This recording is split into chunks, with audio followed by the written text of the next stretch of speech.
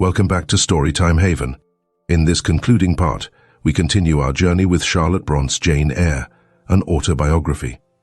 Follow Jane Eyre as she navigates the complexities of adulthood, from her role as a governess at Thornfield Hall to her deepening connection with the mysterious Mr. Rochester. Witness the unfolding drama, secrets revealed, and the ultimate test of Jane's resilience and integrity. Join us as we discover the climax and resolution of this timeless love story, filled with passion, sacrifice, and the triumph of the human spirit. Chapter 21. Signs, and the three combined make one mystery to which humanity has not yet found the key. I never laughed at presentiments in my life, because I have had strange ones of my own. Sympathies I believe exist, for instance between far distant, long absent, wholly estranged relatives asserting, notwithstanding their alienation, the unity of the source to which each traces his origin, whose workings baffle mortal comprehension. And signs, for aught we know, may be but the sympathies of nature. Ithman. When I was a little girl, only 6 years old, I one night heard Bessie Leaven say to Martha Abbott that she had been dreaming about a little child, and that to dream of children was a sure sign of trouble, either to oneself or on kin. The saying might have worn out of my memory had not a circumstance immediately followed which served indelibly to fix there. The next day Bessie was sent for home to the deathbed of her little sister. Of late, I had often recalled this saying and this incident, for during the past week scarcely a night had gone over my couch that had not brought with it a dream of an infant, which I sometimes hushed in. My arm sometimes dandled on my knee, sometimes watched playing with daisies on a lawn, or again dabbling its hands in running. Water. It was a wailing child this night, and a laughing one the next. Now it nestled close to me, and now it ran from me. But whatever mood the apparition evinced, whatever aspect it wore, it failed not for 7 successive nights to meet me the moment I entered the land of slumber. I did not like this iteration of one idea, this strange recurrence of one image, and I grew nervous as bedtime approached, and the hour of the vision doctor drew near. It was from companionship with this baby phantom I had been roused on that moonlight night when I heard the cry, and it was on the afternoon of the day following I was summoned downstairs by a message that someone wanted me in Mrs. Fairf. On repairing thither, I found a man waiting for me, having the appearance of a gentleman's servant. He was dressed in deep mourning, and the hat he held in his hand was surrounded with a crape band. "I dare say you hardly remember me, miss," he said, rising as I entered. "But my name is Leaven. I lived coachman with Mrs. Reed when you were at Gateshead 8 or 9 years since, and I live there still." "Oh, Robert, how do you do? I remember you very well. You used to give me a ride sometimes on Miss Georgiana's bay pony. And how is Bessie? You are married to Bessie?" "Yes, miss. My wife is very hearty, thank you. She brought me another little one about 2 months since. We have 3 now, and both mother and child are thriving." "And are the family well at the house, Robert?" "I am sorry I can't give you better news of them, miss. They are very badly at present, in great trouble. I hope no one is dead," I said, glancing at his black dress. He too looked down at the crape round his hat and replied, "Mr. John died yesterday was a week, at his chambers in London." "Mr. John?" "Yes." "And how does his mother bear it?" "Why, you see, Miss Eyre, it is not a common mishap. His life has been very wild. These last 3 years he gave himself up to strange ways, and his death was shocking. I heard from Bessie he was not doing well." "Doing well? He could not do worse. He ruined his health and his estate amongst the worst men and the worst women. He got into debt and into jail. His mother helped him out twice, but as soon as he was free, he returned to his old companions and habits. His head was not strong. The knaves he lived amongst fooled him beyond anything I ever heard. He came down to Gateshead about 3 weeks ago and wanted Mrs. to give up all to him. Mrs. refused. Her means have long been much reduced by his extravagance, so he went back again, and the next news was that he was dead. How he died, God knows. They say he killed himself." I was silent. The tidings were frightful. Robert Leaven resumed. "Mrs. had been out of health herself for some time. She had got very stout, but was not strong with it, and the loss of money and fear of poverty were quite breaking her down. The information about Mr. John's death and the manner of it came too suddenly. It brought on a stroke. She was 3 days without speaking, but last Tuesday she seemed rather better. She appeared as if she wanted to say something, and kept making signs to my wife and mumbling. It was only yesterday morning, however, that Bessie understood she was pronouncing your name. And at last she made out the words. "Bring Jane. Fetch Jane Eyre. I want to speak to her." Bessie is not sure whether she is in her right mind or means anything by the words, but she told Miss Reed and Miss Georgiana and advised them to send for you. The young ladies put it off at first, but their mother grew so restless and said, "Jane, Jane," so many times that at last they consented. "I left Gateshead yesterday, and if you can get ready, miss, I should like to take you back with me early tomorrow morning." "Yes, Robert, I shall be ready. It seems to me that I ought to go." "I think so too. Miss Bessie said she was sure you would not refuse, but I suppose you will have to ask leave before you can get off?" "Yes, and I will do it now," and having directed him to the servants' hall, and recommended him to the care of John's wife, and the attentions of John himself, I went in search of Mr. Rochester. He was not in any of the lower rooms. He was not in the yard, the stables, or the grounds. I asked Mrs. Fairfax if she had seen him. Yes, she believed he was playing billiards with Miss Ingram. To the billiard room I hastened. The click of balls and the hum of voices resounded thence. Mr. Rochester, Miss Ingram, the two Mrs. Eshton, and their admirers were all busied in the game. It required some courage to disturb so interesting a party. My errand, however, was one I could not defer, so I approached the master where he stood at Miss Ingram's side. She turned as I drew near and looked at me haughtily. Her eyes seemed to demand, "What can the creeping creature want now?" And when I said in a low voice, "Mr. Rochester," she made a movement as if tempted to order me away. I remember her appearance at the moment. It was very graceful and very striking. She wore a morning robe of sky-blue crepe. A gauzy azure scarf was twisted in her hair. She had been all animation with the game, and irritated pride did not lower the expression of her haughty lineaments. "Does that person want you?" she inquired of Mr. Rochester, and Mr. Rochester turned to see who the person was. He made a curious grimace, one of his strange and equivocal demonstrations, threw down his cue and followed me from the room. "Well, Jane," he said, as he rested his back against the schoolroom door which he had shut. "If you please, sir, I want leave of absence for a week or two. What to do? Where to go? To see a sick lady who has sent for me." "What sick lady? Where does she live?" "At Gateshead in Shire." "Shire? That is 100 miles off. Who may she be that sends for people to see her that distance?" "Her name is Reed, sir, Mrs. Reed." "Reed of Gateshead? There was a Reed of Gateshead, a magistrate." "It is his widow, sir. And what have you to do with her? How do you know her?"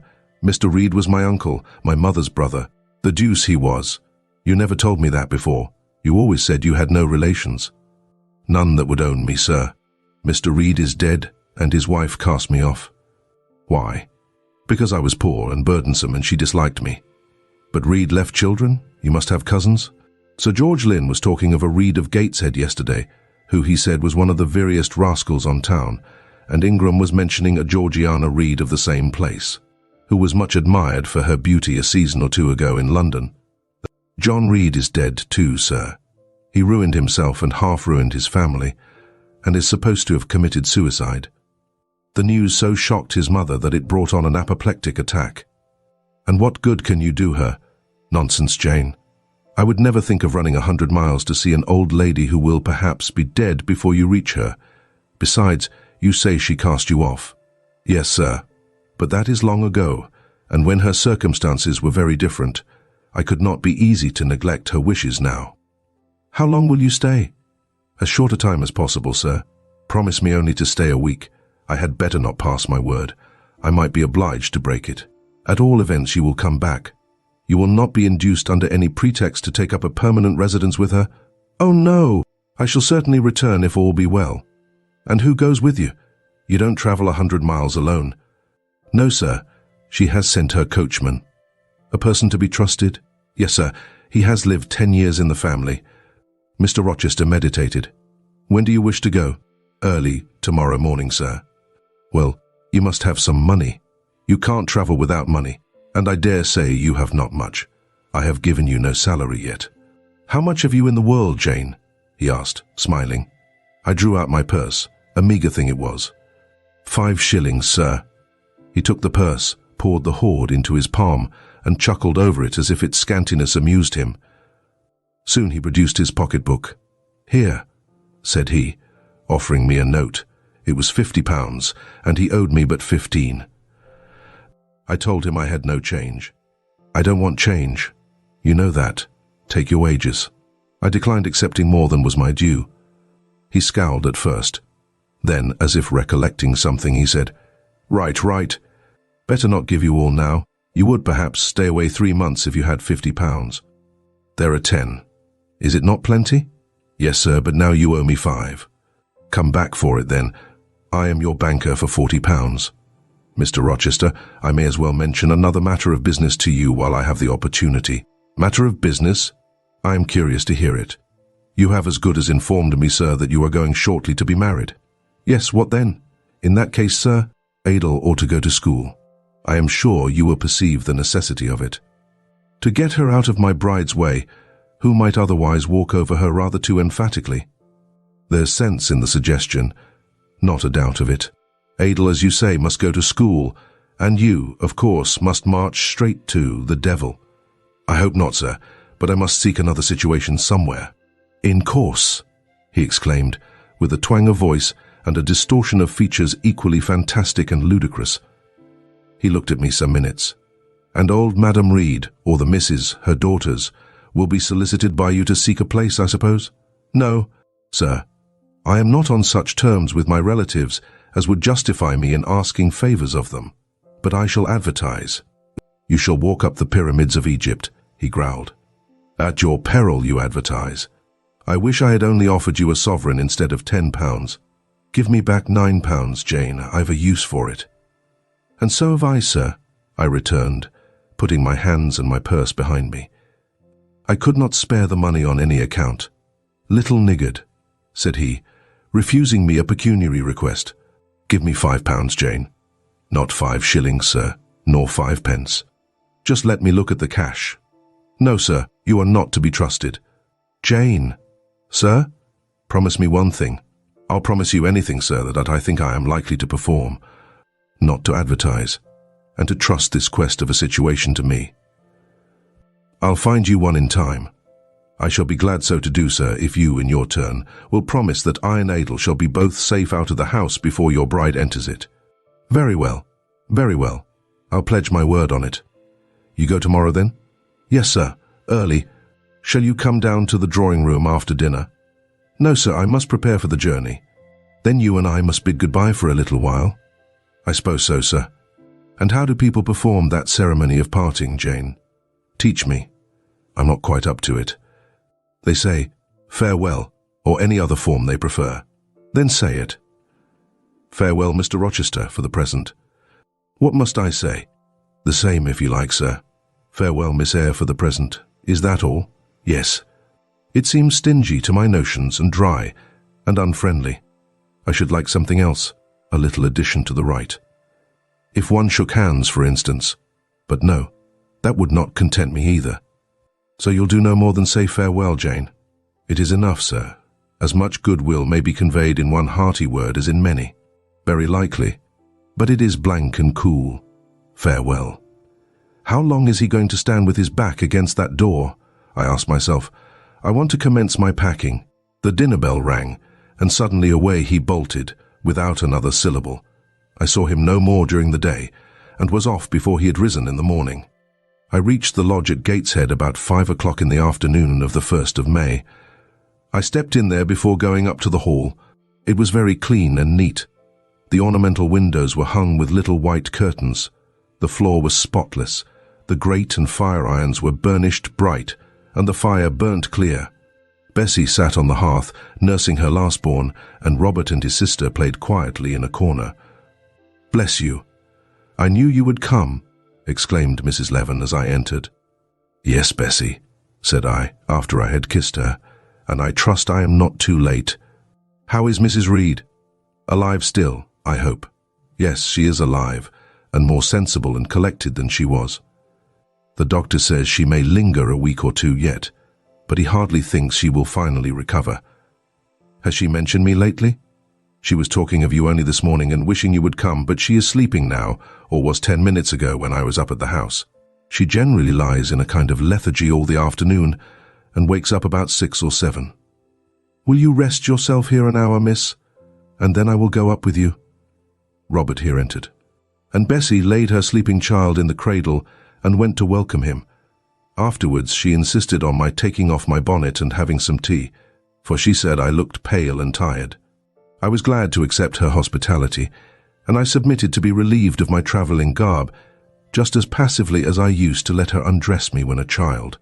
Old times crowded fast back on me as I watched her bustling about, setting out the tea tray with her best china, cutting bread and butter, toasting a tea cake, and, between whiles, giving little Robert or Jane an occasional tap or push, just as she used to give me in former days. Bessie had retained her quick temper as well as her light foot and good looks. Tea ready, I was going to approach the table, but she desired me to sit still, quite in her old peremptory tones. I must be served at the fireside, she said, and she placed before me a little round stand with my cup and a plate of toast, absolutely as she used to accommodate me with some privately purloined dainty on a nursery chair, and I smiled and obeyed her as in bygone days. She wanted to know if I was happy at Thornfield Hall, and what sort of a person the mistress was, and when I told her there was only a master, whether he was a nice gentleman, and if I liked him. I told her he was rather an ugly man, but quite a gentleman, and that he treated me kindly, and I was content. Then I went on to describe to her the gay company that had lately been staying at the house, and to these details Bessie listened with interest. They were precisely of the kind she relished. In such conversation an hour was soon gone. Bessie restored to me my bonnet and sea, and accompanied by her, I quitted the lodge for the hall. It was also accompanied by her that I had, nearly 9 years ago, walked down the path I was now ascending. On a dark, misty, raw morning in January, I had left a hostile roof with a desperate and embittered heart, a sense of outlawry and almost of reprobation, to seek the chilly harbourage of Lowood, that bourne so far away and unexplored. The same hostile roof now again rose before me. My prospects were doubtful yet, and I had yet an aching heart. I still felt as a wanderer on the face of the earth, but I experienced firmer trust in myself and my own powers, and less withering dread of oppression. The gaping wound of my wrongs, too, was now quite healed, and the flame of resentment extinguished.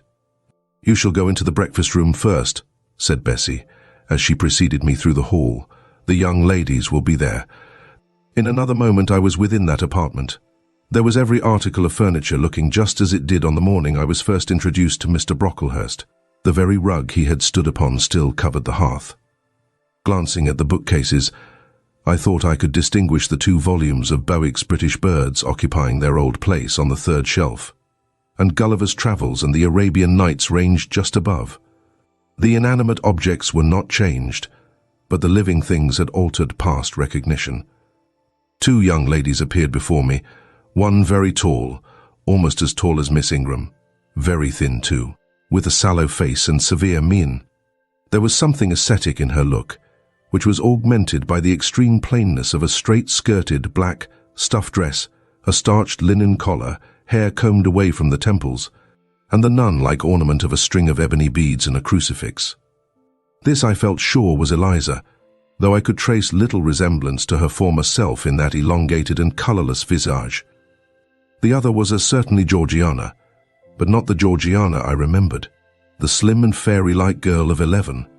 This was a full-blown, very plump damsel, fair as waxwork, with handsome and regular features, languishing blue eyes, and ringleted yellow hair. The hue of her dress was black too, but its fashion was so different from her sister's, so much more flowing and becoming. It looked as stylish as the others looked puritanical. In each of the sisters there was one trait of the mother, and only one. The thin and pallid elder daughter had her parents' Cairngorm eye. The blooming and luxuriant younger girl had her contour of jaw and chin, perhaps a little softened, but still imparting an indescribable hardness to the countenance otherwise so voluptuous and buxom. Both ladies, as I advanced, rose to welcome me, and both addressed me by the name of Miss Eyre. Eliza's greeting was delivered in a short, abrupt voice, without a smile, and then she sat down again, fixed her eyes on the fire, and seemed to forget me. Georgiana added to her, "How do you do?" several commonplaces about my journey, the weather, and so on, uttered in rather a drawling tone, and accompanied by sundry side glances that measured me from head to foot, now traversing the folds of my drab merino pelisse, and now lingering on the plain trimming of my cottage bonnet. Young ladies have a remarkable way of letting you know that they think you a quiz without actually saying the words. A certain superciliousness of look, coolness of manner, nonchalance of tone, express fully their sentiments on the point without committing them by any positive rudeness in word or deed. A sneer, however, whether covert or open, had now no longer that power over me it once possessed. As I sat between my cousins, I was surprised to find how easy I felt under the total neglect of the one and the semi-sarcastic attentions of the other. Eliza did not mortify, nor Georgiana ruffle me. The fact was, I had other things to think about. Within the last few months, feelings had been stirred in me so much more potent than any they could raise, pains and pleasures so much more acute and exquisite, had been excited than any it was in their power to inflict or bestow, that their airs gave me no concern either for good or bad. "How is Mrs. Reed?" I asked soon, looking calmly at Georgiana, who thought fit to bridle at the direct address, as if it were an unexpected liberty. "Mrs. Reed? Ah, Mama, you mean. She is extremely poorly. I doubt if you can see her tonight." "If," said I, "you would just step upstairs and tell her I am come, I should be much obliged to you." Georgiana almost started, and she opened her blue eyes wild and wide. "I know she had a particular wish to see me," I added, "and I would not defer attending to her desire longer than is absolutely necessary." "Mamma dislikes being disturbed in an evening," remarked Eliza. I soon rose, quietly took off my bonnet and gloves, uninvited, and said I would just step out to Bessie, who was, I dared say, in the kitchen, and ask her to ascertain whether Mrs. Reed was disposed to receive me or not tonight. I went, and having found Bessie and dispatched her on my errand, I proceeded to take further measures. It had heretofore been my habit always to shrink from arrogance. Received as I had been today, I should, a year ago, have resolved to quit Gateshead the very next morning.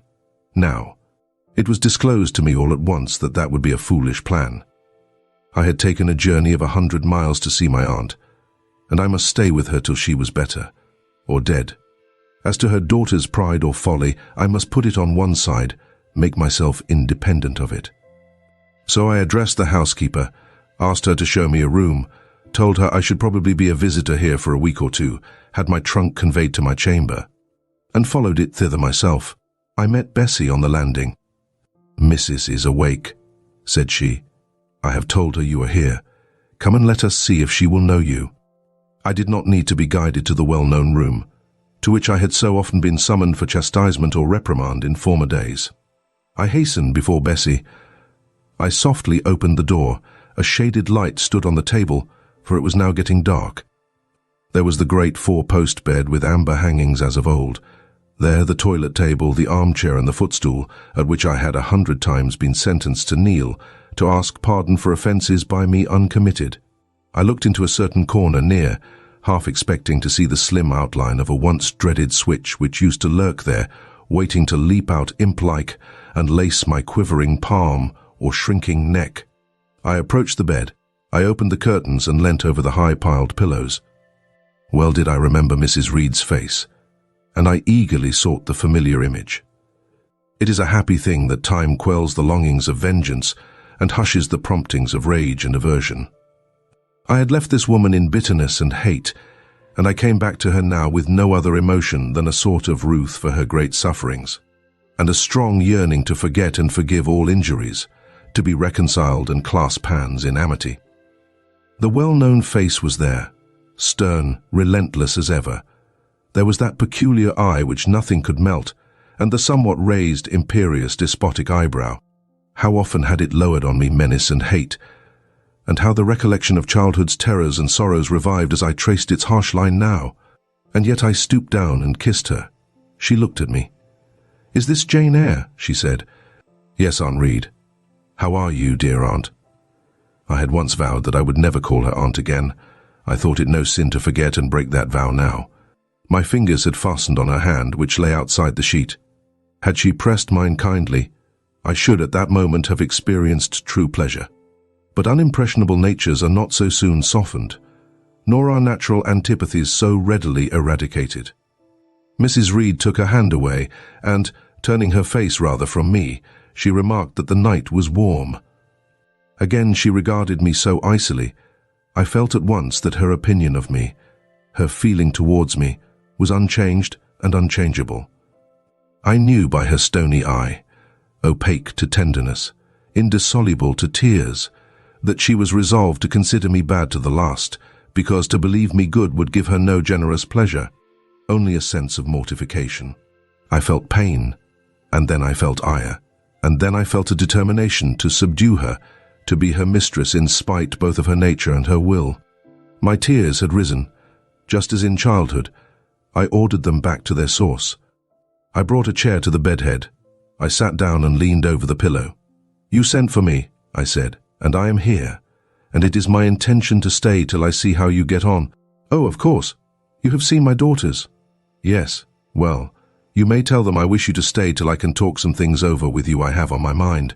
Tonight it is too late, and I have a difficulty in recalling them. But there was something I wished to say. Let me see." The wandering look and changed utterance told what wreck had taken place in her once vigorous frame. Turning restlessly, she drew the bedclothes round her, my elbow, resting on a corner of the quilt, fixed it down. She was at once irritated. "Sit up," said she. "Don't annoy me with holding the clothes fast. Are you Jane Eyre?" "I am Jane Eyre. I have had more trouble with that child than anyone would believe. Such a burden to be left on my hands, and so much annoyance as she caused me, daily and hourly, with her incomprehensible disposition, and her sudden starts of temper, and her continual unnatural watchings of one's movements. I declare she talked to me once like something mad, or like a fiend. No child ever spoke, or looked as she did. I was glad to get her away from the house. What did they do with her at Lowood? The fever broke out there, and many of the pupils died. She, however, did not die, but I said she did. I wish she had died. A strange wish. Mrs. Reed, why do you hate her so? I had a dislike to her mother always, for she was my husband's only sister, and a great favourite with him. He opposed the family's disowning her when she made her low marriage, and when news came of her death, he wept like a simpleton. He would send for the baby, though I entreated him rather to put it out to nurse and pay for its maintenance. I hated it the first time I set my eyes on it, a sickly, whining, pining thing. It would wail in its cradle all night long, not screaming heartily like any other child, but whimpering and moaning. Reed pitied it, and he used to nurse it and notice it as if it had been his own, more indeed than he ever noticed his own at that age. He would try to make my children friendly to the little beggar. The darlings could not bear it, and he was angry with them when they showed their dislike. In his last illness, he had it brought continually to his bedside, and but an hour before he died, he bound me by vow to keep the creature. I would as soon have been charged with a pauper brat out of a workhouse. But he was weak, naturally weak. John does not at all resemble his father, and I am glad of it. John is like me and like my brothers. He is quite a Gibson. Oh, I wish he would cease tormenting me with letters for money. I have no more money to give him. We are getting poor. I must send away half the servants and shut up part of the house, or let it off. I can never submit to do that. Yet how are we to get on? 2/3 of my income goes in paying the interest of mortgages. John gambles dreadfully and always loses. Poor boy. He is beset by sharpers. John is sunk and degraded. His look is frightful. I feel ashamed for him when I see him. She was getting much excited. I think I had better leave her now, said I to Bessie, who stood on the other side of the bed. Perhaps you had, miss, but she often talks in this way towards night. In the morning she is calmer. I rose. Stop, exclaimed Mrs. Reed. There is another thing I wish to say. He threatens me. He continually threatens me with his own death, or mine, and I dream sometimes that I see him laid out with a great wound in his throat, or with a swollen and blackened face. I am come to a strange pass. I have heavy troubles. What is to be done? How is the money to be had? Bessie now endeavoured to persuade her to take a sedative draught. She succeeded with difficulty. Soon after, Mrs. Reed grew more composed and sank into a dozing state. I then left her. More than 10 days elapsed before I had again any conversation with her. She continued either delirious or lethargic, and the doctor forbade everything which could painfully excite her. Meantime, I got on as well as I could with Georgiana and Eliza. They were very cold indeed at first. Eliza would sit half the day sewing, reading or writing, and scarcely utter a word either to me or her sister. Georgiana would chatter nonsense to her canary bird by the hour, and take no notice of me. But I was determined not to seem at a loss for occupation or amusement. I had brought my drawing materials with me, and they served me for both. Provided with a case of pencils and some sheets of paper, I used to take a seat apart from them, near the window, and busy myself in sketching fancy vignettes, representing any scene that happened momentarily to shape itself in the ever-shifting kaleidoscope of imagination. A glimpse of sea between two rocks, the rising moon and a ship crossing its disk, a group of reeds and water flags, and a naiad's head crowned with lotus flowers rising out of them, an elf sitting in a hedge sparrow's nest, under a wreath of hawthorn bloom. One morning I fell to sketching a face. What sort of a face it was to be, I did not care or know. I took a soft black pencil, gave it a broad point, and worked away. Soon I had traced on the paper a broad and prominent forehead, and a square lower outline of visage. That contour gave me pleasure. My fingers proceeded actively to fill it with features. Strongly marked horizontal eyebrows must be traced under that brow. Then followed, naturally, a well-defined nose, with a straight ridge and full nostrils, then a flexible-looking mouth, by no means narrow, then a firm chin, with a decided cleft down the middle of it. Of course, some black whiskers were wanted, and some jetty hair, tufted on the temples and waved above the forehead. Now for the eyes. I had left them to the last, because they required the most careful working. I drew them large. I shaped them well. The eyelashes I traced long and sombre, the irids lustrous and large. Good, but not quite the thing, I thought, as I surveyed the effect. They want more force and spirit, and I wrought the shades blacker, that the lights might flash more brilliantly. A happy touch or two secured success. There, I had a friend's face under my gaze. And what did it signify that those young ladies turned their backs on me? I looked at it. I smiled at the speaking likeness. I was absorbed and content. "Is that a portrait of someone you know?" asked Eliza, who had approached me unnoticed. I responded that it was merely a fancy head and hurried it beneath the other sheets. Of course I lied. It was, in fact, a very faithful representation of Mr. Rochester. But what was that to her, or to anyone but myself? Georgiana also advanced to look. The other drawings pleased her much, but she called that an ugly man. They both seemed surprised at my skill. I offered to sketch their portraits, and each, in turn, sat for a pencil outline. Then Georgiana produced her album. I promised to contribute a watercolor drawing. This put her at once into good humor. She proposed a walk in the grounds. Before we had been out 2 hours.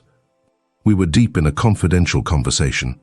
She had favored me with a description of the brilliant winter she had spent in London 2 seasons ago, of the admiration she had there excited, the attention she had received, and I even got hints of the titled conquest she had made. In the course of the afternoon and evening, these hints were enlarged on. Various soft conversations were reported, and sentimental scenes represented. And, in short, a volume of a novel of fashionable life was that day improvised by her for my benefit. The communications were renewed from day to day. They always ran on the same theme: herself, her loves and woes. It was strange she never once adverted either to her mother's illness, or her brother's death, or the present gloomy state of the family prospects. Her mind seemed wholly taken up with reminiscences of past gaiety and aspirations after dissipations to come. She passed about 5 minutes each day in her mother's sick room, and no more. Eliza still spoke little. She had evidently no time to talk. I never saw a busier person than she seemed to be, yet it was difficult to say what she did, or rather to discover any result of her diligence. She had an alarm to call her up early. I know not how she occupied herself before breakfast, but after that meal she divided her time into regular portions, and each hour had its allotted task. 3 times a day she studied a little book, which I found on inspection was a common prayer book. I asked her once what was the great attraction of that volume, and she said, "The rubric." 3 hours she gave to stitching, with gold thread, the border of a square crimson cloth, almost large enough for a carpet. In answer to my inquiries after the use of this article, she informed me it was a covering for the altar of a new church lately erected near Gateshead. 2 hours she devoted to her diary, 2 to working by herself in the kitchen garden, and 1 to the regulation of her accounts. She seemed to want no company, no conversation. I believe she was happy in her way. This routine sufficed for her, and nothing annoyed her so much as the occurrence of any incident which forced her to vary its clockwork regularity. She told me one evening, when more disposed to be communicative than usual, that John's conduct and the threatened ruin of the family had been a source of profound affliction to her. But she had now, she said, settled her mind and formed her resolution. Her own fortune she had taken care to secure, and when her mother died, and it was wholly improbable, she tranquilly remarked, that she should either recover or linger long. She would execute a long-cherished project. Seek a retirement where punctual habits would be permanently secured from disturbance, and place safe barriers between herself and a frivolous world. I asked if Georgiana would accompany her. Of course not. Georgiana and she had nothing in common. They never had had. She would not be burdened with her society for any consideration. Georgiana should take her own course, and she, Eliza, would take hers. Georgiana, when not unburdening her heart to me, spent most of her time in lying on the sofa, fretting about the dullness of the house, and wishing over and over again that her Aunt Gibson would send her an invitation up to town. It would be so much better, she said, if she could only get out of the way for a month or 2, till all was over. I did not ask what she meant by all being over, but I suppose she referred to the expected decease of her mother and the gloomy sequel of funeral rites. Eliza generally took no more notice of her sister's indolence and complaints than if no such murmuring, lounging object had been before her. One day, however, as she put away her account book and unfolded her embroidery, she suddenly took her up thus: "Georgiana, a more vain and absurd animal than you was certainly never allowed to cumber the earth. You had no right to be born, for you make no use of life. Instead of living for, in and with yourself, as a reasonable being ought, you seek only to fasten your feebleness on some other person's strength. If no one can be found willing to burden her or himself with such a fat, weak, puffy, useless thing, you cry out that you are ill-treated, neglected, miserable. Then, too, existence for you must be a scene of continual change and excitement, or else the world is a dungeon. You must be admired, you must be courted, you must be flattered, you must have music, dancing and society, or you languish, you die away. Have you no sense to devise a system which will make you independent of all efforts and all wills but your own? Take one day, share it into sections, to each section apportion its task. Leave no stray unemployed quarters of an hour, 10 minutes, 5 minutes. Include all. Do each piece of business in its turn with method, with rigid regularity. The day will close almost before you are aware it has begun, and you are indebted to no one for helping you to get rid of one vacant moment. You've had to seek no one's company, conversation, sympathy, forbearance. You have lived, in short, as an independent being ought to do. Take this advice, the first and last I shall offer you, then you will not want me or anyone else, happen what may. Neglect it. Go on as heretofore, craving, whining, and idling, and suffer the results of your idiocy, however bad and insufferable they may be. I tell you this plainly, and listen. For though I shall no more repeat what I am now about to say, I shall steadily act on it. After my mother's death, I wash my hands of you. From the day her coffin is carried to the vault in Gateshead Church, you and I will be as separate as if we had never known each other. You need not think that because we chance to be born of the same parents, I shall suffer you to fasten me down by even the feeblest claim. I can tell you this, if the whole human race, ourselves excepted, were swept away, and we two stood alone on the earth, I would leave you in the old world and betake myself to the new. She closed her lips. You might have spared yourself the trouble of delivering that tirade, answered Georgiana. Everybody knows you are the most selfish, heartless creature in existence, and I know your spiteful hatred towards me. I have had a specimen of it before in the trick you played me about Lord Edwin Vere. You could not bear me to be raised above you, to have a title, to be received into circles where you dare not show your face, and so you acted the spy and informer, and ruined my prospects forever. Georgiana took out her handkerchief and blew her nose for an hour afterwards. Eliza sat cold, impassible, and assiduously industrious. True, generous feeling is made small account of by some, but here were two natures rendered, the one intolerably acrid, the other despicably savourless for the want of it. Feeling without judgment is a washy draught indeed, but judgment untempered by feeling is too bitter and husky a morsel for human deglutition. It was a wet and windy afternoon. Georgiana had fallen asleep on the sofa over the perusal of a novel. Eliza was gone to attend a Saint's Day service at the new church, for in matters of religion she was a rigid formalist. No weather ever prevented the punctual discharge of what she considered her devotional duties. Fair or foul, she went to church thrice every Sunday, and as often on weekdays as there were prayers. I bethought myself to go upstairs and see how the dying woman sped, who lay there almost unheeded. The very servants paid her but a remittent attention. The hired nurse, being little looked after, would slip out of the room whenever she could. Bessie was faithful, but she had her own family to mind and could only come occasionally to the hall. I found the sick room unwatched, as I had expected. No nurse was there. The patient lay still, and seemingly lethargic, her livid face sunk in the pillows. The fire was dying in the grate. I renewed the fuel, rearranged the bedclothes, gazed a while on her who could not now gaze on me, and then I moved away to the window. The rain beat strongly against the panes. The wind blew tempestuously. One lies there, I thought, who will soon be beyond the war of earthly elements. Whither will that spirit, now struggling to quit its material tenement, flit when at length released?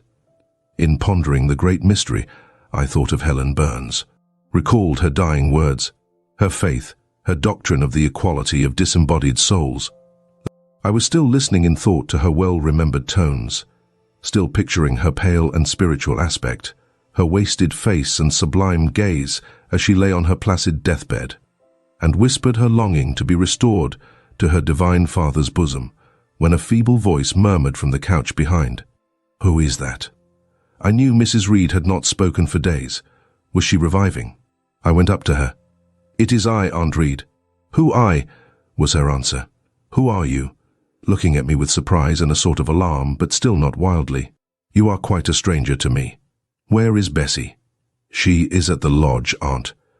"Aunt," she repeated. "Who calls me Aunt? You are not one of the Gibsons, and yet I know you. That face and the eyes and forehead are quite familiar to me. You are like— Why, you are like Jane Eyre." I said nothing. I was afraid of occasioning some shock by declaring my identity. "Yet," said she, "I am afraid it is a mistake. My thoughts deceive me. I wish to see Jane Eyre, and I fancy a likeness where none exists.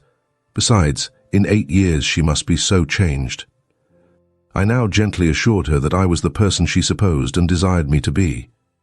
And seeing that I was understood, and that her senses were quite collected, I explained how Bessie had sent her husband to fetch me from Thornfield. "I am very ill, I know," she said ere long. "I was trying to turn myself a few minutes since, and find I cannot move a limb. It is as well I should ease my mind before I die.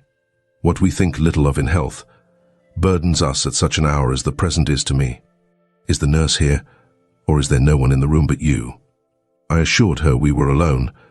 "Well, I have twice done you a wrong which I regret now." One was in breaking the promise which I gave my husband to bring you up as my own child. The other—" She stopped. "After all, it is of no great importance, perhaps," she murmured to herself. "And then I may get better, and to humble myself so to her is painful." She made an effort to alter her position, but failed. Her face changed. She seemed to experience some inward sensation, the precursor perhaps of the last pang. "Well, I must get it over. Eternity is before me. I had better tell her. Go to my dressing case, open it, and take out a letter you will see there." I obeyed her directions. "Read the letter," she said. It was short and thus conceived. "Madam, will you have the goodness to send me the address of my niece, Jane Eyre, and to tell me how she is? It is my intention to write shortly and desire her to come to me at Madeira. Providence has blessed my endeavours to secure a competency, and as I am unmarried and childless, I wish to adopt her during my life and bequeath her at my death, whatever I may have to leave. I am, Madam, Anse, John Eyre, Madeira." It was dated 3 years back. "Why did I never hear of this?" I asked. "Because I disliked you too fixedly and thoroughly ever to lend a hand in lifting you to prosperity. I could not forget your conduct to me, Jane, the fury with which you once turned on me, the tone in which you declared you abhorred me the worst of anybody in the world, the unchildlike look and voice with which you affirmed that the very thought of me made you sick, and asserted that I had treated you with miserable cruelty. I could not forget my own sensations when you thus started up and poured out the venom of your mind. I felt fear as if an animal that I had struck or pushed had looked up at me with human eyes and cursed me in a man's voice. Bring me some water. Oh, make haste. Dear Mrs. Reed, said I, as I offered her the draught she required. Think no more of all this, let it pass away from your mind. Forgive me for my passionate language. I was a child then. 8-9 years have passed since that day. She heeded nothing of what I said, but when she had tasted the water and drawn breath, she went on thus. I tell you I could not forget it, and I took my revenge. For you to be adopted by your uncle and placed in a state of ease and comfort was what I could not endure. I wrote to him. I said I was sorry for his disappointment, but Jane Eyre was dead. She had died of typhus fever at Lowood. Now act as you please, write and contradict my assertion. Expose my falsehood as soon as you like. You were born, I think, to be my torment. My last hour is racked by the recollection of a deed which, but for you, I should never have been tempted to commit. If you could but be persuaded to think no more of it, aunt, and to regard me with kindness and forgiveness. You have a very bad disposition, said she, and one to this day I feel it impossible to understand. How for 9 years you could be patient and quiescent under any treatment, and in the 10th break out all fire and violence, I can never comprehend. My disposition is not so bad as you think. I am passionate, but not vindictive. Many a time, as a little child, I should have been glad to love you if you would have let me, and I long earnestly to be reconciled to you now. Kiss me, aunt. I approached my cheek to her lips. She would not touch it. She said I oppressed her by leaning over the bed, and again demanded water. As I laid her down, for I raised her and supported her on my arm while she drank, I covered her ice-cold and clammy hand with mine. The feeble fingers shrank from my touch, the glazing eyes shunned my gaze. Love me, then, or hate me as you will, I said at last. You have my full and free forgiveness. Ask now for God's, and be at peace. Poor, suffering woman. It was too late for her to make now the effort to change her habitual frame of mind. Living, she had ever hated me. Dying, she must hate me still. The nurse now entered, and Bessie followed. I yet lingered half an hour longer, hoping to see some sign of amity, but she gave none. She was fast relapsing into stupor, nor did her mind again rally. At 12 o'clock that night she died. I was not present to close her eyes, nor were either of her daughters. They came to tell us the next morning that all was over. She was by that time laid out. Eliza and I went to look at her. Georgiana, who had burst out into loud weeping, said she dared not go. There was stretched Sarah Reed's once robust and active frame, rigid and still. Her eye of flint was covered with its cold lid. Her brow and strong traits wore yet the impress of her inexorable soul. A strange and solemn object was that corpse to me. I gazed on it with gloom and pain. Nothing soft, nothing sweet, nothing pitying or hopeful or subduing did it inspire, only a grating anguish for her woes, not my loss, and a somber, tearless dismay at the fearfulness of death in such a form. Eliza surveyed her parent calmly. After a silence of some minutes she observed, "With her constitution she should have lived to a good old age. Her life was shortened by trouble." And then a spasm constricted her mouth for an instant. As it passed away she turned and left the room, and so did I. Neither of us had dropped a tear. Chapter 22 elapsed before I quitted Gateshead. I wished to leave immediately after the funeral, but Georgiana entreated me to stay till she could get off to London, whither she was now at last invited by her uncle, Mr. Gibson, who had come down to direct his sister's interment and settle the family affairs. Georgiana said she dreaded being left alone with Eliza. From her she got neither sympathy in her dejection, support in her fears, nor aid in her preparations. So I bore with her feeble-minded wailings and selfish lamentations as well as I could, and did my best in sewing for her and packing her dresses. It is true that while I worked she would idle, and I thought to myself, if you and I were destined to live always together, cousin, we would commence matters on a different footing. I should not settle tamely down into being the forbearing party. I should assign you your share of labor and compel you to accomplish it, or else it should be left undone. I should insist also on your keeping some of those drawling, half-insincere complaints hushed in your own breast. It is only because our connection happens to be very transitory and comes at a peculiarly mournful season that I consent thus to render it so patient and compliant on my part. At last I saw Georgiana off, but now it was Eliza's turn to request me to stay another week. Her plans required all her time and attention, she said.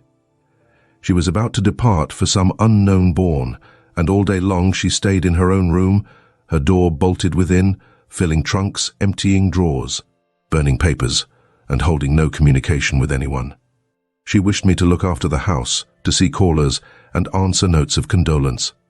One morning she told me I was at liberty, and, she added, I am obliged to you for your valuable services and discreet conduct. There is some difference between living with such an one as you and with Georgiana. You perform your own part in life and burden no one. Tomorrow, she continued, I set out for the continent. I shall take up my abode in a religious house near Lisle, a nunnery you would call it. There I shall be quiet and unmolested. I shall devote myself for a time to the examination of the Roman Catholic dogmas and to a careful study of the workings of their system.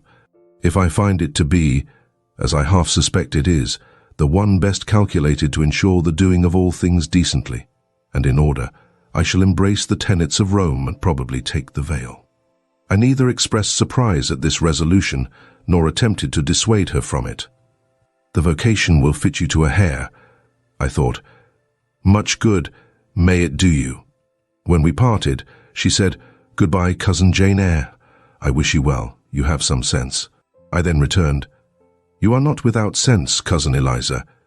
But what you have, I suppose, in another year will be walled up alive in a French convent. However, it is not my business, and so it suits you I don't much care. You are in the right, said she, and with these words we each went our separate way. As I shall not have occasion to refer either to her or her sister again, I may as well mention here that Georgiana made an advantageous match with a wealthy, worn-out man of fashion, and that Eliza actually took the veil, and is at this day superior of the convent where she passed the period of her novitiate, and which she endowed with her fortune. How people feel when they are returning home from an absence, long or short, I did not know. I had never experienced the sensation. I had known what it was to come back to Gateshead when a child after a long walk, to be scolded for looking cold or gloomy, and later what it was to come back from church to Lowood, to long for a plenteous meal and a good fire, and to be unable to get either. Neither of these returnings was very pleasant or desirable. No magnet drew me to a given point, increasing in its strength of attraction the nearer I came. The return to Thornfield was yet to be tried. My journey seemed tedious, very tedious. 50 miles one day, a night spent at an inn, 50 miles the next day. During the first 12 hours I thought of Mrs. Reed in her last moments. I saw her disfigured and discolored face, and heard her strangely altered voice. I mused on the funeral day, the coffin, the hearse, the black train of tenants and servants. Few was the number of relatives, the gaping vault, the silent church, the solemn service. Then I thought of Eliza and Georgiana. I beheld one the cynosure of a ballroom, the other the inmate of a convent cell, and I dwelt on and analyzed their separate peculiarities of person and character. The evening arrival at the great town of scattered these thoughts. Night gave them quite another turn. Laid down on my traveller's bed, I left reminiscence for anticipation. I was going back to Thornfield, but how long was I to stay there? Not long, of that I was sure. I had heard from Mrs. Fairfax in the interim of my absence. The party at the hall was dispersed. Mr. Rochester had left for London 3 weeks ago, but he was then expected to return in a fortnight. Mrs. Fairfax surmised that he was gone to make arrangements for his wedding, as he had talked of purchasing a new carriage. She said the idea of his marrying Miss Ingram still seemed strange to her, but from what everybody said, and from what she had herself seen, she could no longer doubt that the event would shortly take place. "You would be strangely incredulous if you did doubt it," was my mental comment. I don't doubt it. The question followed, where was I to go? I dreamt of Miss Ingram all the night. In a vivid morning dream, I saw her closing the gates of Thornfield against me and pointing me out another road, and Mr. Rochester looked on with his arms folded, smiling sardonically, as it seemed, at both her and me. I had not notified to Mrs. Fairfax the exact day of my return, for I did not wish either car or carriage to meet me at Millcote. I proposed to walk the distance quietly by myself, and very quietly, after leaving my box in the ostler's care, did I slip away from the George Inn, about 6 o'clock of a June evening, and take the old road to Thornfield, a road which lay chiefly through fields and was now little frequented. It was not a bright or splendid summer evening, though fair and soft. The haymakers were at work all along the road, and the sky, though far from cloudless, was such as promised well for the future. Its blue, where blue was visible, was mild and settled, and its cloud strata high and thin. The west, too, was warm. No watery gleam chilled it. It seemed as if there was a fire lit, an altar burning behind its screen of marbled vapor, and out of apertures shone a golden redness. I felt glad as the road shortened before me, so glad that I stopped once to ask myself what that joy meant, and to remind reason that it was not to my home I was going, or to a permanent resting place, or to a place where fond friends looked out for me and waited my arrival. "Mrs. Fairfax will smile you a calm welcome, to be sure," said I, "and little Adel will clap her hands and jump to see you. But you know very well you are thinking of another than they, and that he is not thinking of you. But what is so headstrong as youth? What so blind as inexperience?" These affirmed that it was pleasure enough to have the privilege of again looking on Mr. Rochester, whether he looked on me or not, and they added, "Hasten, hasten! Be with him while you may, but a few more days or weeks at most, and you are parted from him forever." And then I strangled a new-born agony, a deformed thing which I could not persuade myself to own and rear, and ran on. They are making hay, too, in Thornfield meadows, or rather, the labourers are just quitting their work and returning home with their rakes on their shoulders, now at the hour I arrive. I have but a field or two to traverse, and then I shall cross the road and reach the gates. How full the hedges are of roses! But I have no time to gather any. I want to be at the house. I passed a tall briar, shooting leafy and flowery branches across the path. I see the narrow stile with stone steps, and I see Mr. Rochester sitting there, a book and a pencil in his hand. He is writing. Well, he is not a ghost, yet every nerve I have is unstrung. For a moment I am beyond my own mastery. What does it mean? I did not think I should tremble in this way when I saw him, or lose my voice or the power of motion in his presence. I will go back as soon as I can stir. I need not make an absolute fool of myself. I know another way to the house. It does not signify if I knew 20 ways, for he has seen me. "Hillo," he cries, and he puts up his book and his pencil. "There you are! Come on, if you please." I suppose I do come on, though in what fashion I know not, being scarcely cognizant of my movements, and solicitous only to appear calm, and, above all, to control the working muscles of my face, which I feel rebel insolently against my will and struggle to express what I had resolved to conceal. But I have a veil. It is down. I may make shift yet to behave with decent composure. And this is Jane Eyre? Are you coming from Millcote and on foot? Yes, just one of your tricks. Not to send for a carriage and come clattering over street and road like a common mortal, but to steal into the vicinage of your home along with twilight, just as if you were a dream or a shade. What the deuce have you done with yourself this last month? I have been with my aunt, sir, who is dead. A true Janean reply.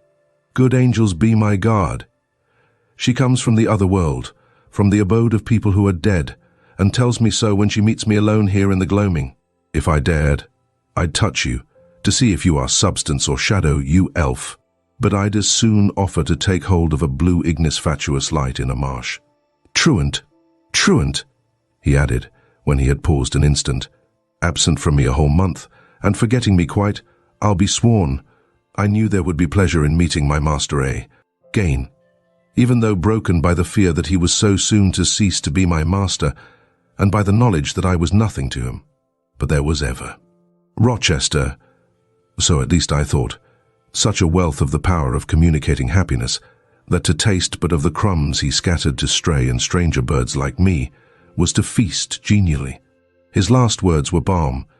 They seemed to imply that it imported something to him whether I forgot him or not. And he had spoken of Thornfield as my home. Would that it were my home! He did not leave the stile, and I hardly liked to ask to go by. I inquired soon if he had not been to London. Yes, I suppose you found that out by second sight. Mrs. Fairfax told me in a letter. And did she inform you what I went to do? Oh yes, sir. Everybody knew your errand. You must see the carriage, Jane, and tell me if you don't think it will suit Mrs. Rochester exactly, and whether she won't look like Queen Boadicea, leaning back against those purple cushions. I wish, Jane, I were a trifle better adapted to match with her externally. Tell me now, fairy as you are, can't you give me a charm or a filter or something of that sort to make me a handsome man? It would be past the power of magic, sir, and in thought I added, a loving eye is all the charm needed. To such you are handsome enough, or rather your sternness has a power beyond beauty. Mr. Rochester had sometimes read my unspoken thoughts with an acumen to me incomprehensible. In the present instance, he took no notice of my abrupt vocal response, but he smiled at me with a certain smile he had of his own, and which he used but on rare occasions. He seemed to think it too good for common purposes. It was the real sunshine of feeling. He shed it over me now. Pass, Janet, said he, making room for me to cross the stile. Go up home, and stay your weary little wandering feet at a friend's threshold. All I had now to do was to obey him in silence. No need for me to colloquize further. I got over the stile without a word, and meant to leave him calmly. An impulse held me fast. A force turned me round. I said, or something in me said for me, and in spite of me, Thank you, Mr. Rochester, for your great kindness. I am strangely glad to get back again to you, and wherever you are is my home, my only home. I walked on so fast that even he could hardly have overtaken me had he tried. Little Adel was half wild with delight when she saw me. Mrs. Fairfax received me with her usual plain friendliness. Leah smiled, and even Sophie bid me bonsoir with glee. This was very pleasant. There is no happiness like that of being loved by your fellow creatures, and feeling that your presence is an addition to their comfort. I that evening shut my eyes resolutely against the future. I stopped my ears against the voice that kept warning me of near separation and coming grief.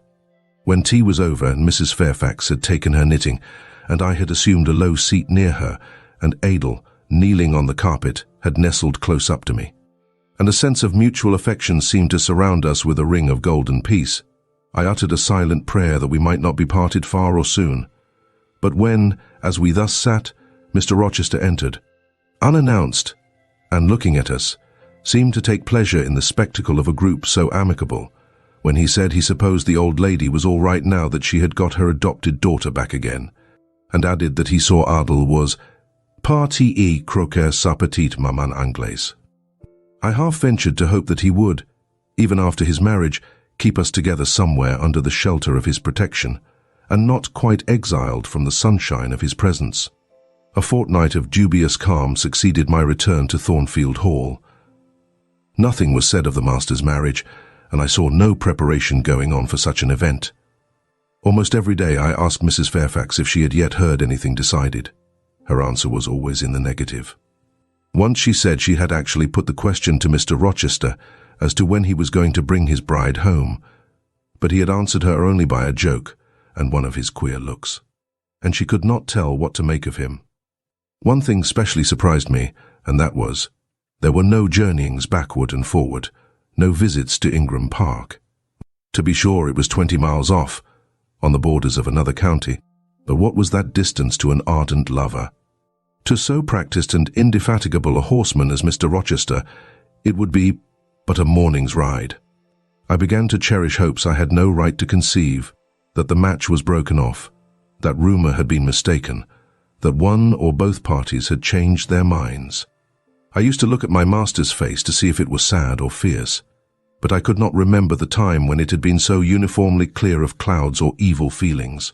If, in the moments I and my pupil spent with him, I lacked spirits and sank into inevitable dejection, he became even gay. Never had he called me more frequently to his presence, never been kinder to me when there, and alas, never had I loved him so well.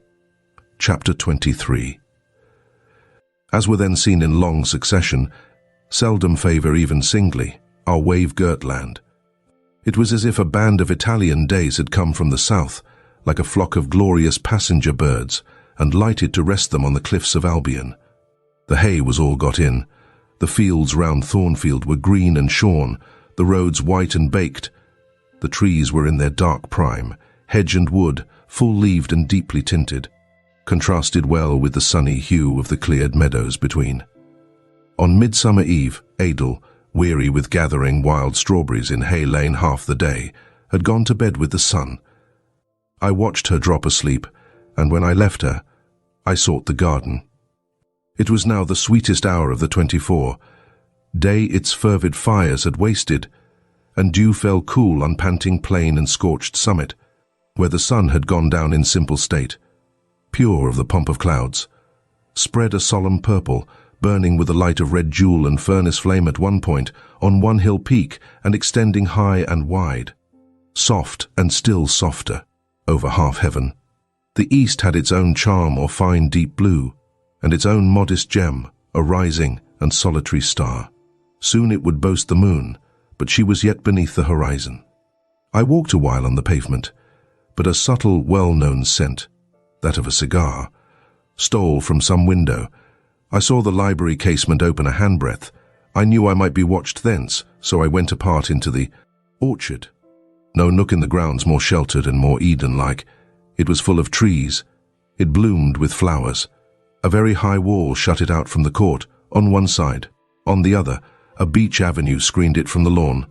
At the bottom was a sunk fence, its sole separation from lonely fields, a winding walk, bordered with laurels and terminating in a giant horse chestnut, circled at the base by a seat, led down to the fence. Here one could wander unseen. While such honey-dew fell, such silence reigned, such gloaming gathered. I felt as if I could haunt such shade forever, but in threading the flower and fruit parterres at the upper part of the enclosure, enticed there by the light the now rising moon cast on this more open quarter, my step is stayed, not by sound, not by sight, but once more by a warning fragrance. Sweet briar and southernwood, jasmine, pink and rose have long been yielding their evening sacrifice of incense. This new scent is neither of shrub nor flower. It is, I know it well, it is Mr. Rochester's cigar. I look round and I listen. I see trees laden with ripening fruit. I hear a nightingale warbling in a wood half a mile off. No moving form is visible, no coming step audible, but that perfume increases. I must flee. I make for the wicket leading to the shrubbery, and I see Mr. Rochester entering. I step aside into the ivy recess. He will not stay long. He will soon return whence he came, and if I sit still, he will never see me. But no, eventide is as pleasant to him as to me, and this antique garden as attractive. And he strolls on, now lifting the gooseberry tree branches to look at the fruit, large as plums, with which they are laden, now taking a ripe cherry from the wall, now stooping towards a knot of flowers, either to inhale their fragrance or to admire the dew beads on their petals. A great moth goes humming by me. It alights on a plant at Mr. Rochester's foot. He sees it and bends to examine it. Now, he has his back towards me, thought I, and he is occupied too. Perhaps, if I walk softly, I can slip away unnoticed. I trod on an edging of turf that the crackle of the pebbly gravel might not betray me. He was standing among the beds at a yard or two distant from where I had to pass. The moth apparently engaged him. I shall get by very well, I meditated. As I crossed his shadow thrown long over the garden by the moon, not yet risen high, he said quietly, without turning, "Jane, come and look at this fellow." I had made no noise. He had not eyes behind. Could his shadow feel? I started at first, and then I approached him. "Look at his wings," said he. "He reminds me rather of a West Indian insect. One does not often see so large and gay a night rover in England. There, he is flown." The moth roamed away. I was sheepishly retreating also, but Mr. Rochester followed me, and when we reached the wicket, he said, "Turn back. On so lovely a night, it is a shame to sit in the house, and surely no one can wish to go to bed while sunset is thus at meeting with moonrise. It is one of my faults, that though my tongue is sometimes prompt enough at an answer, there are times when it sadly fails me in framing an excuse, and always the lapse occurs at some crisis, when a facile word or plausible pretext is specially wanted to get me out of painful embarrassment. I did not like to walk at this hour alone with Mr. Rochester in the shadowy orchard, but I could not find a reason to allege for leaving him. I followed with lagging step, and thoughts busily bent on discovering a means of extrication, but he himself looked so composed and so grave also. I became ashamed of feeling any confusion. The evil, if evil existent or prospective there was, seemed to lie with me only. His mind was unconscious and quiet. "Jane," he recommenced, as we entered the laurel walk, and slowly strayed down in the direction of the sunk fence and the horse chestnut. "Thornfield is a pleasant place in summer, is it not?"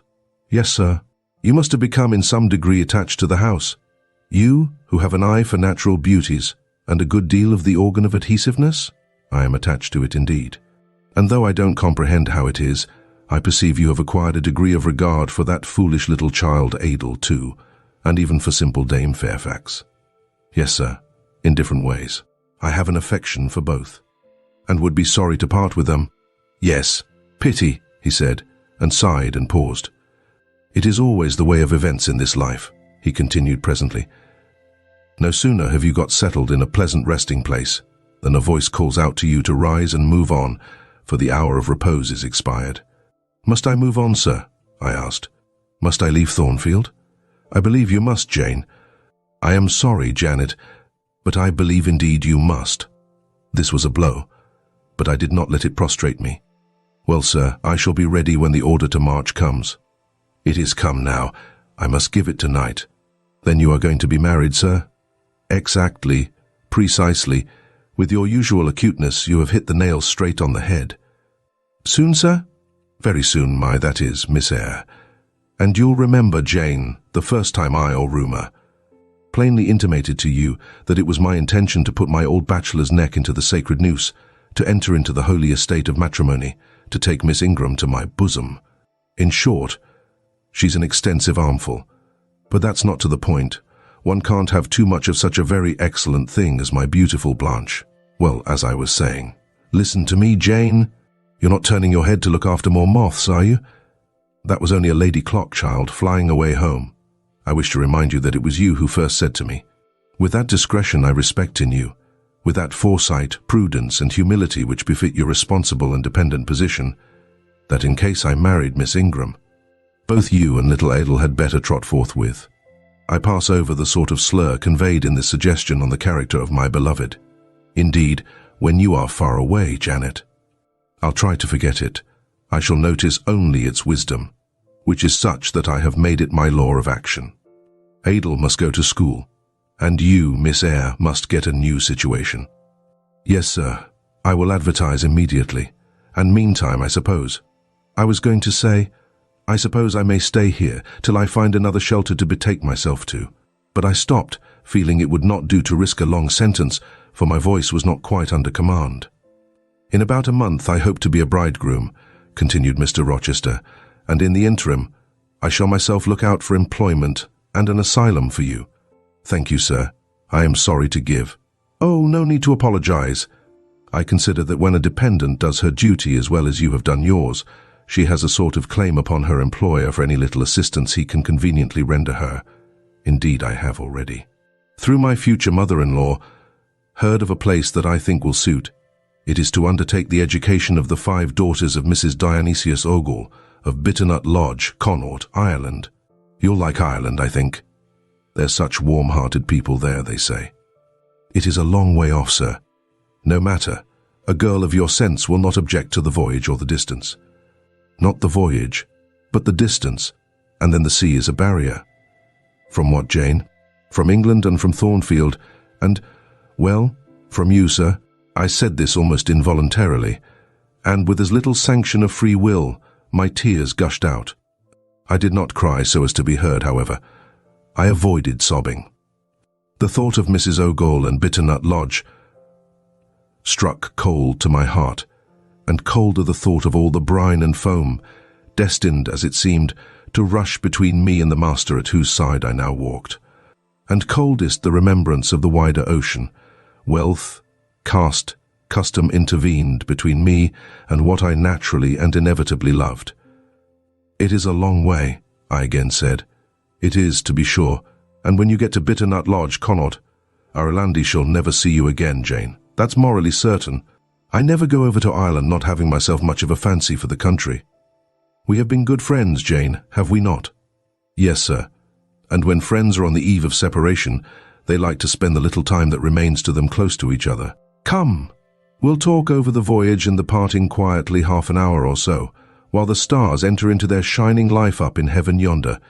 Here is the chestnut tree. Here is the bench at its old roots. Come, we will sit there in peace tonight, though we should never more be destined to sit there together. He seated me and himself. It is a long way to Ireland, Janet, and I am sorry to send my little friend on such weary travels, but if I can't do better, how is it to be helped? Are you anything akin to me, do you think, Jane? I could risk no sort of answer by this time. My heart was still. Because, he said, I sometimes have a queer feeling with regard to you, especially when you are near me, as now. It is as if I had a string somewhere under my left ribs, tightly and inextricably knotted to a similar string situated in the corresponding quarter of your little frame. And if that boisterous channel and 200 miles or so of land come broad between us, I am afraid that cord of communion will be snapped, and then I've a nervous notion I should take to bleeding inwardly. As for you, you'd forget me. That I never should, sir, you know. Impossible to proceed. Jane, do you hear that nightingale singing in the wood? Listen. In listening, I sobbed convulsively, for I could repress what I endured no longer. I was obliged to yield, and I was shaken from head to foot with acute distress. When I did speak, it was only to express an impetuous wish that I had never been born, or never come to Thornfield. Because you are sorry to leave it. The vehemence of emotion, stirred by grief and love within me, was claiming mastery, and struggling for full sway, and asserting a right to predominate, to overcome, to live, rise, and reign at last. Yes, and to speak. I grieve to leave Thornfield. I love Thornfield. I love it, because I have lived in it a full and delightful life, momentarily at least. I have not been trampled on. I have not been petrified.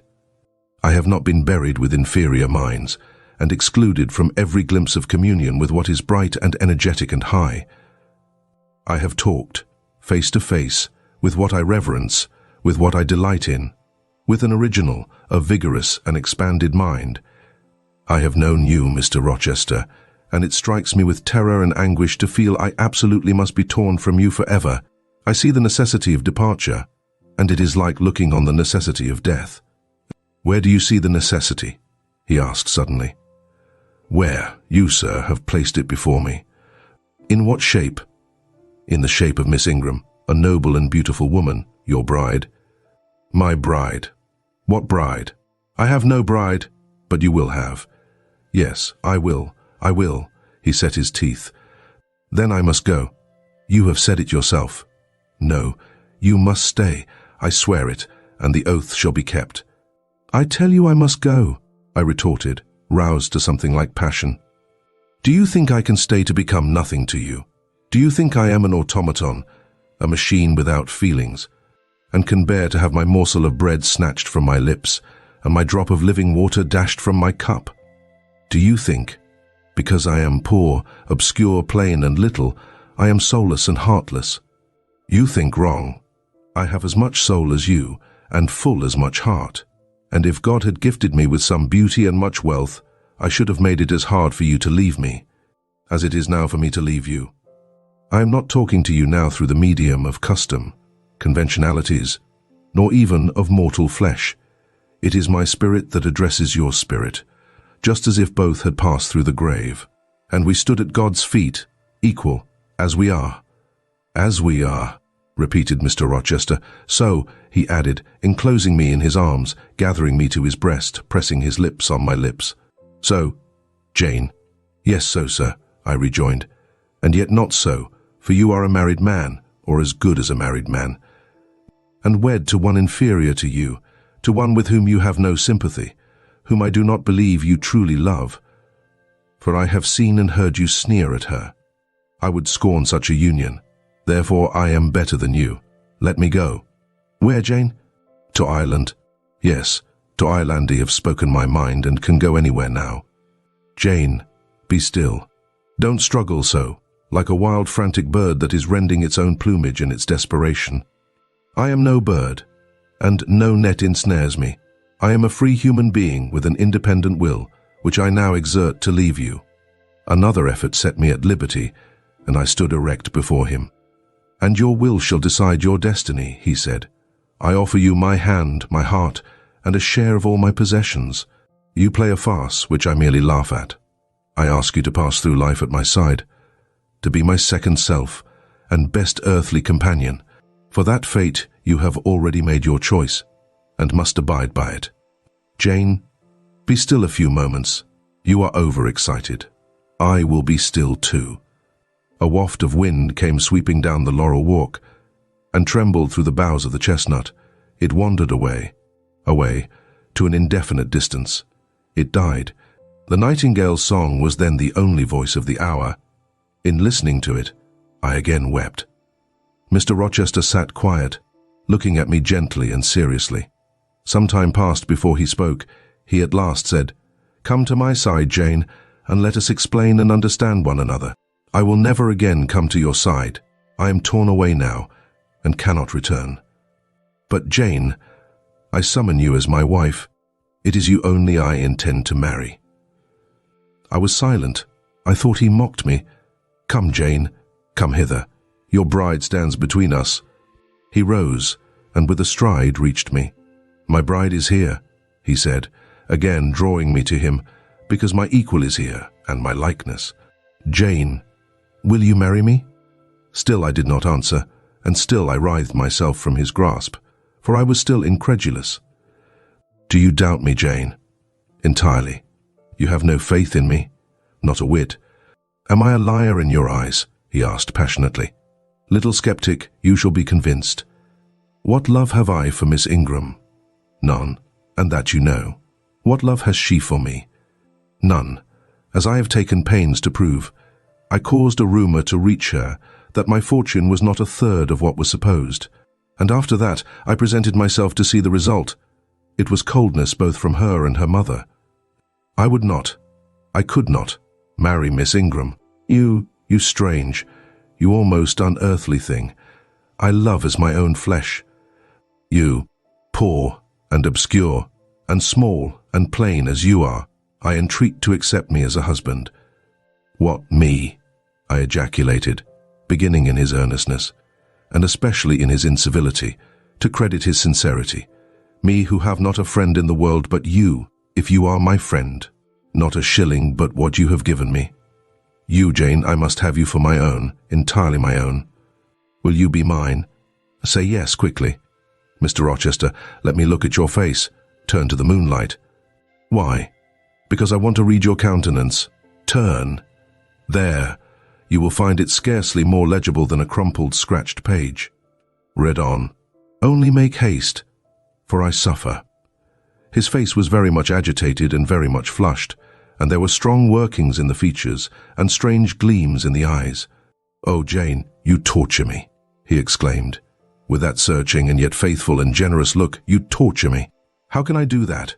If you are true, and your offer real, my only feelings to you must be gratitude and devotion. They cannot torture." "Gratitude," he ejaculated, and added wildly, "Jane, accept me quickly. Say, Edward, give me my name, Edward, I will marry you. Are you in earnest? Do you truly love me? Do you sincerely wish me to be your wife?"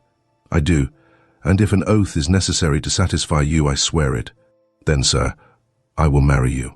"Edward, my little wife, dear Edward, come to me entirely now," said he, and added in his deepest tone, speaking in my ear as his cheek was laid on mine, "Make my happiness. I will make yours."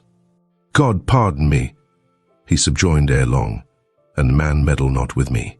I have her, and will hold her. There is no one to meddle, sir. I have no kindred to interfere." "No, that is the best of it," he said. And if I had loved him less, I should have thought his accent and look of exultation savage. But sitting by him, roused from the nightmare of parting, called to the paradise of union, I thought only of the bliss given me to drink in so abundant a flow. Again and again he said, "Are you happy, Jane?" And again I answered, "Yes." After which he murmured, "It will atone, it will atone. Have I not found her friendless and cold and comfortless? Will I not guard and cherish and solace her? Is there not love in my heart and constancy in my resolves? It will expiate at God's tribunal. I know my Maker sanctions what I do. For the world's judgment, I wash my hands thereof. For man's opinion, I defy it." But what had befallen the night? The moon was not yet set, and we were all in shadow. I could scarcely see my master's face, near as I was. And what ailed the chestnut tree? It writhed and groaned, while wind roared in the laurel walk and came sweeping over us. "We must go in," said Mr. Rochester. "The weather changes. I could have sat with thee till morning, Jane." And so, thought I, could I with you. I should have said so, perhaps, but a livid, vivid spark leapt out of a cloud at which I was looking, and there was a crack, a crash, and a close rattling peal, and I thought only of hiding my dazzled eyes against Mr. Rochester's shoulder. The rain rushed down. He hurried me up the walk, through the grounds and into the house, but we were quite wet before we could pass the threshold. He was taking off my shawl in the hall and shaking the water out of my loosened hair when Mrs. Fairfax emerged from her room. I did not observe her at first, nor did Mr. Rochester. The lamp was lit. The clock was on the stroke of 12. "Hasten to take off your wet things," said he, "and before you go, good night, my darling." He kissed me repeatedly.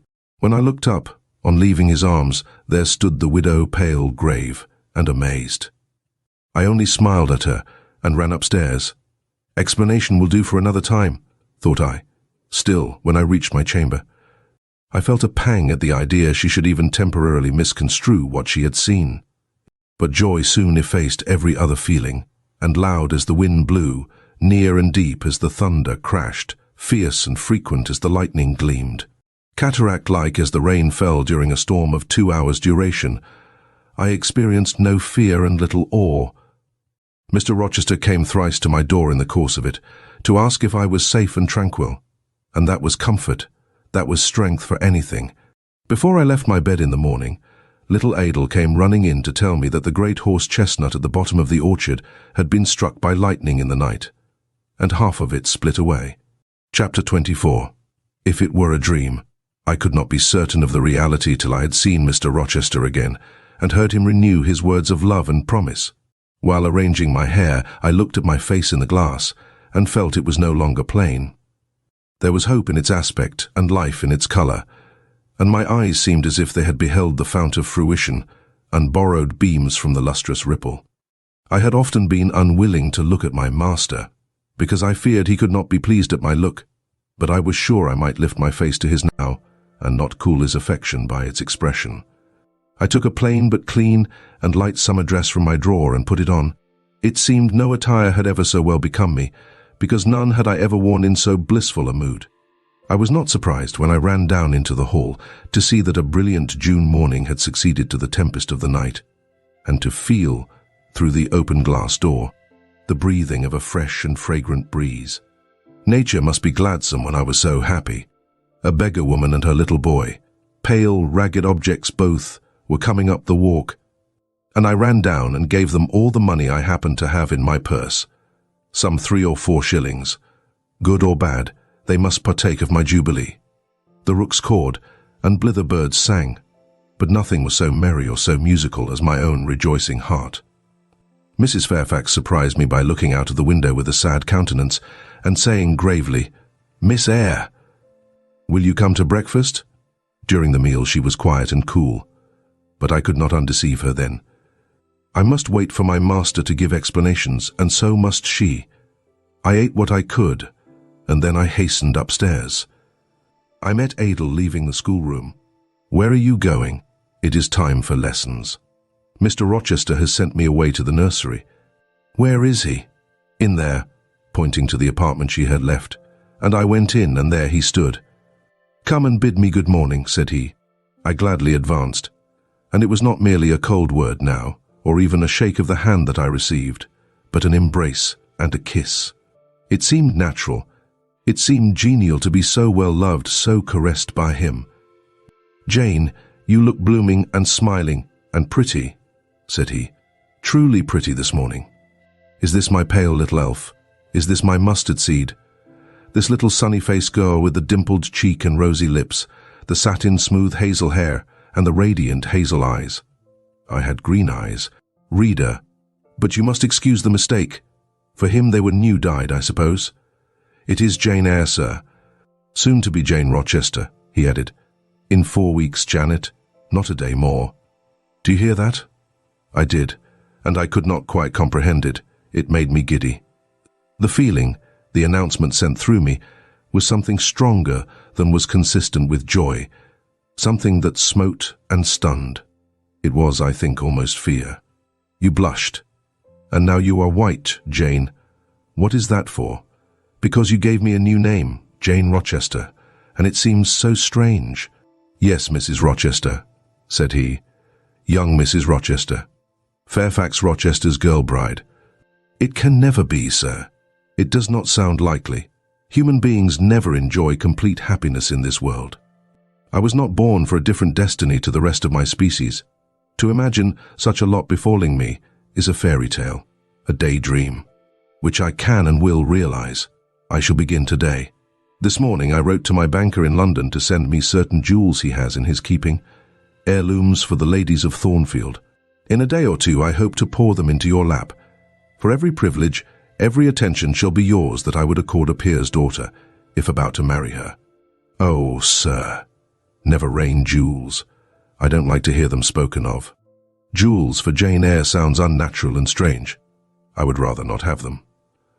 I will myself put the diamond chain round your neck and the circlet on your forehead, which it will become, for nature, at least, has stamped her patent of nobility on this brow, Jane, and I will clasp the bracelets on these fine wrists and load these fairy-like fingers with rings.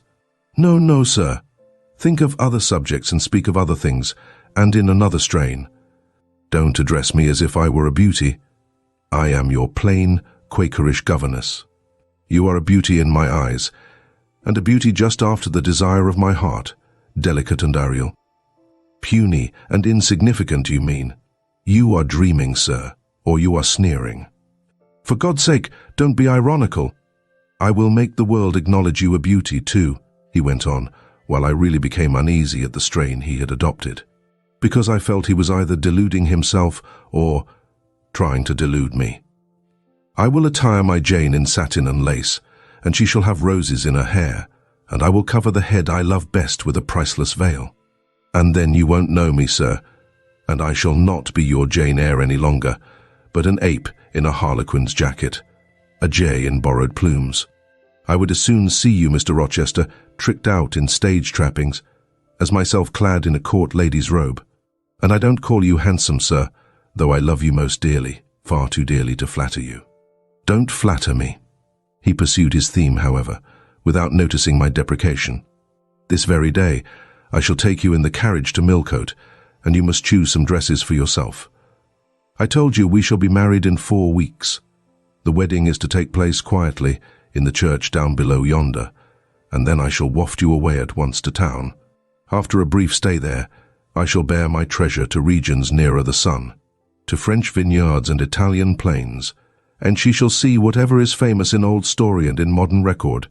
She shall taste, too, of the life of cities, and she shall learn to value herself by just comparison with others. Shall I travel? And with you, sir? You shall sojourn at Paris, Rome, and Naples, at Florence, Venice, and Vienna. All the ground I have wandered over shall be retrodden by you. Wherever I stamped my hoof, your sylph's foot shall step also. 10 years since, I flew through Europe half mad, with disgust, hate, and rage as my companions. Now I shall revisit it healed and cleansed, with a very angel as my comforter. I laughed at him as he said this. I am not an angel, I asserted, and I will not be one till I die. I will be myself. Mr. Rochester, you must neither expect nor exact anything celestial of me, for you will not get it, any more than I shall get it of you, which I do not at all anticipate. What do you anticipate of me? For a little while you will perhaps be as you are now, a very little while, and then you will turn cool, and then you will be capricious, and then you will be stern, and I shall have much ado to please you. But when you get well used to me, you will perhaps like me again. Like me, I say, not love me. I suppose your love will effervesce in 6 months or less. I have observed in books written by men that period assigned as the farthest to which a husband's ardor extends. Yet after all, as a friend and companion, I hope never to become quite distasteful to my dear master. Distasteful, and like you again. I think I shall like you again, and yet again, and I will make you confess I do not only like, but love you, with truth, fervor, constancy. Yet are you not capricious, sir? To women who please me only by their faces, I am the very devil when I find out they have neither souls nor hearts, when they open to me a perspective of flatness, triviality, and perhaps imbecility, coarseness and ill temper. But to the clear eye and eloquent tongue, to the soul made of fire, and the character that bends but does not break, at once supple and stable, tractable and consistent, I am ever tender and true. Had you ever experience of such a character, sir? Did you ever love such an one? I love it now. But before me, if I indeed in any respect come up to your difficult standard, I never met your likeness. Jane, you please me, and you master me. You seem to submit, and I like the sense of pliancy you impart. And while I am twining the soft, silken skein round my finger, it sends a thrill up my arm to my heart. I am influenced, conquered, and the influence is sweeter than I can express. And the conquest I undergo has a witchery beyond any triumph I can win. Why do you smile, Jane? What does that inexplicable, that uncanny turn of countenance mean? I was thinking, sir, you will excuse the idea, it was involuntary. I was thinking of Hercules and Samson with their charmers. You were, you little elfish. Hush, sir. You don't talk very wisely just now, any more than those gentlemen acted very wisely. However, had they been married, they would no doubt by their severity as husbands have made up for their softness as suitors, and so will you, I fear. I wonder how you will answer me a year hence. Should I ask a favor it does not suit your convenience or pleasure to grant? Ask me something now, Janet, the least thing. I desire to be entreated. Indeed I will, sir. I have my petition all ready. Speak. But if you look up and smile with that countenance, I shall swear concession before I know to what, and that will make a fool of me. Not at all, sir. I ask only this. Don't send for the jewels, and don't crown me with roses. You might as well put a border of gold lace round that plain pocket handkerchief you have there. I might as well gild refined gold. I know it. Your request is granted then, for the time. I will remand the order I dispatched to my banker. But you have not yet asked for anything. You have prayed a gift to be withdrawn. Try again. Well then, sir, have the goodness to gratify my curiosity, which is much piqued on one point." He looked disturbed. "What? What?" he said hastily. "Curiosity is a dangerous petition. It is well I have not taken a vow to accord every request. But there can be no danger in complying with this, sir." "Utter it, Jane. But I wish that instead of a mere inquiry into perhaps a secret, it was a wish for half my estate. Now, King Ahasuerus, what do I want with half your estate? Do you think I am a Jew usurer, seeking good investment in land? I would much rather have all your confidence. You will not exclude me from your confidence if you admit me to your heart? You are welcome to all my confidence that is worth having, Jane. But for God's sake, don't desire a useless burden. Don't long for poison. Don't turn out a downright Eve on my hands. Why not, sir? You have just been telling me how much you like to be conquered and how pleasant over-persuasion is to you. Don't you think I had better take advantage of the confession and begin and coax and entreat, even cry and be sulky if necessary? For the sake of a mere essay of my power, I dare you to any such. Experiment. Encroach, presume, and the game is up. Is it, sir? You soon give in. How stern you look now. Your eyebrows have become as thick as my finger, and your forehead resembles what, in some very astonishing poetry, I once saw styled a blue-piled thunderloft. That will be your married look, sir, I suppose? If that will be your married look, I, as a Christian, will soon give up the notion of consorting with a mere sprite or salamander. But what had you to ask, thing? Out with it. There, you are less than civil now, and I like rudeness a great deal better than flattery. I had rather be a thing than an angel. This is what I have to ask. Why did you take such pains to make me believe you wished to marry Miss Ingram? Is that all? Thank God it is no worse." And now he unknit his black brows, looked down smiling at me, and stroked my hair, as if well pleased at seeing a danger averted.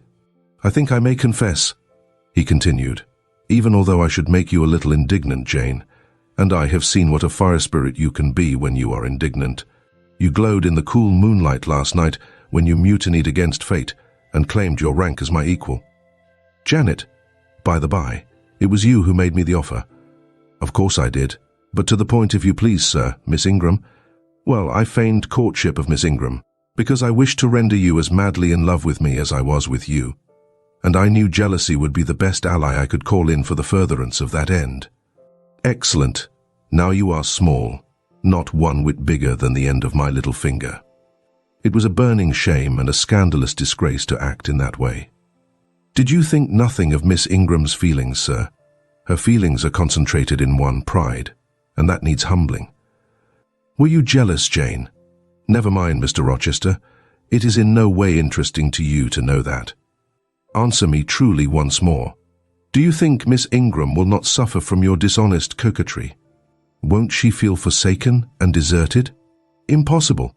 When I told you how she, on the contrary, deserted me, the idea of my insolvency cooled, or rather extinguished, her flame in a moment. You have a curious, designing mind, Mr. Rochester. I am afraid your principles on some points are eccentric. My principles were never trained, Jane. They may have grown a little awry for want of attention. Once again, seriously, may I enjoy the great good that has been vouchsafed to me, without fearing that anyone else is suffering the bitter pain I myself felt a while ago? That you may, my good little girl. There is not another being in the world has the same pure love for me as yourself, for I lay that pleasant unction to my soul, Jane, a belief in your affection.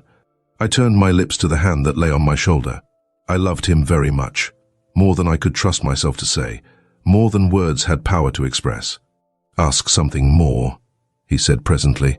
It is my delight to be entreated, and to yield. I was again ready with my request. Communicate your intentions to Mrs. Fairfax, sir. She saw me with you last night in the hall, and she was shocked. Give her some explanation before I see her again. It pains me to be misjudged by so good a woman. Go to your room and put on your bonnet, he replied. I mean you to accompany me to Millcote this morning, and while you prepare for the drive, I will enlighten the old lady's understanding. Did she think, Janet, You had given the world for love and considered it well lost. I believe she thought I had forgotten my station and yours, sir. Station. Station. Your station is in my heart and on the necks of those who would insult you now or hereafter. Go. I was soon dressed, and when I heard Mr. Rochester quit Mrs. Fairfax's parlour, I hurried down to it. The old lady had been reading her morning portion of Scripture, the lesson for the day. Her Bible lay open before her, and her spectacles were upon it. Her occupation, suspended by Mr. Rochester's announcement, seemed now forgotten. Her eyes, fixed on the blank wall opposite, expressed the surprise of a quiet mind stirred by unwanted tidings. Seeing me, she roused herself. She made a sort of effort to smile and framed a few words of congratulation.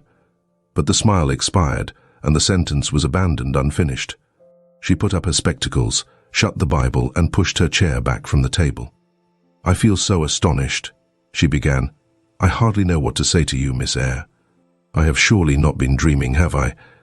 Sometimes I half fall asleep when I am sitting alone and fancy things that have never happened. It has seemed to me more than once when I have been in a doze that my dear husband, who died 15 years since, has come in and sat down beside me, and that I have even heard him call me by my name, Alice, as he used to do. Now, can you tell me whether it is actually true that Mr. Rochester has asked you to marry him? Don't laugh at me, but I really thought he came in here 5 minutes ago and said that in a month you would be his wife. He has said the same thing to me, I replied. He has. Do you believe him? Have you accepted him? Yes. She looked at me bewildered. I could never have thought it. He is a proud man.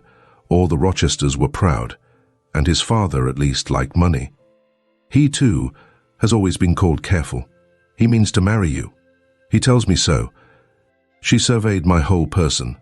In her eyes I read that they had there found no charm powerful enough to solve the enigma. It passes me, she continued, but no doubt it is true since you say so. How it will answer, I cannot tell. I really don't know. Equality of position and fortune is often advisable in such cases, and there are 20 years of difference in your ages. He might almost be your father. No, indeed, Mrs. Fairfax, exclaimed I, nettled. He is nothing like my father. No one, who saw us together, would suppose it for an instant. Mr. Rochester looks as young, and is as young, as some men at 25. Is it really for love he is going to marry you? She asked. I was so hurt by her coldness and skepticism that the tears rose to my eyes. I am sorry to grieve you, pursued the widow, but you are so young and so little acquainted with men, I wish to put you on your guard. It is an old saying that all is not gold that glitters, and in this case I do fear there will be something found to be different to what either you or I expect. Why? Am I a monster? I said. Is it impossible that Mr. Rochester should have a sincere affection for me? No. You are very well, and much improved of late, and Mr. Rochester, I dare say, is fond of you. I have always noticed that you are a sort of pet of his. There are times when, for your sake, I have been a little uneasy at his marked preference, and have wished to put you on your guard, but I did not like to suggest even the possibility of wrong. I knew such an idea would shock, perhaps offend you, and you were so discreet and so thoroughly modest and sensible, I hoped you might be trusted to protect yourself. Last night I cannot tell you what I suffered when I sought all over the house, and could find you nowhere, nor the master either, and then, at 12 o'clock, saw you come in with him. Well, never mind that now, I interrupted impatiently. It is enough that all was right. I hope all will be right in the end, she said, but believe me, you cannot be too careful. Try and keep Mr. Rochester at a distance. Distrust yourself as well as him. Gentlemen in his station are not accustomed to marry their governesses. I was growing truly irritated. Happily, Adel ran in. Let me go to Millcote too, she cried. Mr. Rochester won't, though there is so much room in the new carriage. Beg him to let me go, mademoiselle. That I will, Adel, and I hastened away with her, glad to quit my gloomy monitress. The carriage was ready. They were bringing it round to the front, and my master was pacing the pavement, Pilot following him backwards and forwards. Adel may accompany us, may she not, sir? I told her no. I'll have no brats. I'll have only you. Do let her go, Mr. Rochester, if you please. It would be better. Not it. She will be a restraint. He was quite peremptory, both in look and voice. The chill of Mrs. Fairfax's warnings and the damp of her doubts were upon me. Something of unsubstantiality and uncertainty had beset my hopes. I half lost the sense of power over him. I was about mechanically to obey him without further remonstrance, but as he helped me into the carriage, he looked at my face. "What is the matter?" he asked. "All the sunshine is gone. Do you really wish the bairn to go? Will it annoy you if she is left behind?" "I would far rather she went, sir." "Then off for your bonnet, and back like a flash of lightning," cried he to Adel. She obeyed him with what speed she might. "After all, a single morning's interruption will not matter much," said he, "when I mean shortly to claim you, your thoughts, conversation and company, for life." Adel, when lifted in, commenced kissing me by way of expressing her gratitude for my intercession. She was instantly stowed away into a corner on the other side of him. She then peeped round to where I sat. So stern a neighbour was too restrictive. To him, in his present fractious mood, she dared whisper no observations, nor ask of him any information. "Let her come to me," I entreated. "She will perhaps trouble you, sir. There is plenty of room on this side." He handed her over as if she had been a lapdog. "I'll send her to school yet," he said, but now he was smiling. Adel heard him and asked if she was to go to school sans mademoiselle. "Yes," he replied, "absolutely sans mademoiselle, for I am to take mademoiselle to the moon, and there I shall seek a cave in one of the white valleys among the volcano tops, and mademoiselle shall live with me there, and only me. She will have nothing to eat. You will starve her," observed Adel. "I shall gather manna for her morning and night. The plains and hillsides in the moon are bleached with manna, Adel. She will want to warm herself. What will she do for a fire?" "Fire rises out of the lunar mountains. When she is cold, I'll carry her up to a peak and lay her down on the edge of a crater. Oh, quel, y sera mal, peu comfortable. And her clothes, they will wear out. How can she get new ones?" Mr. Rochester professed to be puzzled. "Hem," said he. "What would you do, Adel?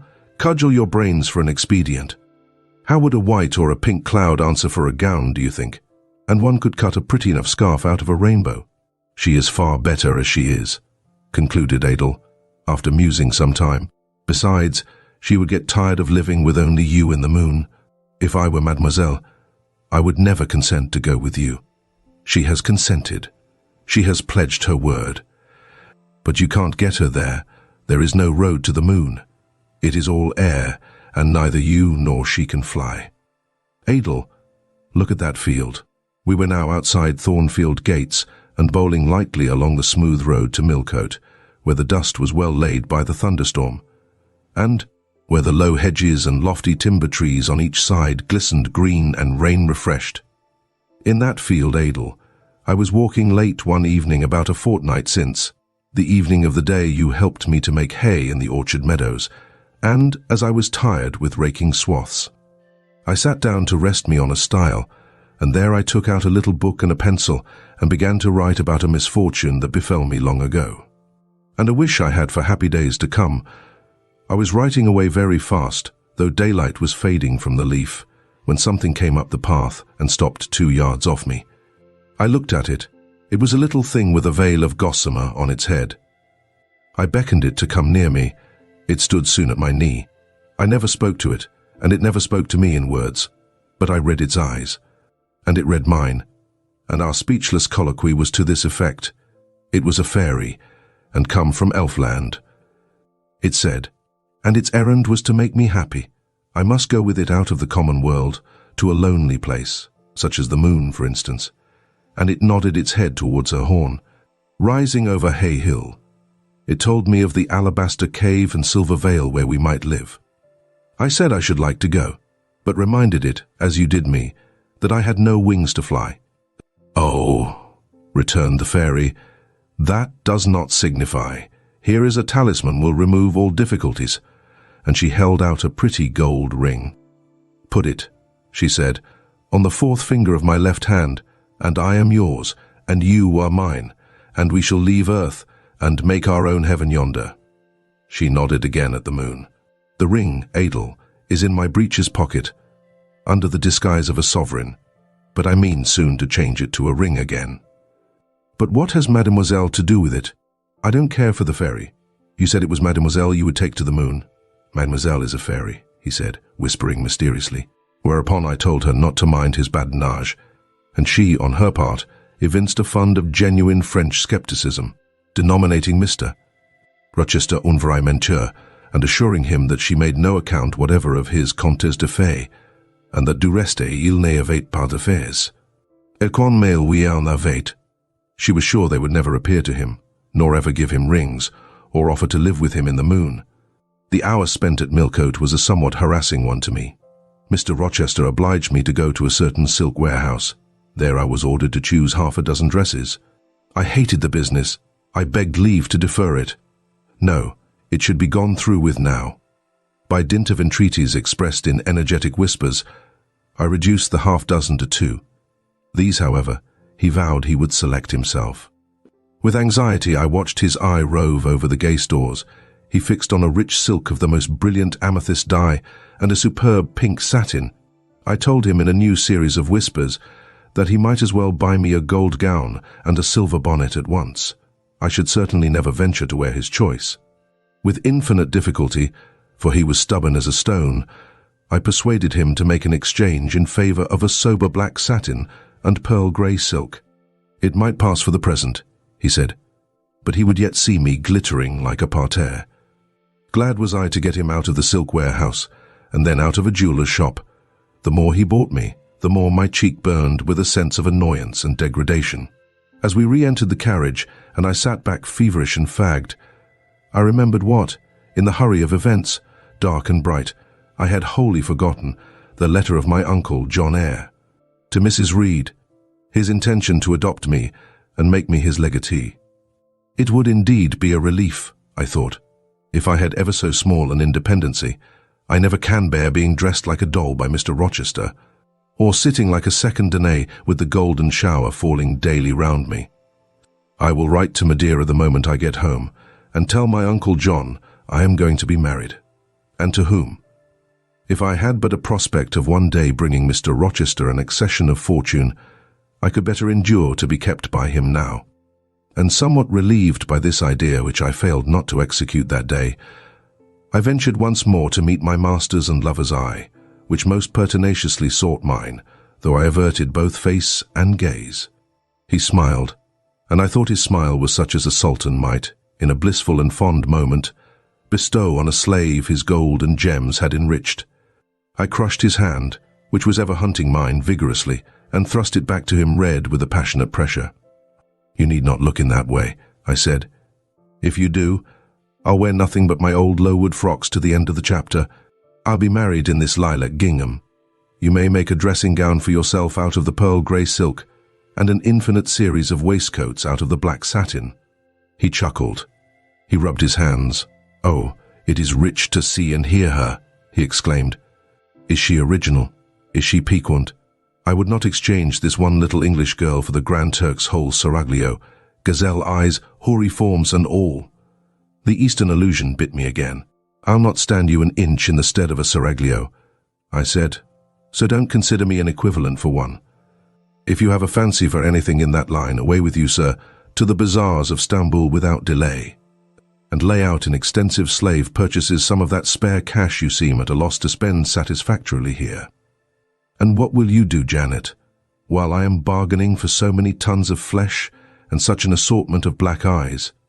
I'll be preparing myself to go out as a missionary to preach liberty to them that are enslaved, your harem inmates amongst the rest.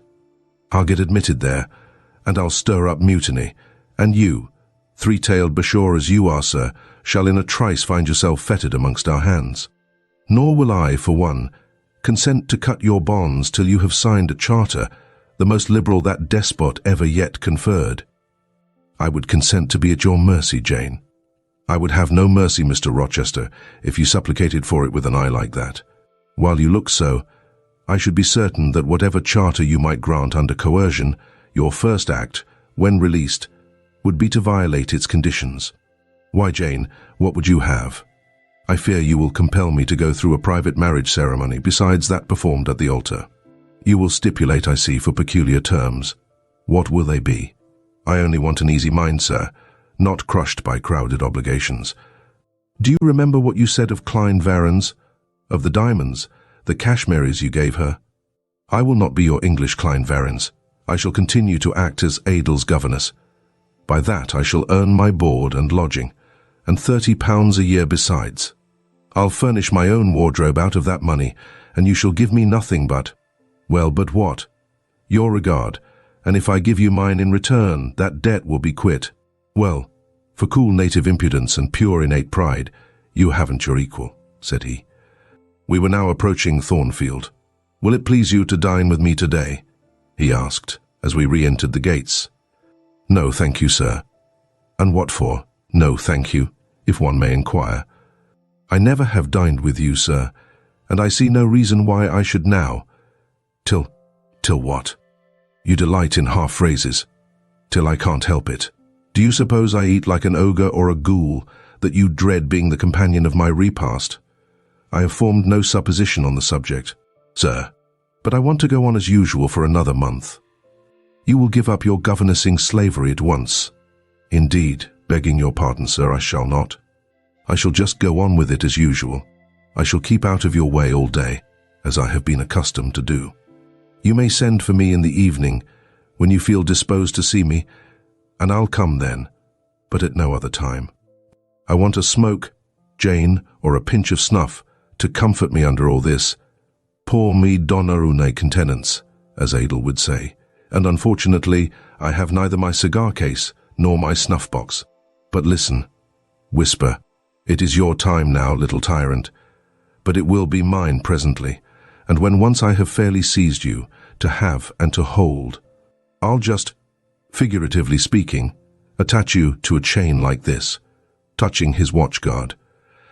Yes, bonny wee thing, I'll wear you in my bosom, lest my jewel I should tine. He said this as he helped me to alight from the carriage, and while he afterwards lifted out Adel, I entered the house and made good my retreat upstairs. He duly summoned me to his presence in the evening. I had prepared an occupation for him, for I was determined not to spend the whole time in a TTE conversation. I remembered his fine voice. I knew he liked to sing. Good singers generally do. I was no vocalist myself, and in his fastidious judgment, no musician either, but I delighted in listening when the performance was good.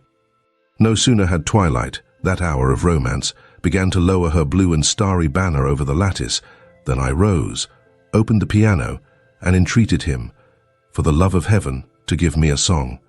He said I was a capricious witch, and that he would rather sing another time, but I averred that no time was like the present. Did I like his voice? He asked. Very much. I was not fond of pampering that susceptible vanity of his, but for once, and from motives of expediency, I would e'en soothe and stimulate it. Then, Jane, you must play the accompaniment. Very well, sir, I will try. I did try, but was presently swept off the stool and denominated a little bungler, being pushed unceremoniously to one side, which was precisely what I wished. He usurped my place and proceeded to accompany himself, for he could play as well as sing. I hied me to the window recess, and while I sat there and looked out on the still trees and dim lawn, to a sweet air was sung in mellow tones the following strain. The truest love that ever heart felt at its kindled core did through each vein in quickened start the tide of being pour. Her coming was my hope each day, her parting was my pain, the chance that did her steps delay was ice in every vein. I dreamed it would be nameless bliss, as I loved to be, and to this object did I press as blind as eagerly. But wide as pathless was the space that lay our lives between, and dangerous as the foamy race of ocean surges green, and haunted as a robber path through wilderness or wood, for might and right, and woe and wrath, between our spirits stood. I dangers dared, I hindrance scorned, I omens did defy, whatever menaced, harassed, warned, I passed impetuous by. On sped my rainbow, fast as light, I flew as in a dream, for glorious rose upon my sight, that child of shower and gleam. Still bright on clouds of suffering dim shines that soft, solemn joy. Nor care I now how dense and grim disasters gather nigh. I care not in this moment sweet, though all I have rushed o'er should come on pinion, strong and fleet, proclaiming vengeance sore. Though haughty hate should strike me down, right, bar approach to me, and grinding might with furious frowns swear endless enmity. My love has placed her little hand with noble faith in mine, and vowed that wedlock's sacred band our nature shall entwine. My love has sworn, with sealing kiss, with me to live, to die, I have at last my nameless bliss. As I love, loved am I. He rose and came towards me, and I saw his face all kindled, and his full falcon eye flashing, and tenderness and passion in every lineament. I quailed momentarily, then I rallied. Soft scene, daring demonstration I would not have, and I stood in peril of both.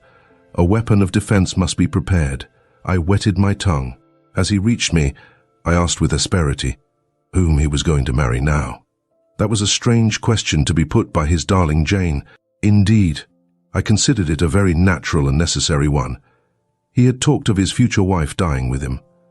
What did he mean by such a pagan idea? I had no intention of dying with him. He might depend on that. Oh, all he longed, all he prayed for, was that I might live with him. Death was not for such as I. Indeed it was. I had as good a right to die when my time came as he had, but I should bide that time and not be hurried away in a sooty.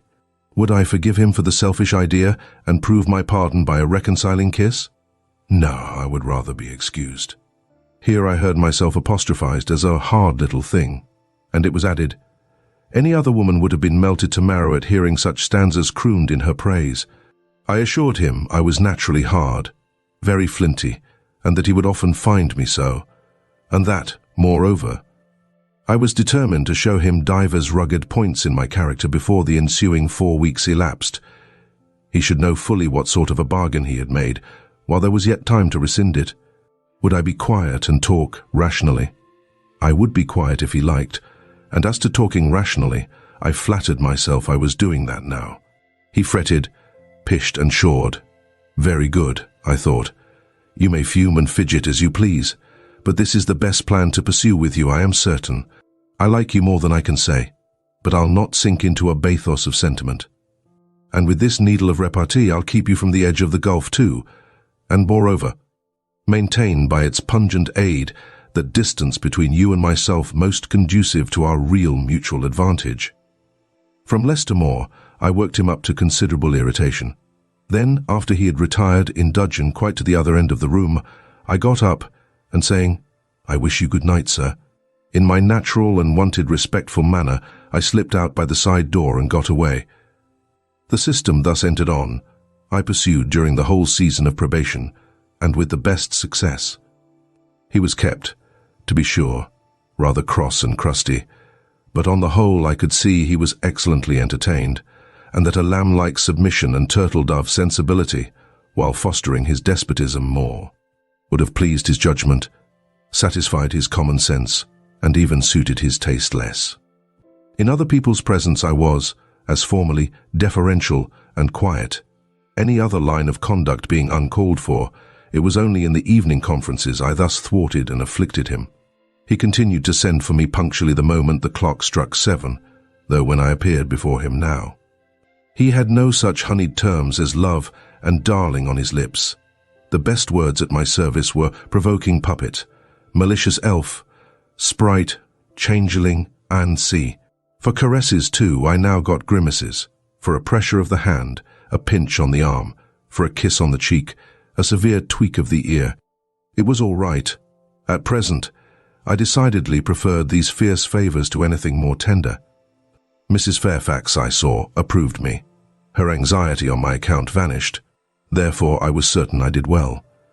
Meantime, Mr. Rochester affirmed I was wearing him to skin and bone, and threatened awful vengeance for my present conduct at some period fast coming. I laughed in my sleeve at his menaces. I can keep you in reasonable check now, I reflected, and I don't doubt to be able to do it hereafter. If one expedient loses its virtue, another must be devised. Yet after all, my task was not an easy one. Often I would rather have pleased than teased him. My future husband was becoming to me my whole world, and more than the world, almost my hope of heaven. He stood between me and every thought of religion, as an eclipse intervenes between man and the broad sun. I could not, in those days, see God for his creature, of whom I had made an idol. Chapter 25. Numbered. There was no putting off the day that advanced, the bridal day, and all preparations for its arrival were complete. I, at least, had nothing more to do. There were my trunks, packed, locked, corded, ranged in a row along the wall of my little chamber. Tomorrow, at this time. They would be far on their road to London, and so should I. D.V., or rather, not I, but one Jane Rochester, a person whom as yet I knew not. The cards of address alone remained to nail on. They lay, 4 little squares in the drawer. Mr. Rochester had himself written the direction, Mrs. Rochester, Hotel London, on each. I could not persuade myself to affix them, or to have them affixed. Mrs. Rochester. She did not exist. She would not be born till tomorrow. Sometime after 8 a.m., and I would wait to be assured she had come into the world alive before I assigned to her all that property. It was enough that in yonder closet, opposite my dressing table, garments said to be hers had already displaced my black stuff Lowood frock and straw bonnet. For not to me appertained that suit of wedding raiment, the pearl-coloured robe, the vapory veil pendant from the usurped portmanteau. I shut the closet to conceal the strange, wraith-like apparel it contained, which, at this evening hour, 9 o'clock, gave out certainly a most ghostly shimmer through the shadow of my apartment. "I will leave you by yourself, white dream," I said. "I am feverish. I hear the wind blowing. I will go out of doors and feel it." It was not only the hurry of preparation that made me feverish, not only the anticipation of the great change, the new life which was to commence tomorrow. Both these circumstances had their share, doubtless, in producing that restless, excited mood which hurried me forth at this late hour into the darkening grounds. But a third cause influenced my mind more than they. I had at heart a strange and anxious thought. Something had happened which I could not comprehend. No one knew of or had seen the event but myself. It had taken place the preceding night. Mr. Rochester that night was absent from home, nor was he yet returned. Business had called him to a small estate of 2 or 3 farms he possessed 30 miles off. Business it was requisite he should settle in person, previous to his meditated departure from England. I waited now his return, eager to disburthen my mind, and to seek of him the solution of the enigma that perplexed me. Stay till he comes, reader, and when I disclose my secret to him, you shall share the confidence. I sought the orchard, driven to its shelter by the wind, which all day had blown strong and full from the south, without, however, bringing a speck of rain. Instead of subsiding as night drew on, it seemed to augment its rush and deepen its roar. The trees blew steadfastly one way, never writhing round, and scarcely tossing back their boughs once in an hour. So continuous was the strain bending their branchy heads northward, the clouds drifted from pole to pole, fast following, mass on mass. No glimpse of blue sky had been visible that July day. It was not without a certain wild pleasure I ran before the wind, delivering my trouble of mind to the measureless air torrent thundering through space. Descending the laurel walk, I faced the wreck of the chestnut tree. It stood up black and riven. The trunk, split down the center, gasped ghastly. The cloven halves were not broken from each other, for the firm base and strong roots kept them unsundered below. Though community of vitality was destroyed, the sap could flow no more.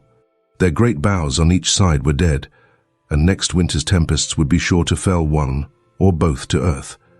As yet, however, they might be said to form one tree, a ruin, but an entire ruin. "You did right to hold fast to each other," I said, as if the monster splinters were living things and could hear me. "I think, scathed as you look, and charred and scorched, there must be a little sense of life in you yet, rising out of that adhesion at the faithful. Honest roots, you will never have green leaves more, never more see birds making nests and singing idyls in your boughs. The time of pleasure and love is over with you, but you are not desolate. Each of you has a comrade to sympathize with him in his decay. As I looked up at them, the moon appeared momentarily in that part of the sky which filled their fissure. Her disk was blood-red and half overcast. She seemed to throw on me one bewildered, dreary glance, and buried herself again instantly in the deep drift of cloud. The wind fell, for a second, round Thornfield, but far away over wood and water poured a wild, melancholy wail. It was sad to listen to, and I ran off again. Here and there I strayed through the orchard, gathered up the apples with which the grass round the tree roots was thickly strewn. Then I employed myself in dividing the ripe from the unripe. I carried them into the house and put them away in the storeroom. Then I repaired to the library to ascertain whether the fire was lit, for, though summer, I knew on such a gloomy evening Mr. Rochester would like to see a cheerful hearth when he came in. Yes, the fire had been kindled some time and burnt well. I placed his armchair by the chimney corner. I wheeled the table near it. I let down the curtain and had the candles brought in ready for lighting. More restless than ever, when I had completed these arrangements I could not sit still, nor even remain in the house. A little timepiece in the room and the old clock in the hall simultaneously struck 10. "How late it grows," I said. "I will run down to the gates. It is moonlight at intervals. I can see a good way on the road. He may be coming now, and to meet him will save some minutes of suspense." The wind roared high in the great trees which embowered the gates, but the road, as far as I could see, to the right hand and the left, was all still and solitary. Save for the shadows of clouds crossing it at intervals as the moon looked out, it was but a long pale line, unvaried by one moving speck. A puerile tear dimmed my eye while I looked, a tear of disappointment and impatience. Ashamed of it, I wiped it away. I lingered. The moon shut herself wholly within her chamber and drew close her curtain of dense cloud. The night grew dark. Rain came driving fast on the gale. "I wish he would come! I wish he would come!" I exclaimed, seized with hypochondriac foreboding. I had expected his arrival before tea. Now it was dark. What could keep him? Had an accident happened? The event of last night again recurred to me. I interpreted it as a warning of disaster. I feared my hopes were too bright to be realized, and I had enjoyed so much bliss lately that I imagined my fortune had passed its meridian and must now decline. Well, I cannot return to the house, I thought. I cannot sit by the fireside while he is abroad in inclement weather. Better tire my limbs than strain my heart. I will go forward and meet him. I set out. I walked fast, but not far. Ere I had measured a quarter of a mile, I heard the tramp of hoofs. A horseman came on full gallop. A dog ran by his side. Away with evil presentiment. It was he. Here he was, mounted on Mesrour, followed by Pilot. He saw me, for the moon had opened a blue field in the sky and rode in it, watery bright. He took his hat off and waved it round his head. I now ran to meet him. "There," he exclaimed, as he stretched out his hand and bent from the saddle. "You can't do without me, that is evident. Step on my boot toe.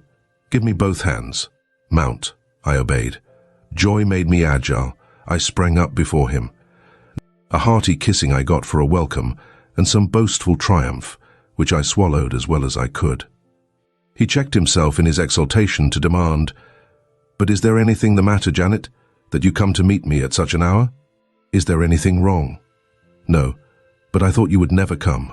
I could not bear to wait in the house for you, especially with this rain and wind." "Rain and wind, indeed." "Yes, you are dripping like a mermaid.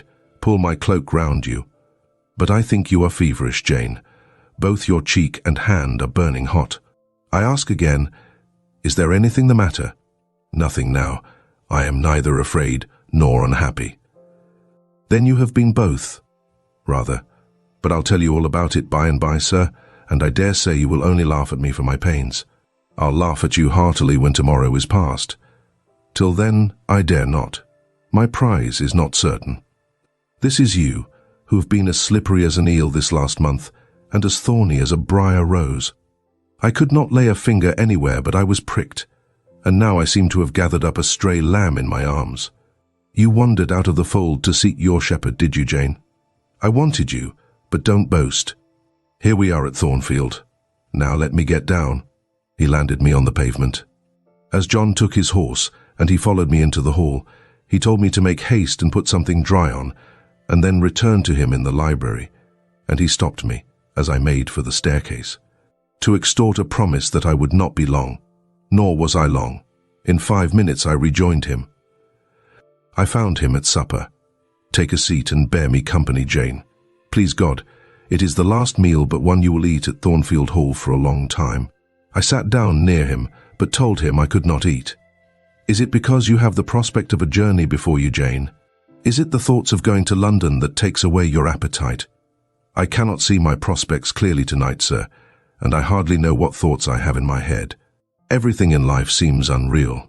Except me. I am substantial enough. Touch me. You, sir, are the most phantom-like of all. You are a mere dream." He held out his hand, laughing. "Is that a dream?" said he, placing it close to my eyes. He had a rounded, muscular and vigorous hand as well as a long, strong arm. "Yes, though I touch it, it is a dream," said I, as I put it down from before my face. "Sir, have you finished supper?" "Yes, Jane." I rang the bell and ordered away the tray. When we were again alone, I stirred the fire and then took a low seat at my master's knee. "It is near midnight," I said. "Yes, but remember, Jane, you promised to wake with me the night before my wedding." "I did, and I will keep my promise, for an hour or two at least. I have no wish to go to bed." "Are all your arrangements complete?" "All, sir, and on my part likewise," he returned. "I have settled everything, and we shall leave Thornfield tomorrow within half an hour after our return from church." "Very well, sir." With what an extraordinary smile you uttered that word. "Very well, Jane. What a bright spot of colour you have on each cheek. And how strangely your eyes glitter. Are you well?" "I believe I am." "Believe? What is the matter? Tell me what you feel." "I could not, sir. No words could tell you what I feel. I wish this present hour would never end. Who knows with what fate the next may come charged? This is hypochondria, Jane. You have been overexcited or over-fatigued. Do you, sir, feel calm and happy?" "Calm? No, but happy, to the heart's core." I looked up at him to read the signs of bliss in his face. It was ardent and flushed. "Give me your confidence, Jane," he said. "Relieve your mind of any weight that oppresses it by imparting it to me." "What do you fear? That I shall not prove a good husband? It is the idea farthest from my thoughts. Are you apprehensive of the new sphere you are about to enter? Of the new life into which you are passing?" "No." "You puzzle me, Jane. Your look and tone of sorrowful audacity perplex and pain me. I want an explanation." "Then, sir, listen. You were from home last night?" "I was." "I know that, and you hinted a while ago at something which had happened in my absence. Nothing, probably, of consequence. But, in short, it has disturbed you." "Let me hear it." "Mrs. Fairfax has said something, perhaps, or you have overheard the servants' talk. Your sensitive self-respect has been wounded?" "No, sir. It struck 12. I waited till the timepiece had concluded its silver chime, and the clock its hoarse, vibrating stroke, and then I proceeded. All day yesterday I was very busy, and very happy in my ceaseless bustle, for I am not, as you seem to think, troubled by any haunting fears about the new sphere, etc. I think it a glorious thing to have the hope of living with you, because I love you. No, sir, don't caress me now. Let me talk undisturbed. Yesterday I trusted well in Providence, and believed that events were working together for your good and mine. It was a fine day, if you recollect. The calmness of the air and sky forbade apprehensions respecting your safety or comfort on your journey. I walked a little while on the pavement after tea, thinking of you, and I beheld you in imagination so near me, I scarcely missed your actual presence. I thought of the life that lay before me, your life, sir, an existence more expansive and stirring than my own. As much more so as the depths of the sea to which the brook runs are than the shallows of its own straight channel. I wondered why moralists call this world a dreary wilderness. For me, it blossomed like a rose. Just at sunset, the air turned cold and the sky cloudy. I went in. Sophie called me upstairs to look at my wedding dress, which they had just brought, and under it in the box I found your present, the veil which, in your princely extravagance, you sent for from London. Resolved, I suppose, since I would not have jewels, to cheat me into accepting something as costly. I smiled as I unfolded it, and devised how I would tease you about your aristocratic tastes, and your efforts to mask your plebeian bride in the attributes of a peeress. I thought how I would carry down to you the square of unembroidered blonde I had myself prepared as a covering for my low-born head, and ask if that was not good enough for a woman who could bring her husband neither fortune, beauty, nor connections. I saw plainly how you would look, and heard your impetuous Republican answers, and your haughty disavowal of any necessity on your part to augment your wealth or elevate your standing by marrying either a purse or a coronet. How well you read me, you witch, interposed Mr. Rochester. But what did you find in the veil besides its embroidery? Did you find poison or a dagger that you look so mournful now? No, no, sir, besides the delicacy and richness of the fabric. See, I found nothing save Fairfax Rochester's pride, and that did not scare me, because I am used to the sight of the demon. But, sir, as it grew dark, the wind rose. It blew yesterday evening, not as it blows now, wild and high, but with a sullen, moaning sound far more eerie. I wished you were at home. I came into this room, and the sight of the empty chair and fireless hearth chilled me. For some time after I went to bed, I could not sleep. A sense of anxious excitement distressed me. The gale still rising seemed to my ear to muffle a mournful undersound. Whether in the house or abroad, I could not at first tell, but it recur. Doubtful yet doleful at every lull. At last I made out it must be some dog howling at a distance. I was glad when it ceased. On sleeping, I continued in dreams the idea of a dark and gusty night. I continued also the wish to be with you, and experienced a strange, regretful consciousness of some barrier dividing. During all my first sleep, I was following the windings of an unknown road. Total obscurity environed me. Rain pelted me. I was burdened with the charge of a little child, a very small creature, too young and feeble to walk, and which shivered in my cold arms and wailed piteously in my ear. I thought, sir, that you were on the road a long way before me, and I strained every nerve to overtake you, and made effort on effort to utter your name and entreat you to stop. But my movements were fettered, and my voice still died away inarticulate, while you, I felt, withdrew farther and farther every moment. And these dreams weigh on your spirits now, Jane, when I am close to you. Little nervous subject, forget visionary woe and think only of real happiness. You say you love me, Janet. Yes, I will not forget that, and you cannot deny it. Those words did not die inarticulate on your lips. I heard them clear and soft. A thought too solemn, perhaps, but sweet as music. I think it is a glorious thing to have the hope of living with you, Edward, because I love you. Do you love me, Jane? Repeat it. I do, sir. I do, with my whole heart. Well, he said, after some minutes' silence, it is strange, but that sentence has penetrated my breast painfully. Why? I think because you said it with such an earnest, religious energy, and because your upward gaze at me now is the very sublime of faith, truth, and devotion. It is too much as if some spirit were near me. Look wicked, Jane, as you know well how to look. Coin one of your wild, shy, provoking smiles. Tell me you hate me. Tease me. Vex me. Do anything but move me. I would rather be incensed than saddened. I will tease you and vex you to your heart's content when I have finished my tale.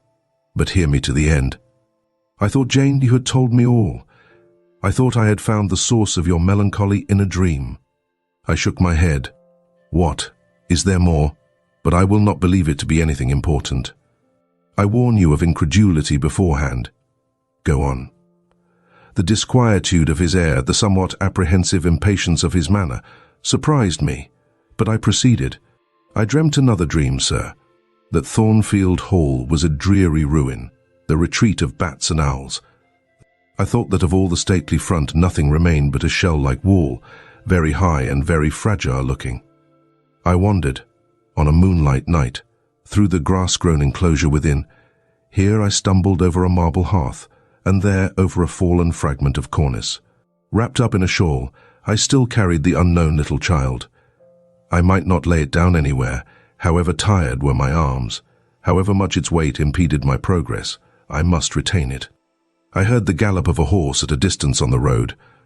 I was sure it was you, and you were departing for many years and for a distant country. I climbed the thin wall with frantic, perilous haste, eager to catch one glimpse of you from the top. The stones rolled from under my feet. The ivy branches I grasped gave way. The child clung round my neck in terror and almost strangled me. At last I gained the summit. I saw you like a speck on a white track, lessening every moment. The blast blew so strong I could not stand. I sat down on the narrow ledge. I hushed the scared infant in my lap. You turned an angle of the road. I bent forward to take a last look. The wall crumbled. I was shaken. The child rolled from my knee. I lost my balance, fell, and woke. Now, Jane, that is all. All the preface, sir. The tale is yet to come. On waking, a gleam dazzled my eyes. I thought, oh, it is daylight, but I was mistaken. It was only candlelight. Sophie, I supposed, had come in. There was a light in the dressing table, and the door of the closet, where before going to bed I had hung my wedding dress and veil, stood open. I heard a rustling there. I asked, Sophie, what are you doing? No one answered, but a form emerged from the closet. It took the light, held it aloft, and surveyed the garments pendant from the portmanteau. Sophie! Sophie! I again cried, and still it was silent. I had risen up in bed. I bent forward. First surprise, then bewilderment, came over me, and then my blood crept cold through my veins. Mr. Rochester, this was not Sophie. It was not Leah. It was not Mrs. Fairfax. It was not. No, I was sure of it, and am still. It was not even that strange woman, Grace Poole. It must have been one of them, interrupted my master. No, sir, I solemnly assure you to the contrary.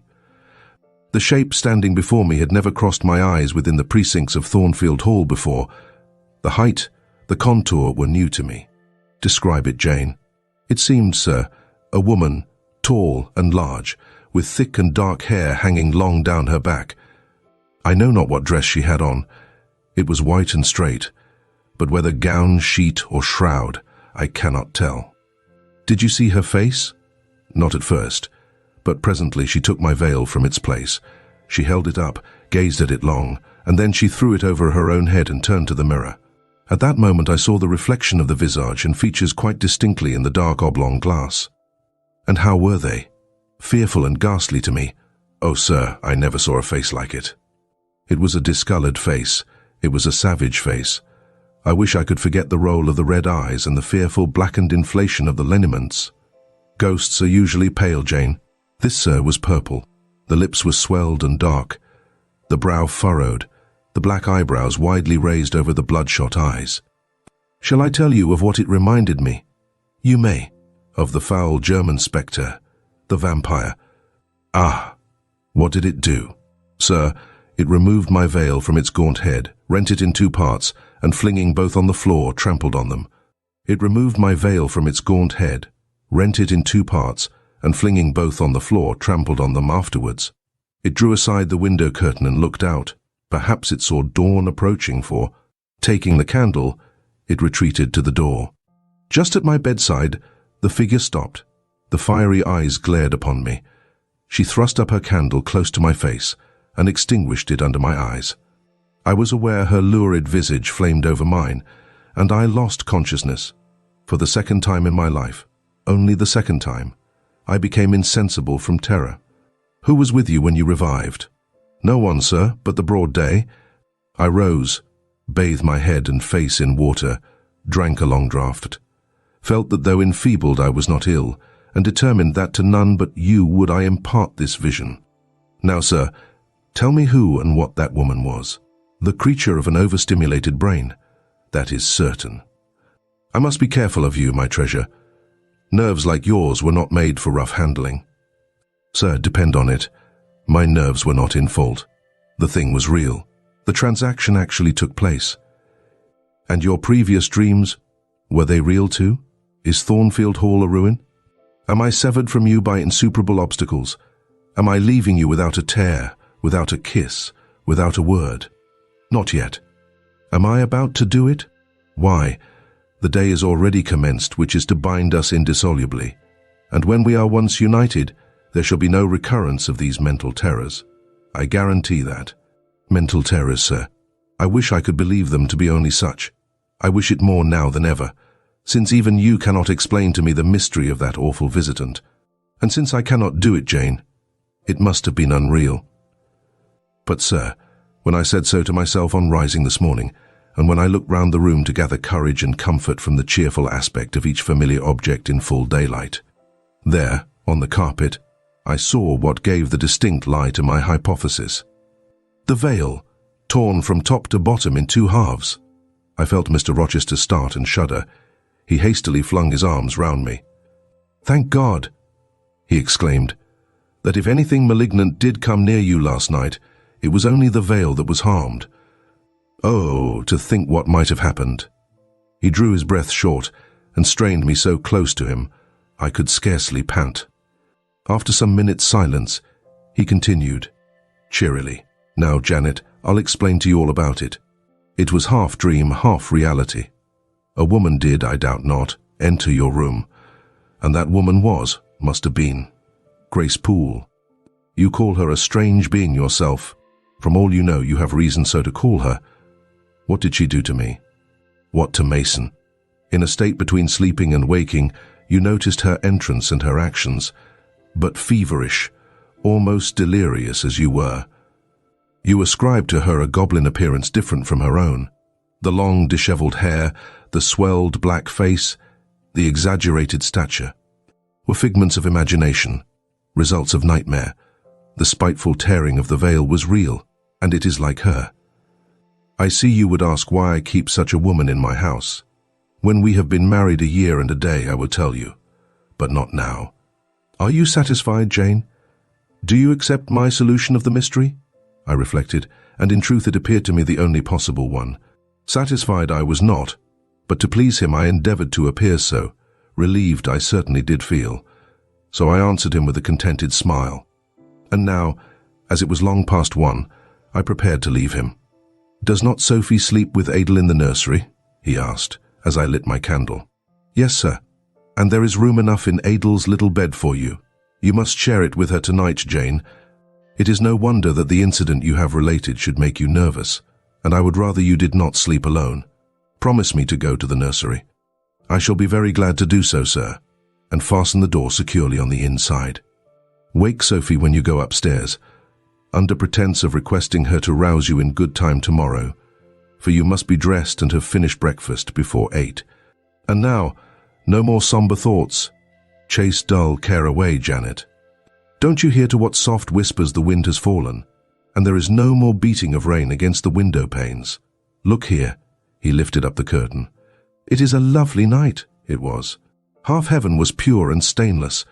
The clouds, now trooping before the wind, which had shifted to the west, were filing off eastward in long silvered columns. The moon shone peacefully. "Well," said Mr. Rochester, gazing inquiringly into my eyes, "how is my Janet now? The night is serene." "Sir, and so am I. And you will not dream of separation and sorrow tonight, but of happy love and blissful union." This prediction was but half fulfilled. I did not indeed dream of sorrow, but as little did I dream of joy, for I never slept at all.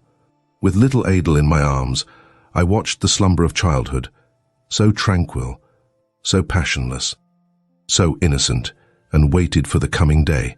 All my life was awake and austere in my frame, and as soon as the sun rose, I rose too. I remember Adel clung to me as I left her.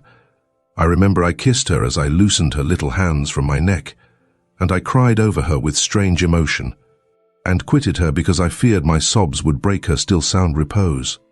She seemed the emblem of my past life, and I was now to array myself to meet the dread, but adored, type of my unknown future day. Chapter 26. Accomplishing her task, so long that Mr. Rochester, grown, I suppose, impatient of my delay, sent up to ask why I did not come. She was just fastening my veil, the plain square of blonde, after all, to my hair with a brooch. I hurried from under her hands as soon as I could. "Stop," she cried in French. "Look at yourself in the mirror. You have not taken one peep."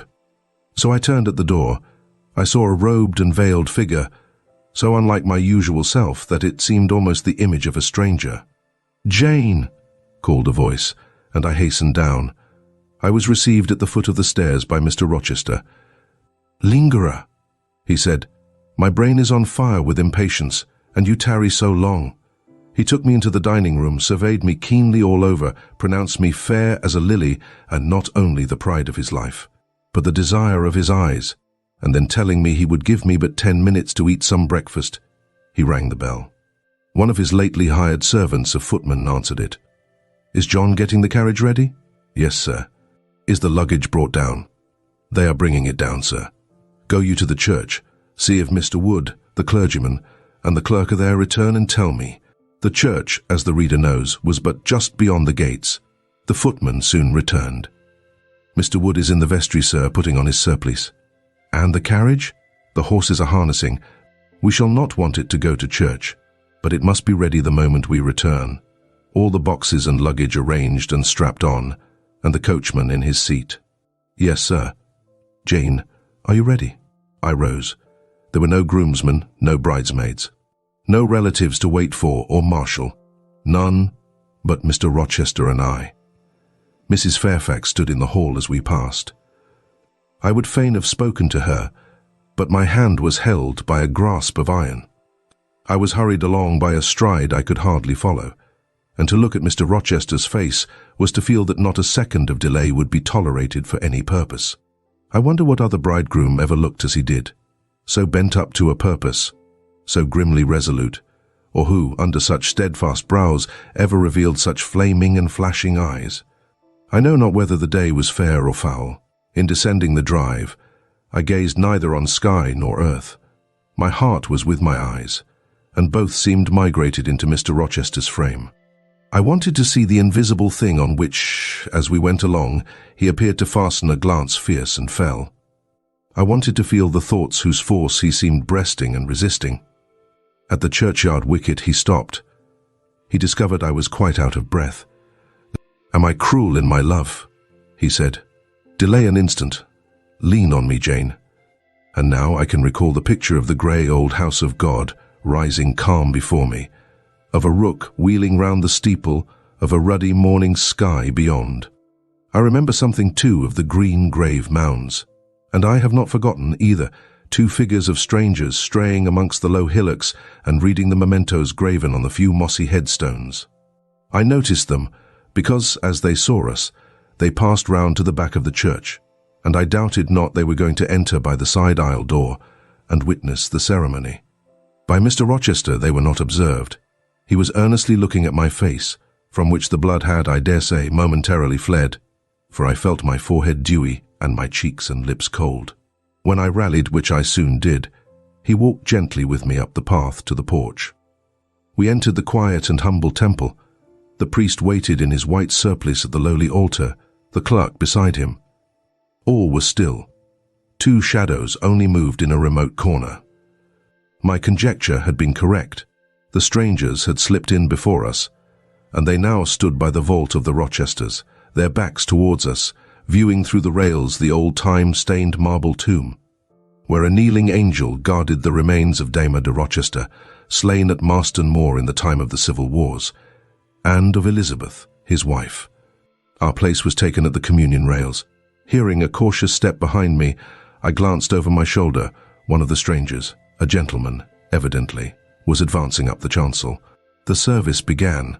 The explanation of the intent of matrimony was gone through, and then the clergyman came a step further forward, and, bending slightly towards Mr. Rochester, went on, "I require and charge you both, as ye will answer at the dreadful day of judgment, when the secrets of all hearts shall be disclosed, that if either of you know any impediment why ye may not lawfully be joined together in matrimony, ye do now confess it, for be ye well assured that so many as are coupled together otherwise than God's word doth allow, are not joined together by God, neither is their matrimony lawful." He paused, as the custom is. When is the pause after that sentence ever broken by reply? Not, perhaps, once in 100 years. And the clergyman, who had not lifted his eyes from his book, and had held his breath but for a moment, was proceeding. His hand was already stretched towards Mr. Rochester, as his lips unclosed to ask, Wilt thou have this woman for thy wedded wife? When a distinct and near voice said, The marriage cannot go on. I declare the existence of an impediment. The clergyman looked up at the speaker and stood mute. The clerk did the same. Mr. Rochester moved slightly, as if an earthquake had rolled under his feet. Taking a firmer footing, and not turning his head or eyes, he said, Proceed. Profound silence fell when he had uttered that word, with deep but low intonation. Presently Mr. Wood said, I cannot proceed without some investigation into what has been asserted, and evidence of its truth or falsehood. The ceremony is quite broken off, subjoined the voice behind us. I am in a condition to prove my allegation. An insuperable impediment to this marriage exists. Mr. Rochester heard, but he did not. He stood stubborn and rigid, making no movement but to possess himself of my hand. What a hot and strong grasp he had, and how like quarried marble was his pale, firm, massive front at this moment. How his eyes shone, still watchful, and yet wild beneath. Mr. Wood seemed at a loss. What is the nature of the impediment? He asked. Perhaps it may be got over, explained away? Hardly, was the answer. I have called it insuperable, and I speak advisedly. The speaker came forward and leaned on the rails. He continued, uttering each word distinctly, calmly, steadily, but not loudly. It simply consists in the existence of a previous marriage. Mr. Rochester has a wife now living. My nerves vibrated to those low-spoken words as they had never vibrated to thunder. My blood felt their subtle violence as it had never felt frost or fire. But I was collected and in no danger of swooning. I looked at Mr. Rochester. I made him look at me. His whole face was colourless rock. His eye was both spark and flint. He disavowed nothing. He seemed as if he would defy all things, without speaking, without smiling, without seeming to recognize in me a human being. He only twined my waist with his arm and riveted me to his side. Who are you? He asked of the intruder. My name is Briggs, a solicitor of Street, London. And you would thrust on me a wife? I would remind you of your lady's existence, sir, which the law recognizes if you do not. Favour me with an account of her, with her name, her parentage, her place of abode. Certainly. Mr. Briggs calmly took a paper from his pocket and read out in a sort of official, nasal voice. I affirm and can prove that on the 20th of October A.D., a date of 15 years back, Edward Fairfax Rochester of Thornfield Hall in the county of, and of Ferndean Manor, in Shire, England, was married to my sister, Bertha Antoinetta Mason, daughter of Jonas Mason, merchant, and of Antoinetta his wife, a Creole, at Church, Spanish Town, Jamaica. The record of the marriage will be found in the register of that church. A copy of it is now in my possession. Signed, Richard Mason. That, if a genuine document, may prove I have been married, but it does not prove that the woman mentioned therein as my wife is still living. She was living 3 months ago, returned the lawyer. How do you know? I have a witness to the fact, whose testimony even you, sir, will scarcely controvert. Produce him, or go to hell. I will produce him first. He is on the spot. Mr. Mason, have the goodness to step forward. Mr. Rochester, on hearing the name, set his teeth. He experienced, too, a sort of strong convulsive quiver, near to him as I was. I felt the spasmodic movement of fury or despair run through his frame. The second stranger, who had hitherto lingered in the background, now drew near. A pale face looked over the solicitor's shoulder. Yes, it was Mason himself. Mr. Rochester turned and glared at him. His eye, as I have often said, was a black eye. It had now a tawny, nay, a bloody light in its gloom, and his face flushed. Olive cheek and hueless forehead received a glow as from spreading, ascending heart fire. And he stirred, lifted his strong arm. He could have struck Mason, dashed him on the church floor, shocked by ruthless blow the breath from his body, but Mason shrank away and cried faintly, Good God!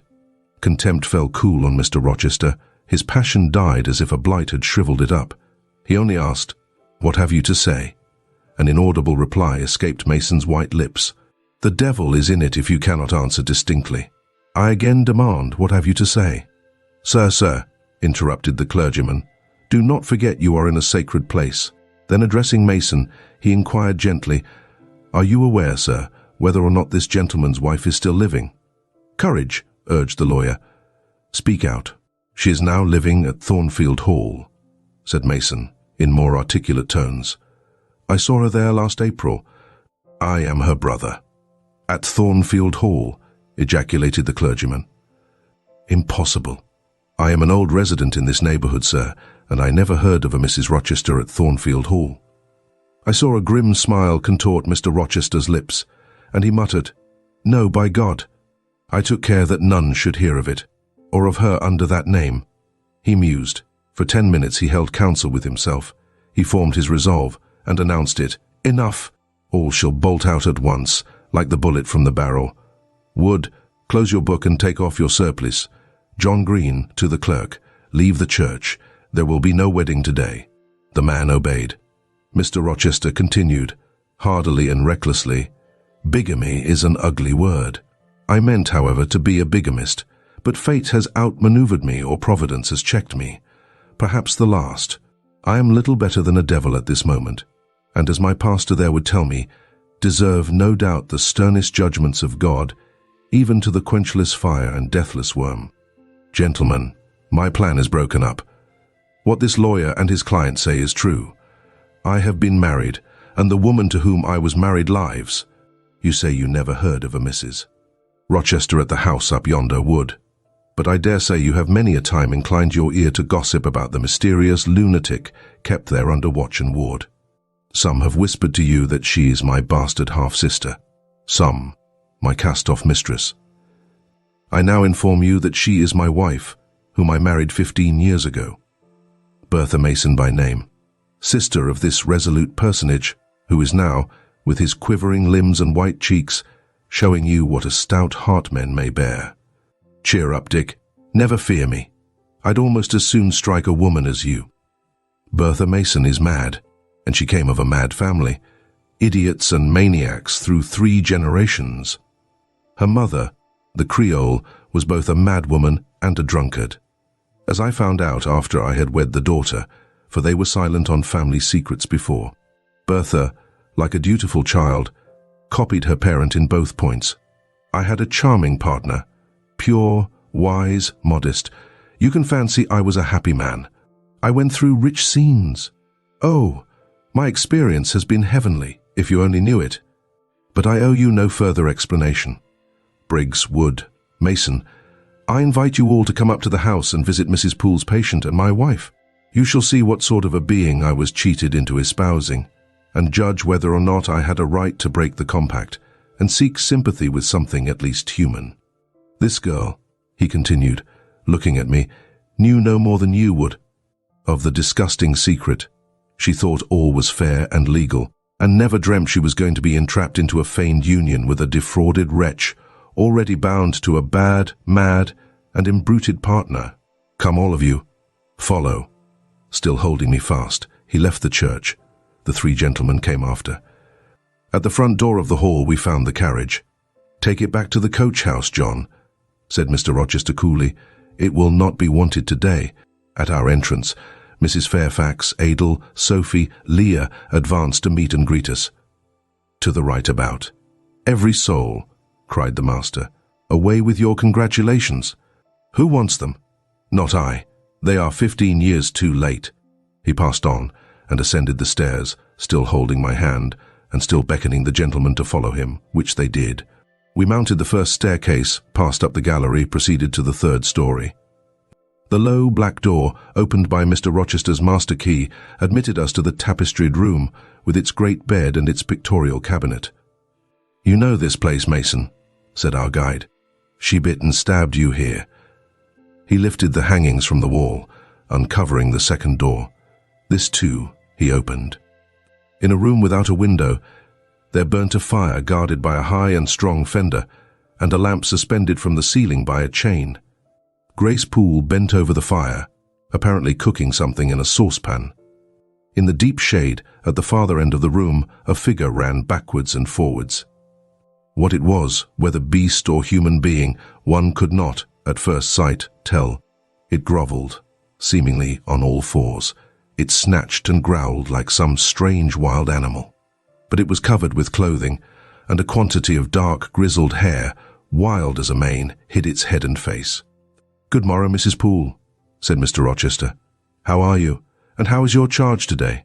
"We're tolerable, sir, I thank you," replied Grace, lifting the boiling mess carefully onto the hob, rather snappish, but not rageous.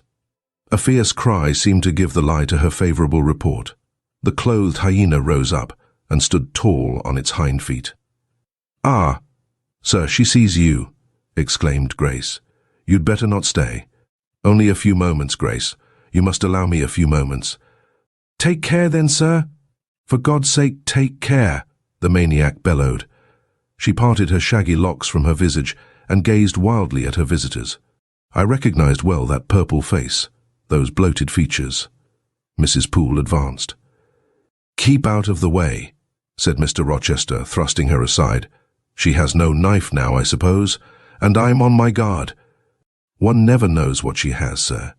She is so cunning, it is not in mortal discretion to fathom her craft."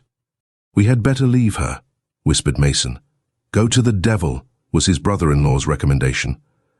"Where?" cried Grace. The three gentlemen retreated simultaneously. Mr. Rochester flung me behind him. The lunatic sprang and grappled his throat viciously, and laid her teeth to his cheek. They struggled. She was a big woman, in stature almost equaling her husband, and corpulent besides. She showed virile force in the contest. More than once she almost throttled him, athletic as he was. He could have settled her with a well-planted blow, but he would not strike. He would only wrestle. At last, he mastered her arms. Grace Poole gave him a cord, and he pinioned them behind her. With more rope, which was at hand, he bound her to a chair. The operation was performed amidst the fiercest yells and the most convulsive plunges. Mr. Rochester then turned to the spectators. He looked at them with a smile both acrid and desolate. "That is my wife," said he. "Such is the sole conjugal embrace I am ever to know. Such are the endearments which are to solace my leisure hours. And this is what I wish to have," laying his hand on my shoulder. "This young girl, who stands so grave and quiet at the mouth of hell, looking collectedly at the gambols of a demon, I wanted her just as a change after that fierce ragout. Wood and Briggs, look at the difference. Compare these clear eyes with the red balls yonder, this face with that mask, this form with that bulk. Then judge me, priest of the gospel and man of the law. And remember, with what judgment ye judge, ye shall be judged. Off with you now. I must shut up my prize." We all withdrew. Mr. Rochester stayed a moment behind us to give some further order to Grace Poole. The solicitor addressed me as he descended the stair. "You, madam," said he, "are cleared from all blame. Your uncle will be glad to hear it, if indeed he should be still living, when Mr. Mason returns to Madeira." "My uncle? What of him? Do you know him?" "Mr. Mason does. Mr. Eyre has been the Funchal correspondent of his house for some years. When your uncle received your letter intimating the contemplated union between yourself and Mr. Rochester, Mr. Mason, who was staying at Madeira to recruit his health on his way back to Jamaica, happened to be with him. Mr. Eyre mentioned the intelligence, for he knew that my client here was acquainted with a gentleman of the name of Rochester. Mr. Mason, astonished and distressed as you may suppose, revealed the real state of matters. Your uncle, I am sorry to say, is now on a sick bed, from which, considering the nature of his disease, decline, and the stage it has reached, it is unlikely he will ever rise. He could not then hasten to England himself, to extricate you from the snare into which you had fallen, but he implored Mr. Mason to lose no time in taking steps to prevent the false marriage. He referred him to me for assistance. I used all dispatch, and am thankful I was not too late, as you, doubtless, must be also. Were I not morally certain that your uncle will be dead ere you reach Madeira, I would advise you to accompany Mr. Mason back.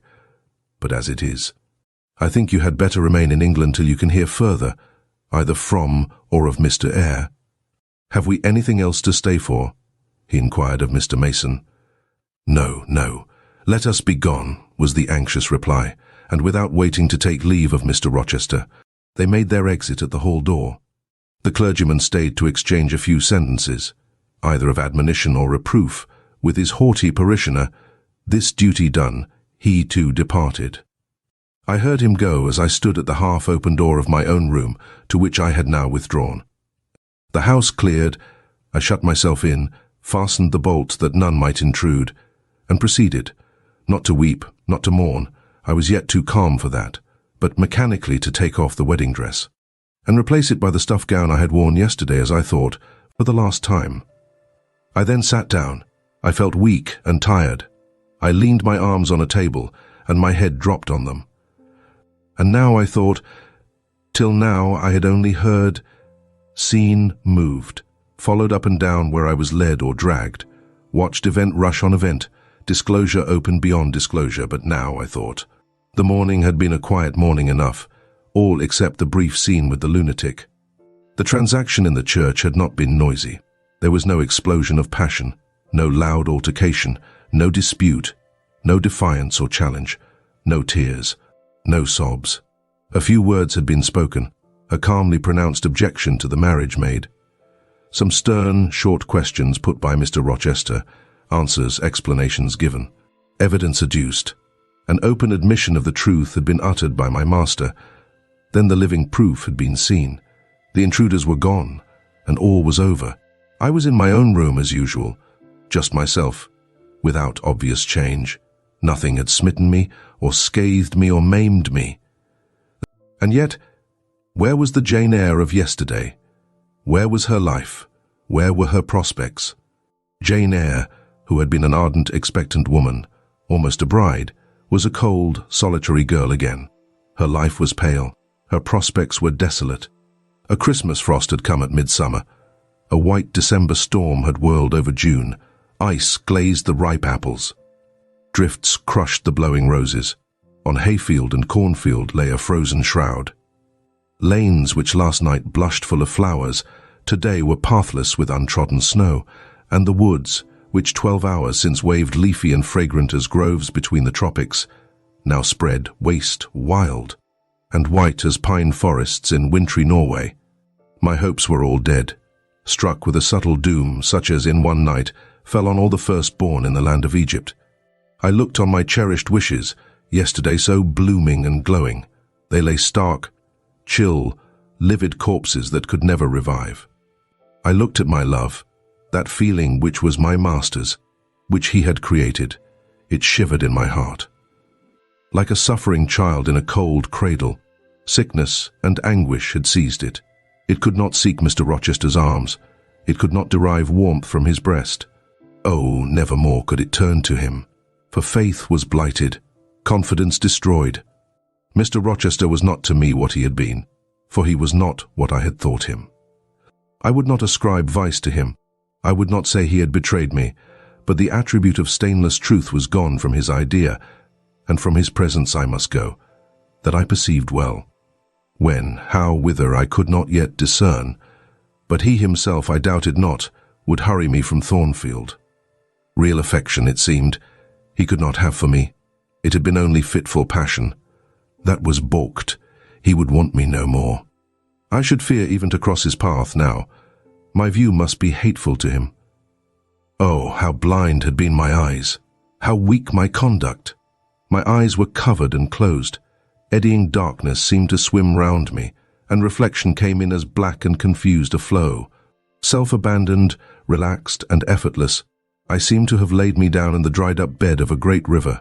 I heard a flood loosened in remote mountains, and felt the torrent come. To rise, I had no will. To flee, I had no strength. I lay faint, longing to be dead. One idea only still throbbed lifelike within me, a remembrance of God. It begot an unuttered prayer. These words went wandering up and down in my rayless mind, as something that should be whispered, but no energy was found to express them. Be not far from me, for trouble is near. There is none to help. It was near, and as I had lifted no petition to heaven to avert it, as I had neither joined my hands, nor bent my knees, nor moved my lips, it came.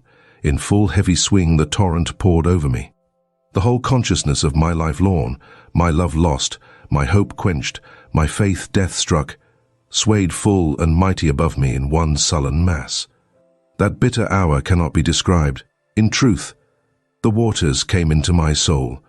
I sank in deep mire. I felt no standing. I came into deep waters. The floods overflowed me. Chapter 27.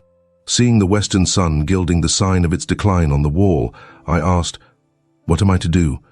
But the answer my mind gave, "Leave Thornfield at once," was so prompt, so dread, that I stopped my ears. I said I could not bear such words now. That I am not Edward Rochester's bride is the least part of my woe, I alleged. That I have wakened out of most glorious dreams, and found them all void and vain, is a horror I could bear and master. But that I must leave him decidedly, instantly, entirely, is intolerable. I cannot do it. But then, a voice within me averred that I could do it and foretold that I should do it. I wrestled with my own resolution. I wanted to be weak that I might avoid the awful passage of further suffering I saw laid out for me, and conscience, turned tyrant, held passion by the throat, told her tauntingly she had yet but dipped her dainty foot in the slough, and swore that with that arm of iron he would thrust her down to unsounded depths of agony. "Let me be torn away," then I cried. "Let another help me." "No, you shall tear yourself away. None shall help you.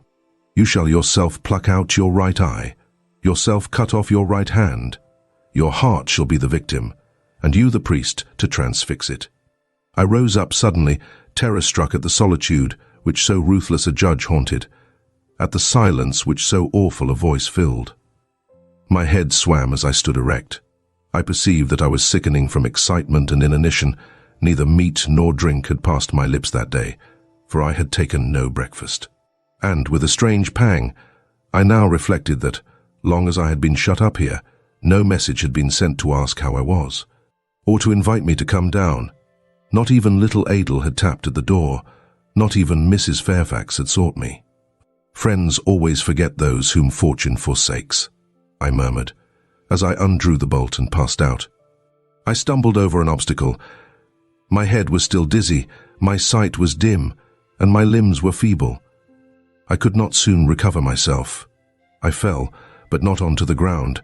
An outstretched arm caught me. I looked up. I was supported by Mr. Rochester, who sat in a chair across my chamber threshold. "You come out at last," he said. "Well, I have been waiting for you long and listening. Yet not one movement have I heard, nor one sob.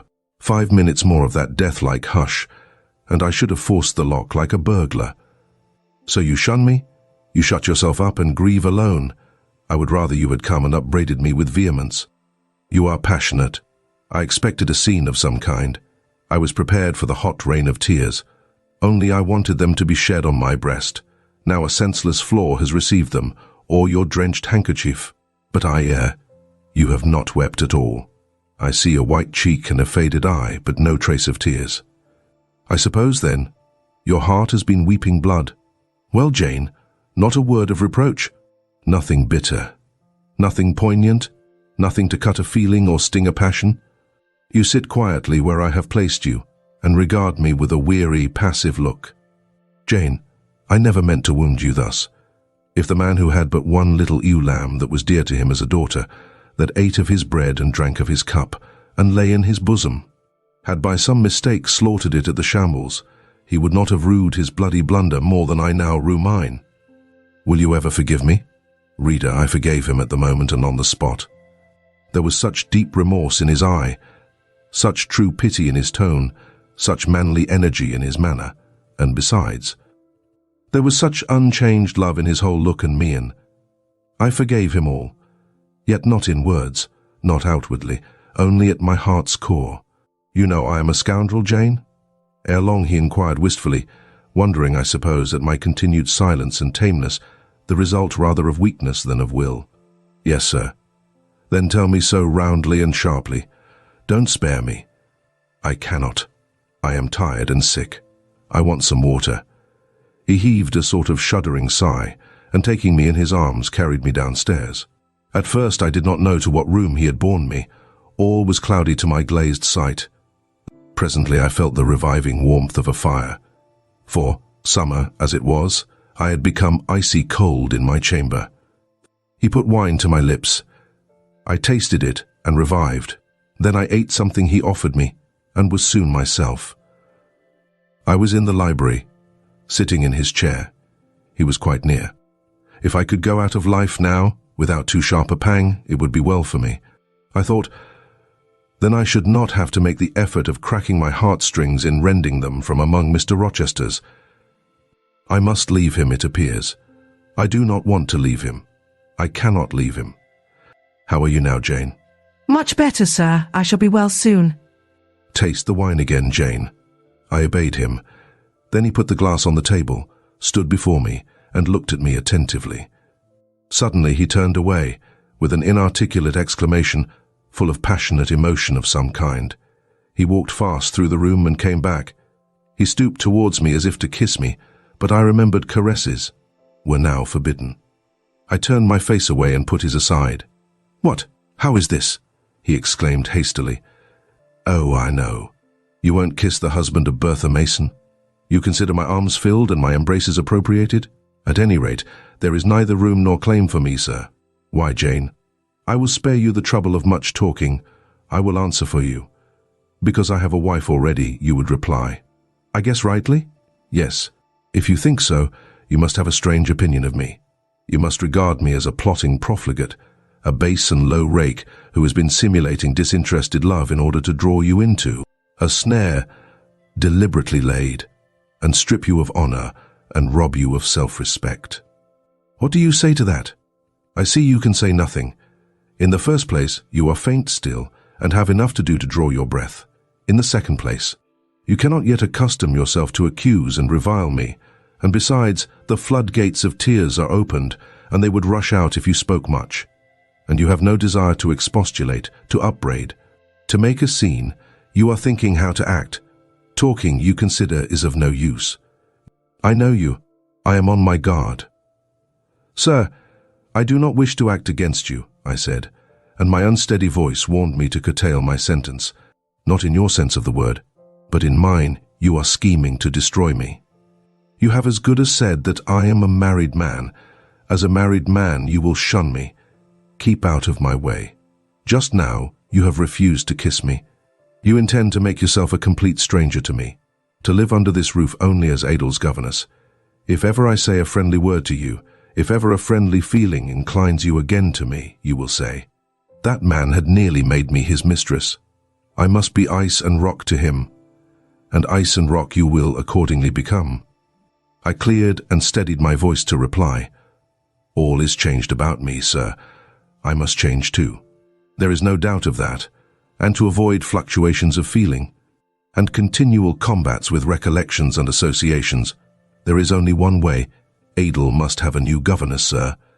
Oh, Adel will go to school. I have settled that already, nor do I mean to torment you with the hideous associations and recollections of Thornfield Hall, this accursed place, this tent of Achan, this insolent vault, offering the ghastliness of living death to the light of the open sky, this narrow stone hell, with its one real fiend, worse than a legion of such as we imagine. Jane, you shall not stay here, nor will I. I was wrong ever to bring you to Thornfield Hall, knowing as I did how it was haunted. I charged them to conceal from you, before I ever saw you, all knowledge of the curse of the place, merely because I feared Adel never would have a governess to stay if she knew with what inmate she was housed. And my plans would not permit me to remove the maniac elsewhere, though I possess an old house, Ferndean Manor, even more retired and hidden than this, where I could have lodged her safely enough. Had not a scruple about the unhealthiness of the situation, in the heart of a wood, made my conscience recoil from the arrangement. Probably those damp walls would soon have eased me of her charge, but to each villain his own vice, and mine is not a tendency to indirect assassination, even of what I most hate. Concealing the mad woman's neighborhood from you, however, was something like covering a child with a cloak and laying it down near a upas tree. That demon's vicinage is poisoned, and always was. But I'll shut up Thornfield Hall. I'll nail up the front door and board the lower windows. I'll give Mrs. Poole 200 a year to live here with my wife, as you term that fearful hag. Grace will do much for money, and she shall have her son, the keeper at Grimsby Retreat, to bear her company and be at hand to give her aid in the paroxysms. when my wife is prompted by her familiar to burn people in their beds at night, to stab them, to bite their flesh from their bones, and so on. "Sir," I interrupted him, "you are inexorable for that unfortunate lady. You speak of her with hate, with vindictive antipathy. It is cruel. She cannot help being mad. Jane, my little darling, so I will call you, for so you are. You don't know what you are talking about. You misjudge me again. It is not because she is mad I hate her. If you were mad, do you think I should hate you? I do indeed, sir. Then you are mistaken, and you know nothing about me, and nothing about the sort of love of which I am capable. Every atom of your flesh is as dear to me as my own. In pain and sickness, it would still be dear. Your mind is my treasure, and if it were broken, it would be my treasure still. If you raved, my arms should confine you, and not a straight waistcoat. Your grasp, even in fury, would have a charm for me. If you flew at me as wildly as that woman did this morning, I should receive you in an embrace, at least as fond as it would be restrictive. I should not shrink from you with disgust as I did from her. In your quiet moments you should have no watcher and no nurse but me, and I could hang over you with untiring tenderness, though you gave me no smile in return, and never weary of gazing into your eyes, though they had no longer a ray of recognition for me. But why do I follow that train of ideas? I was talking of removing you from Thornfield. All, you know, is prepared for prompt departure. Tomorrow you shall go. I only ask you to endure one more night under this roof, Jane, and then farewell to its miseries and terrors for ever. I have a place to repair to, which will be a secure sanctuary from hateful reminiscences, from unwelcome intrusion, even from falsehood and slander. And take Adel with you, sir, I interrupted. She will be a companion for you. What do you mean, Jane? I told you I would send Adel to school, and what do I want with a child for a companion, and not my own child? A French dancer's bastard? Why do you importune me about her? I say, why do you assign Adel to me for a companion? You spoke of a retirement, sir, and retirement and solitude are dull. Too dull for you. Solitude. Solitude, he reiterated with irritation. I see I must come to an explanation. I don't know what sphinx-like expression is forming in your countenance. You are to share my solitude. Do you understand? I shook my head. It required a degree of courage, excited as he was becoming, even to risk that mute sign of dissent. He had been walking fast about the room, and he stopped, as if suddenly rooted to one spot. He looked at me long and hard. I turned my eyes from him, fixed them on the fire, and tried to assume and maintain a quiet, collected aspect. Now for the hitch in Jane's character, he said at last, speaking more calmly than from his look I had expected him to speak. The reel of silk has run smoothly enough so far, but I always knew there would come a knot and a puzzle. Here it is. Now for vexation, and exasperation, and endless trouble. By God! I long to exert a fraction of Samson's strength, and break the entanglement like tow. He recommenced his walk, but soon again stopped, and this time just before me. Jane, will you hear reason? He stooped and approached his lips to my ear. Because, if you won't, I'll try violence. His voice was hoarse, his look that of a man who is just about to burst an insufferable bond and plunge headlong into wild license.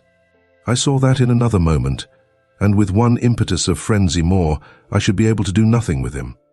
The present, the passing second of time, was all I had in which to control and restrain him. A movement of repulsion, flight, fear would have sealed my doom, and his. But I was not afraid, not in the least. I felt an inward power, a sense of influence which supported me. The crisis was perilous, but not without its charm, such as the Indian perhaps feels when he slips over the rapid in his canoe. I took hold of his clenched hand, loosened the contorted fingers, and said to him soothingly, "Sit down. I'll talk to you as long as you like, and hear all you have to say, whether reasonable or unreasonable." He sat down, but he did not get leave to speak directly. I had been struggling with tears for some time. I had taken great pains to repress them, because I knew he would not like to see me weep. Now, however, I considered it well to let them flow as freely and as long as they liked. If the flood annoyed him, so much the better. So I gave way and cried heartily. Soon I heard him earnestly entreating me to be composed. I said I could not while he was in such a passion. But I am not angry, Jane. I only love you too well, and you had steeled your little pale face with such a resolute, frozen look. I could not endure it. Hush, now, and wipe your eyes. His softened voice announced that he was subdued. So I, in my turn, became calm. Now he made an effort to rest his head on my shoulder, but I would not permit it. Then he would draw me to him. No, Jane, Jane, he said, in such an accent of bitter sadness it thrilled along every nerve I had. You don't love me then? It was only my station and the rank of my wife that you valued? Now that you think me disqualified to become your husband, you recoil from my touch as if I were some toad or ape. These words cut me. Yet what could I do or I say? I ought probably to have done or said nothing, but I was so tortured by a sense of remorse at thus hurting his feelings. I could not control the wish to drop balm where I had wounded. I do love you, I said, more than ever, but I must not show or indulge the feeling, and this is the last time I must express it. The last time, Jane. What? Do you think you can live with me and see me daily, and yet, if you still love me, be always cold and distant? No, sir, that I am certain I could not, and therefore I see there is but one way. But you will be furious if I mention it. Oh, mention it. If I storm, you have the art of weeping. Mr. Rochester, I must leave you. For how long, Jane? For a few minutes, while you smooth your hair, which is somewhat dishevelled, and bathe your face, which looks feverish. I must leave Adel and Thornfield. I must part with you for my whole life. I must begin a new existence among strange faces and strange scenes. Of course, I told you you should. I pass over the madness about parting from me. You mean you must become a part of me. As to the new existence, it is all right. You shall yet be my wife. I am not married. You shall be Mrs. Rochester, both virtually and nominally. I shall keep only to you so long as you and I live. You shall go to a place I have in the south of France, a whitewashed villa on the shores of the Mediterranean. There you shall live a happy and guarded and most innocent life. Never fear that I wish to lure you into error, to make you my mistress. Why did you shake your head? Jane, you must be reasonable, or in truth I shall again become frantic. His voice and hand quivered. His large nostrils dilated. His eye blazed. Still I dared to speak. Sir, your wife is living. That is a fact acknowledged this morning by yourself. If I lived with you as you desire, I should then be your mistress. To say otherwise is sophistical, is false. Jane, I am not a gentle-tempered man. You forget that. I am not long-enduring. I am not cool and dispassionate. Out of pity to me and yourself, put your finger on my pulse. Feel how it throbs. And beware. He bared his wrist and offered it to me. The blood was forsaking his cheek and lips. They were growing livid. I was distressed on all hands. To agitate him thus deeply, by a resistance he so abhorred, was cruel. To yield was out of the question. I did what human beings do instinctively when they are driven to utter extremity. Looked for aid to one higher than man. The words, "God help me," burst involuntarily from my lips. "I am a fool," cried Mr. Rochester suddenly. "I keep telling her I am not married, and do not explain to her why. I forget she knows nothing of the character of that woman, or of the circumstances attending my infernal union with her.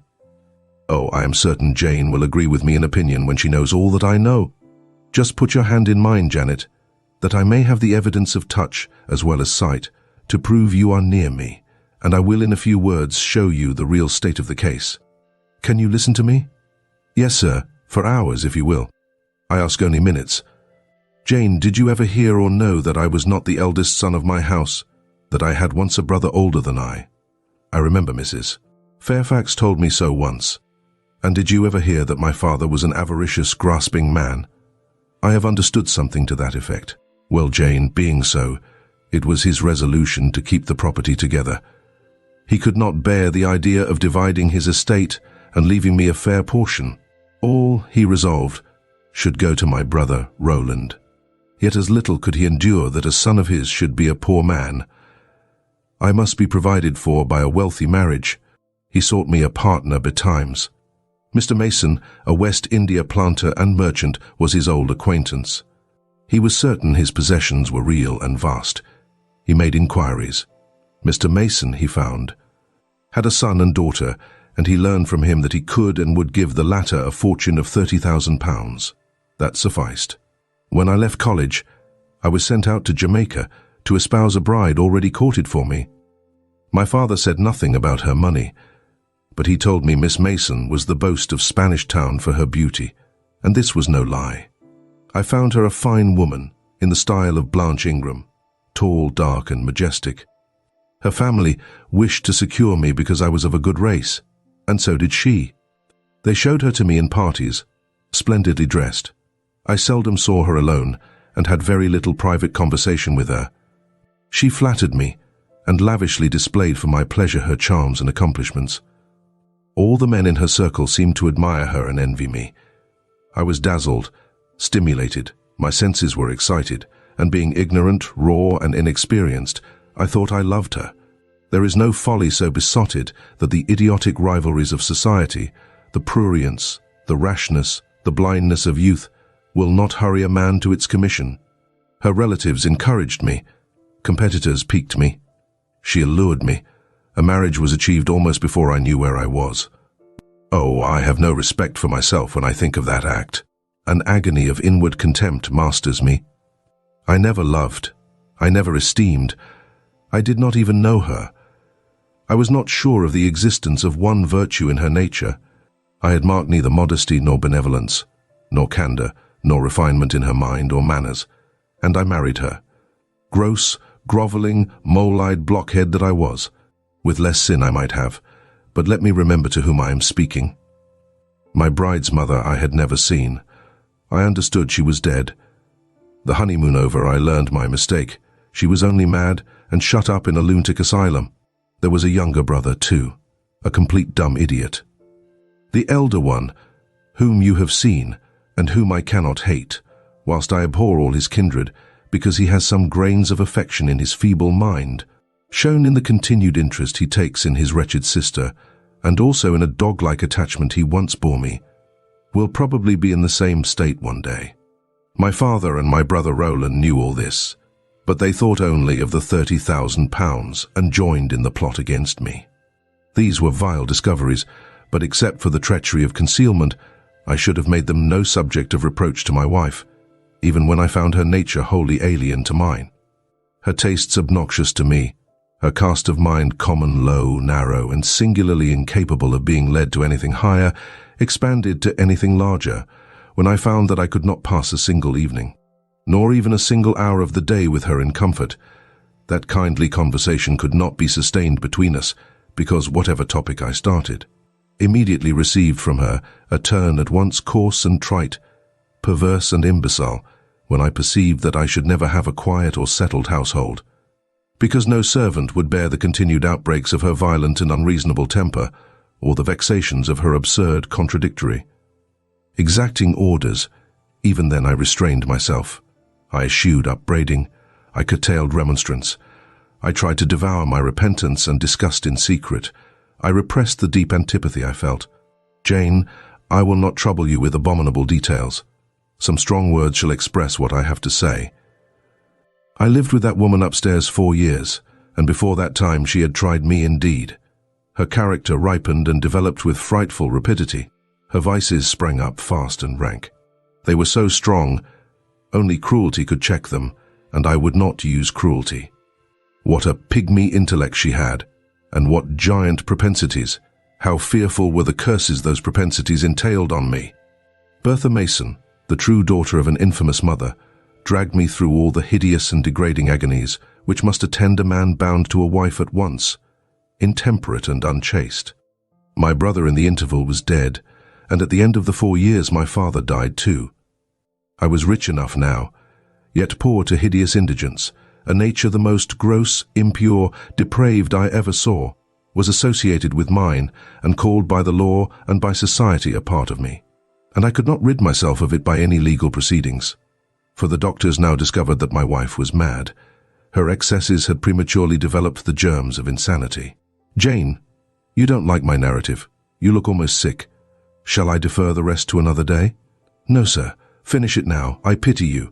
I do earnestly pity you." Pity, Jane, from some people is a noxious and insulting sort of tribute, which one is justified in hurling back in the teeth of those who offer it. But that is the sort of pity native to callous, selfish hearts.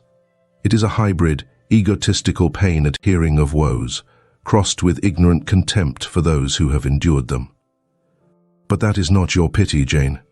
It is not the feeling of which your whole face is full at this moment, with which your eyes are now almost overflowing, with which your heart is heaving, with which your hand is trembling in mine. Your pity, my darling, is the suffering mother of love. Its anguish is the very natal pang of the divine passion. I accept it, Jane. Let the daughter have free advent. My arms wait to receive her. Now, sir, proceed. What did you do when you found she was mad?" "Jane, I approached the verge of despair. A remnant of self-respect was all that intervened between me and the gulf. In the eyes of the world, I was doubtless covered with grimy dishonor. But I resolved to be clean in my own sight, and to the last I repudiated the contamination of her crimes, and wrenched myself from connection with her mental defects. Still, society associated my name and person with hers. I yet saw her and heard her daily. Something of her breath, mixed with the air I breathed, and besides, I remembered I had once been her husband. That recollection was then, and is now, inexpressibly odious to me. Moreover, I knew that while she lived, I could never be the husband of another and better wife. And, though 5 years my senior, her family and her father had lied to me even in the particular of her age. She was likely to live as long as I, being as robust in frame as she was infirm in mind. Thus, at the age of 26, I was hopeless. One night I had been awakened by her yells. Since the medical men had pronounced her mad, she had, of course, been shut up. It was a fiery West Indian night, one of the description that frequently precede the hurricanes of those climates. Being unable to sleep in bed, I got up and opened the window. The air was like sulfur steams. I could find no refreshment anywhere. Mosquitoes came buzzing in and hummed sullenly round the room. The sea, which I could hear from thence, rumbled dull like an earthquake. Black clouds were casting up over it. The moon was setting in the waves, broad and red. Like a hot cannonball, she threw her last bloody glance over a world quivering with the ferment of tempest. I was physically influenced by the atmosphere and scene, and my ears were filled with the curses the maniac still shrieked out, wherein she momentarily mingled my name with such a tone of demon hate. With such language, no professed harlot ever had a fouler vocabulary than she.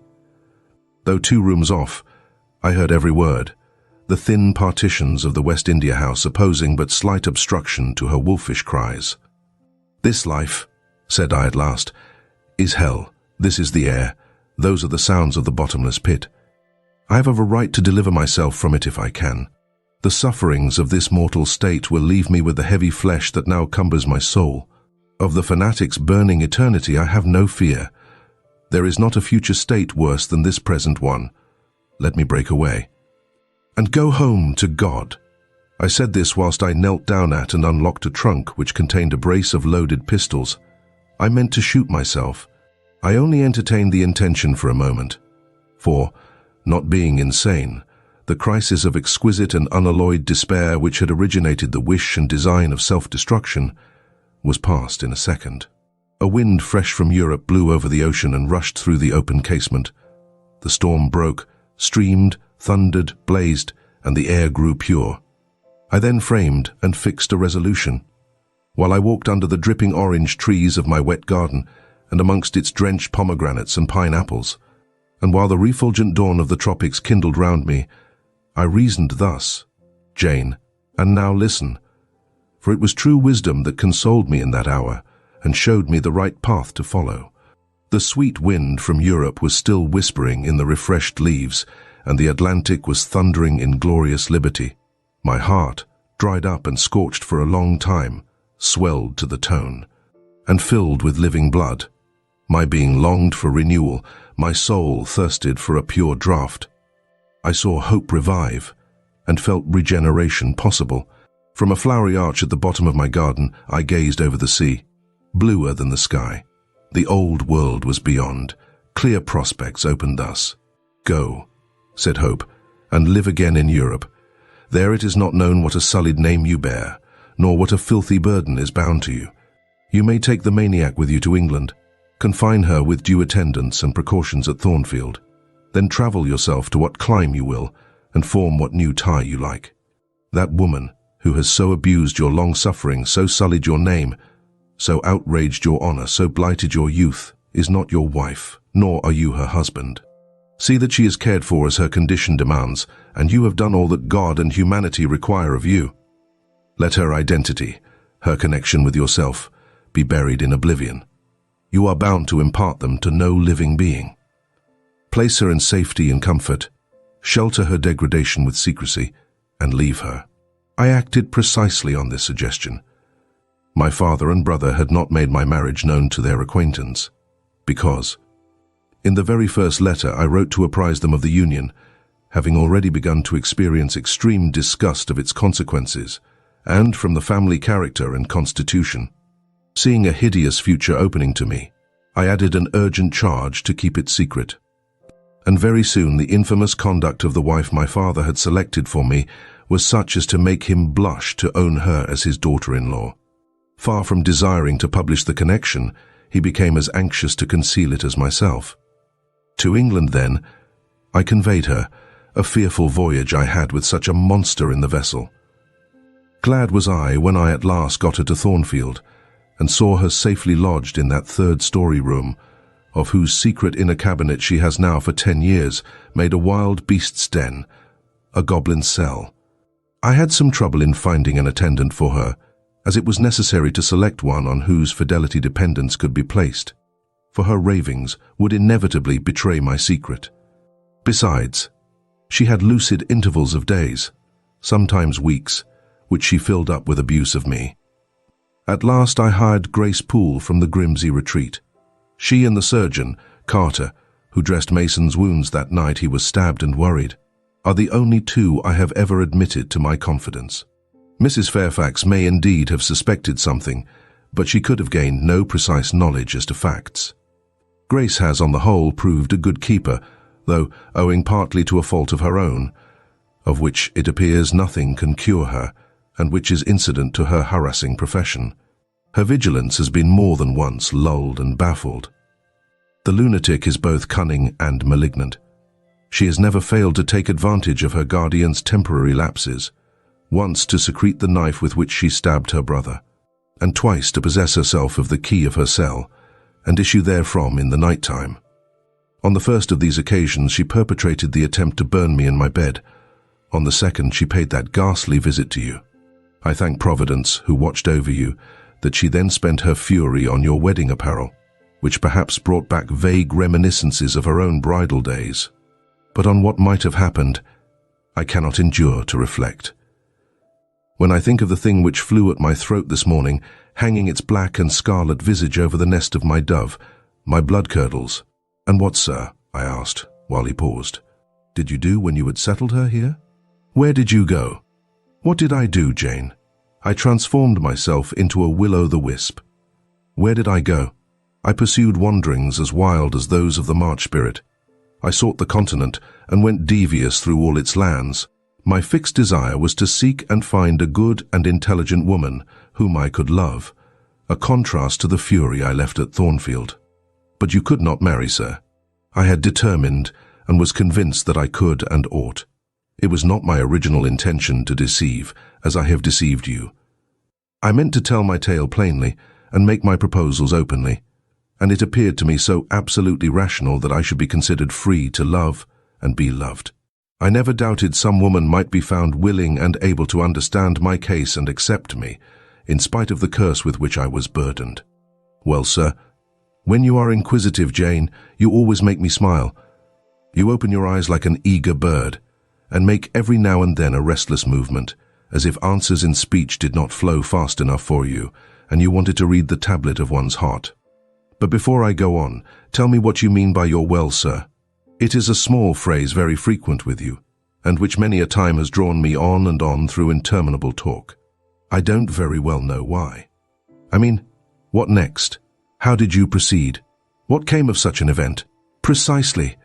And what do you wish to know now? Whether you found anyone you liked, whether you asked her to marry you, and what she said. I can tell you whether I found anyone I liked, and whether I asked her to marry me, but what she said is yet to be recorded in the book of fate. For 10 long years I roved about, living first in one capital, then another, sometimes in St. Petersburg, oftener in Paris, occasionally in Rome, Naples, and Florence. Provided with plenty of money and the passport of an old name, I could choose my own society. No circles were closed against me. I sought my ideal of a woman amongst English ladies, French countesses, Italian signoras, and German Gräfinnen. I could not find her. Sometimes, for a fleeting moment, I thought I caught a glance, heard a tone, beheld a form which announced the realization of my dream. But I was presently undeceived. You are not to suppose that I desired perfection, either of mind or person. I longed only for what suited me, for the antipodes of the Creole, and I longed vainly. Amongst them all I found not one whom, had I been ever so free, I warned as I was of the risks, the horrors, the loathings of incongruous unions, would have asked to marry me. Disappointment made me reckless. I tried dissipation, never debauchery, that I hated and hate. That was my Indian Messalina's attribute, rooted disgust at it, and her restrained me much, even in pleasure. Any enjoyment that bordered on riot seemed to approach me to her and her vices, and I eschewed it. Yet I could not live alone, so I tried the companionship of mistresses. The first I chose was Klein Varens, another of those steps which make a man spurn himself when he recalls them. You already know what she was, and how my liaison with her terminated. She had 2 successors, an Italian Giacinta and a German Clara, both considered singularly handsome. What was their beauty to me in a few weeks? Giacinta was unprincipled and violent. I tired of her in 3 months. Clara was honest and quiet, but heavy, mindless, and unimpressible, not one whit to my taste. I was glad to give her a sufficient sum to set her up in a good line of business, and so get decently rid of her. But Jane, I see by your face you are not forming a very favorable opinion of me just now. You think me an unfeeling, loose-principled rake, don't you? I don't like you so well as I have done sometimes indeed, sir. Did it not seem to you in the least wrong to live in that way, first with one mistress and then another? You talk of it as a mere matter, of course. It was with me, and I did not like it. It was a grovelling fashion of existence. I should never like to return to it. Hiring a mistress is the next worst thing to buying a slave. Both are often by nature, and always by position, inferior, and to live familiarly with inferiors is degrading. I now hate the recollection of the time I passed with Klein, Giacinta, and Clara. I felt the truth of these words, and I drew from them the certain inference that if I was so far to forget myself and all the teaching that had ever been instilled into me, as, under any pretext, with any justification, through any temptation, to become the successor of these poor girls, he would one day regard me with the same feeling which now in his mind desecrated their memory. I did not give utterance to this conviction. It was enough to feel it. I impressed it on my heart, that it might remain there to serve me as aid in the time of trial. Now, Jane, why don't you say, well, sir? I have not done. You are looking grave. You disapprove of me still, I see. But let me come to the point. Last January, rid of all mistresses, in a harsh, bitter frame of mind, the result of a useless, roving, lonely life, corroded with disappointment, sourly disposed against all men, and especially against all womankind, for I began to regard the notion of an intellectual, faithful, loving woman as a mere dream. Recalled by business, I came back to England. On a frosty winter afternoon, I rode in sight of Thornfield Hall. Abhorred spot. I expected no peace, no pleasure there. On a stile in Hay Lane I saw a quiet little figure sitting by itself. I passed it as negligently as I did the pollard willow opposite to it. I had no presentiment of what it would be to me, no inward warning that the arbitress of my life, my genius for good or evil, waited there in humble guise. I did not know it, even when, on the occasion of Mesraux's accident, it came up and gravely offered me help. Childish and slender creature, it seemed as if a linnet had hopped to my foot and proposed to bear me on its tiny wing. I was surly, but the thing would not go. It stood by me with strange perseverance, and looked and spoke with a sort of authority. I must be aided, and by that hand, and aided I was. When once I had pressed the frail shoulder, something new, a fresh sap and sense, stole into my frame. It was well I had learned that this elf must return to me, that it belonged to my house down below, or I could not have felt it pass away from under my hand and seen it vanish behind the dim hedge, without singular regret. I heard you come home that night, Jane, though probably you were not aware that I thought of you or watched for you. The next day I observed you, myself unseen, for half an hour, while you played with Adel in the gallery. It was a snowy day, I recollect, and you could not go out of doors. I was in my room. The door was ajar. I could both listen and watch. Adel claimed your outward attention for a while, yet I fancied your thoughts were elsewhere. But you were very patient with her, my little Jane. You talked to her and amused her a long time. When at last she left you, you lapsed at once into deep reverie. You betook yourself slowly to pace the gallery. Now and then, in passing a casement, you glanced out at the thick falling snow. You listened to the sobbing wind, and again you paced gently on and dreamed. I think those day visions were not dark. There was a pleasurable illumination in your eye occasionally, a soft excitement in your aspect, which told of no bitter, bilious, hypochondriac brooding. Your look revealed rather the sweet musings of youth when its spirit follows on willing wings the flight of hope up and on to an ideal heaven. The voice of Mrs. Fairfax, speaking to a servant in the hall, wakened you, and how curiously you smiled to and at yourself, Janet. There was much sense in your smile. It was very shrewd, and seemed to make light of your own abstraction. It seemed to say, "My fine visions are all very well, but I must not forget they are absolutely unreal. I have a rosy sky and a green, flowery Eden in my brain, but without, I am perfectly aware, lies at my feet a rough track to travel, and around me gather black tempests to encounter." You ran downstairs and demanded of Mrs. Fairfax some occupation, the weekly house accounts to make up, or something of that sort, I think it was. I was vexed with you for getting out of my sight. Impatiently I waited for evening, when I might summon you to my presence. An unusual, to me, a perfectly new character I suspected was yours. I desired to search it deeper and know it better. You entered the room with a look and air at once shy and independent. You were quaintly dressed, much as you are now. I made you talk. Ere long I found you full of strange contrasts. Your garb and manner were restricted by rule. Your air was often diffident, and altogether that of one refined by nature, but absolutely unused to society, and a good deal afraid of making herself disadvantageously conspicuous by some solecism or blunder. Yet when addressed, you lifted a keen, a daring, and a glowing eye to your interlocutor's face. There was penetration and power in each glance you gave. When plied by close questions, you found ready and round answers. Very soon you seemed to get used to me. I believe you felt the existence of sympathy between you and your grim and cross master, Jane, for it was astonishing to see how quickly a certain pleasant ease tranquilized your manner. Snarl as I would, you showed no surprise, fear, annoyance, or displeasure at my moroseness. You watched me, and now and then smiled at me with a simple yet sagacious grace I cannot describe. I was at once content and stimulated with what I saw. I liked what I had seen and wished to see more.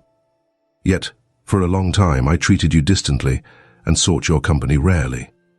I was an intellectual epicure and wished to prolong the gratification of making this novel and piquant acquaintance. Besides, I was for a while troubled with a haunting fear that if I handled the flower freely its bloom would fade, the sweet charm of freshness would leave it. I did not then know that it was no transitory blossom, but rather the radiant resemblance of one cut in an indestructible gem. Moreover, I wished to see whether you would seek me if I shunned you, but you did not. You kept in the schoolroom as still as your own desk and easel. If by chance I met you, you passed me as soon, and with as little token of recognition as was consistent with respect. Your habitual expression in those days, Jane, was a thoughtful look, not despondent, for you were not sickly, but not buoyant, for you had little hope and no actual pleasure. I wondered what you thought of me, or if you ever thought of me, and resolved to find this out. I resumed my notice of you. There was something glad in your glance, and genial in your manner. When you conversed, I saw you had a social heart. It was the silent schoolroom. It was the tedium of your life that made you mournful. I permitted myself the delight of being kind to you. Kindness stirred emotion soon. Your face became soft in expression, your tones gentle. I liked my name pronounced by your lips in a grateful, happy accent.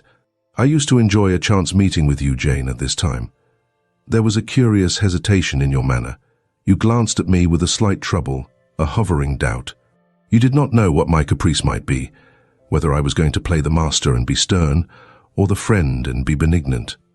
I was now too fond of you often to simulate the first whim, and when I stretched my hand out cordially, such bloom and light and bliss rose to your young, wistful features. I had much ado often to avoid straining you then and there to my heart. "Don't talk any more of those days, sir," I interrupted, furtively dashing away some tears from my eyes. His language was torture to me, for I knew what I must do, and do soon, and all these reminiscences, and these revelations of his feelings, only made my work more difficult. "No, Jane," he returned. "What necessity is there to dwell on the past, when the present is so much surer, the future so much brighter?" I shuddered to hear the infatuated assertion. "You see now how the case stands, do you not?" he continued. "After a youth and manhood passed half in unutterable misery and half in dreary solitude, I have for the first time found what I can truly love. I have found you. You are my sympathy, my better self, my good angel. I am bound to you with a strong attachment. I think you good, gifted, lovely. A fervent, a solemn passion is conceived in my heart.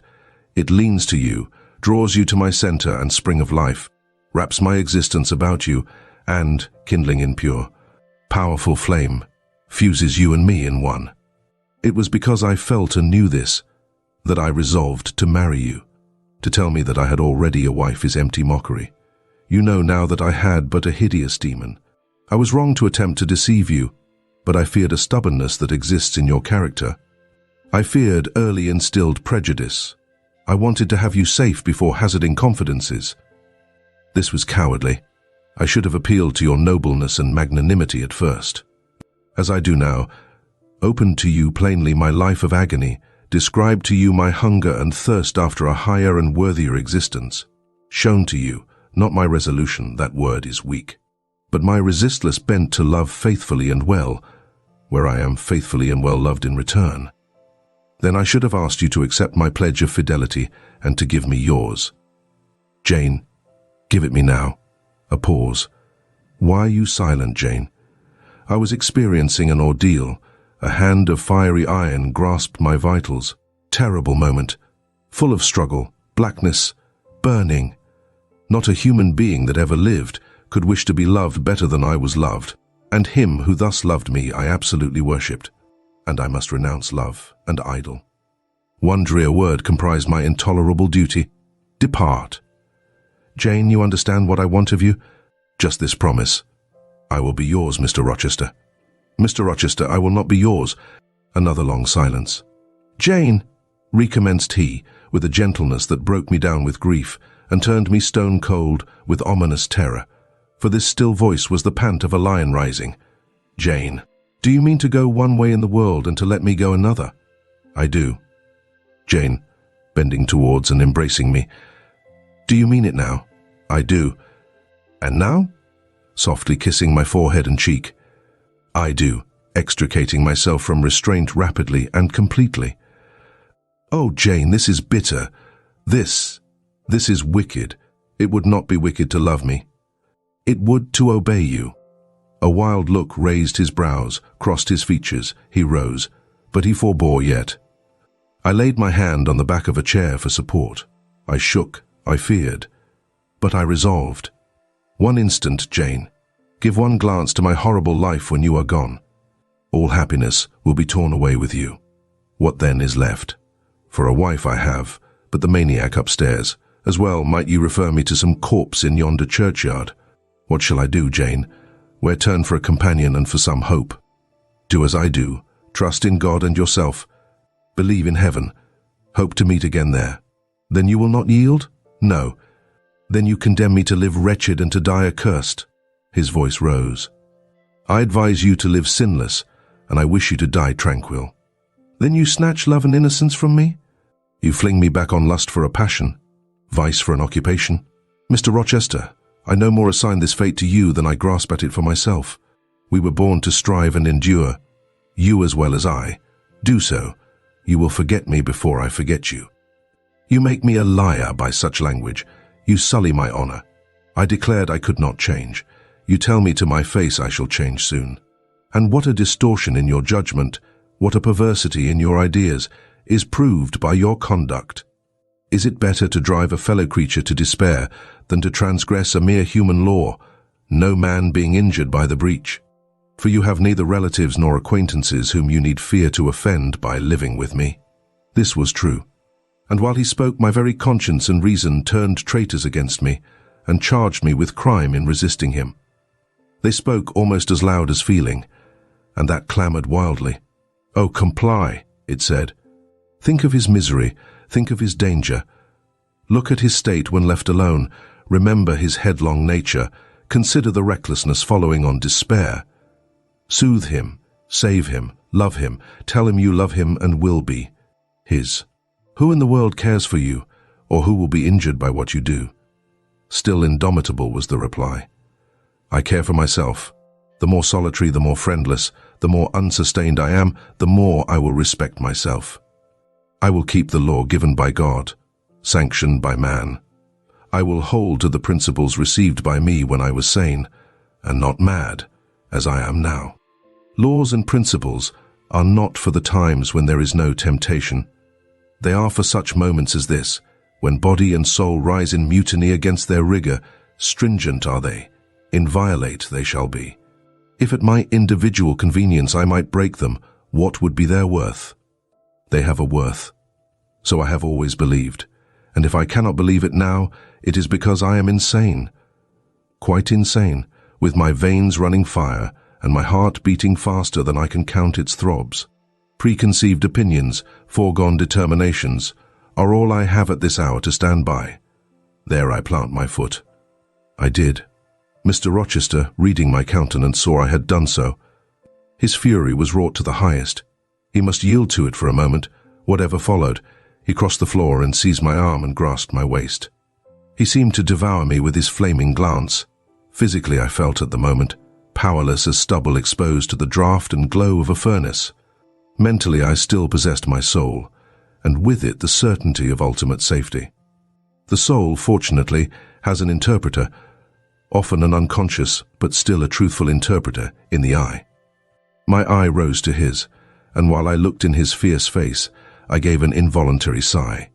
His gripe was painful, and my overtaxed strength almost exhausted. Never, said he as he ground his teeth, never was anything at once so frail and so indomitable. A mere reed she feels in my hand, and he shook me with the force of his hold.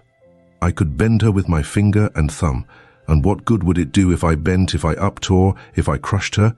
Consider that eye. Consider the resolute, wild, free thing looking out of it, defying me, with more than courage, with a stern triumph. Whatever I do with its cage, I cannot get at it. The savage, beautiful creature. If I tear, if I rend the slight prison, my outrage will only let the captive loose. Conqueror, I might be of the house, but the inmate would escape to heaven before I could call myself possessor of its clay-dwelling place. And it is you, spirit, with will and energy and virtue and purity, that I want, not alone your brittle frame. Of yourself you could come with soft flight and nestle against my heart, if you would. Seized against your will, you will elude the grasp like an essence. You will vanish ere I inhale your fragrance. Oh, come, Jane, come. As he said this, he released me from his clutch and only looked at me. The look was far worse to resist than the frantic strain. Only an idiot, however, would have succumbed now. I had dared and baffled his fury. I must elude his sorrow. I retired to the door. "You are going, Jane?" "I am going, sir." "You are leaving me?" "Yes." "You will not come. You will not be my comforter, my rescuer. My deep love, my wild woe, my frantic prayer are all nothing to you." What unutterable pathos was in his voice. How hard it was to reiterate firmly, "I am going." "Jane, Mr. Rochester, withdraw then, I consent. But remember, you leave me here in anguish. Go up to your own room. Think over all I have said. And Jane, cast a glance on my sufferings. Think of me." He turned away. He threw himself on his face on the sofa. "Oh, Jane, my hope, my love, my life," broke in anguish from his lips. Then came a deep, strong sob. I had already gained the door. But, reader, I walked back as determinedly as I had retreated. I knelt down by him. I turned his face from the cushion to me. I kissed his cheek. I smoothed his hair with my hand. "God bless you, my dear master," I said. "God keep you from harm and wrong, direct you, solace you, reward you well for your past kindness to me." "Little Jane's love would have been my best reward," he answered. "Without it, my heart is broken. But Jane will give me her love. Yes, nobly, generously." Up the blood rushed to his face. Forth flashed the fire from his eyes. Erect he sprang. He held his arms out, but I evaded the embrace, and at once quitted the room. "Farewell," was the cry of my heart as I left him. Despair added, "Farewell forever." That night I never thought to sleep, but a slumber fell on me as soon as I lay down in bed. I was transported in thought to the scenes of childhood. I dreamt I lay in the Red Room at Gateshead, that the night was dark, and my mind impressed with strange fears. The light that long ago had struck me into syncope, recalled in this vision, seemed glidingly to mount the wall, and tremblingly to pause in the center of the obscured ceiling. I lifted up my head to look. The roof resolved to clouds, high and dim. The gleam was such as the moon imparts to vapors she is about to sever. I watched her come, watched with the strangest anticipation, as though some word of doom were to be written on her disk. She broke forth as never moon yet burst from cloud. A hand first penetrated the sable folds and waved them away. Then not a moon, but a white human form shone in the azure. Inclining a glorious brow earthward, it gazed and gazed on me. It spoke to my spirit. Immeasurably distant was the tone, yet so near it whispered in my heart, "My daughter, flee temptation. Mother, I will." So I answered after I had waked from the trance-like dream. It was yet night, but July nights are short. Soon after midnight, dawn comes. It cannot be too early to commence the task I have to fulfill, thought I. I rose. I was dressed, for I had taken off nothing but my shoes. I knew where to find in my drawers some linen, a locket, a ring. In seeking these articles, I encountered the beads of a pearl necklace Mr. Rochester had forced me to accept a few days ago. I left that. It was not mine. It was the visionary bride's who had melted in air. The other articles I made up in a parcel. My purse, containing 20 shillings, it was all I had. I put in my pocket. I tied on my straw bonnet, pinned my shawl, took the parcel and my slippers, which I would not put on yet, and stole from my room. "Farewell, kind Mrs. Fairfax," I whispered, as I glided past her door. "Farewell, my darling idol," I said, as I glanced towards the nursery. No thought could be admitted of entering to embrace her. I had to deceive a fine ear. For aught I knew, it might now be listening. I would have got past Mr. Rochester's chamber without a pause. But my heart momentarily stopping its beat at that threshold, my foot was forced to stop also. No sleep was there. The inmate was walking restlessly from wall to wall, and again he sighed while I listened. There was a heaven, a temporary heaven, in this room for me, if I chose. I had but to go in and to say, "Mr. Rochester, I will love you and live with you through life till death," and a fount of rapture would spring to my lips. I thought of this. That kind master who could not sleep now was waiting with impatience for day. He would send for me in the morning. I should be gone. He would have me sought for, vainly. He would feel himself forsaken, his love rejected. He would suffer, perhaps grow desperate. I thought of this too. My hand moved towards the lock. I caught it back and glided on. Drearily, I wound my way downstairs. I knew what I had to do, and I did it mechanically. I sought the key of the side door in the kitchen. I sought, too, a feel of oil and a feather. I oiled the key and the lock. I got some water. I got some bread, for perhaps I should have to walk far, and my strength, sorely shaken of late, must not break down. All this I did without one sound. I opened the door, passed out, shut it softly. Dim dawn glimmered in the yard. The great gates were closed and locked, but a wicket in one of them was only latched. Through that I departed. It too I shut, and now I was out of Thornfield. A mile off, beyond the fields, lay a road which stretched in the contrary direction to Millcote, a road I had never travelled, but often noticed, and wondered where it led. Thither I bent my steps. No reflection was to be allowed now. Not one glance was to be cast back, not even one forward. Not one thought was to be given either to the past or the future. The first was a page so heavenly sweet, so deadly sad, that to read one line of it would dissolve my courage and break down my energy. The last was an awful blank, something like the world when the deluge was gone by. I skirted fields and hedges and lanes till after sunrise. I believe it was a lovely summer morning.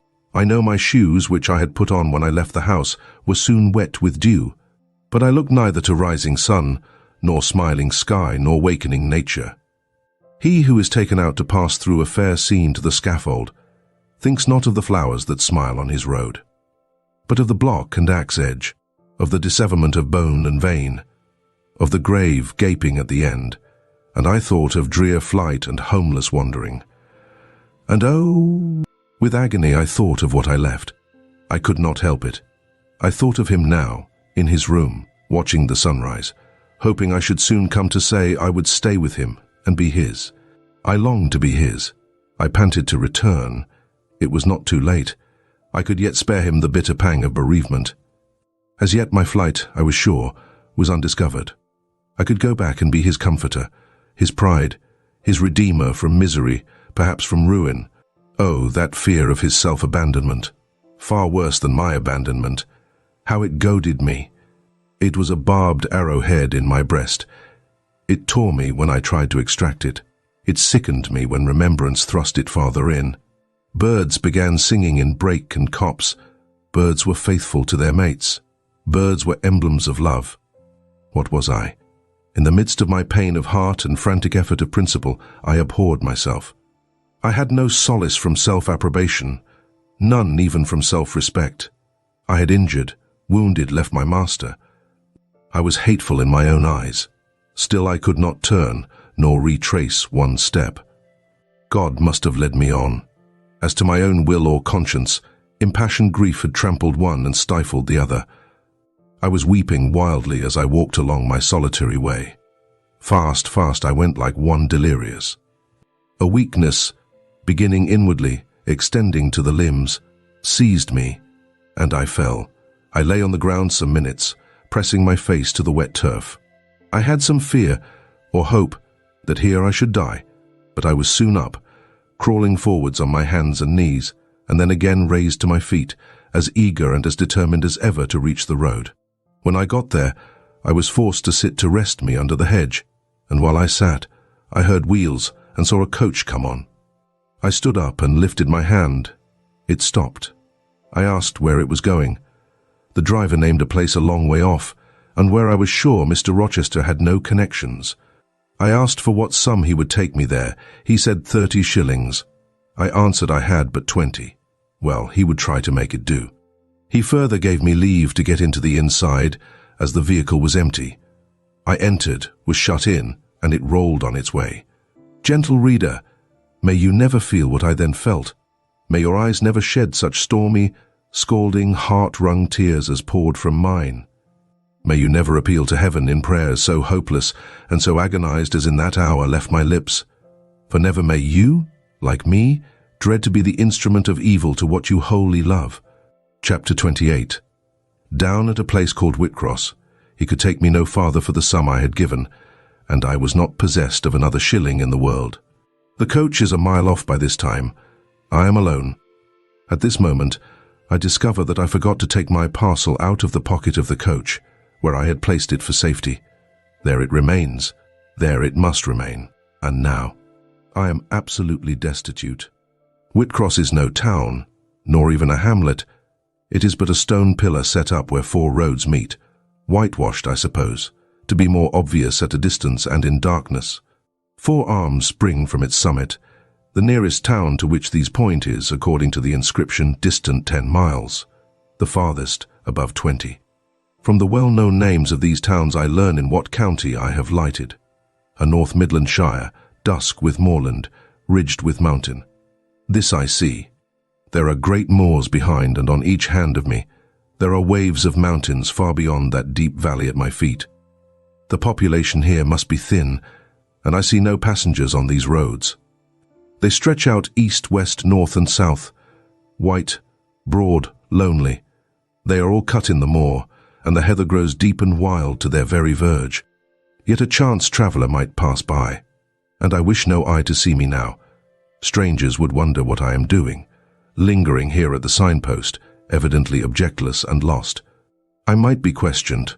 I could give no answer but what would sound incredible and excite suspicion. Not a tie holds me to human society at this moment. Not a charm or hope calls me where my fellow creatures are. None that saw me would have a kind thought or a good wish for me. I have no relative but the universal mother, nature. I will seek her breast and ask repose. I struck straight into the heath. I held on to a hollow I saw deeply furrowing the brown moorside. I waded knee-deep in its dark growth. I turned with its turnings, and finding a moss-blackened granite crag in a hidden angle, I sat down under it. High banks of moor were about me. The crag protected my head. The sky was over that. Some time passed before I felt tranquil even here. I had a vague dread that wild cattle might be near, or that some sportsman or poacher might discover me. If a gust of wind swept the waste, I looked up, fearing it was the rush of a bull. If a plover whistled, I imagined it a man. Finding my apprehensions unfounded, however, and calmed by the deep silence that reigned as evening declined at nightfall, I took confidence. As yet I had not thought. I had only listened, watched, dreaded. Now I regained the faculty of reflection. What was I to do? Where to go? Oh, intolerable questions, when I could do nothing and go nowhere. When a long way must yet be measured by my weary, trembling limbs before I could reach human habitation. When cold charity must be entreated before I could get a lodging. Reluctant sympathy importuned, almost certain repulse incurred, before my tale could be listened to, or one of my wants relieved. I touched the heath. It was dry, and yet warm with the heat of the summer day. I looked at the sky. It was pure. A kindly star twinkled just above the chasm ridge. The dew fell, but with propitious softness. No breeze whispered. Nature seemed to me benign and good. I thought she loved me, outcast as I was, and I, who from man could anticipate only mistrust, rejection, insult, clung to her with filial fondness. Tonight, at least, I would be her guest, as I was her child. My mother would lodge me without money and without price. I had one morsel of bread yet, the remnant of a roll I had bought in a town we passed through at noon with a stray penny, my last coin. I saw ripe bilberries gleaming here and there like jet beads in the heath. I gathered a handful and ate them with the bread. My hunger, sharp before, was, if not satisfied, appeased by this hermit's meal. I said my evening prayers at its conclusion, and then chose my couch. I said my evening prayers beside the crag. The heath was very deep.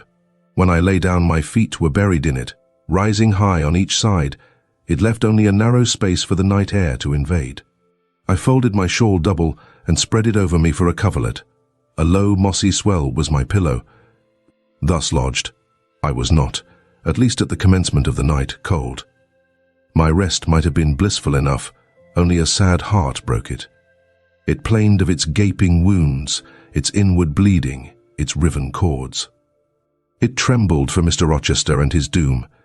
It bemoaned him with bitter pity.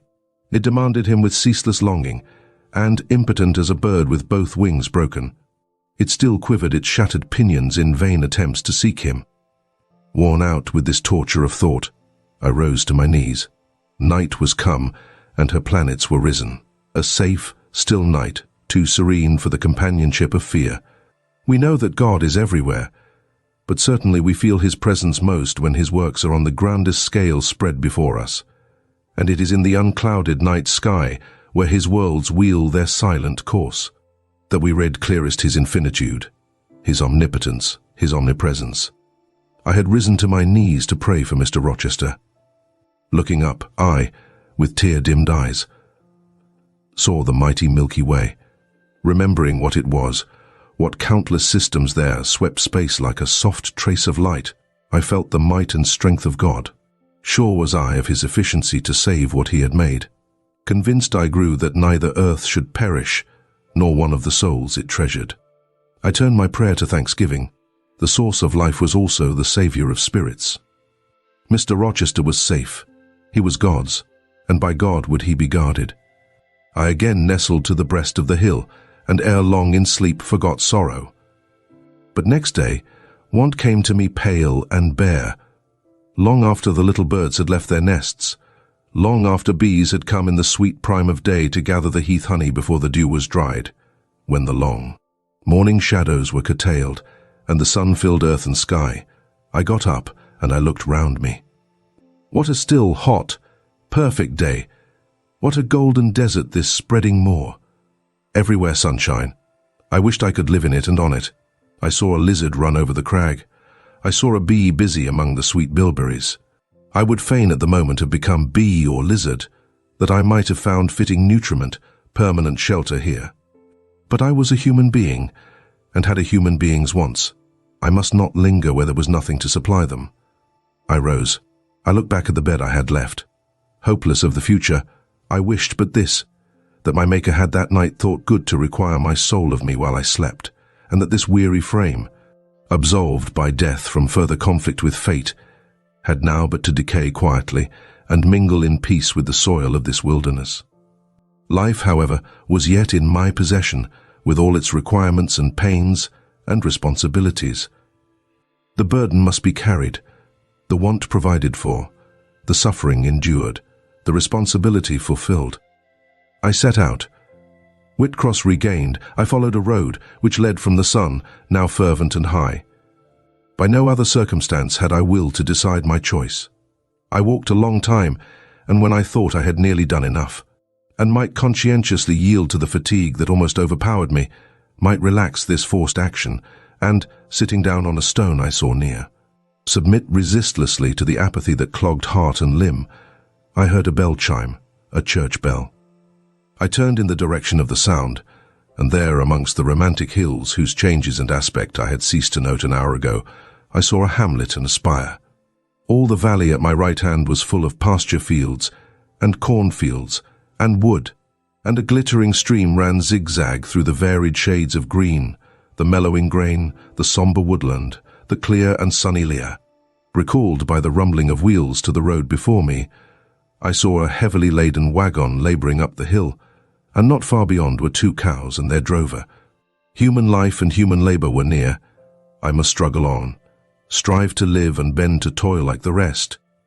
About 2:00 p.m. I entered the village. At the bottom of its one street there was a little shop with some cakes of bread in the window. I coveted a cake of bread. With that refreshment I could perhaps regain a degree of energy. Without it, it would be difficult to proceed. The wish to have some strength and some vigour returned to me as soon as I was amongst my fellow beings. I felt it would be degrading to faint with hunger on the causeway of a hamlet. Had I nothing about me I could offer in exchange for one of these rolls? I considered. I had a small silk handkerchief tied round my throat. I had my gloves. I could hardly tell how men and women in extremities of destitution proceeded. I did not know whether either of these articles would be accepted. Probably they would not. But I must try. I entered the shop. A woman was there. Seeing a respectably dressed person, a lady as she supposed, she came forward with civility. How could she serve me? I was seized with shame. My tongue would not utter the request I had prepared. I dared not offer her the half-worn gloves, the creased handkerchief. Besides, I felt it would be absurd. I only begged permission to sit down a moment, as I was tired. Disappointed in the expectation of a customer, she coolly acceded to my request. She pointed to a seat. I sank into it. I felt sorely urged to weep, but conscious how unseasonable such a manifestation would be, I restrained it. Soon I asked her if there were any dressmaker or plain workwoman in the village. Yes, 2 or 3. Quite as many as there was employment for. I reflected. I was driven to the point now. I was brought face to face with necessity. I stood in the position of one without a resource, without a friend, without a coin. I must do something. What? I must apply somewhere. Where? Did she know of any place in the neighborhood where a servant was wanted? Nay, she couldn't say. What was the chief trade in this place? What did most of the people do? Some were farm laborers. A good deal worked at Mr. Oliver's needle factory and at the foundry. Did Mr. Oliver employ women? Nay, it was men's work. And what do the women do? I naunt, was the answer. Some does one thing, and some another. Poor folk mun get on as they can. She seemed to be tired of my questions, and, indeed, what claim had I to importune her? A neighbor or two came in. My chair was evidently wanted. I took leave. I passed up the street, looking as I went at all the houses to the right hand and to the left, but I could discover no pretext, nor see an inducement to enter any. I rambled round the hamlet, going sometimes to a little distance and returning again, for an hour or more. Much exhausted and suffering greatly now for want of food, I turned aside into a lane and sat down under the hedge. Ere many minutes had elapsed, I was again on my feet, however, and again searching something, a resource, or at least an informant. A pretty little house stood at the top of the lane, with a garden before it, exquisitely neat and brilliantly blooming. I stopped at it. What business had I to approach the white door or touch the glittering knocker? In what way could it possibly be the interest of the inhabitants of that dwelling to serve me? Yet I drew near and knocked. A mild-looking, cleanly attired young woman opened the door. In such a voice as might be expected from a hopeless heart and fainting frame, a voice wretchedly low and faltering, I asked if a servant was wanted here. No, said she, we do not keep a servant. Can you tell me where I could get employment of any kind? I continued. I am a stranger, without acquaintance in this place. I want some work, no matter what. But it was not her business to think for me, or to seek a place for me. Besides, in her eyes, how doubtful must have appeared my character, position, tale. She shook her head. She was sorry she could give me no information, and the white door closed, quite gently and civilly, but it shut me out. If she had held it open a little longer, I believe I should have begged a piece of bread, for I was now brought low. I could not bear to return to the sordid village, where, besides, no prospect of aid was visible. I should have longed rather to deviate to a wood I saw not far off, which appeared in its thick shade to offer inviting shelter, but I was so sick, so weak, so gnawed with nature's cravings. Instinct kept me roaming round abodes where there was a chance of food. Solitude would be no solitude, rest no rest, while the vulture, hunger, thus sank beak and talons in my side. I drew near houses. I left them and came back again, and again I wandered away, always repelled by the consciousness of having no claim to ask, no right to expect interest in my isolated lot. Meantime, the afternoon advanced, while I thus wandered about like a lost and starving dog. In crossing a field, I saw the church spire before me. I hastened towards it. Near the churchyard, and in the middle of a garden, stood a well-built though small house, which I had no doubt was the parsonage. I remembered that strangers who arrive at a place where they have no friends, and who want employment, sometimes apply to the clergyman for introduction and aid. It is the clergyman's function to help, at least with advice, those who wish to help themselves. I seemed to have something like a right to seek counsel here. Renewing then my courage, and gathering my feeble remains of strength, I pushed on. I reached the house and knocked at the kitchen door. An old woman opened. I asked, was this the parsonage? Yes. Was the clergyman in? No. Would he be in soon? No, he was gone from home. To a distance, not so far, happened 3 Mile. He had been called away by the sudden death of his father. He was at Marsh End now, and would very likely stay there a fortnight longer. Was there any lady of the house? Nay, there was naught but her, and she was housekeeper, and of her reader. I could not bear to ask the relief for want of which I was sinking. I could not yet beg, and again I crawled away. Once more I took off my handkerchief. Once more I thought of the cakes of bread in the little shop. Oh, for but a crust, for but one mouthful to allay the pang of famine. Instinctively I turned my face again to the village. I found the shop again. And I went in, and though others were there besides the woman, I ventured the request. Would she give me a roll for this handkerchief? She looked at me with evident suspicion. Nay, she never sold stuff that way. Almost desperate, I asked for half a cake. She again refused. How could she tell where I had got the handkerchief? She said. Would she take my gloves? No. What could she do with them? Reader, it is not pleasant to dwell on these details. Some say there is enjoyment in looking back to painful experience past, but at this day I can scarcely bear to review the times to which I allude.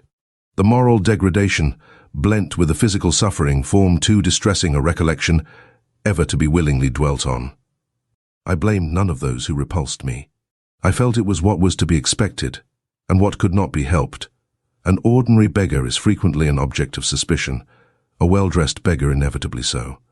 To be sure, what I begged was employment, but whose business was it to provide me with employment?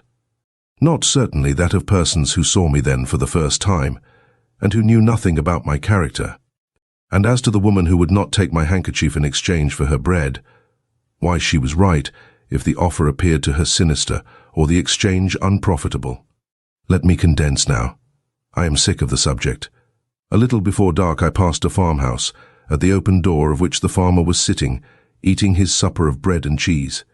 I stopped and said, Will you give me a piece of bread? For I am very hungry. He cast on me a glance of surprise, but without answering, he cut a thick slice from his loaf and gave it to me. I imagine he did not think I was a beggar, but only an eccentric sort of lady who had taken a fancy to his brown loaf. As soon as I was out of sight of his house, I sat down and ate it. I could not hope to get a lodging under a roof, and sought it in the wood I have before alluded to. But my night was wretched, my rest broken. The ground was damp, the air cold. Besides, intruders passed near me more than once, and I had again and again to change my quarters. No sense of safety or tranquility befriended me. Towards morning it rained. The whole of the following day was wet. Do not ask me, reader, to give a minute account of that day. As before, I sought work. As before, I was repulsed. As before, I starved. But once did food pass my lips. At the door of a cottage, I saw a little girl about to throw a mess of cold porridge into a pig trough. Will you give me that? I asked. Will you give me that? I asked. She stared at me. Mother, she exclaimed, there is a woman wants me to give her these porridge.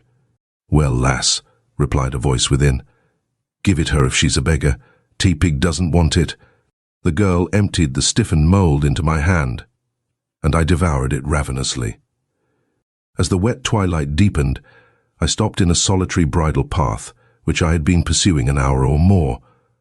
My strength is quite failing me, I said in a soliloquy. I feel I cannot go much farther. Shall I be an outcast again this night? While the rain descends so, must I lay my head on the cold, drenched ground? I fear I cannot do otherwise, for who will receive me? But it will be very dreadful, with this feeling of hunger, faintness, chill, and this sense of desolation, this total prostration of hope. In all likelihood, though, I should die before morning. And why cannot I reconcile myself to the prospect of death? Why do I struggle to retain a valueless life? Because I know, or believe, Mr. Rochester is living, and then, to die of want and cold is a fate to which nature cannot submit passively. O Providence, sustain me a little longer, aid, direct me. My glazed eye wandered over the dim and misty landscape. I saw I had strayed far from the village. It was quite out of sight. The very cultivation surrounding it had disappeared. I had, by cross ways and by paths, once more drawn near the tract of moorland, and now only a few fields, almost as wild and unproductive as the heath from which they were scarcely reclaimed, lay between me and the dusky hill.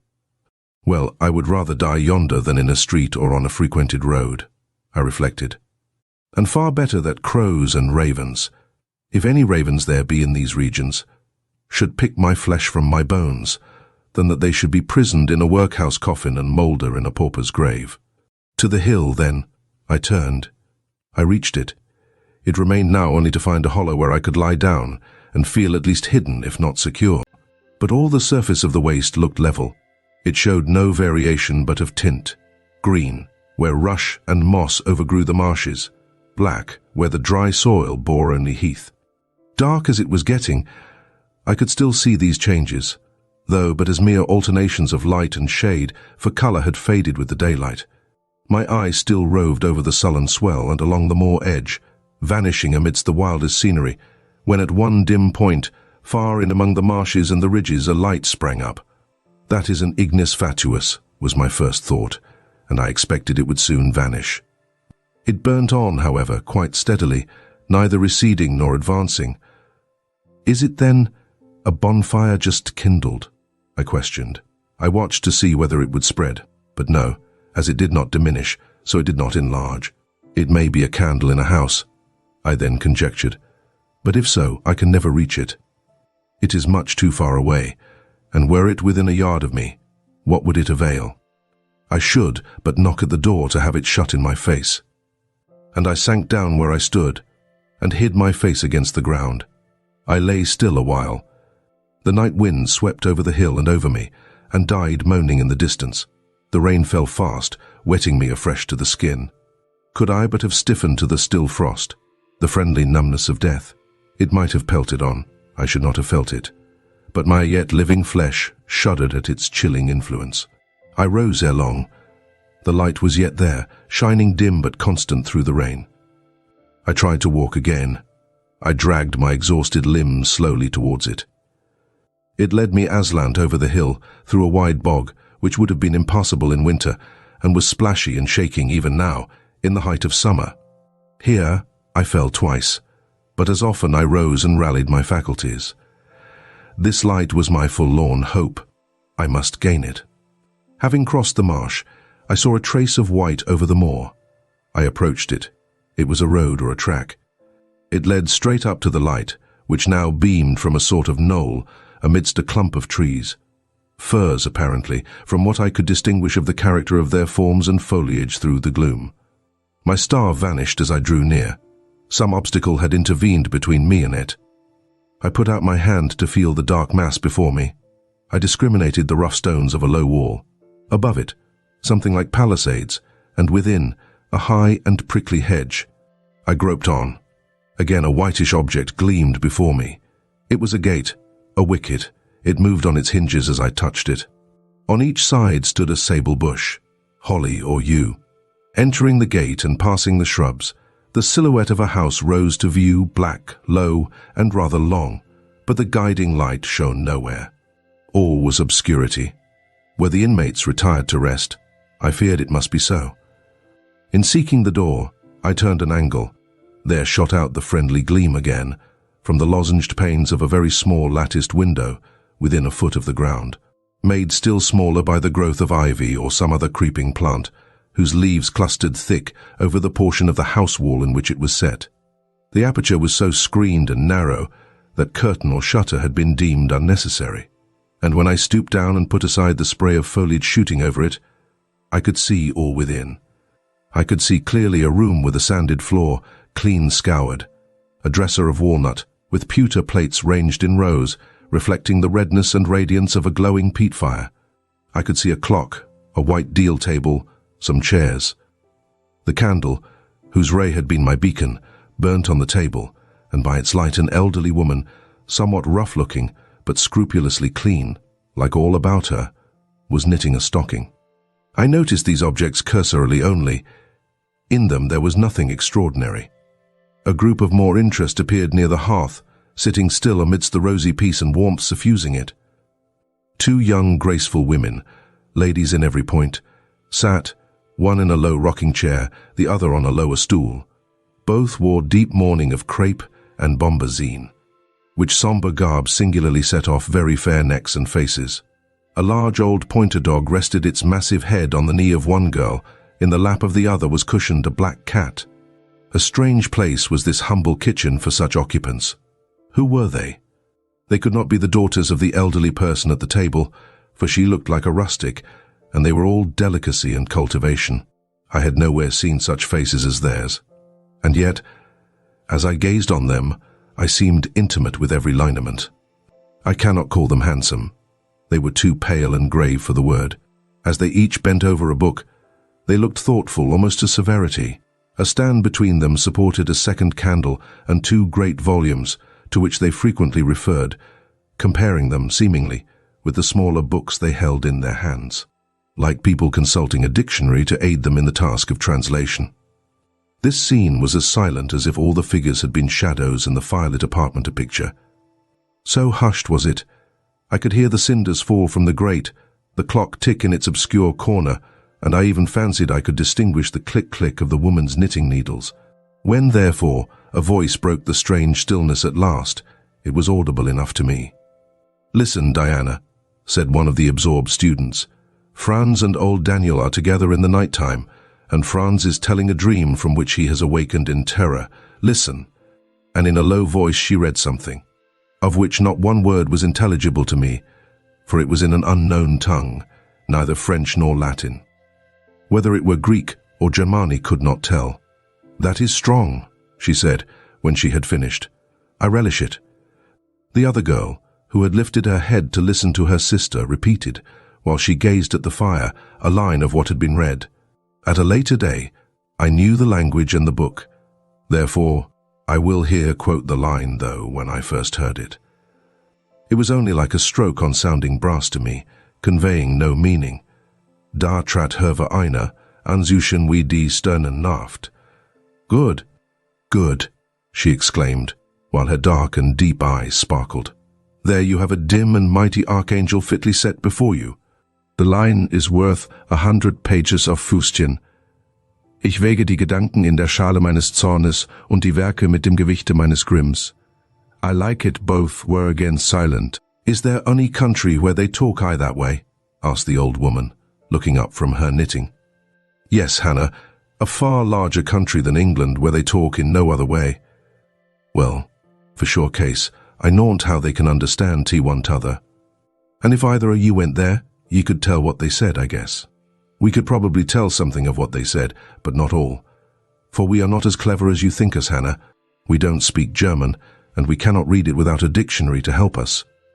"And what good does it do you?" "We mean to teach it some time, or at least the elements, as they say, and then we shall get more money than we do now." "Very like. But give our studying. You've done enough for tonight." "I think we have, at least I'm tired." "Mary, are you?" "Mortally. After all, it's tough work fagging away at a language with no master but a lexicon." "It is, especially such a language as this crabbed but glorious Deutsch. I wonder when St. John will come home. Surely he will not be long now. It is just 10, looking at a little gold watch she drew from her girdle. "It rains fast, Hannah. Will you have the goodness to look at the fire in the parlour?" The woman rose. She opened a door, through which I dimly saw a passage. Soon I heard her stir a fire in an inner room. She presently came back. "Ah, childer," said she, "it fair troubles me to go into yond room now. It looks so lonesome with the chair empty and set back in a corner." She wiped her eyes with her apron. The two girls, grave before, looked sad now. "But he is in a better place," continued Hannah. "We shouldn't wish him here again. And then, nobody need to have a quieter death nor he had." "You say he never mentioned us?" inquired one of the ladies. "He hadn't time, Ben. He was gone in a minute. Was your father. He had been a bit ailing like the day before. But naught to signify. And when Mr. St. John asked if he would like either o' ye to be sent for, he fair laughed at him. He began again with a bit of a heaviness in his head the next day. That is, a fortnight sin, and he went to sleep and neither wakened. He were a most stark when your brother went into tea chamber and fanned him. "Ah, childer, that's tea last o' tea old stock. For ye and Mr. St. John is like of different sort to them. At's gone. For all your mother were mich are your way, and a most as book learned. She were the pictor o' ye, Mary. Diana is more like your father. I thought them so similar, I could not tell where the old servant, for such I now concluded her to be, saw the difference. Both were fair-complexioned and slenderly made. Both possessed faces full of distinction and intelligence. One, to be sure, had hair a shade darker than the other, and there was a difference in their style of wearing it. Mary's pale brown locks were parted and braided smooth. Diana's duskier tresses covered her neck with thick curls. The clock struck 10. "You'll want your supper, I am sure," observed Hannah, "and so will Mr. St. John when he comes in." And she proceeded to prepare the meal. The ladies rose. They seemed about to withdraw to the parlour. Till this moment, I had been so intent on watching them. Their appearance and conversation had excited in me so keen an interest, I had half forgotten my own wretched position. Now it recurred to me. More desolate, more desperate than ever, it seemed from contrast. And how impossible did it appear to touch the inmates of this house with concern on my behalf, to make them believe in the truth of my wants and woes, to induce them to vouchsafe a rest for my wanderings. As I groped out the door and knocked at it hesitatingly, I felt that last idea to be a mere chimera. Hannah opened. "What do you want?" she inquired, in a voice of surprise, as she surveyed me by the light of the candle she held. "May I speak to your mistresses?" I said. "You had better tell me what you have to say to them. Where do you come from?" "I am a stranger. What is your business here at this hour?" "I want a night's shelter in an outhouse or anywhere, and a morsel of bread to eat." Distrust, the very feeling I dreaded, appeared in Hannah's face. "I'll give you a piece of bread," she said after a pause. "But we can't take in a vagrant to lodge. It isn't likely." "Do let me speak to your mistresses." "No, not I. What can they do for you? You should not be roving about now. It looks very ill. But where shall I go if you drive me away?" "What shall I do?" "Oh, I'll warrant you know where to go and what to do. Mind you don't do wrong, that's all. Here is a penny. Now go. A penny cannot feed me, and I have no strength to go farther. Don't shut the door. Oh, don't, for God's sake. I must. The rain is driving in. Tell the young ladies. Let me see them. Indeed, I will not. You are not what you ought to be, or you wouldn't make such a noise. Move off. But I must die if I am turned away. Not you. I'm feared you have some ill plans, Agate, that bring you about folks' houses at this time o' night. If you've any followers, housebreakers or such like, anywhere near, you may tell them we are not by ourselves in the house. We have a gentleman and dogs and guns." Here the honest but inflexible servant clapped the door to and bolted it within. This was the climax, a pang of exquisite suffering, a throe of true despair, rent and heaved my heart. Worn out, indeed, I was. Not another step could I stir.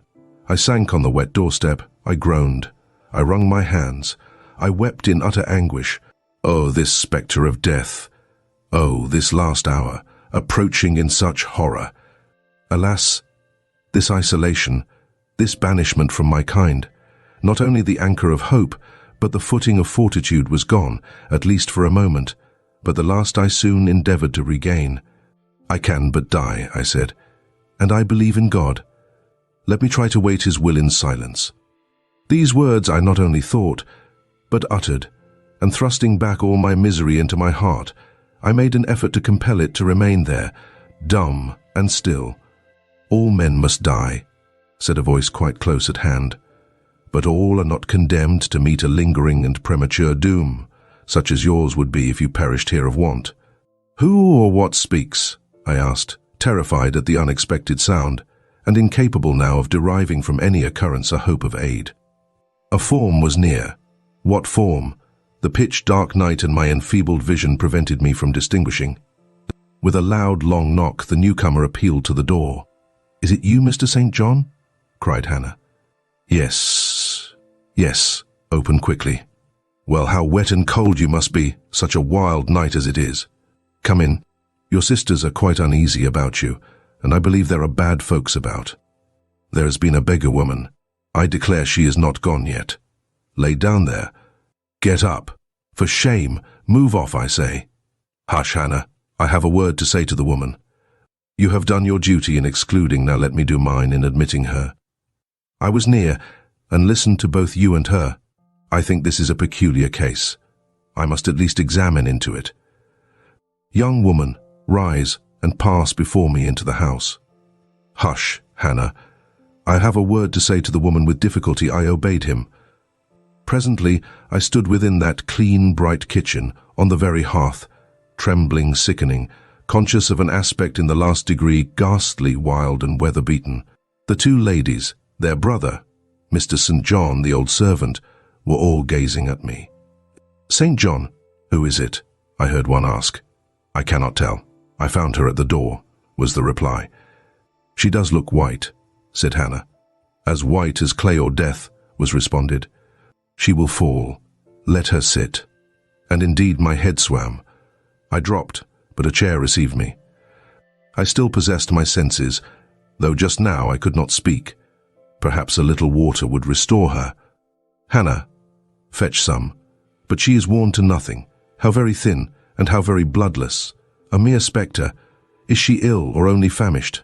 Famished, I think. Hannah, is that milk? Give it me. And a piece of bread. Diana, I knew her by the long curls which I saw drooping between me and the fire as she bent over me, broke some bread, dipped it in milk, and put it to my lips. Her face was near mine. I saw there was pity in it, and I felt sympathy in her hurried breath. In her simple words too, the same balm-like emotion spoke. Try to at. Yes, try, repeated Mary gently, and Mary's hand removed my sodden bonnet and lifted my Eed. I tasted what they offered me. Feebly at first, eagerly soon. Not too much at first. Restrain her, said the brother. She has had inu. And he withdrew the cup of milk and the plate of bread. A little more, St. John. Look at the avidity in her eye. No more at present, sister. Try if she can speak now. Ask her nene. Me. I felt I could speak, and I answered, My name is Jane Elliot. Anxious as ever to avoid discovery, I had before resolved to assume an ali as. And where do you live? Where are your friends? I was silent. Can we send for anyone you know? I shook my Eed. What account can you give of yourself? Somehow, now that I had once crossed the threshold of this house, and once was brought face to face with its owners, I felt no longer outcast, vag, rant, and disowned by the wide woe. RLD. I dared to put off the mendicant, to resume my natural manner and charac.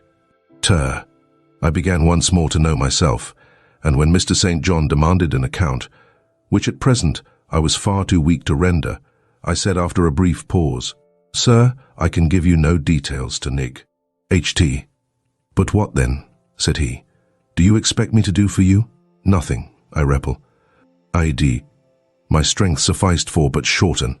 Diana took the word. Do you mean, she asked, that we have now given you what aid you require, and that we may dismiss you to the moor and the rainy night? I looked at her. She had, I thought, a remarkable countenance, instinct both with power and goodness. I took sudden courage. Answering her compassionate gaze with a smile, I said, I will trust you. If I were a masterless and stray dog, I know that you would not turn me from your hearth tonight.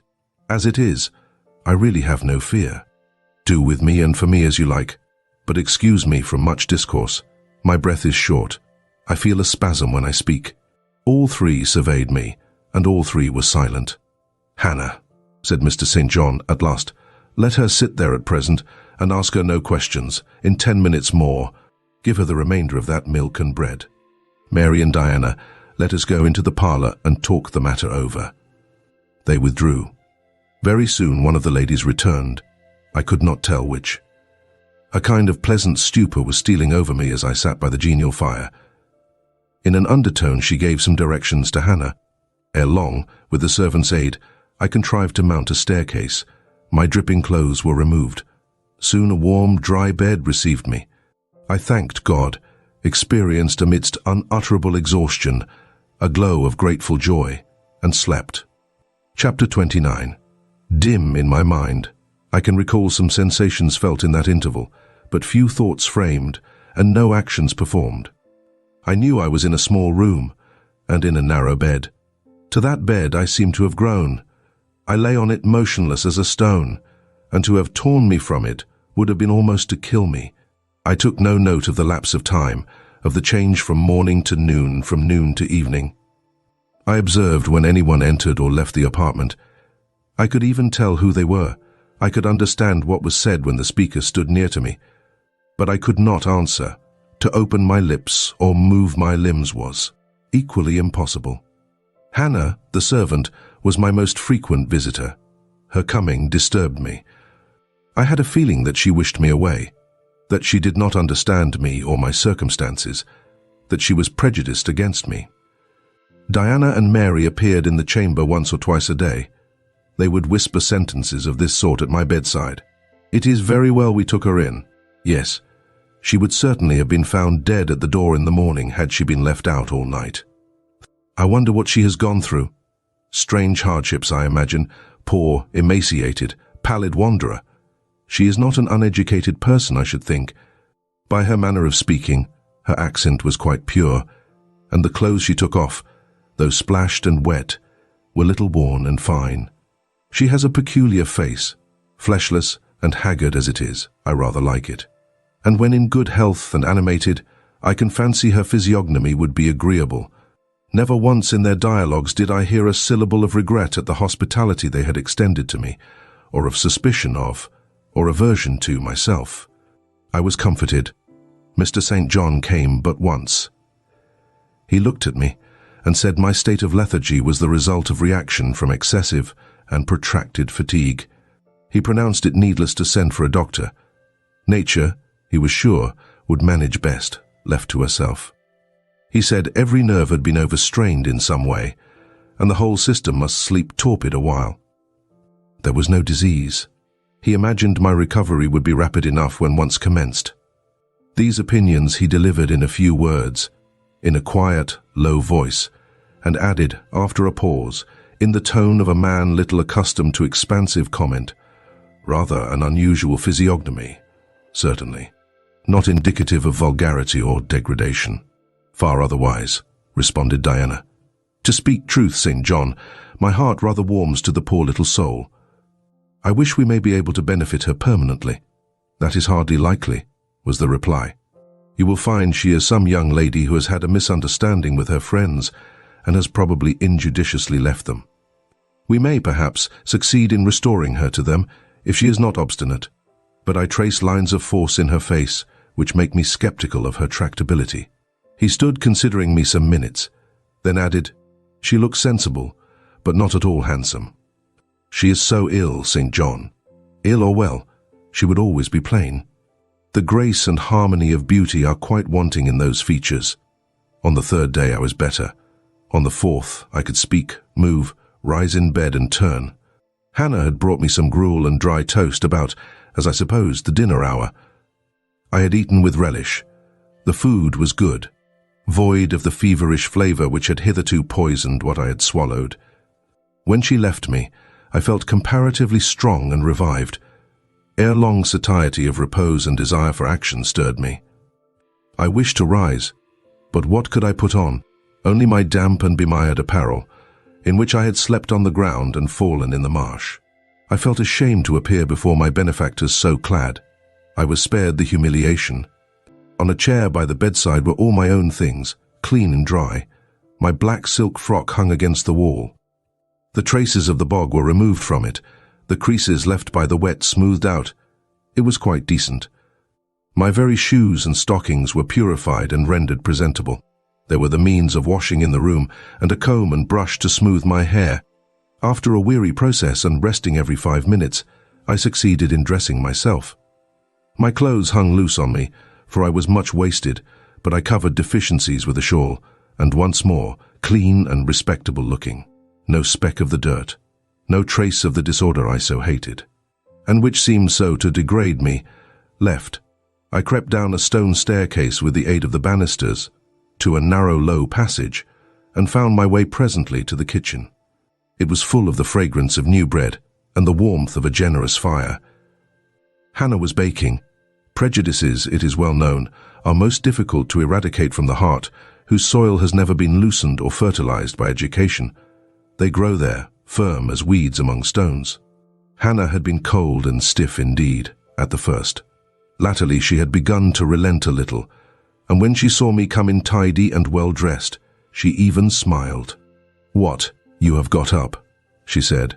"You are better then. You may sit you down in my chair on the hearthstone if you will." She pointed to the rocking chair. I took it. She bustled about, examining me every now and then with the corner of her eye. Turning to me, as she took some loaves from the oven, she asked bluntly, "Did you ever go a-begging afore you came here?" I was indignant for a moment, but remembering that anger was out of the question, and that I had indeed appeared as a beggar to her, I answered quietly, but still not without a certain marked firmness. "You are mistaken in supposing me a beggar. I am no beggar, any more than yourself or your young ladies." After a pause, she said, "I do not understand that.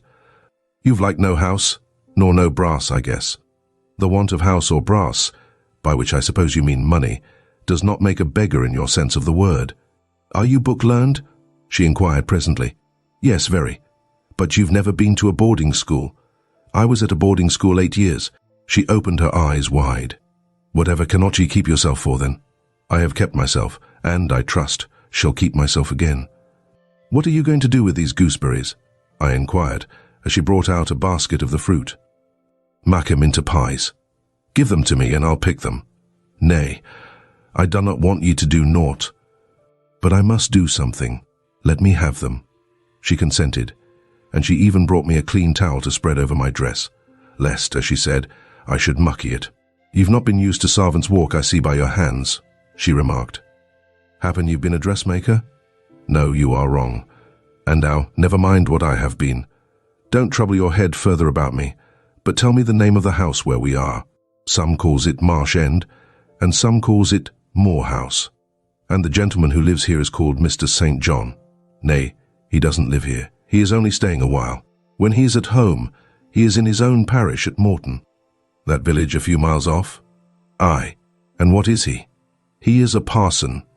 I remembered the answer of the old housekeeper at the parsonage when I had asked to see the clergyman.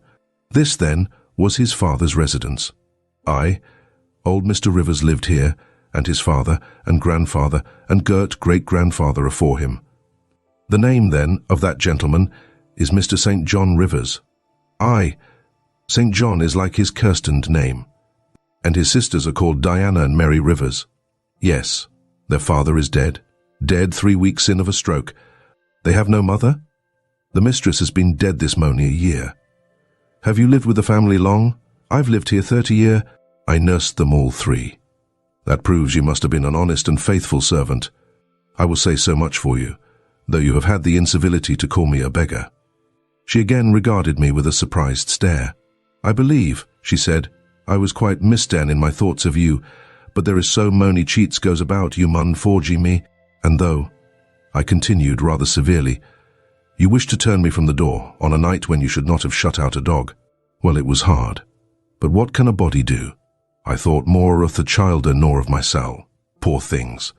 They've like nobody to tak care on 'em but me. I'm like to look sharpish." I maintained a grave silence for some minutes. "You may not think too hardly of me," she again remarked. "But I do think hardly of you," I said, "and I'll tell you why. Not so much because you refused to give me shelter, or regarded me as an impostor, as because you just now made it a species of reproach that I had no brass and no house. Some of the best people that ever lived have been as destitute as I am, and if you are a Christian, you ought not to consider poverty a crime." "No more I ought," said she. "Mr. St. John tells me so too, and I see I were wrang, but I've clear a different notion on you now to what I had. You look a rate down dacent little crater. That will do. I forgive you now. Shake hands." She put her flowery and horny hand into mine. Another and heartier smile illumined her rough face, and from that moment we were friends. Hannah was evidently fond of talking. While I picked the fruit and she made the paste for the pies. She proceeded to give me sundry details about her deceased master and mistress, and the older, as she called the young P.O. Plea. Old Mr. Rivers, she said, was a plain man enough, but a gentleman, and of as ancient a family as could be foe. Marsh End had belonged to the Rivers ever since it was a house, and it was, she affirmed, a boon 200-year-old, for all it looked but a small, humble lace, naught to compare wee Mr. Oliver's grand hall down I Morton v. Ale. But she could remember Bill Oliver's father a journeyman needlemaker, and there Rivers were gentry the oud days o' thee. N. Rice, as anybody might see by looking into the register's I Morton church vest. Rye. Still, she allowed, the Oudmeister was like other folk, naught mich out o' tea common way, stark mad o' shooting and farming and sich lee, key. The mistress was different. She was a great reader and studied a deal, and the bairns had taken after her. There was nothing like them in these parts, nor ever had been. They had liked learning, all three, almost from the time they could speak, and they had always been of a mac of their own. Mr. St. John, when he grew up, would go to college and be a parson, and the girls, as soon as they left SC Hool, would seek places as governesses, for they had told her their father had some years ago lost a great deal of money by a man he had trusted turning bankrupt, and as he was now not rich enough to give them fortunes, they must provide for themselves. They had lived very little at home for a long while, and were only come now to stay a few weeks on account of their father's death. But they did so like Marsh End and Morton, and all these moors and hills out. They had been in London and many other grand towns, but they always said there was no place like home, and then they were so agreeable with each other, never fell out nor threp. She did not know where there was such a family for being you. Having finished my task of gooseberry picking, I asked where the two ladies and their brother were now. Gone over to Morton for a walk, but they would be back in half an hour to tea. They returned within the time Hannah had allotted them. They entered by the kitchen door. Mr. St. John, when he saw me, merely bowed and passed through. The two ladies stopped. Mary, in a few words, kindly and calmly expressed the pleasure she felt in seeing me well enough to be able to come down. Diana took my hand. She shook her head at me. You should have waited for my leave to descend, she said. You still look very pale, and so thin. Poor child. Poor girl. Diana had a voice toned to my ear like the cooing of a dove. She possessed eyes whose gaze I delighted to encounter. Her whole face seemed to me full of charm. Mary's countenance was equally intelligent, her features equally pretty, but her expression was more reserved, and her manners, though gentle, more distant. Diana looked and spoke with a certain authority. She had a will, evidently. It was my nature to feel pleasure in yielding to an authority supported like hers, and to bend, where my conscience and self-respect permitted, to an active will. And what business have you here? She continued. It is not your place. Mary and I sit in the kitchen sometimes, because at home we like to be free even to license, but you are a visitor, and must go into the parlour. I am very well here. Not at all with Hannah bustling about and covering you with flour. Besides, the fire is too hot for you, interposed Mary. To be sure, added her sister. Come, you must be obedient. And still holding my hand, she made me rise and led me into the inner room. Sit there, she said, placing me on the sofa, while we take our things off and get the tea ready. It is another privilege we exercise in our little moorland home, to prepare our own meals when we are so inclined, or when Hannah is baking, brewing, washing, or ironing. She closed the door, leaving me solus with Mr. St. John, who sat opposite, a book or newspaper in his hand. I examined first the parlour, and then its occupant. The parlour was rather a small room, very plainly furnished yet comfortable, because clean and neat. The old-fashioned chairs were very bright, and the walnut wood table was like a looking-glass. A few strange antique portraits of the men and women of other days decorated the stained walls. A cupboard with glass doors contained some books and an ancient set of china. There was no superfluous ornament in the room, not one modern piece of furniture, save a brace of workboxes and a lady's desk in rosewood, which stood on a side table. Everything, including the carpet and curtains, looked at once well-worn and well-saved. Mr. St. John, sitting as still as one of the dusty pictures on the walls, keeping his eyes fixed on the page he perused, and his lips mutely sealed, was easy enough to examine. Had he been a statue instead of a man, he could not have been easier. He was young, perhaps from 28 to 30, tall, slender. His face riveted the eye. It was like a Greek face, very pure in outline. Quite a straight, classic nose, quite an Athenian mouth and chin. It is seldom, indeed, an English face comes so near the antique models as did his. He might well be a little shocked at the irregularity of my lineaments, his own being so harmonious. His eyes were large and blue, with brown lashes. His high forehead, colourless as ivory, was partially streaked over by careless locks of fair hair. This is a gentle delineation, is it not, reader? Yet he whom it describes scarcely impressed one with the idea of a gentle, a yielding, an impressible, or even of a placid nature. Quiescent as he now sat, there was something about his nostril, his mouth, his brow, which, to my perceptions, indicated elements within either restless or hard or eager. He did not speak to me one word, nor even direct to me one glance, till his sisters returned. Diana, as she passed in and out, in the course of preparing tea, brought me a little cake, baked on the top of the oven. "Eat that now," she said. "You must be hungry. Hannah says you have had nothing but some gruel since breakfast." I did not refuse it, for my appetite was awakened and keen. Mr. Rivers now closed his book, approached the table, and, as he took a seat, fixed his blue pictorial-looking eyes full on me.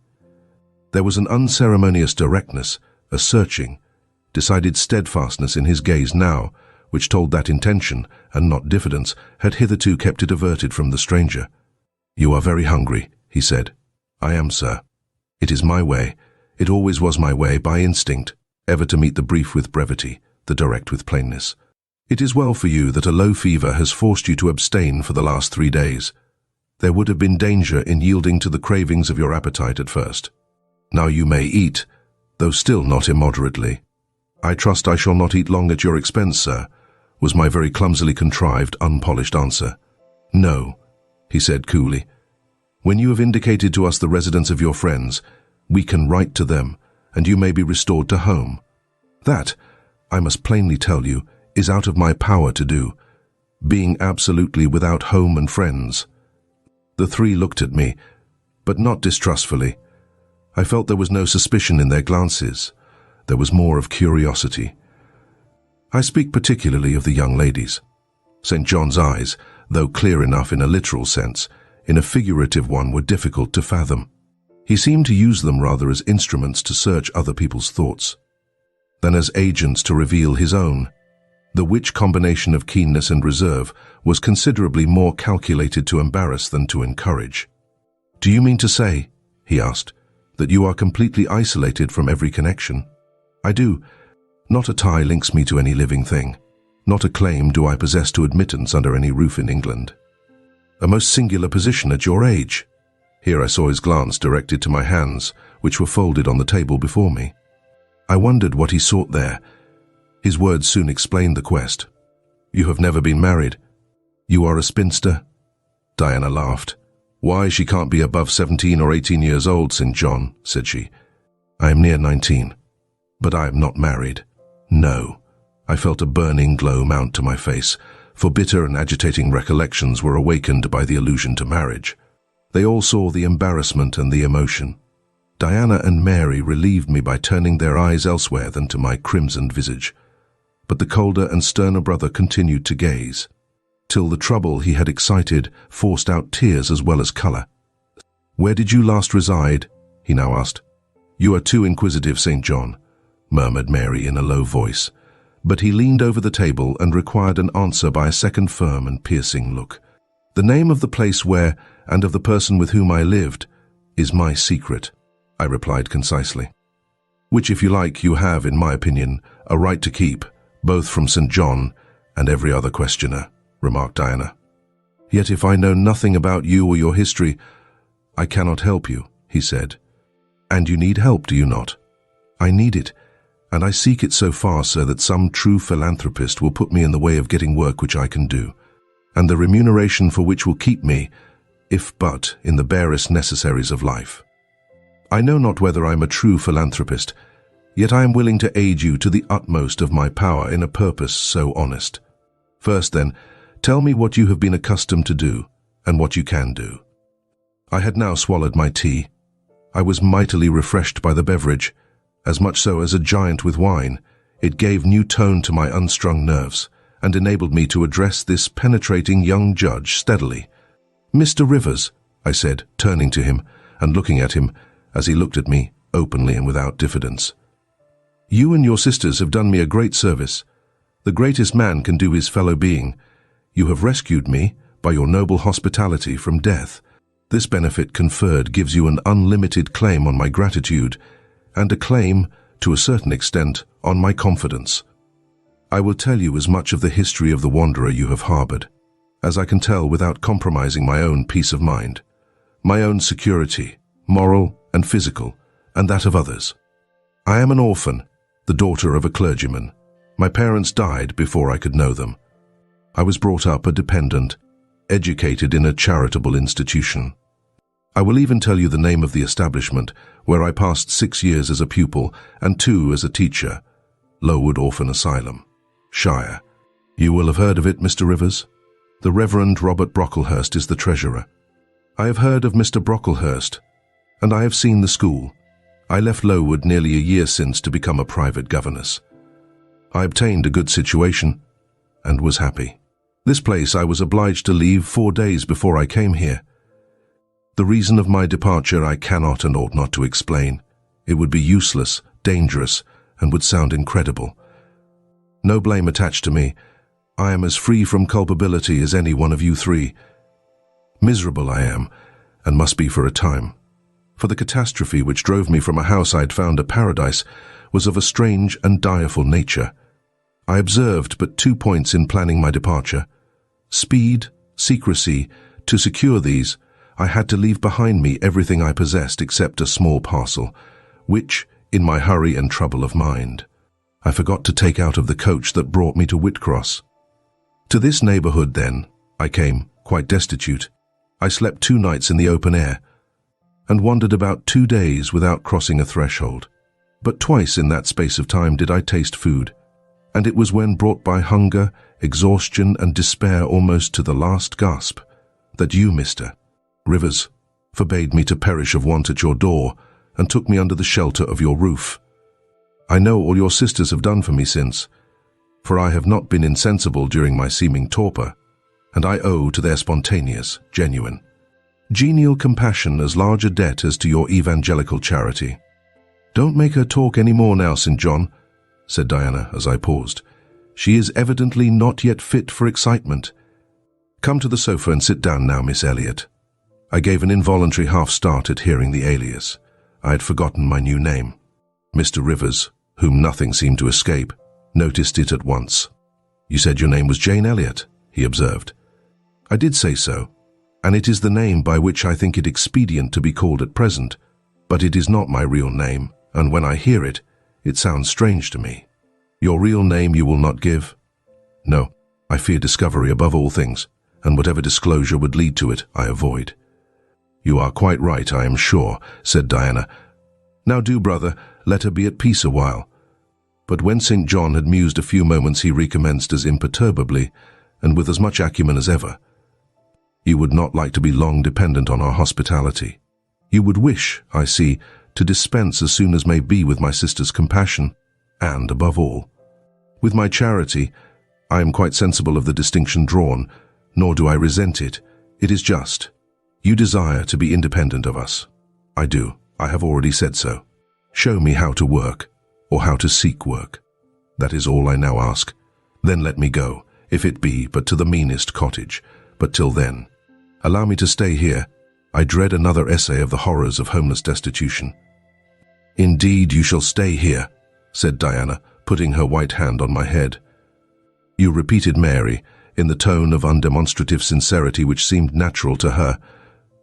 My sisters, you see, have a pleasure in keeping you, said Mr. St. John, as they would have a pleasure in keeping and cherishing a half-frozen bird some wintry wind might have driven through their casement. I feel more inclination to put you in the way of keeping yourself, and shall endeavour to do so. But observe, my sphere is narrow. I am but the incumbent of a poor country parish. My aid must be of the humblest sort. And if you are inclined to despise the day of small things, seek some more efficient succour than such as I can offer. She has already said that she is willing to do anything Hohnsen she can do, answered Diana for me. And you know, Saint John, she has no choice of helpers. She is forced to put up with such crusty people as you. I will be a dressmaker. I will be a plain work woman. I will be a servant, a nurse girl, if I can be no better, I answered. Right, said Mr. St. John, quite coolly. If such is your spirit, I promise to aid you in my own time and way. He now resumed the book with which he had been occupied before tea. I soon withdrew, for I had talked as much, and sat up as long as my present strength would permit. Chapter 30. In a few days I had so far recovered my health that I could sit up all day, and walk out sometimes. I could join with Diana and Mary in all their occupations, converse with them as much as they wished, and aid them when and where they would allow me. There was a reviving pleasure in this intercourse, of a kind now tasted by me for the first time, the pleasure arising from perfect congeniality of tastes, sentiments, and principles. I liked to read what they liked to read. What they enjoyed delighted me. What they approved, I reverenced. They loved their sequestered home. I too, in the grey, small, antique structure, with its low roof, its latticed casements, its mouldering walls, its avenue of aged firs, all grown aslant under the stress of mountain winds, its garden, dark with yew and holly, and where no flowers but of the hardiest species would bloom, found a charm both potent and permanent.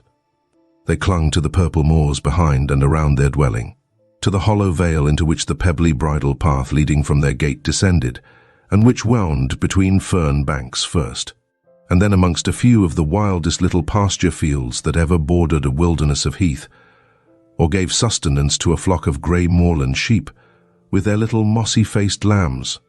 They clung to this scene, I say, with a perfect enthusiasm of attachment. I could comprehend the feeling, and share both its strength and truth. I saw the fascination of the locality. I felt the consecration of its loneliness. My eye feasted on the outline of swell and sweep, on the wild colouring communicated to ridge and dell by moss, by heath bell, by flower-sprinkled turf, by brilliant bracken, and mellow granite crag. These details were just to me what they were to them, so many pure and sweet sources of pleasure. The strong blast and the soft breeze, the rough and the halcyon day, the hours of sunrise and sunset, the moonlight and the clouded night developed for me, in these regions, the same attraction as for them, wound round my faculties the same spell that entranced theirs. Indoors we agreed equally well. They were both more accomplished and better read than I was, but with eagerness I followed in the path of knowledge they had trodden before me. I devoured the books they lent me. Then it was full satisfaction to discuss with them in the evening what I had perused during the day. Thought fitted thought. Opinion met opinion. We coincided, in short, perfectly. If in our trio there was a superior and a leader, it was Diana. Physically, she far excelled me. She was handsome. She was vigorous. In her animal spirits there was an affluence of life and certainty of flow, such as excited my wonder, while it baffled my comprehension. I could talk a while when the evening commenced, but the first gush of vivacity and fluency gone, I was fain to sit on a stool at Diana's feet, to rest my head on her knee, and listen alternately to her and Mary, while they sounded thoroughly the topic on which I had but touched. Diana offered to teach me German. I liked to learn of her. I saw the part of instructress pleased and suited her. That of scholar pleased and suited me no less. Our natures dovetailed. Mutual affection, of the strongest kind, was the result. They discovered I could draw. Their pencils and colour boxes were immediately at my service. My skill, greater in this one point than theirs, surprised and charmed them. Mary would sit and watch me by the hour together. Then she would take lessons, and a docile, intelligent, assiduous pupil she made. Thus occupied, and mutually entertained, days passed like hours, and weeks like days. As to Mr. St. John, the intimacy which had arisen so naturally and rapidly between me and his sisters did not extend to him. One reason of the distance yet observed between us was that he was comparatively seldom at home. A large proportion of his time appeared devoted to visiting the sick and poor among the scattered population of his parish. No weather seemed to hinder him in these pastoral excursions. Rain or fair, he would, when his hours of morning study were over, take his hat and, followed by his father's old pointer, Carlo, go out on his mission of love or duty. I scarcely know in which light he regarded it. Sometimes, when the day was very unfavorable, his sisters would expostulate. He would then say, with a peculiar smile, more solemn than cheerful, "And if I let a gust of wind or a sprinkling of rain turn me aside from these easy tasks, what preparation would such sloth be for the future I proposed to myself?"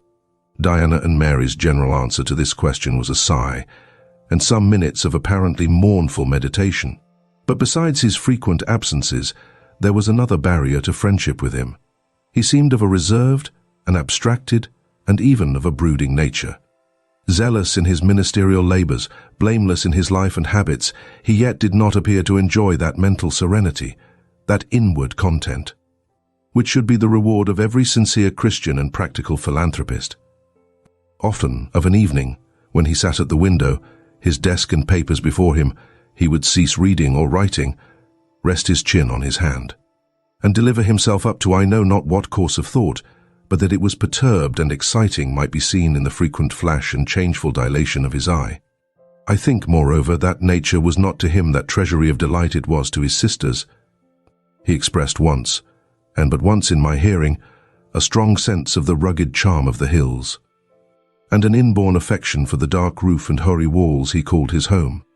But there was more of gloom than pleasure in the tone and words in which the sentiment was manifested, and never did he seem to roam the moors for the sake of their soothing silence, never seek out or dwell upon the thousand peaceful delights they could yield. Incommunicative as he was, some time elapsed before I had an opportunity of gauging his mind. I first got an idea of its caliber when I heard him preach in his own church at Morton.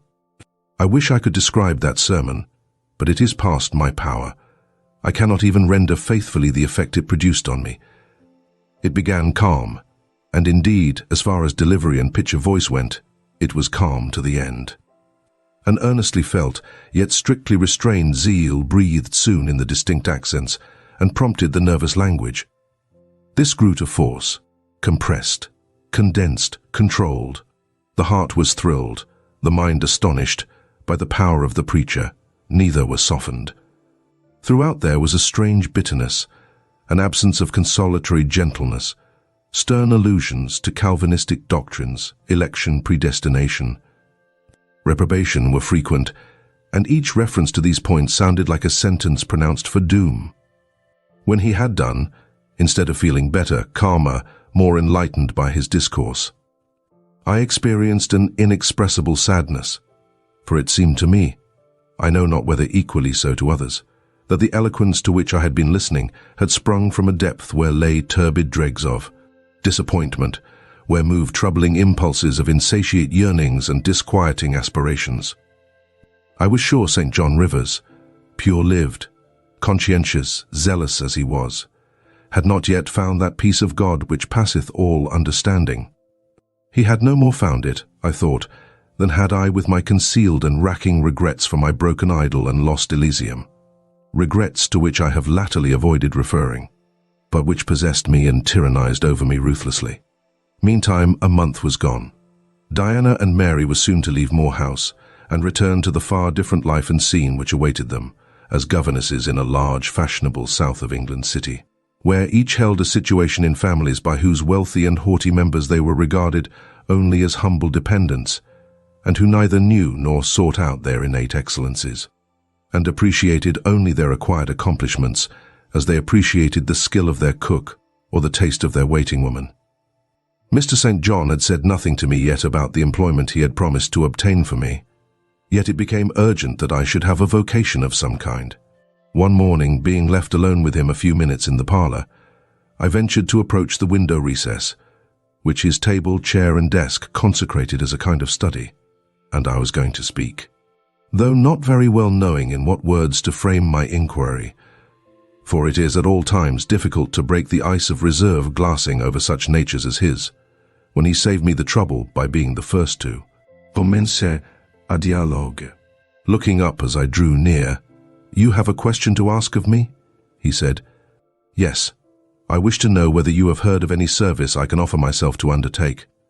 I found or devised something for you 3 weeks ago, but as you seemed both useful and happy here, as my sisters had, evidently become attached to you, and your society gave them unusual pleasure, I deemed it inexpedient to break in on your mutual comfort till their approaching departure from Marsh End should render yours necessary. And they will go in 3 days now," I said. "Yes, and when they go I shall return to the parsonage at Morton. Hannah will accompany me, and this old house will be shut up." I waited a few moments, expecting he would go on with the subject first broached, but he seemed to have entered another train of reflection. His look denoted abstraction from me and my business. I was obliged to recall him to a theme which was of necessity one of close and anxious interest to me. "What is the employment you had in view, Mr. Rivers? I hope this delay will not have increased the difficulty of securing it." "Oh, no, since it is an employment which depends only on me to give, and you to accept." He again paused. There seemed a reluctance to continue. I grew impatient. A restless movement or two, and an eager and exacting glance fastened on his face, conveyed the feeling to him as effectually as words could have done, and with less trouble. "You need be in no hurry to hear," he said. "Let me frankly tell you, I have nothing eligible or profitable to suggest. Before I explain, recall, if you please, my notice, clearly given, that if I helped you, it must be as the blind man would help the lame. I am poor, for I find that, when I have paid my father's debts, all the patrimony remaining to me will be this crumbling grange, the row of scathed firs behind, and the patch of moorish soil, with the yew trees and holly bushes in front. I am obscure. Rivers is an old name, but of the 3 sole descendants of the race, 2 earn the dependent's crust among strangers, and the 3rd considers himself an alien from his native country, not only for life, but in death. Yes, and deems, and is bound to deem, himself honoured by the lot, and aspires but after the day when the cross of separation from fleshly ties shall be laid on his shoulders, and when the head of that church militant of whose humblest members he is one shall give the word, 'Rise, follow me.'" St. John said these words as he pronounced his sermons with a quiet, deep voice, with an unflushed cheek and a coruscating radiance of glance. He resumed, "And since I am myself poor and obscure, I can offer you but a service of poverty and obscurity. You may even think it degrading, for I see now your habits have been what the world calls refined. Your tastes lean to the ideal, and your society has at least been amongst the educated. But I consider that no service degrades which can better our race. I hold that the more arid and unreclaimed the soil where the Christian labourer's task of tillage is appointed him, the scantier the meed his toil brings, the higher the honour. His, under such circumstances, is the destiny of the pioneer. And the first pioneers of the gospel were the apostles. Their captain was Jesus, the Redeemer, himself." "Well?" I said, as he again paused. "Proceed." He looked at me before he proceeded. Indeed, he seemed leisurely to read my face, as if its features and lines were characters on a page. The conclusions drawn from this scrutiny he partially expressed in his succeeding observations. "I believe you will accept the post I offer you," said he, "and hold it for a while, not permanently, though, any more than I could permanently keep the narrow and narrowing, the tranquil, hidden office of English country incumbent, for in your nature is an alloy as detrimental to repose as that in mine, though of a different kind." "Do explain," I urged, when he halted once more. "I will, and you shall hear how poor the proposal is, how trivial, how cramping. I shall not stay long at Morton, now that my father is dead, and that I am my own master. I shall leave the place probably in the course of a 12-month, but while I do stay, I will exert myself to the utmost for its improvement. Morton, when I came to it 2 years ago, had no school. The children of the poor were excluded from every hope of progress. I established one for boys. I mean now to open a second school for girls. I have hired a building for the purpose, with a cottage of 2 rooms attached to it for the mistress's house. Her salary will be £30 a year. Her house is already furnished, very simply, but sufficiently, by the kindness of a lady, Miss Oliver, the only daughter of the sole rich man in my parish, Mr. Oliver, the proprietor of a needle factory and iron foundry in the valley. The same lady pays for the education and clothing of an orphan from the workhouse, on condition that she shall aid the mistress in such menial offices connected with her own house, and the school, as her occupation of teaching, will prevent her having time to discharge in person. Will you be this mistress? He put the question rather hurriedly. He seemed half to expect an indignant, or at least a disdainful rejection of the offer. Not knowing all my thoughts and feelings, though guessing some, he could not tell in what light the lot would appear to me. In truth, it was humble, but then it was sheltered, and I wanted a safe asylum. It was plodding, but then, compared with that of a governess in a rich house, it was independent, and the fear of servitude with strangers entered my soul like iron. It was not ignoble, not unworthy, not mentally degrading. I made my decision. I thank you for the proposal, Mr. Rivers, and I accept it with all my heart. But you comprehend me, he said. It is a village school. Your scholars will be only poor girls, cottagers' children, at the best, farmers' daughters. Knitting, sewing, reading, writing, ciphering will be all you will have to teach. What will you do with your accomplishments? What, with the largest portion of your mind? Sentiments, tastes, save them till they are wanted. They will keep. You know what you undertake then? I do. He now smiled, and not a bitter or a sad smile, but one well pleased and deeply gratified. And when will you commence the exercise of your function? I will go to my house tomorrow and open the school, if you like, next week. Very well. So be it. He rose and walked through the room. Standing still, he again looked at me. He shook his head. What do you disapprove of, Mr. Rivers? I asked. You will not stay at Morton long. No, no. Why? What is your reason for saying so? I read it in your eye. It is not of that description which promises the maintenance of an even tenor in life. I am not ambitious. He started at the word ambitious. He repeated, no. What made you think of ambition? Who is ambitious? I know I am. But how did you find it out? I was speaking of myself. Well, if you are not ambitious, you are. He paused. What? I was going to say, impassioned, but perhaps you would have misunderstood the word and been displeased. I mean that human affections and sympathies have a most powerful hold on you. I am sure you cannot long be content to pass your leisure in solitude and to devote your working hours to a monotonous labor wholly void of stimulus. Any more than I can be content, he added, with emphasis, to live here buried in morass, pent in with mountains. My nature, that God gave me, contravened, my faculties heaven bestowed paralyzed, made useless. You hear now how I contradict myself. I, who preached contentment with a humble lot, and justified the vocation even of hewers of wood and drawers of water in God's service. I, his ordained minister, almost rave in my restlessness. Well, propensities and principles must be reconciled by some means. He left the room. In this brief hour, I had learnt more of him than in the whole previous month. Yet still he puzzled me. Diana and Mary Rivers became more sad and silent as the day approached for leaving their brother and their home. They both tried to appear as usual, but the sorrow they had to struggle against was one that could not be entirely conquered or concealed.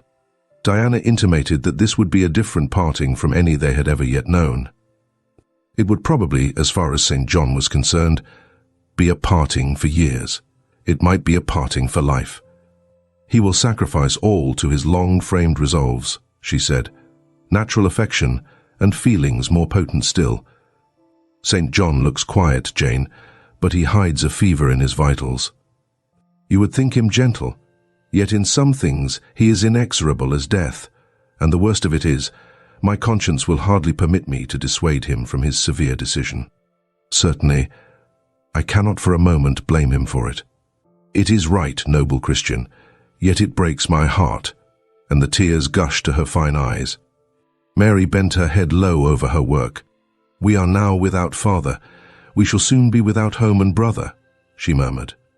At that moment a little accident supervened, which seemed decreed by fate purposely to prove the truth of the adage, that misfortunes never come singly, and to add to their distresses the vexing one of the slip between the cup and the lip.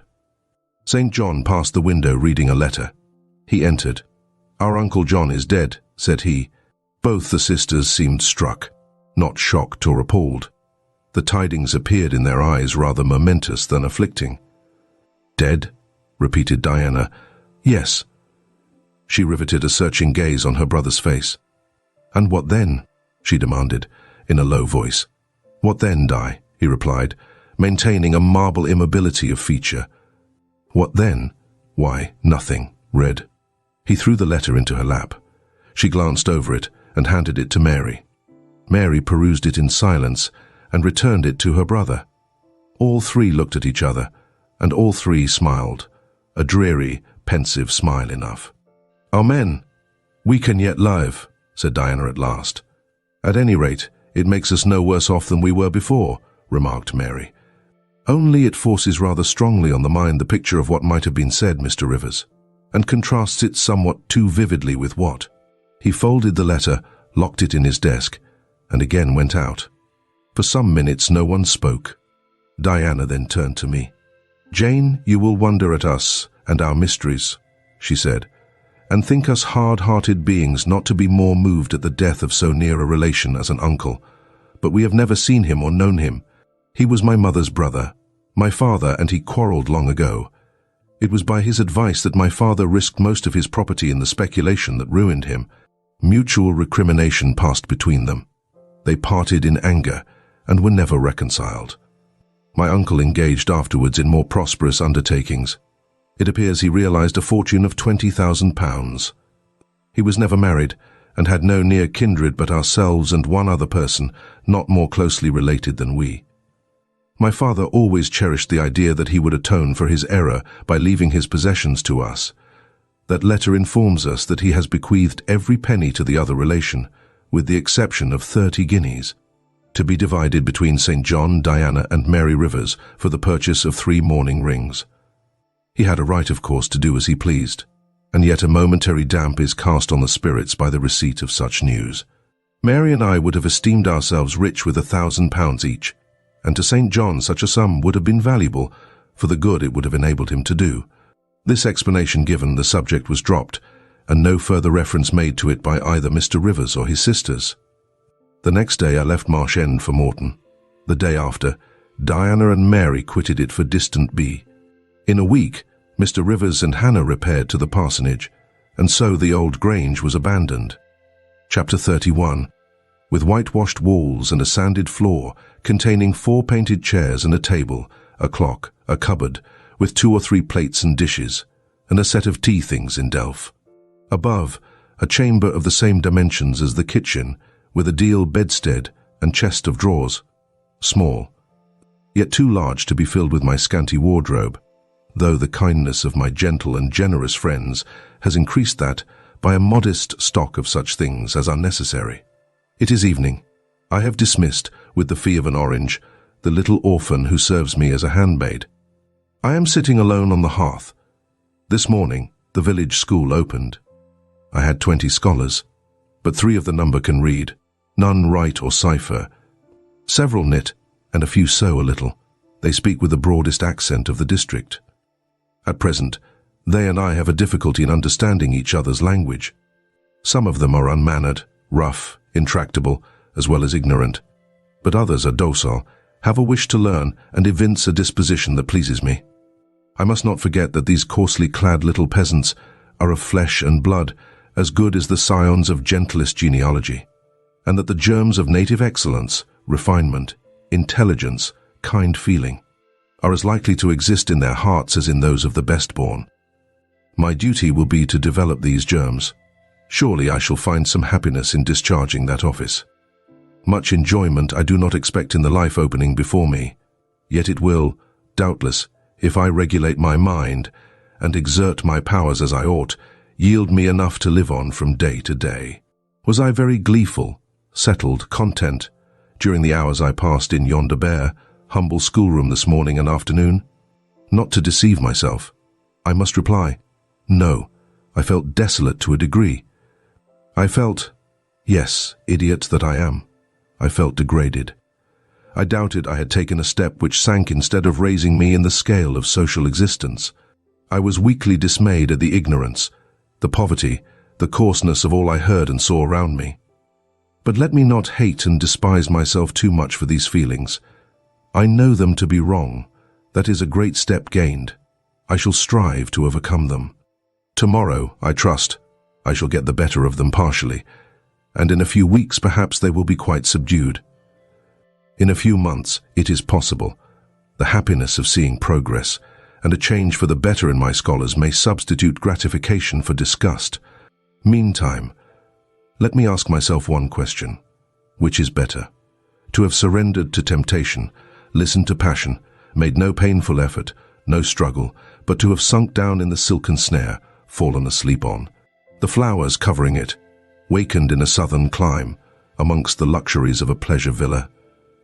To have been now living in France, Mr. Rochester's mistress, delirious with his love half my time, for he would, oh yes, he would have loved me well for a while.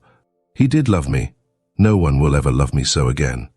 I shall never more know the sweet homage given to beauty, youth, and grace. For never to anyone else shall I seem to possess these charms. He was fond and proud of me. It is what no man besides will ever be. But where am I wandering, and what am I saying, and above all feeling? Whether is it better, I ask, to be a slave in a fool's paradise at Marseille, fevered with delusive bliss one hour, suffocating with the bitterest tears of remorse and shame the next, or to be a villager schoolmistress, free and honest, in a breezy mountain nook in the healthy heart of England? Yes, I feel now that I was right when I adhered to principle and law, and scorned and crushed the insane promptings of a frenzied moment. God directed me to a correct choice. I thank His providence for the guidance. Having brought my eventide musings to this point, I rose, went to my door, and looked at the sunset of the harvest day, and at the quiet fields before my cottage, which, with the school, was distant 1/2 mile from the village. The birds were singing their last strains. The air was mild, the dew was balm. While I looked, I thought myself happy, and was surprised to find myself ere long weeping. And why? For the doom which had reft me from adhesion to my master. For him I was no more to see. For the desperate grief and fatal fury, consequences of my departure, which might now, perhaps, be dragging him from the path of right, too far to leave hope of ultimate restoration thither. At this thought, I turned my face aside from the lovely sky of eve and lonely vale of Morton. I say lonely, for in that bend of it visible to me there was no building apparent save the church and the parsonage, half hid in trees, and, quite at the extremity, the roof of Vale Hall, where the rich Mr. Oliver and his daughter lived. I hid my eyes and leant my head against the stone frame of my door. But soon a slight noise near the wicket, which shut in my tiny garden from the meadow beyond it, made me look up. A dog, old Carlo, Mr. Rivers' pointer, as I saw in a moment, was pushing the gate with his nose, and St. John himself leant upon it with folded arms, his brow knit, his gaze, grave almost to displeasure, fixed on me. I asked him to come in. No, I cannot stay. I have only brought you a little parcel my sisters left for you. I think it contains a colour box, pencils, and paper. I approached to take it. A welcome gift it was. He examined my face, I thought, with austerity, as I came near. The traces of tears were doubtless very visible upon it. "Have you found your first day's work harder than you expected?" he asked. "Oh, no. On the contrary, I think in time I shall get on with my scholars very well. But perhaps your accommodations, your cottage, your furniture, have disappointed your expectations. They are, in truth, scanty enough. But," I interrupted, "my cottage is clean and weatherproof, my furniture sufficient and commodious. All I see has made me thankful, not despondent. I am not absolutely such a fool and sensualist as to regret the absence of a carpet, a sofa, and silver plate. Besides, 5 weeks ago I had nothing.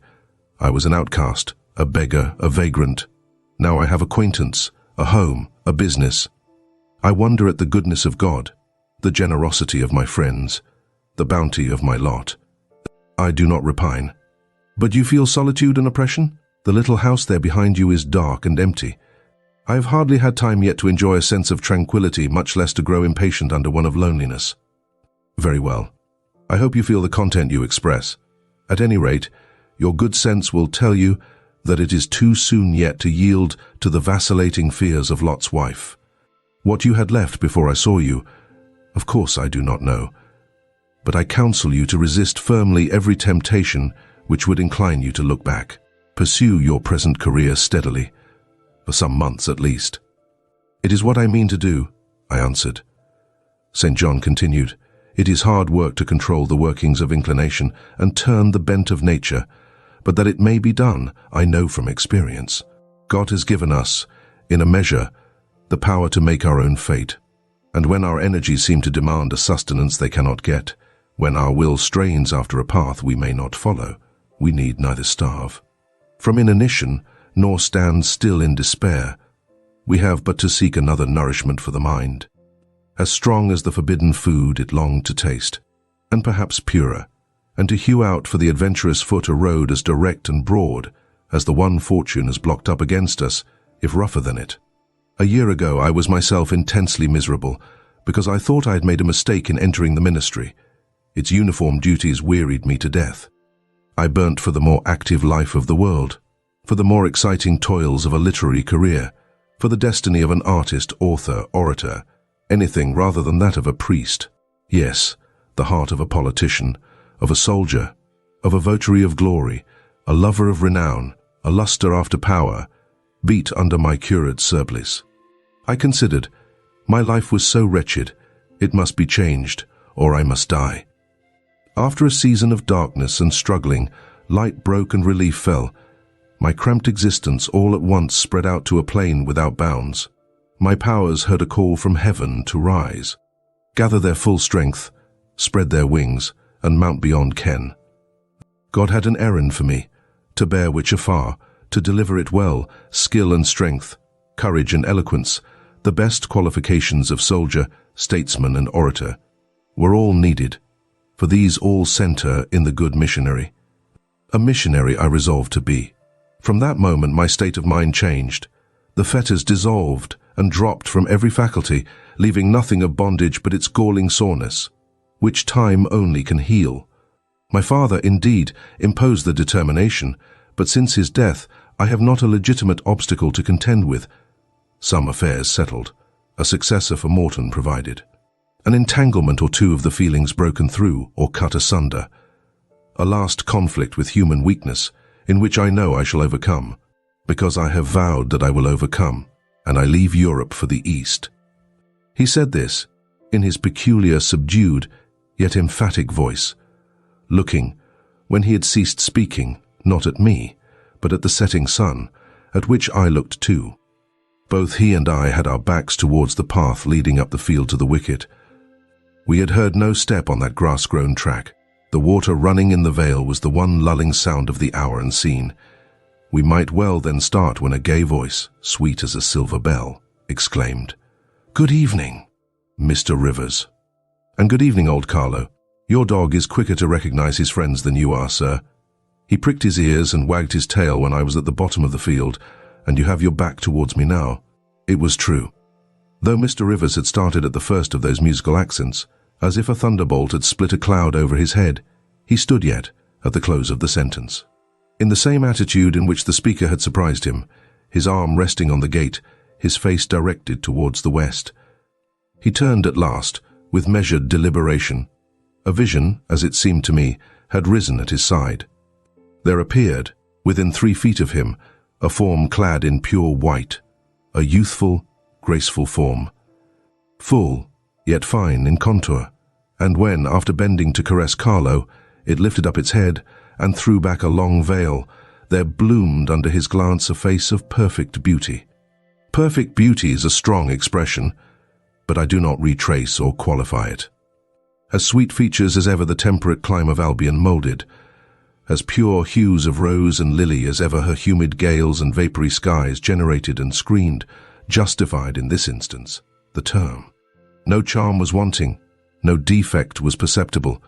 The young girl had regular and delicate lineaments, eyes shaped and colored as we see them in lovely pictures, large and dark, and full, the long and shadowy eyelash, which encircles a fine eye with so soft a fascination, the penciled brow which gives such clearness, the white smooth forehead, which adds such repose to the livelier beauties of tint and ray, the cheek oval, fresh and smooth, the lips, fresh too, ruddy, healthy, sweetly formed, the even and gleaming teeth without flaw, the small dimpled chin, the ornament of rich, plenteous tresses, all advantages, in short, which, combined, realize the ideal of beauty, were fully hers. I wondered, as I looked at this fair creature. I admired her with my whole heart. Nature had surely formed her in a partial mood, and forgetting her usual stinted stepmother dole of gifts, had endowed this, her darling, with a grandame's bounty. What did St. John Rivers think of this earthly angel? I naturally asked myself that question as I saw him turn to her and look at her, and as naturally I sought the answer to the inquiry in his countenance. He had already withdrawn his eye from the Perry, and was looking at a humble tuft of daisies which grew by the wicket. "A lovely evening, but late for you to be out alone," he said, as he crushed the snowy heads of the closed flowers with his foot. "Oh, I only came home from Sayre." She mentioned the name of a large town some 20 miles distant. "This afternoon. Papa told me you had opened your school, and that the new mistress was come, and so I put on my bonnet after tea, and ran up the valley to see her." "This is she?" pointing to me. "It is," said St. John. "Do you think you shall like Morton?" she asked of me, with a direct and naive simplicity of tone and manner pleasing if childlike. "I hope I shall. I have many inducements to do so." "Did you find your scholars as attentive as you expected?" "Quite." "Do you like your house?" "Very much." "Have I furnished it nicely?" "Very nicely indeed." "And made a good choice of an attendant for you in Alice Wood?"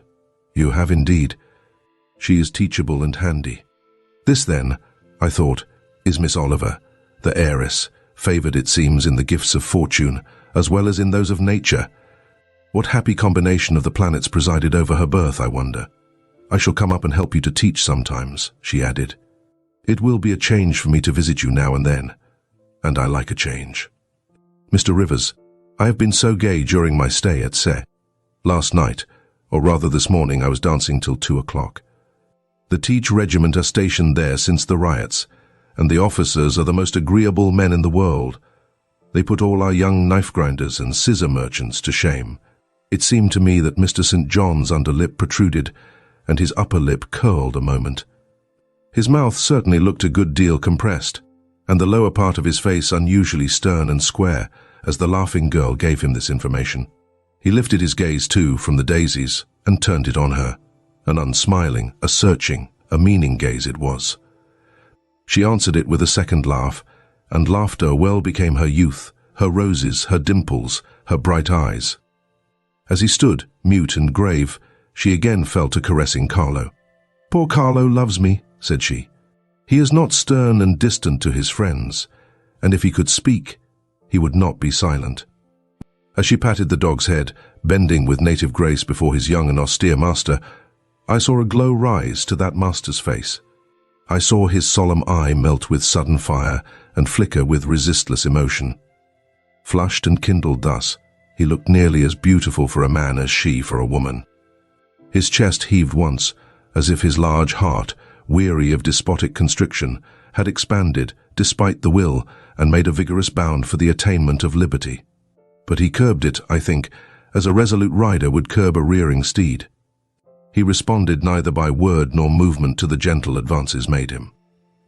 "Papa says you never come to see us now," continued Miss Oliver, looking up. "You are quite a stranger at Vale Hall. He is alone this evening, and not very well. Will you return with me and visit him?" "It is not a seasonable hour to intrude on Mr. Oliver," answered St. John. "Not a seasonable hour, but I declare it is. It is just the hour when Papa most wants company, when the works are closed and he has no business to occupy him. Now, Mr. Rivers, do come. Why are you so very shy and so very somber? She filled up the hiatus his silence left by a reply of her own. I forgot, she exclaimed, shaking her beautiful curled head, as if shocked at herself. I am so giddy and thoughtless. Do excuse me. It had slipped my memory that you have good reasons to be indisposed for joining in my chatter. Diana and Mary have left you, and Morehouse is shut up, and you are so lonely. I am sure I pity you. Do come and see Papa. Not tonight, Miss Rosamond, not tonight. Mr. St. John spoke almost like an automaton. Himself only knew the effort it cost him thus to refuse. Well, if you are so obstinate, I will leave you. For I dare not stay any longer. The dew begins to fall. Good evening. She held out her hand. He just touched it. Good evening, he repeated, in a voice low and hollow as an echo. She turned, but in a moment returned. Are you well? She asked. Or might she put the question? His face was blanched as her gown. Quite well, he enunciated, and with a bow he left the gate. She went one way, he another. She turned twice to gaze after him as she tripped fairy-like down the field. He, as he strode firmly across, never turned at all. This spectacle of another's suffering and sacrifice wrapped my thoughts from exclusive meditation on my own. Diana Rivers had designated her brother inexorable as death. She had not exaggerated. Chapter 32. Faithfully as I could. It was truly hard work at first. Some time elapsed before, with all my efforts, I could comprehend my scholars and their nature. Wholly untaught, with faculties quite torpid, they seemed to me hopelessly dull, and at first sight, all dull alike. But I soon found I was mistaken. There was a difference amongst them as amongst the educated, and when I got to know them, and they me, this difference rapidly developed itself. Their amazement at me, my language, my rules and ways, once subsided, I found some of these heavy-looking, gaping rustics wake up into sharp-witted girls enough. Many showed themselves obliging, and amiable too, and I discovered amongst them not a few examples of natural politeness and innate self-respect, as well as of excellent capacity. That won both my goodwill and my admiration. These soon took a pleasure in doing their work well, in keeping their persons neat, in learning their tasks regularly, in acquiring quiet and orderly manners. The rapidity of their progress in some instances was even surprising, and an honest and happy pride I took in it. Besides, I began personally to like some of the best girls, and they liked me. I had amongst my scholars several farmers' daughters, young women grown, almost. These could already read, write, and sew, and to them I taught the elements of grammar, geography, history, and the finer kinds of needlework. I found estimable characters amongst them, characters desirous of information and disposed for improvement, with whom I passed many a pleasant evening hour in their own homes. Their parents then, the farmer and his wife, loaded me with attentions. There was an enjoyment in accepting their simple kindness, and in repaying it by a consideration, a scrupulous regard to their feelings, to which they were not perhaps at all times accustomed, and which both charmed and benefited them, because, while it elevated them in their own eyes, it made them emulous to merit the deferential treatment they received. I felt I became a favorite in the neighborhood. Whenever I went out, I heard on all sides cordial salutations and was welcomed with friendly smiles. To live amidst general regard, though it be but the regard of working people, is like sitting in sunshine, calm and sweet. Serene inward feelings bud and bloom under the ray. At this period of my life, my heart far oftener swelled with thankfulness than sank with dejection. And yet, reader, to tell you all, in the midst of this calm, this useful existence, after a day passed in honourable exertion amongst my scholars, an evening spent in drawing or reading contentedly alone, I used to rush into strange dreams at night. Dreams many-coloured, agitated, full of the ideal, the stirring, the stormy, dreams where, amidst unusual scenes, charged with adventure, with agitating risk and romantic chance, I still again and again met Mr. Rochester, always at some exciting crisis, and then the sense of being in his arms, hearing his voice, meeting his eye, touching his hand and cheek, loving him. Being loved by him, the hope of passing a lifetime at his side would be renewed with all its first force and fire. Then I awoke. Then I recalled where I was and how situated. Then I rose up on my curtainless bed, trembling and quivering, and then the still, dark night witnessed the convulsion of despair and heard the burst of passion. By 9 o'clock the next morning I was punctually opening the school, tranquil, settled, prepared for the steady duties of the day. Rosamond Oliver kept her word in coming to visit me. Her call at the school was generally made in the course of her morning ride. She would canter up to the door on her pony, followed by a mounted livery servant. Anything more exquisite than her appearance, in her purple habit, with her Amazon's cap of black velvet, placed gracefully above the long curls that kissed her cheek and floated to her shoulders, can scarcely be imagined, and it was thus she would enter the rustic building and glide through the dazzled ranks of the village children. She generally came at the hour when Mr. Rivers was engaged in giving his daily catechizing lesson. Keenly, I fear, did the eye of the visitress pierce the young pastor's heart. A sort of instinct seemed to warn him of her entrance, even when he did not see it, and when he was looking quite away from the door, if she appeared at it, his cheek would glow, and his marble-seeming features, though they refused to relax, changed indescribably, and in their very quiescence became expressive of a repressed fervor, stronger than working muscle or darting glance could indicate. Of course, she knew her power. Indeed, he did not, because he could not, conceal it from her. In spite of his Christian stoicism, when she went up and addressed him, and smiled gaily, encouragingly, even fondly in his face, his hand would tremble and his eye burn. He seemed to say, with his sad and resolute look, if he did not say it with his lips, "I love you, and I know you prefer me.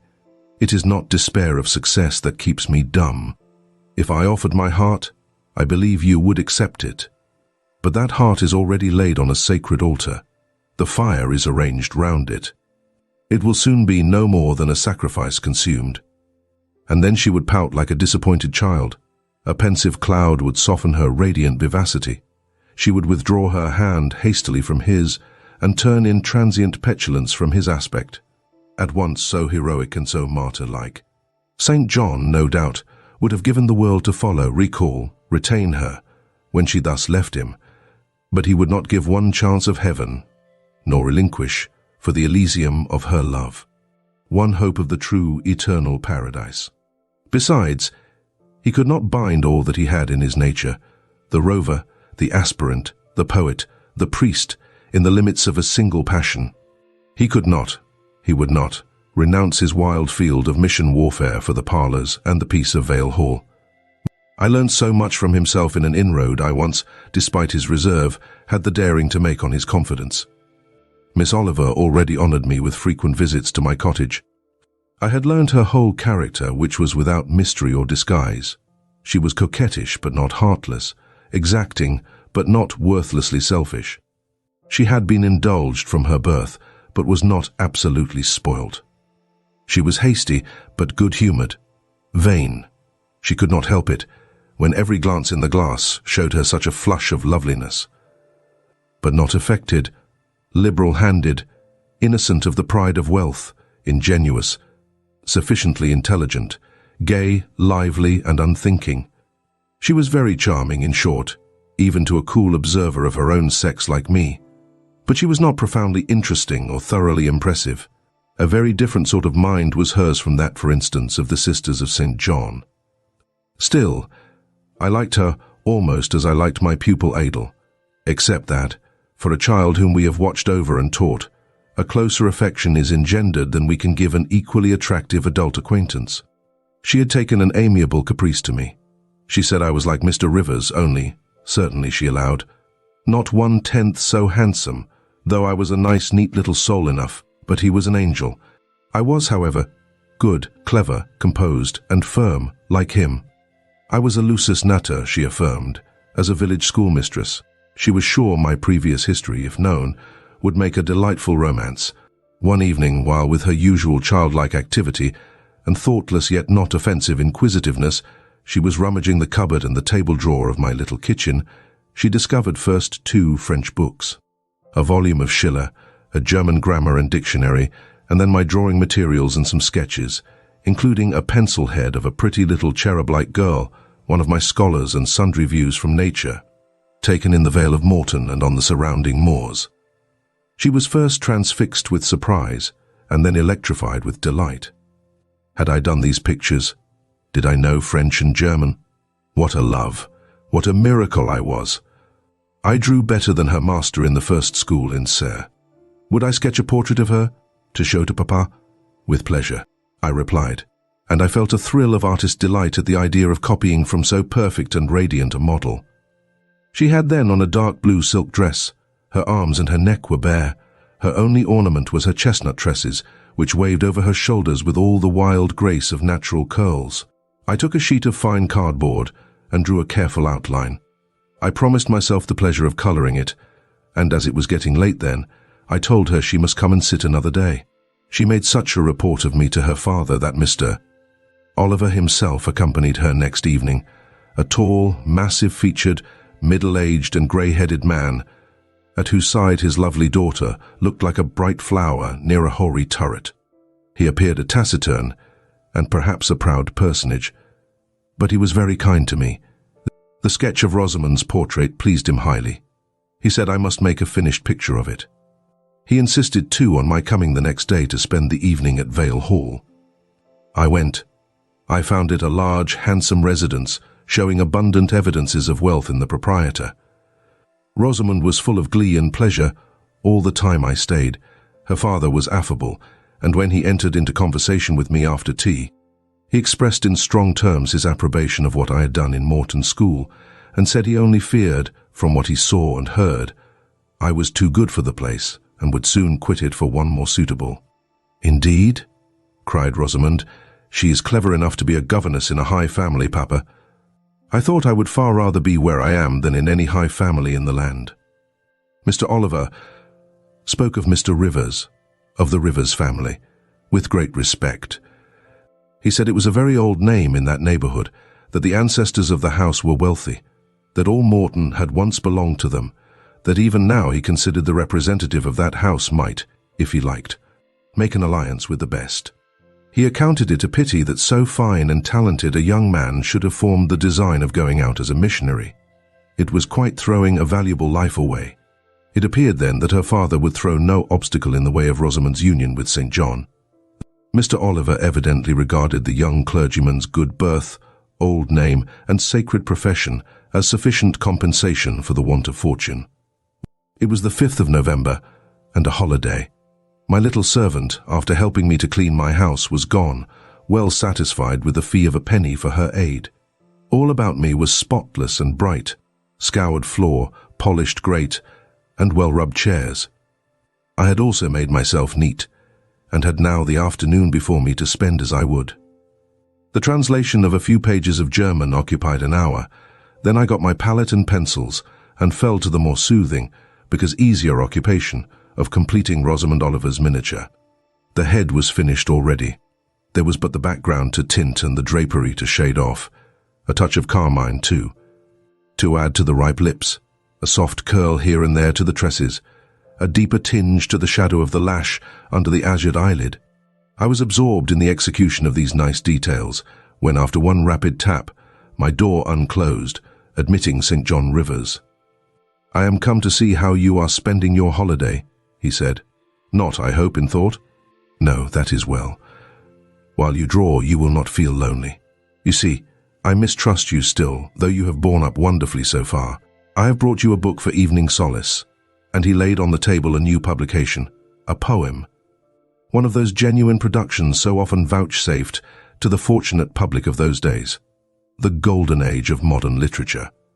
Alas, the readers of our era are less favoured. But courage. I will not pause either to accuse or repine. I know poetry is not dead, nor genius lost, nor has mammon gained power over either to bind or slay. They will both assert their existence, their presence, their liberty and strength again one day. Powerful angels, safe in heaven. They smile when sordid souls triumph, and feeble ones weep over their destruction. Poetry destroyed, Genius banished? No. Mediocrity? No. Do not let envy prompt you to the thought. No. They not only live, but reign and redeem. And without their divine influence spread everywhere, you would be in hell, the hell of your own meanness. While I was eagerly glancing at the bright pages of Marmion, for Marmion it was, St. John stooped to examine my drawing. His tall figure sprang erect again with a start. He said nothing. I looked up at him. He shunned my eye.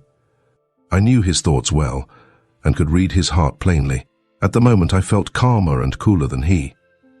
I had then temporarily the advantage of him, and I conceived an inclination to do him some good, if I could.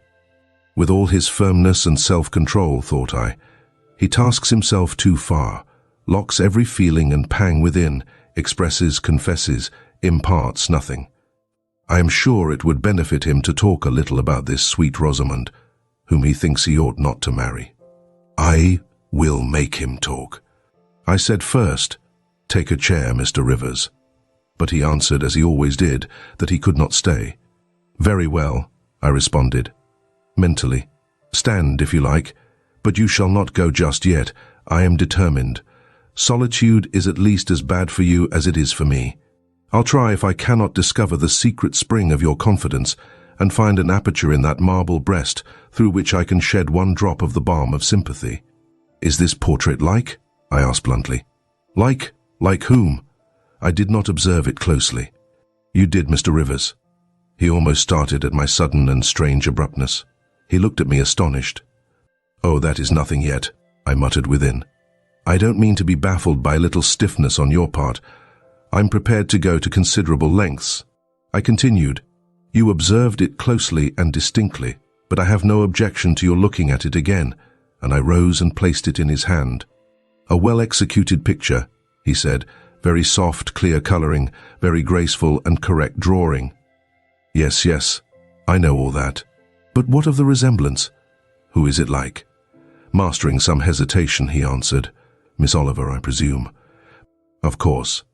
And now, sir, to reward you for the accurate guess, I will promise to paint you a careful and faithful duplicate of this very picture, provided you admit that the gift would be acceptable to you.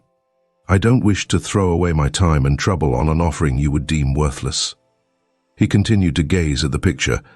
The longer he looked, the firmer he held it, the more he seemed to covet it. "It is like," he murmured. "The eye is well managed. The color, light, expression are perfect.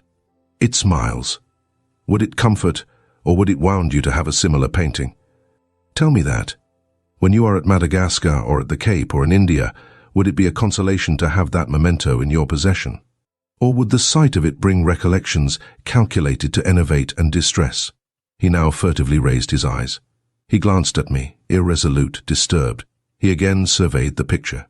That I should like to have it is certain. Whether it would be judicious or wise is another question. Since I had ascertained that Rosamond really preferred him, and that her father was not likely to oppose the match, I, less exalted in my views than St. John, had been strongly disposed in my own heart to advocate their union. It seemed to me that, should he become the possessor of Mr. Oliver's large fortune, he might do as much good with it as if he went and laid his genius out to wither, and his strength to waste, under a tropical sun. With this persuasion I now answered, "As far as I can see, it would be wiser and more judicious if you were to take to yourself the original at once." By this time he had sat down. He had laid the picture on the table before him, and with his brow supported on both hands, hung fondly over it. I discerned he was now neither angry nor shocked at my audacity. I saw even that to be thus frankly addressed on a subject he had deemed unapproachable.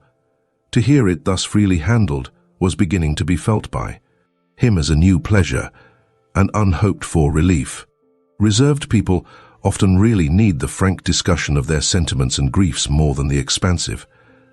The sternest-seeming stoic is human after all, and to burst with boldness and goodwill into the silent sea of their souls is often to confer on them the first of obligations. "She likes you, I am sure," said I, as I stood behind his chair, "and her father respects you. Moreover, she is a sweet girl, rather thoughtless, but you would have sufficient thought for both yourself and her." You ought to marry her. Does she like me? He asked. Certainly. Better than she likes anyone else. She talks of you continually. There is no subject she enjoys so much or touches upon so often. It is very pleasant to hear this, he said. Very, go on for another quarter of an hour. And he actually took out his watch and laid it upon the table to measure the time. But where is the use of going on? I asked. When you are probably preparing some iron blow of contradiction or forging a fresh chain to fetter your heart. Don't imagine such hard things. Fancy me yielding and melting, as I am doing. Human love rising like a freshly opened fountain in my mind, and overflowing with sweet inundation all the field I have so carefully and with such labor prepared. So assiduously sown with the seeds of good intentions, of self-denying plans. And now it is deluged with a nectarous flood, the young germs swamped, delicious poison cankering them. Now I see myself stretched on an ottoman in the drawing-room at Vale Hall, at my bride Rosamond Oliver's feet. She is talking to me with her sweet voice, gazing down on me with those eyes your skillful hand has copied so well, smiling at me with these coral lips. She is mine. I am hers. This present life and passing world suffice to me. Hush. Say nothing. My heart is full of delight. My senses are entranced. Let the time I marked pass in peace. I humoured him. The watch ticked on. He breathed fast and low. I stood silent. Amidst this hush the quartet sped. He replaced the watch, laid the picture down, rose and stood on the hearth. Now, said he, that little space was given to delirium and delusion. I rested my temples on the breast of temptation and put my neck voluntarily under her yoke of flowers.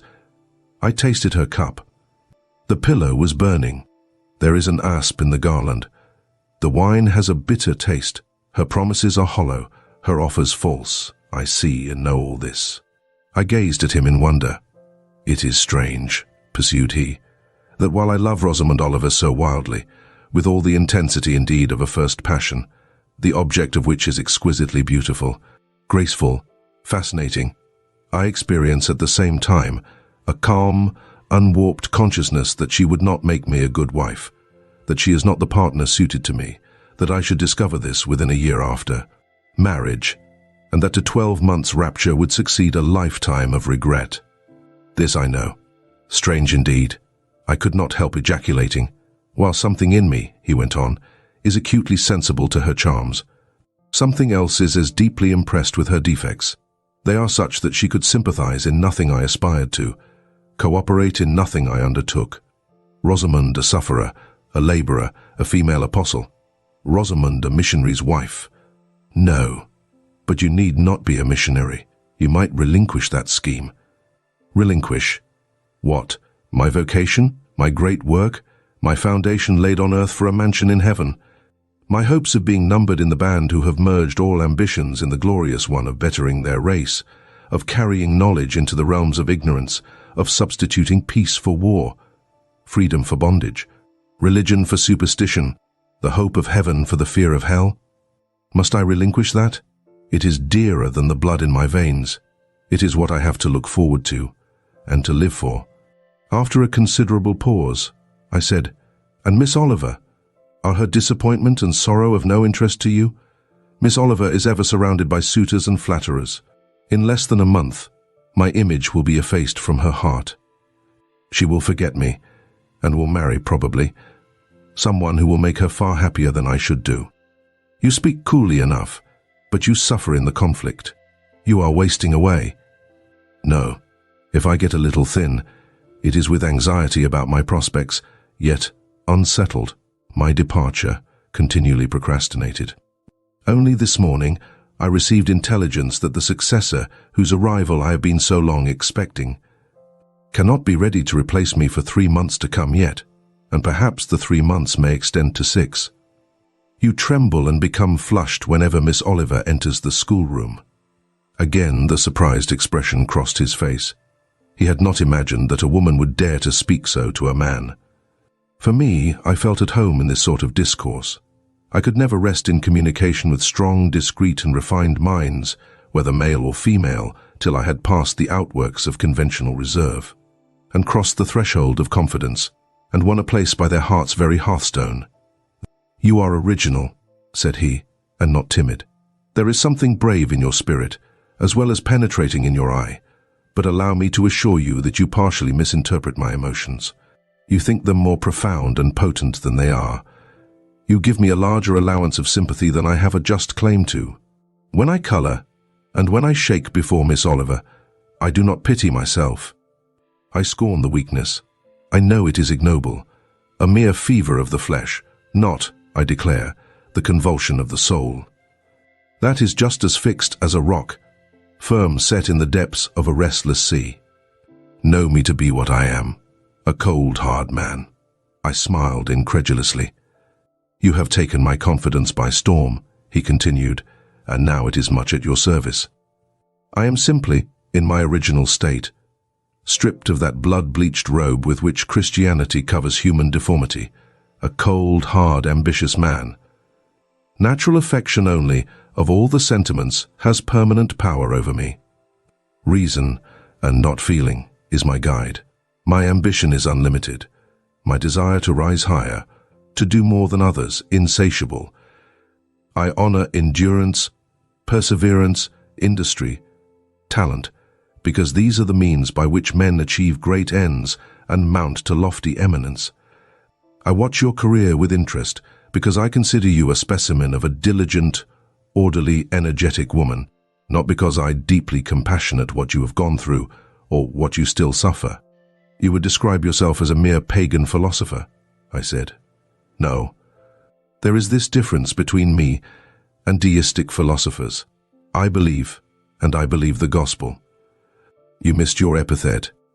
I am not a pagan but a Christian philosopher, a follower of the sect of Jesus.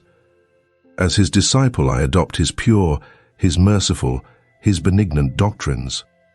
I advocate them. I am sworn to spread them. Won in youth to religion, she has cultivated my original qualities thus. From the minute germ, natural affection, she has developed the overshadowing tree, philanthropy. From the wild, stringy root of human uprightness, she has reared a due sense of the divine justice. Of the ambition to win power and renown for my wretched self, she has formed the ambition to spread my Master's kingdom, to achieve victories for the standard of the cross. So much has religion done for me, turning the original materials to the best account, pruning and training nature.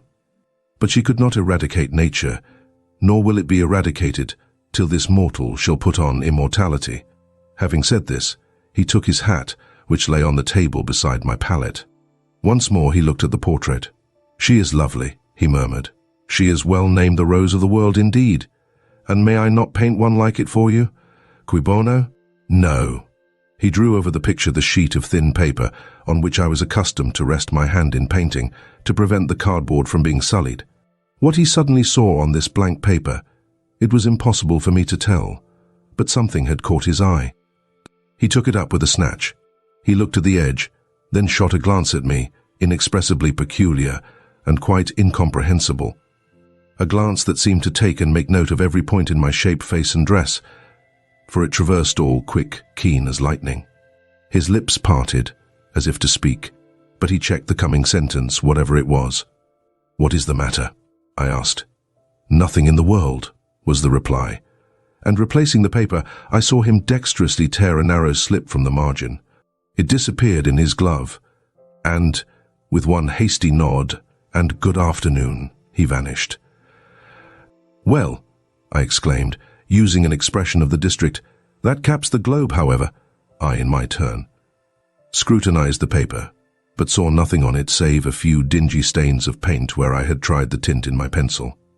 I pondered the mystery a minute or two, but finding it insolvable, and being certain it could not be of much moment, I dismissed and soon forgot it. Chapter 33. Continued all night. The next day a keen wind brought fresh and blinding falls. By twilight the valley was drifted up and almost impassable. I had closed my shutter, laid a mat to the door to prevent the snow from blowing in under it, trimmed my fire, and after sitting nearly an hour on the hearth listening to the muffled fury of the tempest, I lit a candle, took down Marmion, and beginning, "Day set on Norham's castled steep, and Tweed's fair river broad and deep, and Cheviot's mountains lone, The massive towers, the donjon keep, the flanking walls that round them sweep, in yellow lustre shone. I soon forgot storm in music. I heard a noise. The wind, I thought, shook the door. No, it was St. John Rivers who, lifting the latch, came in out of the frozen hurricane, the howling darkness, and stood before me, the cloak that covered his tall figure all white as a glacier. I was almost in consternation, so little had I expected any guest from the blocked-up vale that night. "Any ill news?" I demanded. "Has anything happened?" "No." "How very easily alarmed you are," he answered, removing his cloak and hanging it up against the door, towards which he again coolly pushed the mat which his entrance had deranged. He stamped the snow from his boots. "I shall sully the purity of your floor," said he, "but you must excuse me for once." Then he approached the fire. "I have had hard work to get here, I assure you," he observed, as he warmed his hands over the flame. "One drift took me up to the waist. Happily the snow is quite soft yet." "But why you come?" I could not forbear saying. Rather an inhospitable question to put to a visitor, but since you ask it, I answer simply to have a little talk with you. I got tired of my mute books and empty rooms. Besides, since yesterday, I have experienced the excitement of a person to whom a tale has been half told, and who is impatient to hear the sequel. He sat down. I recalled his singular conduct of yesterday, and really I began to fear his wits were touched. If he were insane, however, his was a very cool and collected insanity. I had never seen that handsome-featured face of his look more like chiseled marble than it did just now. As he put aside his snow-wet hair from his forehead and let the firelight shine free on his pale brow and cheek as pale, where it grieved me to discover the hollow trace of care or sorrow now so plainly graved. I waited, expecting he would say something I could at least comprehend, but his hand was now at his chin, his finger on his lip. He was thinking. It struck me that his hand looked wasted like his face. A perhaps uncalled-for gush of pity came over my heart. I was moved to say, "I wish Diana or Mary would come and live with you. It is too bad that you should be quite alone, and you are recklessly rash about your own health." "Not at all," said he. "I care for myself when necessary. I am well now. What do you see amiss in me?" This was said with a careless, abstracted indifference, which showed that my solicitude was, at least in his opinion, wholly superfluous. I was silenced. He still slowly moved his finger over his upper lip, and still his eye dwelt dreamily on the glowing grate, thinking it urgent to say something. I asked him presently if he felt any cold draught from the door, which was behind him. "No, no," he responded shortly and somewhat testily. "Well," I reflected, "if you won't talk, you may be still. I'll let you alone now and return to my book." So I snuffed the candle and resumed the perusal of Marmion. He soon stirred. My eye was instantly drawn to his movements. He only took out a morocco pocketbook, thence produced a letter, which he read in silence, folded it, put it back, relapsed into meditation. It was vain to try to read with such an inscrutable fixture before me, nor could I, in impatience, consent to be dumb. He might rebuff me if he liked, but talk I would. "Have you heard from Diana and Mary lately?" "Not since the letter I showed you a week ago." "There has not been any change made about your own arrangements?" "You will not be summoned to leave England sooner than you expected?" "I fear not, indeed. Such chance is too good to befall me." Baffled so far, I changed my ground. I bethought myself to talk about the school and my scholars. Mary Garrett's mother is better, and Mary came back to the school this morning, and I shall have 4 new girls next week from the Foundry Close. They would have come today but for the snow. "Indeed. Mr. Oliver pays for 2. "Does he? He means to give the whole school a treat at Christmas." "I know. Was it your suggestion?" "No." "Whose then?" "His daughter's, I think." "It is like her. She is so good-natured." "Yes." Again came the blank of a pause. The clock struck 8 strokes. It aroused him. He uncrossed his legs, sat erect, turned to me. "Leave your book a moment and come a little nearer the fire," he said. Wondering, and of my wonder finding no end, I complied. "Half an hour ago," he pursued, "I spoke of my impatience to hear the sequel of a tale. On reflection, I find the matter will be better managed by my assuming the narrator's part and converting you into a listener. Before commencing, it is but fair to warn you that the story will sound somewhat hackneyed in your ears, but stale details often regain a degree of freshness when they pass through new lips. For the rest, whether trite or novel, it is short. 20 years ago, a poor curate, never mind his name at this moment, fell in love with a rich man's daughter. She fell in love with him and married him against the advice of all her friends, who consequently disowned her immediately after the wedding. Before 2 years passed, the rash pair were both dead and laid quietly side by side under one slab. I have seen their grave. It formed part of the pavement of a huge churchyard surrounding the grim soot-black old cathedral of an overgrown manufacturing town in Shire. They left a daughter, which, at its very birth, Charity received in her lap, cold as that of the snowdrift I almost stuck fast in tonight. Charity carried the friendless thing to the house of its rich maternal relations. It was reared by an aunt-in-law, called, I come to names now, Mrs. Reed of Gateshead. You start. Did you hear a noise? I dare say it is only a rat scrambling along the rafters of the adjoining schoolroom. It was a barn before I had it repaired and altered, and barns are generally haunted by rats. To proceed.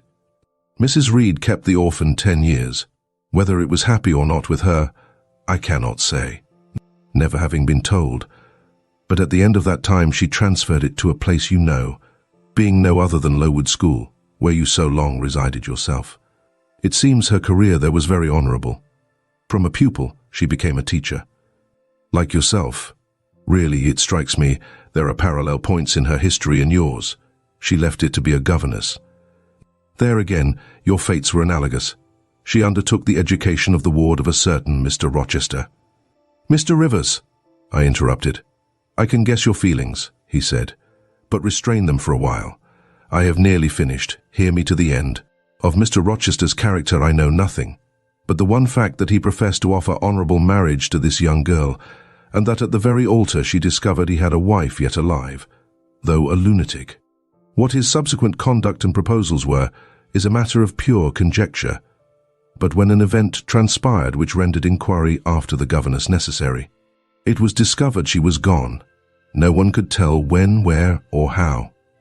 She had left Thornfield Hall in the night. Every research after her course had been vain. The country had been scoured far and wide. No vestige of information could be gathered respecting her. Yet that she should be found is become a matter of serious urgency. Advertisements have been put in all the papers. I myself have received a letter from one Mr. Briggs, a solicitor, communicating the details I have just imparted. Is it not an odd tale? Just tell me this, said I, and since you know so much you surely can tell it me. What of Mr. Rochester? How and where is he? What is he doing? Is he well? I am ignorant of all concerning Mr. Rochester. The letter never mentions him but to narrate the fraudulent and illegal attempt I have adverted to. You should rather ask the name of the governess, the nature of the event which requires her appearance. Did no one go to Thornfield Hall then? Did no one see Mr. Rochester? I suppose not. But they wrote to him. Of course. And what did he say? Who has his letters? Mr. Briggs intimates that the answer to his application was not from Mr. Rochester, but from a lady. It is signed Alice Fairfax. I felt cold and dismayed. My worst fears then were probably true. He had in all probability left England and rushed in reckless desperation to some former haunt on the continent. And what opiate for his severe sufferings, what object for his strong passions, had he sought there? I dared not answer the question. Oh, my poor master, once almost my husband, whom I had often called my dear Edward. He must have been a bad man, observed Mr. Rivers. You don't know him. Don't pronounce an opinion upon him, I said with warmth. Very well, he answered quietly. And indeed, my head is otherwise occupied than with him. I have my tale to finish. Since you won't ask the governess's name, I must tell it of my own accord. Stay. I have it here. It is always more satisfactory to see important points written down, fairly committed to black and white. And the pocket-book was again deliberately produced, opened, sought through. From one of its compartments was extracted a shabby slip of paper, hastily torn off. I recognized in its texture and its stains of ultramarine and lake and vermilion the ravished margin of the portrait cover. He got up, held it close to my eyes, and I read, traced in Indian ink in my own handwriting, the words Jane Eyre, the work doubtless of some moment of abstraction. Briggs wrote to me of a Jane Eyre. He said, the advertisements demanded a Jane Eyre. I knew a Jane Elliot. I confess I had my suspicions, but it was only yesterday afternoon they were at once resolved into certainty. You own the name and renounce the yes. Yes, but where is Mr. Briggs? He perhaps knows more of Mr. Rochester than you do. Briggs is in London. I should doubt his knowing anything at all about Mr. Rochester. It is not in Mr. Rochester he is interested. Meantime, you forget essential points in pursuing trifles. You do not inquire why Mr. Briggs sought after you, what he wanted with you. Well, what did he want? Merely to tell you that your uncle, Mr. Eyre of Madeira, is dead, that he has left you all his property, and that you are now rich. Merely that, nothing more. I, rich? Yes, you rich, quite an heiress. Silence succeeded. You must prove your identity, of course. Resumed St. John presently. A step which will offer no difficulties. You can then enter on immediate possession. Your fortune is vested in the English funds. Briggs has the will and the necessary documents. Here was a new card turned up. It is a fine thing, reader, to be lifted in a moment from indigence to wealth. A very fine thing, but not a matter one can comprehend or consequently enjoy, all at once. And then there are other chances in life far more thrilling and rapture-giving. This is solid, an affair of the actual world, nothing ideal about it. All its associations are solid and sober, and its manifestations are the same. One does not jump and spring and shout hurrah at hearing one has got a fortune. One begins to consider responsibilities and to ponder business. On a base of steady satisfaction rise certain grave cares, and we contain ourselves and brood over our bliss with a solemn brow. Besides, the words legacy, bequest go side by side with the words death, funeral. My uncle, I had heard, was dead, my only relative. Ever since being made aware of his existence, I had cherished the hope of one day seeing him. Now, I never should. And then this money came only to me, not to me and a rejoicing family, but to my isolated self. It was a grand boon, doubtless, and independence would be glorious. Yes, I felt that. That thought swelled my heart. You unbend your forehead at last, said Mr. Rivers. I thought Medusa had looked at you, and that you were turning to stone. Perhaps now you will ask how much you are worth. How much am I worth? Oh, a trifle. Nothing, of course, to speak of. £20,000, I think they say. But what is that? £20,000? Here was a new stunner. I had been calculating on 4,000 or 5,000. This news actually took my breath for a moment. Mr. St. John, whom I had never heard laugh before, laughed now. Well, said he, if you had committed a murder, and I had told you your crime was discovered, you could scarcely look more aghast. It is a large sum. Don't you think there is a mistake? No mistake at all. Perhaps you have read the figures wrong. It may be 2,000. It is written in letters, not figures. 20,000. I again felt rather like an individual of but average gastronomical powers sitting down to feast alone at a table spread with provisions for 100. Mr. Rivers rose now and put his cloak on. If it were not such a very wild night, he said, I would send Hannah down to keep you company. You look too desperately miserable to be left alone. But Hannah, poor woman, could not stride the drift so well as I. Her legs are not quite so long, so I must e'en leave you to your sorrows. Good night. He was lifting the latch. A sudden thought occurred to me. Stop 1 minute, I cried. Well? It puzzles me to know why Mr. Briggs wrote to you about me, or how he knew you, or could fancy that you, living in such an out-of-the-way place, had the power to aid in my discovery. Oh, I am a clergyman, he said, and the clergy are often appealed to about odd matters. Again, the latch rattled. No, that does not satisfy me, I exclaimed. And indeed there was something in the hasty and unexplanatory reply which, instead of allaying, piqued my curiosity more than ever. It is a very strange piece of business, I added. I must know more about it. Another time. No one tonight. And as he turned from the door, I placed myself between it and him. He looked rather embarrassed. You certainly shall not go till you have told me all, I said. I would rather not just now. You shall. You must. I would rather Diana or Mary informed you. Of course, these objections wrought my eagerness to a climax. Gratified it must be, and that without delay, and I told him so. But I apprised you that I was a hard man, said he, difficult to persuade. And I am a hard woman, impossible to put off. And I am a hard woman, impossible to put off. And then, he pursued, I am cold, no fervour infects me, whereas I am hot, and fire dissolves ice.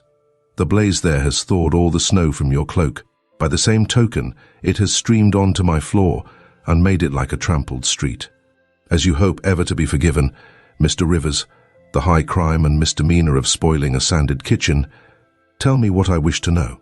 Well then, he said, I yield, if not to your earnestness, to your perseverance, as stone is worn by continual dropping. Besides, you must know some day, as well now as later. Your name is Jane Eyre. Of course, that was all settled before. You are not, perhaps, aware that I am your namesake? That I was christened St. John Eyre Rivers? No, indeed. I remember now seeing the letter E, comprised in your initials written in books you have at different times lent me, but I never asked for what name it stood. But what then? Surely, I stopped. I could not trust myself to entertain, much less to express, the thought that rushed upon me, that embodied itself, that in a second stood out a strong, solid probability. Circumstances knit themselves, fitted themselves, shot into order. The chain that had been lying hitherto a formless lump of links was drawn out straight. Every ring was perfect, the connection complete. I knew by instinct how the matter stood before St. John had said another word, but I cannot expect the reader to have the same intuitive perception, so I must repeat his explanation. My mother's name was Eyre. She had two brothers, one a clergyman who married Miss Jane Reed of Gateshead, the other John Eyre Esquire, merchant, later Fonchholm, Madeira. Mr. Briggs, being Mr. Eyre's solicitor, wrote to us last August to inform us of our uncle's death and to say that he had left his property to his brother the clergyman's orphan daughter, overlooking us, in consequence of a quarrel never forgiven between him and my father. He wrote again a few weeks since to intimate that the heiress was lost and asking if we knew anything of her. A name casually written on a slip of paper has enabled me to find her out. You know the rest. Again he was going, but I set my back against the door. Do let me speak, I said. Let me have one moment to draw breath and reflect. I paused. He stood before me, hat in hand, looking composed enough. I resumed. Your mother was my father's sister? Yes. My aunt, consequently. He bowed. My Uncle John was your Uncle John? You, Diana, and Mary are his sister's children, as I am his brother's child. Undeniably. You three, then, are my cousins. Half our blood on each side flows from the same source? We are cousins, yes. I surveyed him. It seemed I had found a brother, one I could be proud of, one I could love, and two sisters whose qualities were such that, when I knew them but as mere strangers, they had inspired me with genuine affection and admiration. The two girls on whom, kneeling down on the wet ground and looking through the low latticed window of Moor House kitchen, I had gazed with so bitter a mixture of interest and despair, were my near kinswomen, and the young and stately gentleman who had found me almost dying at his threshold was my blood relation. Glorious discovery to a lonely wretch. This was wealth indeed, wealth to the heart, a mine of pure, genial affections. This was a blessing bright, vivid, and exhilarating, not like the ponderous gift of gold, rich and welcome enough in its way, but sobering from its weight. I now clapped my hands in sudden joy. My pulse bounded, my veins thrilled. Oh, I am glad, I exclaimed.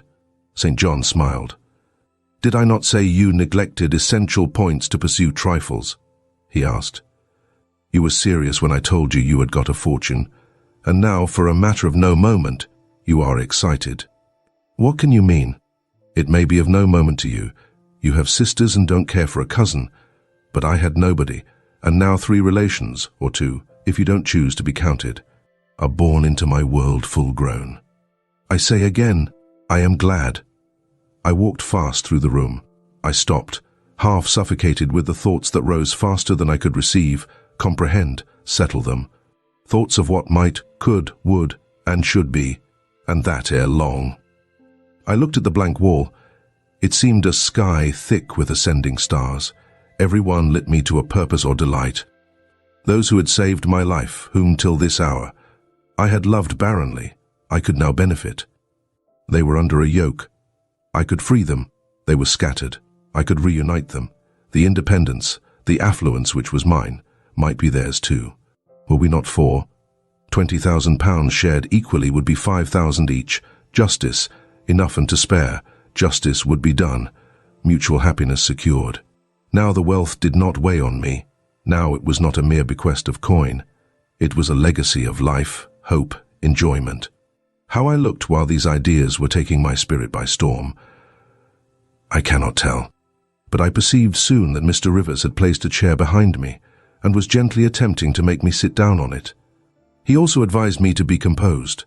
I scorned the insinuation of helplessness and distraction, shook off his hand, and began to walk about again. "Write to Diana and Mary tomorrow," I said, "and tell them to come home directly." Diana said they would both consider themselves rich with £1,000, so with 5,000 they will do very well. "Tell me where I can get you a glass of water," said St. John. "You must really make an effort to tranquilize your feelings." Nonsense. And what sort of an effect will the bequest have on you? Will it keep you in England, induce you to marry Miss Oliver, and settle down like an ordinary mortal? You wander. Your head becomes confused. I have been too abrupt in communicating the news. It has excited you beyond your strength. Mr. Rivers, you quite put me out of patience. I am rational enough. It is you who misunderstand, or rather who affect to misunderstand. Perhaps if you explained yourself a little more fully, I should comprehend better. Explain. What is there to explain? You cannot fail to see that £20,000, the sum in question, divided equally between the nephew and 3 nieces of our uncle, will give 5,000 to each. What I want is that you should write to your sisters and tell them of the fortune that has accrued to them. To you, you mean. I have intimated my view of the case. I am incapable of taking any other. I am not brutally selfish, blindly unjust, or fiendishly ungrateful. Besides, I am resolved I will have a home and connections. I like Moor House, and I will live at Moor House.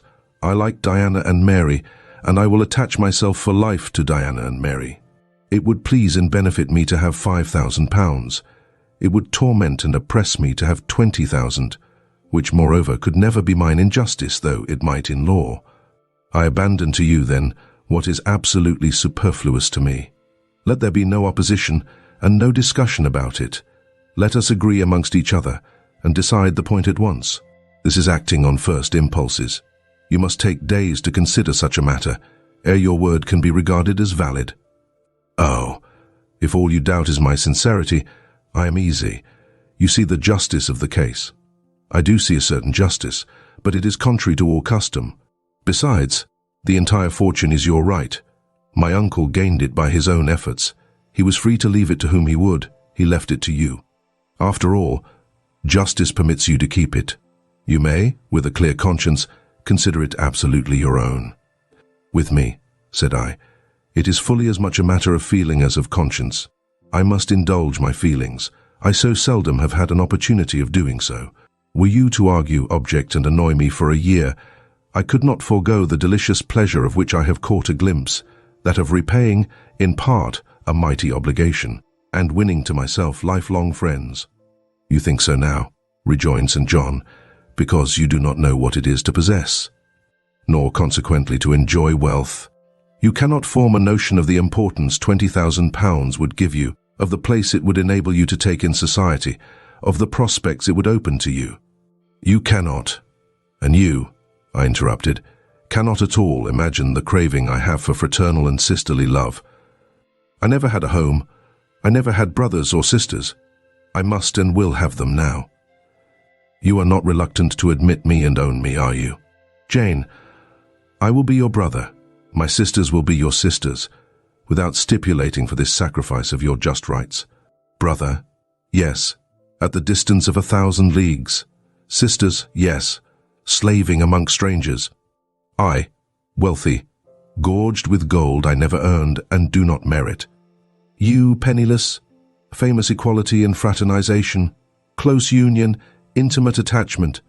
But, Jane, your aspirations after family ties and domestic happiness may be realized otherwise than by the means you contemplate. You may marry. Nonsense again. Marry? I don't want to marry and never shall marry. That is saying too much. Such hazardous affirmations are a proof of the excitement under which you labor. It is not saying too much. I know what I feel, and how averse are my inclinations to the bare thought of marriage. No one would take me for love, and I will not be regarded in the light of a mere money speculation. And I do not want a stranger, unsympathizing, alien, different from me. I want my kindred, those with whom I have full fellow feeling. Say again, you will be my brother. When you uttered the words, I was satisfied, happy.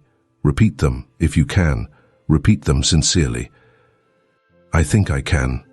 I know I've always loved my own sisters, and I know on what my affection for them is grounded, respect for their worth and admiration of their talents. You too have principle and mind. Your tastes and habits resemble Diana's and Mary's. Your presence is always agreeable to me. In your conversation, I have already for some time found a salutary solace. I feel I can easily and naturally make room in my heart for you as my third and youngest sister. Thank you. That contents me for tonight. Now you had better go, for if you stay longer, you will perhaps irritate me afresh by some mistrustful scruple. And the school, Miss Eyre. It must now be shut up, I suppose. No. I will retain my post of mistress till you get a substitute. He smiled approbation. We shook hands, and he took leave. I need not narrate in detail the further struggles I had, and arguments I used, to get matters regarding the legacy settled, as I wished. My task was a very hard one, but as I was absolutely resolved, as my cousins saw at length that my mind was really and immutably fixed on making a just division of the property, as they must in their own. Hearts have felt the equity of the intention, and must, besides, have been innately conscious that in my place they would have done precisely what I wished to do. They yielded at length so far as to consent to put the affair to arbitration. The judges chosen were Mr. Oliver and an able lawyer. Both coincided in my opinion. I carried my point. The instruments of transfer were drawn out. St. John, Diana, Mary, and I each became possessed of a competency. Chapter 34. General holiday approached. I now closed Morton School, taking care that the parting should not be barren on my side. Good fortune opens the hand, as well as the heart, wonderfully, and to give somewhat when we have largely received is but to afford a vent to the unusual ebullition of the sensations. I had long felt with pleasure that many of my rustic scholars liked me, and when we parted, that consciousness was confirmed. They manifested their affection plainly and strongly. Deep was my gratification to find I had really a place in their unsophisticated hearts. I promised them that never a week should pass in future that I did not visit them, and give them an hour's teaching in their school.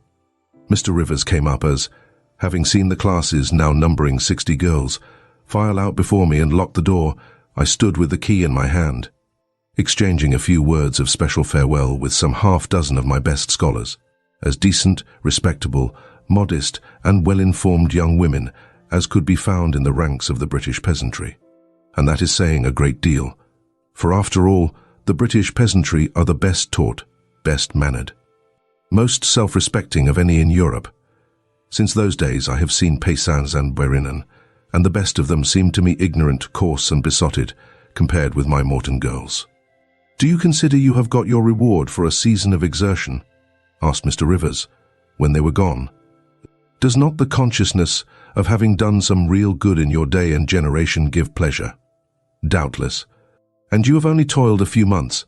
Would not a life devoted to the task of regenerating your race be well spent? Yes, I said, but I could not go on for ever so. I want to enjoy my own faculties as well as to cultivate those of other people. I must enjoy them now. Don't recall either my mind or body to the school. I am out of it and disposed for full holiday. He looked grave. What now? What sudden eagerness is this you evince? What are you going to do? To be active as I can.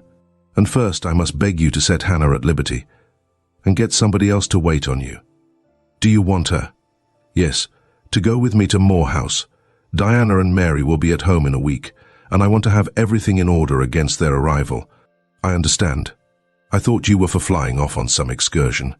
It is better so. Hannah shall go with you. Tell her to be ready by tomorrow then, and here is the schoolroom key. I will give you the key of my cottage in the morning. He took it. You give it up very gleefully, said he. I don't quite understand your light-heartedness, because I cannot tell what employment you propose to yourself as a substitute for the one you are relinquishing. What aim, what purpose, what ambition in life have you now? My first aim will be to clean down. Do you comprehend the full force of the expression? To clean down Moor House from chamber to cellar. My next to rub it up with beeswax, oil, and an indefinite number of cloths, till it glitters again. My third, to arrange every chair, table, bed, carpet, with mathematical precision. Afterwards, I shall go near to ruin you in coals and peat to keep up good fires in every room. And lastly, the 2 days preceding that on which your sisters are expected will be devoted by Hannah and me to such a beating of eggs, sorting of currants, grating of spices, compounding of Christmas cakes, chopping up of materials for mince pies, and solemnizing of other culinary rites, as words can convey but an inadequate notion of to the uninitiated like you. My purpose, in short, is to have all things in an absolutely perfect state of readiness for Diana and Mary before next Thursday, and my ambition is to give them a beau ideal of a welcome when they come. St. John smiled slightly. Still he was dissatisfied. It is all very well for the present, said he, but seriously, I trust that when the first flush of vivacity is over, you will look a little higher than domestic endearments and household joys. The best things the world has, I interrupted. No, Jane, no. This world is not the scene of fruition. Do not attempt to make it so, nor of rest. Do not turn slothful. I mean, on the contrary, to be busy. Jane, I excuse you for the present. 2 months' grace I allow you for the full enjoyment of your new position, and for pleasing yourself with this late-found charm of relationship. But then, I hope you will begin to look beyond Moor House and Morton, and sisterly society, and the selfish calm and sensual comfort of civilized affluence. I hope your energies will then once more trouble you with their strength. I looked at him with surprise. St. John, I said, I think you are almost wicked to talk so. I am disposed to be as content as a queen, and you try to stir me up to restlessness. To what end? To the end of turning to profit the talents which God has committed to your keeping, and of which he will surely one day demand a strict account. Jane, I shall watch you closely and anxiously. I warn you of that. And try to restrain the disproportionate fervour with which you throw yourself into commonplace home pleasures. Don't cling so tenaciously to ties of the flesh. Save your constancy and ardour for an adequate cause. Forbear to waste them on trite transient objects. Do you hear, Jane?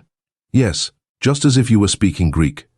I feel I have adequate cause to be happy, and I will be happy. Goodbye. Happy at Moor House I was, and hard I worked, and so did Hannah. She was charmed to see how jovial I could be amidst the bustle of a house turned topsy-turvy, how I could brush and dust and clean and cook. And really, after a day or two of confusion worse confounded, it was delightful by degrees to invoke order from the chaos ourselves had made.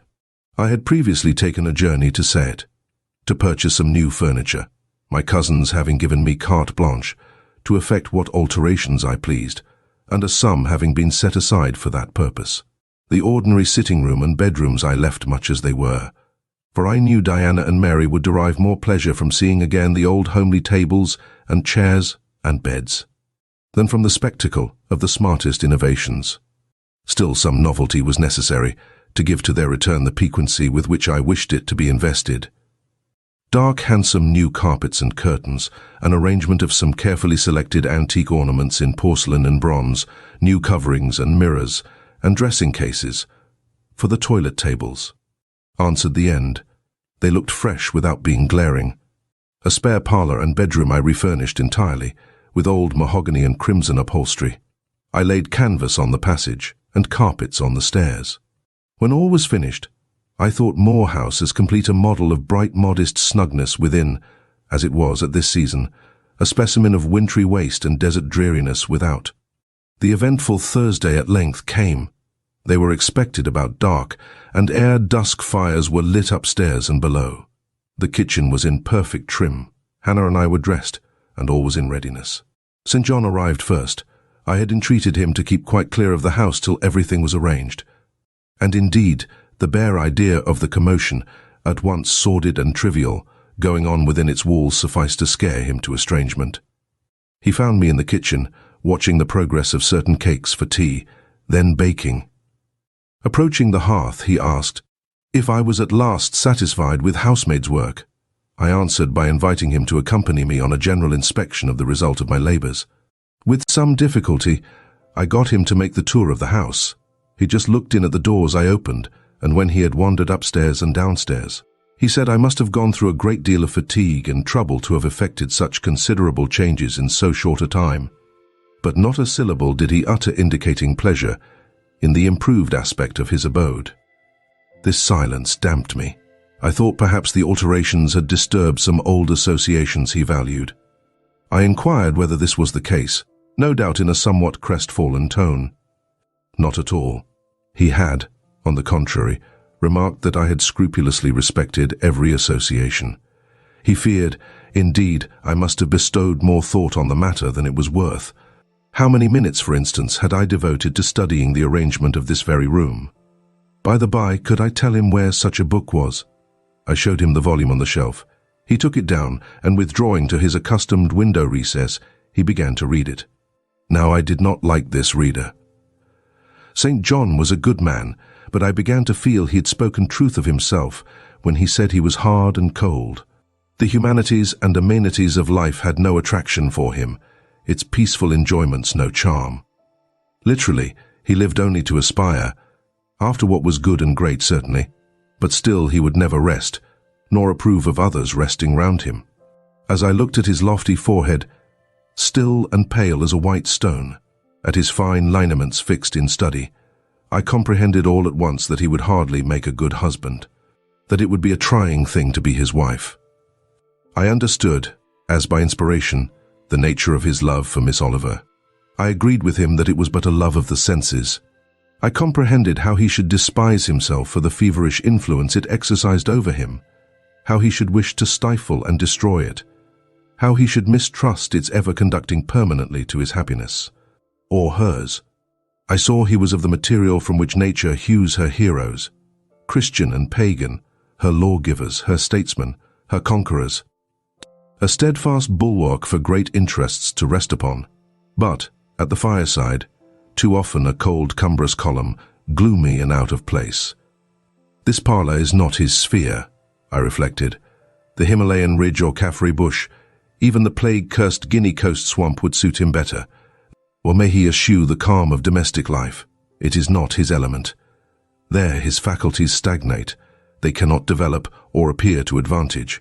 It is in scenes of strife and danger, where courage is proved, and energy exercised, and fortitude tasked, that he will speak and move, the leader and superior. A merry child would have the advantage of him on this hearth.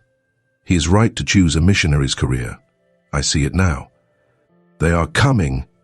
They are coming!" cried Hannah, throwing open the parlour door. At the same moment, old Carlo barked joyfully. Out I ran. It was now dark, but a rumbling of wheels was audible. Hannah soon had a lantern lit.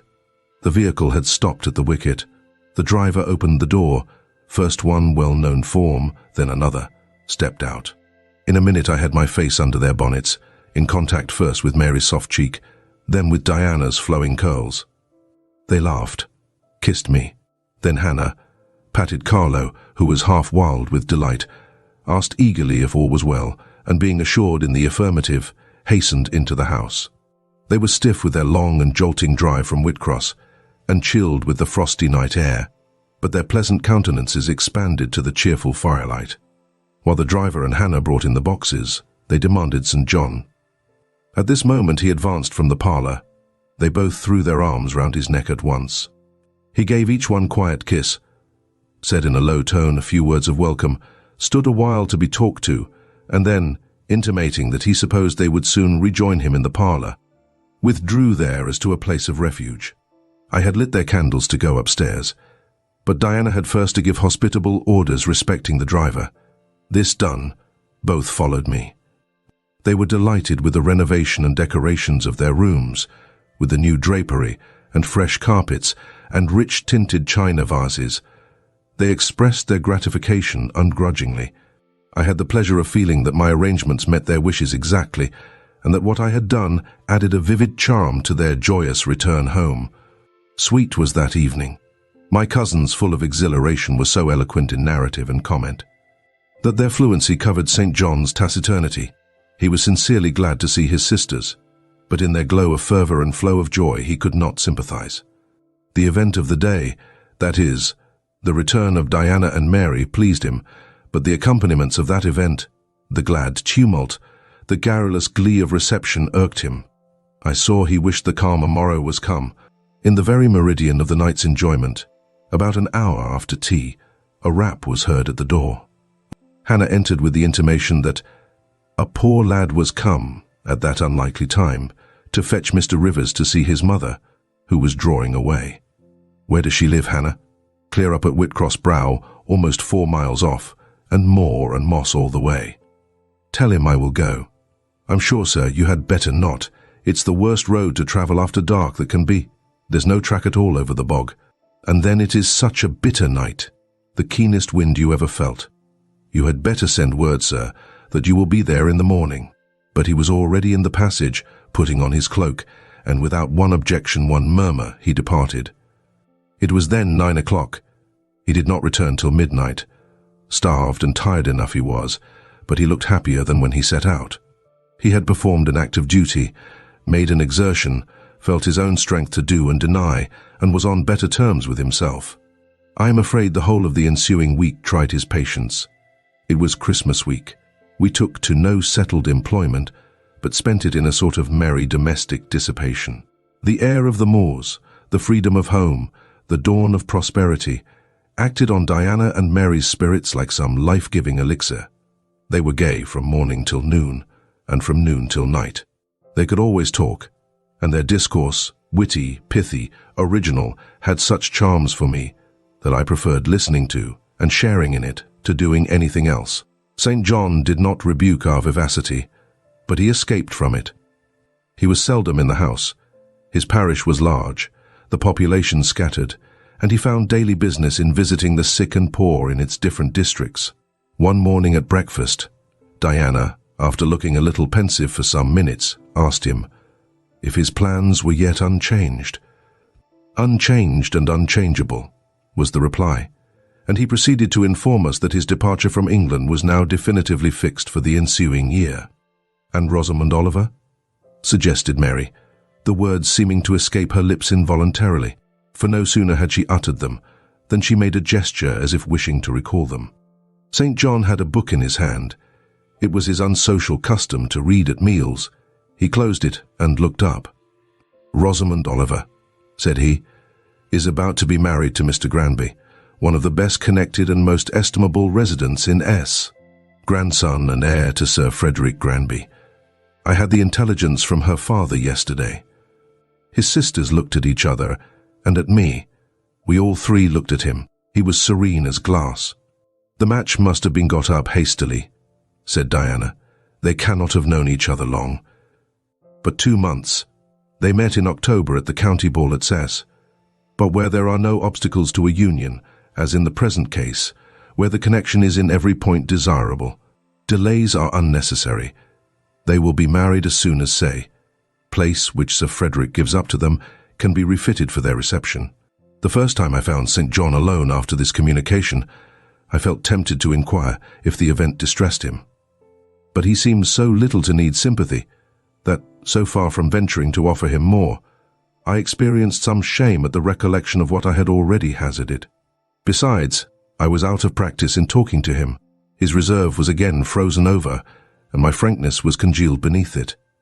He had not kept his promise of treating me like his sisters.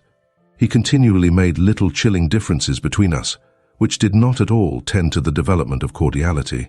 In short, now that I was acknowledged his kinswoman and lived under the same roof with him, I felt the distance between us to be far greater than when he had known me only as the village schoolmistress. When I remembered how far I had once been admitted to his confidence, I could hardly comprehend his present frigidity. Such being the case, I felt not a little surprised when he raised his head suddenly from the desk over which he was stooping and said, "You see, Jane, the battle is fought and the victory won." Startled at being thus addressed, I did not immediately reply. After a moment's hesitation, I answered, "But are you sure you are not in the position of those conquerors whose triumphs have cost them too dear? Would not such another ruin you?" "I think not, and if I were, it does not much signify. I shall never be called upon to contend for such another. The event of the conflict is decisive. My way is now clear. I thank God for it."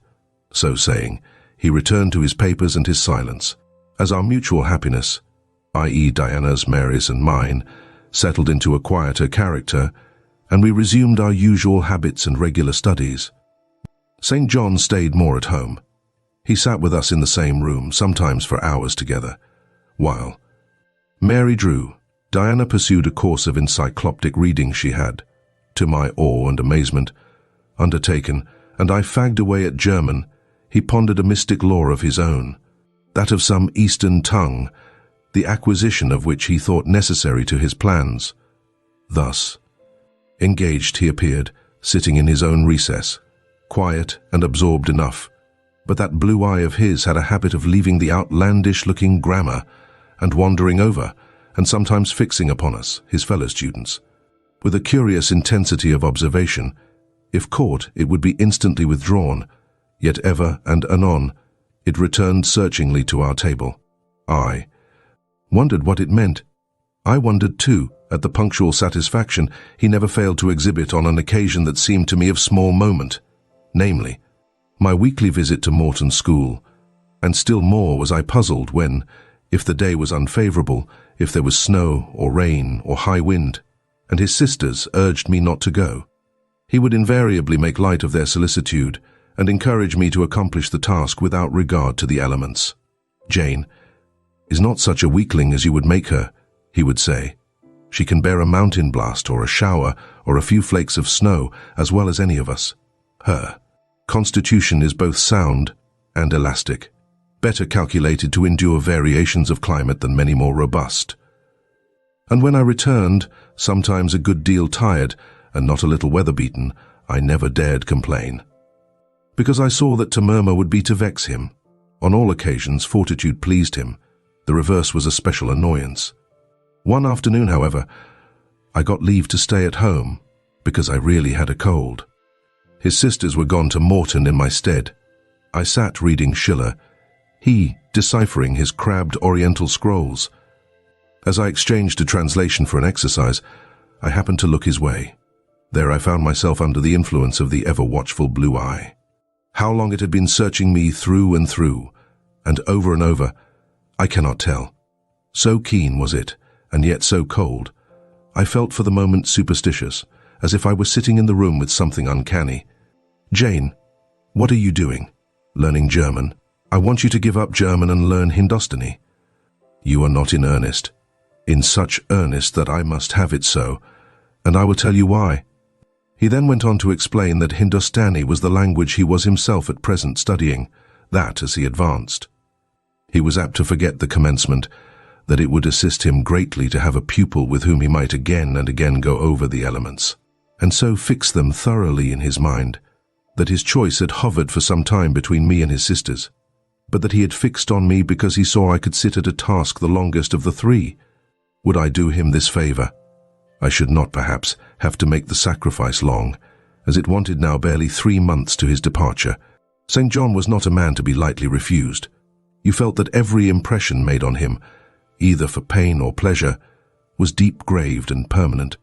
I consented. When Diana and Mary returned, the former found her scholar transferred from her to her brother. She laughed, and both she and Mary agreed that St. John should never have persuaded them to such a step. He answered quietly, "I know it. I found him a very patient, very forbearing, and yet an exacting master. He expected me to do a great deal, and when I fulfilled his expectations, he, in his own way, fully testified his approbation. By degrees, he acquired a certain influence over me that took away my liberty of mind. His praise and notice were more restraining than his indifference. I could no longer talk or laugh freely when he was by, because a tiresomely importunate instinct reminded me that vivacity, at least in me, was distasteful to him. I was so fully aware that only serious moods and occupations were acceptable, that in his presence every effort to sustain or follow any other became vain. I fell under a freezing spell. When he said go, I went. Come, I came. Do this, I did it. But I did not love my servitude. I wished, many a time, he had continued to neglect me. One evening when, at bedtime, his sisters and I stood round him, bidding him good night, he kissed each of them, as was his custom, and, as was equally his custom, he gave me his hand. Diana, who chanced to be in a frolicsome humour, she was not painfully controlled by his will, for hers, in another way, was as strong, exclaimed, "St. John, you used to call Jane your third sister, but you don't treat her as such. You should kiss her too." She pushed me towards him. I thought Diana very provoking, and felt uncomfortably confused. And while I was thus thinking and feeling, St. John bent his head. His Greek face was brought to a level with mine. His eyes questioned my eyes piercingly. He kissed me. There are no such things as marble kisses or ice kisses, or I should say my ecclesiastical cousin's salute belonged to one of these classes. But there may be experiment kisses, and his was an experiment kiss. When given, he viewed me to learn the result. It was not striking. I am sure I did not blush. Perhaps I might have turned a little pale, for I felt as if this kiss were a seal affixed to my fetters. He never omitted the ceremony afterwards, and the gravity and quiescence with which I underwent it seemed to invest it for him with a certain charm. As for me, I daily wished more to please him, but to do so, I felt daily more and more that I must disown half my nature, stifle half my faculties, wrest my tastes from their original bent, force myself to the adoption of pursuits for which I had no natural vocation. He wanted to train me to an elevation I could never reach. It racked me hourly to aspire to the standard he uplifted. The thing was as impossible as to mould my irregular features to his correct and classic pattern, to give to my changeable green eyes the sea-blue tint and solemn lustre of his own. Not his ascendancy alone, however, held me in thrall at present. Of late it had been easy enough for me to look sad. A cankering evil sat at my heart and drained my happiness at its source, the evil of suspense. Perhaps you think I had forgotten Mr. Rochester, reader, amidst these changes of place and fortune. Not for a moment. His idea was still with me, because it was not a vapour sunshine could disperse, nor a sand-traced effigy storms could wash away. It was a name graven on a tablet, fated to last as long as the marble it inscribed. The craving to know what had become of him followed me everywhere. When I was at Morton, I re-entered my cottage every evening to think of that, and now at Moor House I sought my bedroom each night to brood over it. In the course of my necessary correspondence with Mr. Briggs about the will, I had inquired if he knew anything of Mr. Rochester's present residence and state of health. But, as St. John had conjectured, he was quite ignorant of all concerning him. I then wrote to Mrs. Fairfax, entreating information on the subject. I had calculated with certainty on this step answering my end. I felt sure it would elicit an early answer. I was astonished when a fortnight passed without reply, but when 2 months wore away, and day after day the post arrived and brought nothing for me, I fell a prey to the keenest anxiety. I wrote again. There was a chance of my first letter having missed. Renewed hope followed renewed effort. It shone like the former for some weeks. Then, like it faded, flickered. Not a line, not a word reached me. When half a year wasted in vain expectancy, my hope died out, and then I felt dark indeed. A fine spring shone round me, which I could not enjoy. Summer approached. Diana tried to cheer me. She said I looked ill and wished to accompany me to the seaside. This St. John opposed. He said I did not want dissipation. I wanted employment. My present life was too purposeless. I required an aim. And, I suppose, by way of supplying deficiencies. He prolonged still further my lessons in Hindustani and grew more urgent in requiring their accomplishment. And I, like a fool, never thought of resisting him. I could not resist him. One day I had come to my studies in lower spirits than usual. The ebb was occasioned by a poignantly felt disappointment. Hannah had told me in the morning there was a letter for me, and when I went down to take it, almost certain that the long-looked-for tidings were vouchsafed me at last, I found only an unimportant note from Mr. Briggs on Bizen. S. The bitter check had wrung from me some tears, and now, as I sat poring over the crabbed characters and flourishing tropes of an Indian scribe, my eyes filled ag. Ain St. John called me to his side to read. In attempting to do this, my voice failed me. Words were lost in. He and I were the only occupants of the parlour.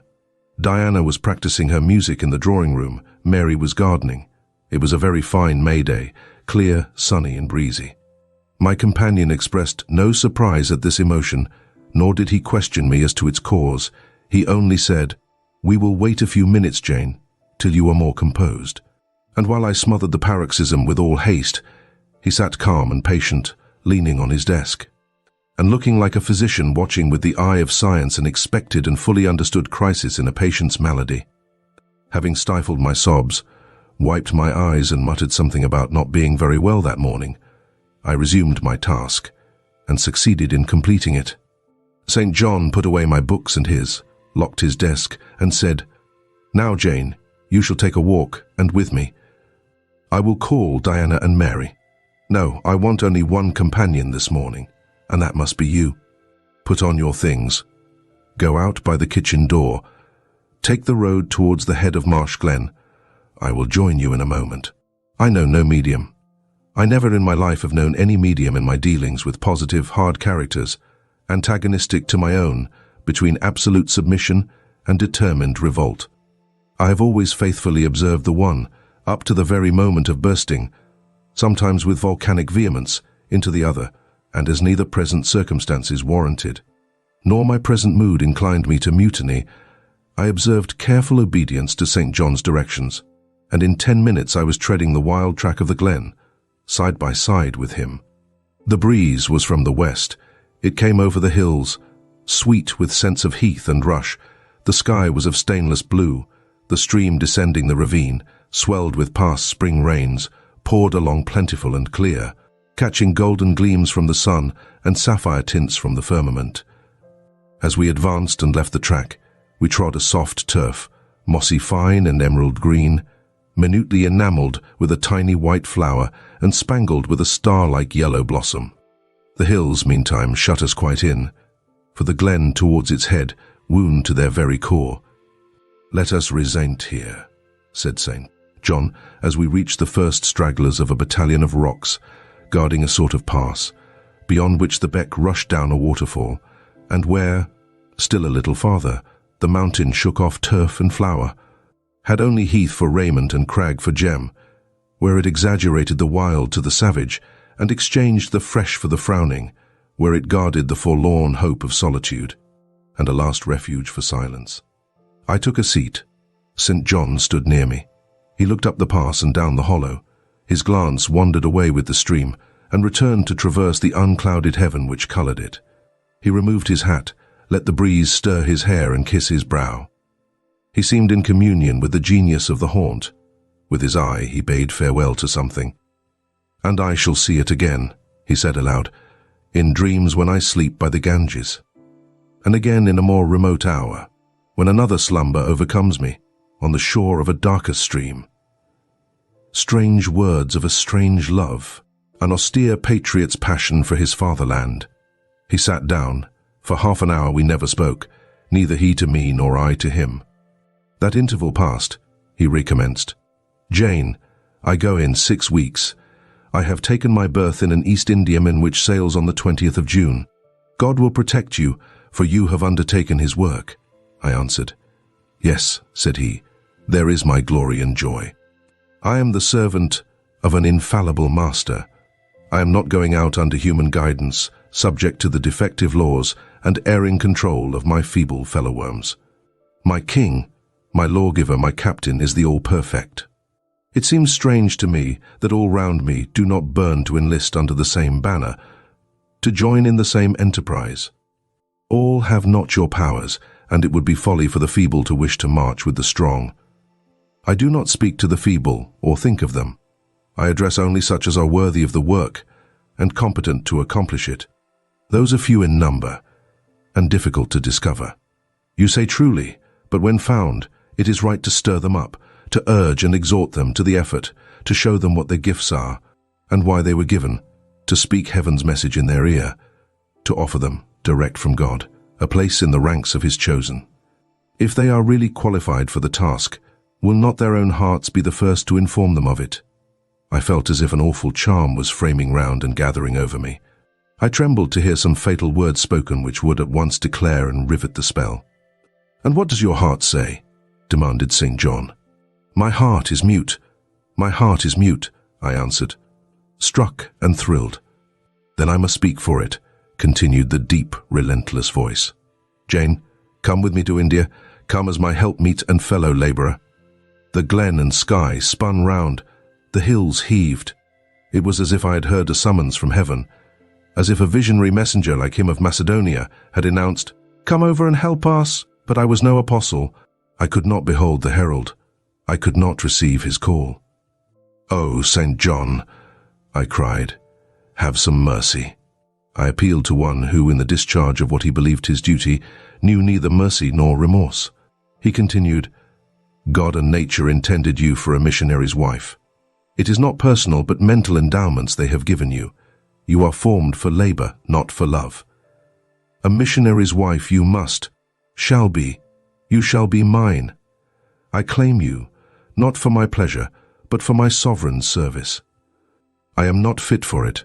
I have no vocation," I said. He had calculated on these first objections. He was not irritated by them. Indeed, as he leaned back against the crag behind him, folded his arms on his chest, and fixed his countenance, I saw he was prepared for a long and trying opposition, and had taken in a stock of patience to last him to its close, resolved, however, that that close should be conquest for him. "Humility, Jane," said he, "is the groundwork of Christian virtues. You say right that you are not fit for the work. Who is fit for it, or who, that ever was truly called, believed himself worthy of the summons? I, for instance, am but dust and ashes. With St. Paul, I acknowledge myself the chiefest of sinners, but I do not suffer this sense of my personal vileness to daunt me.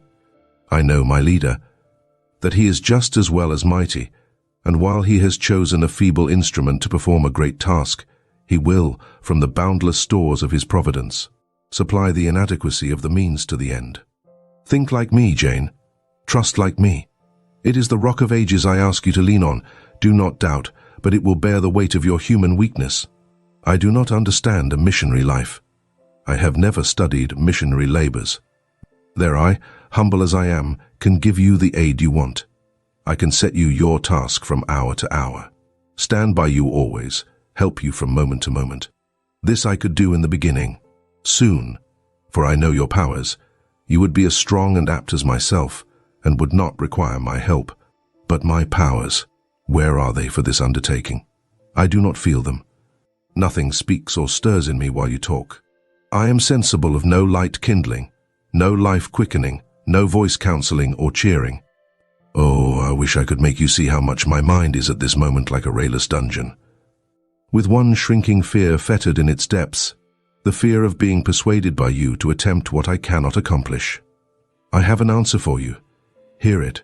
I have watched you ever since we first met. I have made you my study for 10 months. I have proved you in that time by sundry tests. And what have I seen and elicited? In the village school I found you could perform well, punctually, uprightly, labor uncongenial to your habits and inclinations. I saw you could perform it with capacity and tact. You could win while you controlled. In the calm with which you learnt you had become suddenly rich, I read a mind clear of the vice of Demas. Lucca had no undue power over you. In the resolute readiness with which you cut your wealth into 4 shares, keeping but one to yourself, and relinquishing the 3 others to the claim of abstract justice, I recognized a soul that reveled in the flame and excitement of sacrifice.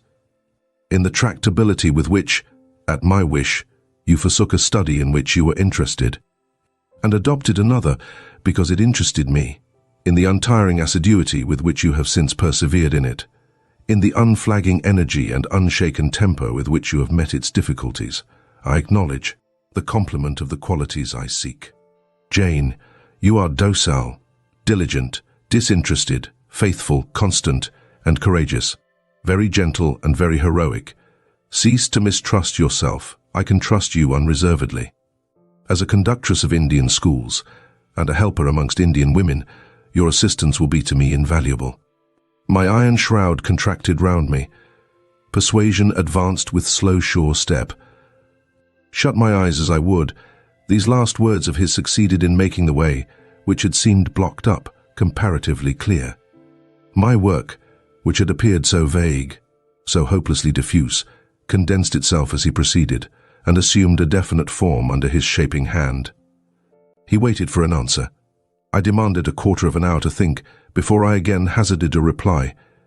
Very willingly, he rejoined, and rising, he strode a little distance up the pass, threw himself down on a swell of heath, and there lay still. He threw himself down on a swell of heath, and there lay still. I can do what he wants me to do. I am forced to see and acknowledge that, I meditated.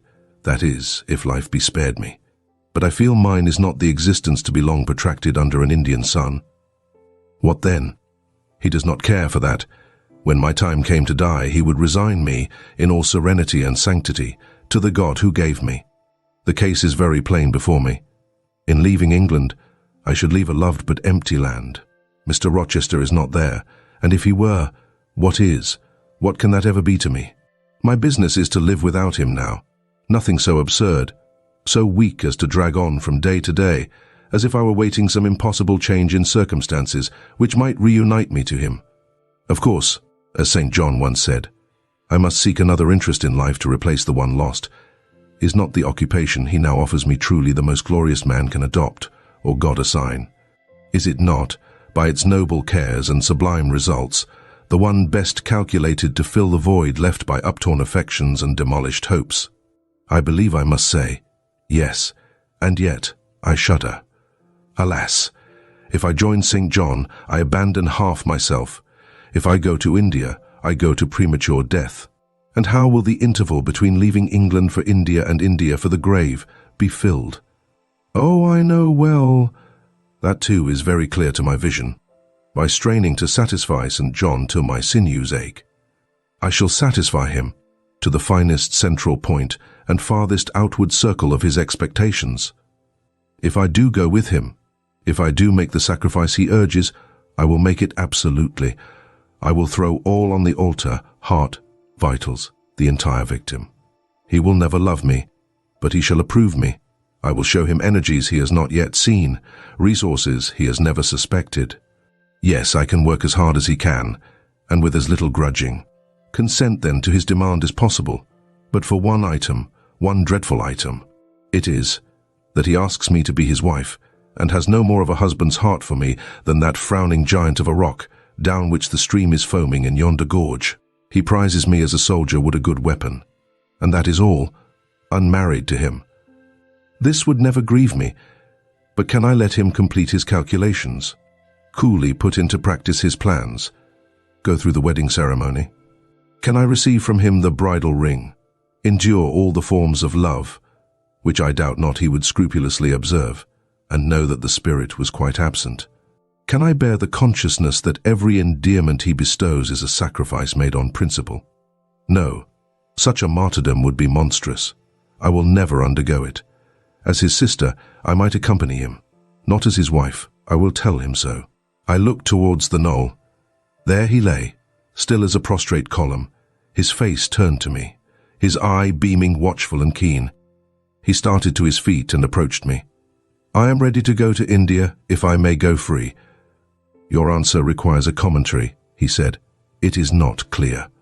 You have hitherto been my adopted brother, I your adopted sister. Let us continue as such. You and I had better not marry." He shook his head. "Adopted fraternity will not do in this case. If you were my real sister, it would be different. I should take you and seek no wife. But as it is, either our union must be consecrated and sealed by marriage, or it cannot exist. Practical obstacles oppose themselves to any other plan. Do you not see it, Jane? Consider a moment. Your strong sense will guide you." I did consider, and still my sense, such as it was, directed me only to the fact that we did not love each other as man and wife should, and therefore it inferred we ought not to marry. I said so. "St. John," I returned, "I regard you as a brother, you, me as a sister, so let us continue." We cannot, he answered, with short, sharp determination. "It would not do. You have said you will go with me to India. Remember, you have said that." Conditionally.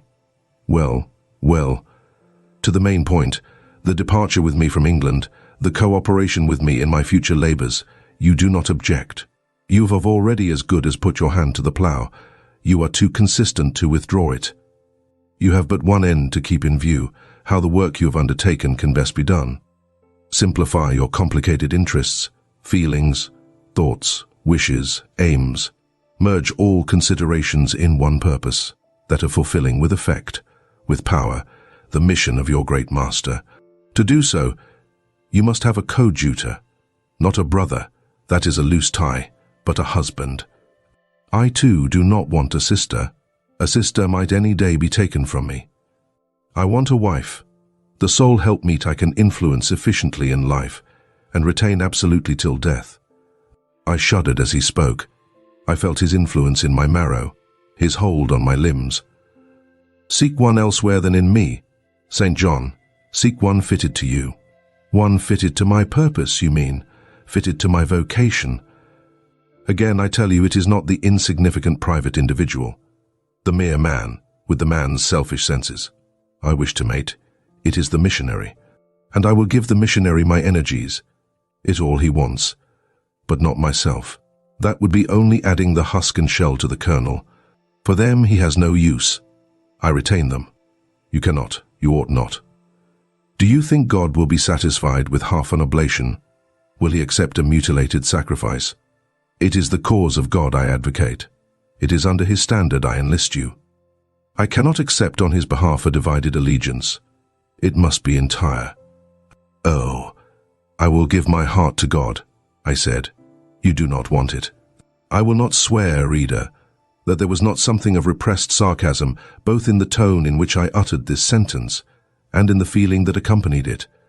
I had silently feared St. John till now, because I had not understood him. He had held me in awe, because he had held me in doubt. How much of him was saint, how much mortal? I could not heretofore tell, but revelations were being made in this conference. The analysis of his nature was proceeding before my eyes. I saw his fallibilities. I comprehended them. I understood that, sitting there where I did, on the bank of heath, and with that handsome form before me, I sat at the feet of a man. Erring as I, the veil fell from his hardness and despotism. Having felt in him the presence of these qualities, I felt his imperfection and took courage. I was with an equal, one with whom I might argue, one whom, if I saw good, I might resist. He was silent after I had uttered the last sentence, and I presently risked an upward glance at his countenance. His eye, bent on me, expressed at once stern surprise and keen inquiry. Is she sarcastic? And sarcastic too, it seemed to say. What does this signify? Do not let us forget that this is a solemn matter, he said ere long, one of which we may neither think nor talk lightly without sin. I trust, Jane, you are in earnest when you say you will serve your heart to God. It is all I want. Once wrench your heart from man and fix it on your Maker. The advancement of that Maker's spiritual kingdom on earth will be your chief delight and endeavor. You will be ready to do at once whatever furthers that end. You will see what impetus would be given to your efforts and mine by our physical and mental union in marriage. The only union that gives a character of permanent conformity to the destinies and designs of human beings. And passing over all minor caprices, all trivial difficulties and delicacies of feeling, all scruple about the degree kind, strength or tenderness of mere personal inclination. You will hasten to enter into that union at once. "Shall I?" I said briefly, and I looked at his features, beautiful in their harmony, but strangely formidable in their still severity, at his brow, commanding but not open, at his eyes, bright and deep and searching, but never soft, at his tall imposing figure, and fancied myself in idea his wife. Oh, it would never do. As his curate, his comrade, all would be right. I would cross oceans with him in that capacity, toil under eastern suns, in Asian deserts with him in that office, admire and emulate his courage and devotion and vigor, accommodate quietly to his masterhood, smile undisturbed at his ineradicable ambition, discriminate the Christian from the man, profoundly esteem the one, and freely forgive the other. I should suffer often, no doubt, attached to him only in this capacity. My body would be under rather a stringent yoke, but my heart and mind would be free. I should still have my unblighted self to turn to, my natural, unenslaved feelings with which to communicate in moments of loneliness. There would be recesses in my mind which would be only mine, to which he never came, and sentiments growing there, fresh and sheltered, which his austerity could never blight, nor his measured warrior march trample down. But as his wife, at his side, always, and always restrained and always checked, forced to keep the fire of my nature continually low, to compel it to burn inwardly and never utter a cry, though the imprisoned flame consumed vital after vital. This would be unendurable. "St. John," I exclaimed, when I had got so far in my meditation. "Well," he answered icily, "I repeat, I freely consent to go with you as your fellow missionary, but not as your wife. I cannot marry you and become part of you. A part of me you must become," he answered steadily. "Otherwise the whole bargain is void. How can I, a man not yet 30, take out with me to India a girl of 19, unless she be married to me? How can we be forever together, sometimes in solitudes, sometimes amid savage tribes, and unwed?" "Very well," I said shortly, "under the circumstances, quite as well as if I were either your real sister or a man and a clergyman like yourself. It is known that you are not my sister. I cannot introduce you as such. To attempt it would be to fasten injurious suspicions on us both. And for the rest, though you have a man's vigorous brain, you have a woman's heart, and it would not do." "It would do," I affirmed with some disdain. "Perfectly well. I have a woman's heart, but not where you are concerned. For you I have only a comrade's constancy, a fellow soldier's frankness, fidelity, fraternity. If you like, a neophyte's respect and submission to his hierophant. Nothing more. Don't fear." "It is what I want," he said, speaking to himself. "It is just what I want. And there are obstacles in the way. They must be hewn down. Jane, you would not repent marrying me. Be certain of that. We must be married. I repeat it. There is no other way.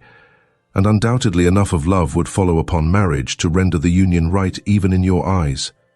I scorn your idea of love," I could not help saying, as I rose up and stood before him, leaning my back against the rock. "I scorn the counterfeit sentiment you offer. Yes, St. John, and I scorn you when you offer it." He looked at me fixedly, compressing his well-cut lips while he did so. Whether he was incensed or surprised or what, it was not easy to tell. He could command his countenance thoroughly. "I scarcely expected to hear that expression from you," he said. "I think I have done and uttered nothing to deserve scorn." I was touched by his gentle tone and overawed by his high, calm mien. "Forgive me the words, St. John, but it is your own fault that I have been roused to speak so unguardedly. You have introduced a topic on which our natures are at variance, a topic we should never discuss. The very name of love is an apple of discord between us. If the reality were required, what should we do? How should we feel? My dear cousin, abandon your scheme of marriage. Forget it." "No," said he. "It is a long-cherished scheme, and the only one which can secure my great end, but I shall urge you no further at present. Tomorrow, I leave home for Cambridge. I have many friends there to whom I should wish to say farewell. I shall be absent a fortnight. Take that space of time to consider my offer, and do not forget that if you reject it, it is not me you deny, but God. Through my means, He opens to you a noble career. As my wife only can you enter upon it. Refuse to be my wife, and you limit yourself forever to a track of selfish ease and barren obscurity. Tremble lest in that case you should be numbered with those who have denied the faith and are worse than infidels. He had done. Turning from me, he once more looked to river, looked to hill. But this time his feelings were all pent in his heart. I was not worthy to hear them uttered. As I walked by his side homeward, I read well in his iron silence all he felt towards me. The disappointment of an austere and despotic nature which has met resistance where it expected submission. The disapprobation of a cool, inflexible judgment, which has detected in another feelings and views in which it has no power to sympathize. In short, as a man, he would have wished to coerce me into obedience. It was only as a sincere Christian he bore so patiently with my perversity, and allowed so long a space for reflection and repentance. That night, after he had kissed his sisters, he thought proper to forget even to shake hands with me, but left the room in silence. I who, though I had no love, had much friendship for him, was hurt by the marked omission. So much hurt that tears started to my eyes. "I see you and St. John have been quarrelling, Jane," said Diana, "during your walk on the moor. But go after him. He is now lingering in the passage expecting you. He will make it up." I have not much pride under such circumstances. I would always rather be happy than dignified, and I ran after him. He stood at the foot of the stairs. "Good night, St. John," said I. "Good night, Jane," he replied calmly. "Then shake hands," I added. What a cold, loose touch he impressed on my fingers. He was deeply displeased by what had occurred that day. Cordiality would not warm, nor tears move him. No happy reconciliation was to be had with him. No cheering smile or generous word. But still the Christian was patient and placid, and when I asked him if he forgave me, he answered that he was not in the habit of cherishing the remembrance of vexation, that he had nothing to forgive, not having been offended. And with that answer he left me. I would much rather he had knocked me down. Chapter 35. He deferred his departure a whole week, and during that time he made me feel what severe punishment a good yet stern, a conscientious yet implacable man can inflict on one who has offended him. Without one overt act of hostility, one upbraiding word, he contrived to impress me momently with the conviction that I was put beyond the pale of his favor. Not that St. John harbored a spirit of unchristian vindictiveness, not that he would have injured a hair of my head, if it had been fully in his power to do so. Both by nature and principle, he was superior to the mean gratification of vengeance. He had forgiven me for saying I scorned him and his love, but he had not forgotten the words, and as long as he and I lived, he never would forget them. I saw by his look, when he turned to me, that they were always written on the air between me and him. Whenever I spoke, they sounded in my voice to his ear, and their echo toned every answer he gave me. He did not abstain from conversing with me. He even called me as usual each morning to join him at his desk, and I fear the corrupt man within him had a pleasure unimparted to and unshared by. The pure Christian, in evincing with what skill he could, while acting and speaking apparently just as usual, extract from every deed and every phrase the spirit of interest and approval which had formerly communicated a certain austere charm to his language and manner. To me, he was in reality become no longer flesh, but marble. His eye was a cold, bright blue gem, his tongue a speaking instrument, nothing more. All this was torture to me, refined, lingering torture. It kept up a slow fire of indignation and a trembling trouble of grief, which harassed and crushed me altogether. I felt how, if I were his wife, this good man, pure as the deep sunless source, could soon kill me, without drawing from my veins a single drop of blood, or receiving on his own crystal conscience the faintest stain of crime. Especially I felt this when I made any attempt to propitiate him. No ruth met my ruth. He experienced no suffering from estrangement, no yearning after reconciliation, and though more than once my fast-falling tears blistered the page over which we both bent, they produced no more effect on him, than if his heart had been really a matter of stone or metal. To his sisters, meantime, he was somewhat kinder than usual, as if afraid that mere coldness would not sufficiently convince me how completely I was banished and banned.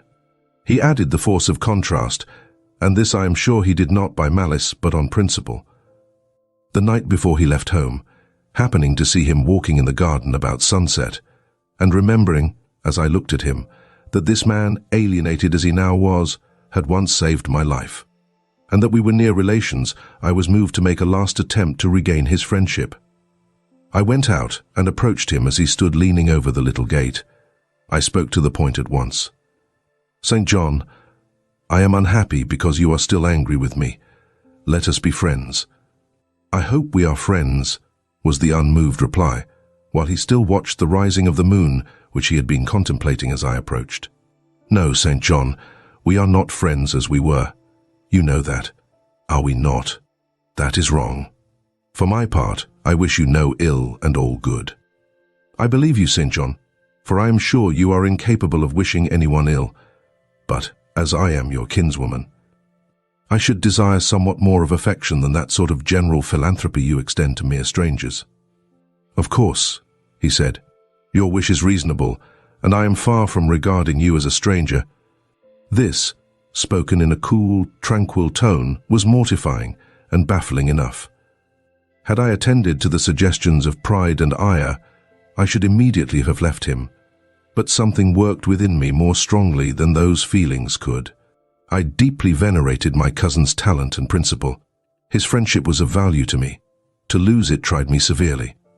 I would not so soon relinquish the attempt to reconquer it. "Must we part in this way, St. John? And when you go to India, will you leave me so, without a kinder word than you have yet spoken?" He now turned quite from the moon and faced me. "When I go to India, Jane, will I leave you?" "What? Do you not go to India? You said I could not unless I married you. And you will not marry me. You adhere to that resolution? Reader, do you know, as I do, what terror those cold people can put into the ice of their questions? How much of the fall of the avalanche is in their anger, of the breaking up of the frozen sea in their displeasure? No, St. John, I will not marry you. I adhere to my resolution." The avalanche had shaken and slid a little forward, but it did not yet crash down. "Once more, why this refusal?" he asked. "Formally," I answered. "Because you did not love me. Now I reply, because you almost hate me. If I were to marry you, you would kill me. You are killing me now." His lips and cheeks turned white, quite white. "I should kill you. I am killing you. Your words are such as ought not to be used, violent, unfeminine, and untrue. They betray an unfortunate state of mind. They merit severe reproof. They would seem inexcusable, but that it is the duty of man to forgive his fellow even until 77 times. I had finished the business now. While earnestly wishing to erase from his mind the trace of my former offense, I had stamped on that tenacious surface another and far deeper impression. I had burnt it in. "Now you will indeed hate me," I said. "It is useless to attempt to conciliate you. I see I have made an eternal enemy of you." A fresh wrong did these words inflict, the worse, because they touched on the truth. That bloodless lip quivered to a temporary spasm.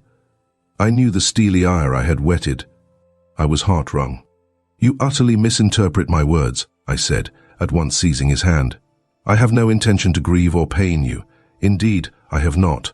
Most bitterly he smiled. Most decidedly he withdrew his hand from mine. "And now you recall your promise, and will not go to India at all, I presume," said he, after a considerable pause. "Yes, I will as your assistant," I answered. A very long silence succeeded. What struggle there was in him between nature and grace in this interval, I cannot tell. Only singular gleams scintillated in his eyes, and strange shadows passed over his face. He spoke at last. "I before proved to you the absurdity of a single woman of your age proposing to accompany abroad a single man of mine. I proved it to you in such terms as I should have thought would have prevented your ever again alluding to the plan. That you have done so I regret, for your sake." I interrupted him. Anything like a tangible reproach gave me courage at once. "Keep to common sense, St. John. You are verging on nonsense. You pretend to be shocked by what I have said. You are not really shocked, for with your superior mind, you cannot be either so dull or so conceited as to misunderstand my meaning. I say again, I will be your curate if you like, but never your wife. Again he turned lividly pale, but as before, controlled his passion perfectly. He answered emphatically but calmly, "A female curate who is not my wife would never suit me. With me then it seems you cannot go, but if you are sincere in your offer, I will, while in town, speak to a married missionary whose wife needs a coadjutor. Your own fortune will make you independent of the Society's aid, and thus you may still be spared the dishonor of breaking your promise and deserting the band you engaged to join. Now I never had, as the reader knows, either given any formal promise or entered into any engagement, and this language was all much too hard and much too despotic for the occasion. I replied, "There is no dishonor, no breach of promise, no desertion in the case. I am not under the slightest obligation to go to India, especially with strangers.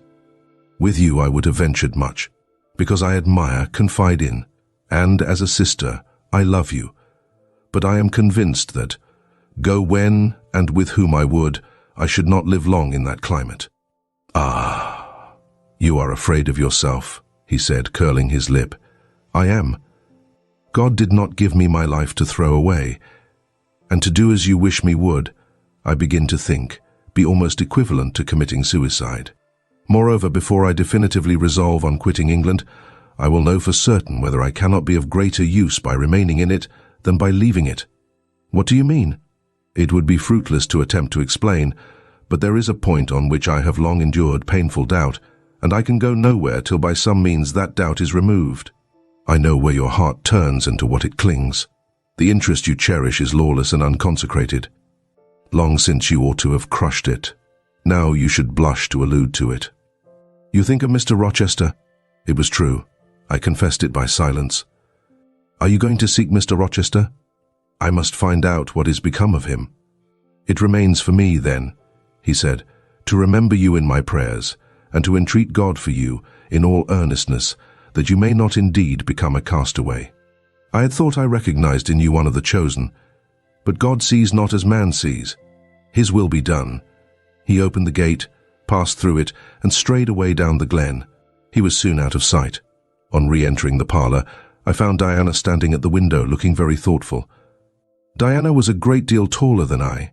She put her hand on my shoulder, and stooping, examined my face. "Jane," she said, "you are always agitated and pale now. I am sure there is something the matter. Tell me what business St. John and you have on hands. I have watched you this half hour from the window. You must forgive my being such a spy, but for a long time I have fancied I hardly know what. St. John is a strange being." She paused. I did not speak. Soon she resumed, "That brother of mine cherishes peculiar views of some sort respecting you. I am sure he has long distinguished you by a notice and interest he never showed to anyone else. To what end? I wish he loved you, does he, Jane?" I put her cool hand to my hot forehead. "No, Di, not one whit." "Then why does he follow you so with his eyes, and get you so frequently alone with him, and keep you so continually at his side? Mary and I had both concluded he wished you to marry him." "He does. He's asked me to be his wife." Diana clapped her hands. "That is just what we hoped and thought. And you will marry him, Jane, won't you? And then he will stay in England." "Far from that, Diana. His sole idea in proposing to me is to procure a fitting fellow laborer in his Indian toils." "What? He wishes you to go to India?" "Yes." "Madness," she exclaimed. "You would not live 3 months there, I am certain." "You never shall go. You have not consented, have you, Jane?" "I have refused to marry him, and have consequently displeased him," she suggested. "Deeply. He will never forgive me, I fear, yet I offered to accompany him as his sister." "It was frantic folly to do so, Jane. Think of the task you undertook, one of incessant fatigue, where fatigue kills even the strong, and you are weak. St. John, you know him, would urge you to impossibilities. With him there would be no permission to rest during the hot hours, and unfortunately I have noticed whatever he exacts, you force yourself to perform. I am astonished you found courage to refuse his hand. You do not love him then, Jane. Not as a husband, yet he is a handsome fellow. And I am so plain, you see, Di. We should never suit. Plain? You? Not at all. You are much too pretty as well as too good to be grilled alive in Calcutta. And again she earnestly conjured me to give up all thoughts of going out with her brother. I must indeed, I said, for when just now I repeated the offer of serving him for a deacon, he expressed himself shocked at my want of decency. He seemed to think I had committed an impropriety in proposing to accompany him unmarried, as if I had not from the first hoped to find in him a brother, and habitually regarded him as such. What makes you say he does not love you, Jane? You should hear himself on the subject. He has again and again explained that it is not himself, but his office he wishes to mate. He has told me I am formed for labour, not for love, which is true, no doubt. But in my opinion, if I am not formed for love, it follows that I am not formed for marriage. Would it not be strange, Di, to be chained for life to a man who regarded one but as a useful tool? Insupportable, unnatural, out of the question. And then, I continued, though I have only sisterly affection for him now, yet if forced to be his wife, I can imagine the possibility of conceiving an inevitable, strange, torturing kind of love for him. Because he is so talented, and there is often a certain heroic grandeur in his look, manner, and conversation. In that case, my lot would become unspeakably wretched. He would not want me to love him, and if I showed the feeling, he would make me sensible that it was a superfluity, unrequired by him, unbecoming in me. I know he would. And yet St. John is a good man, said Diana. He is a good and a great man, but he forgets pitilessly the feelings and claims of little people in pursuing his own large views. It is better, therefore, for the insignificant to keep out of his way, lest in his progress he should trample them down. Here he comes.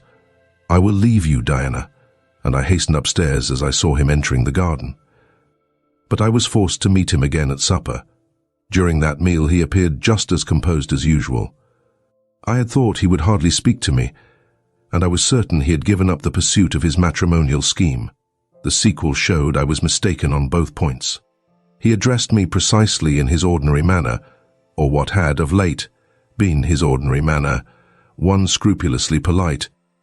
No doubt he had invoked the help of the Holy Spirit to subdue the anger I had roused in him, and now believed he had forgiven me once more. For the evening reading before prayers, he selected the 21st chapter of Revelation. It was at all times pleasant to listen while from his lips fell the words of the Bible. Never did his fine voice sound at once so sweet and full. Never did his manner become so impressive in its noble simplicity, as when he delivered the oracles of God. And tonight that voice took a more solemn tone, that manner a more thrilling meaning, as he sat in the midst of his household circle, the May moon shining in through the uncurtained window, and rendering almost unnecessary the light of the candle on the table. As he sat there, bending over the great old Bible, and described from its page the vision of the new heaven and the new earth, told how God would come to dwell with men, how he would wipe away all tears from their eyes, and promised that there should be no more death, neither sorrow nor crying, nor any more pain, because the former things were passed away. The succeeding words thrilled me strangely as he spoke them, especially as I felt, by the slight, indescribable alteration in sound, that in uttering them, his eye had turned on me. He that overcometh shall inherit all things, and I will be his God, and he shall be my son. But, was slowly, distinctly read, the fearful, the unbelieving, and shall have their part in the lake which burneth with fire and brimstone, which is the second death. Henceforward, I knew what fate St. John feared for me.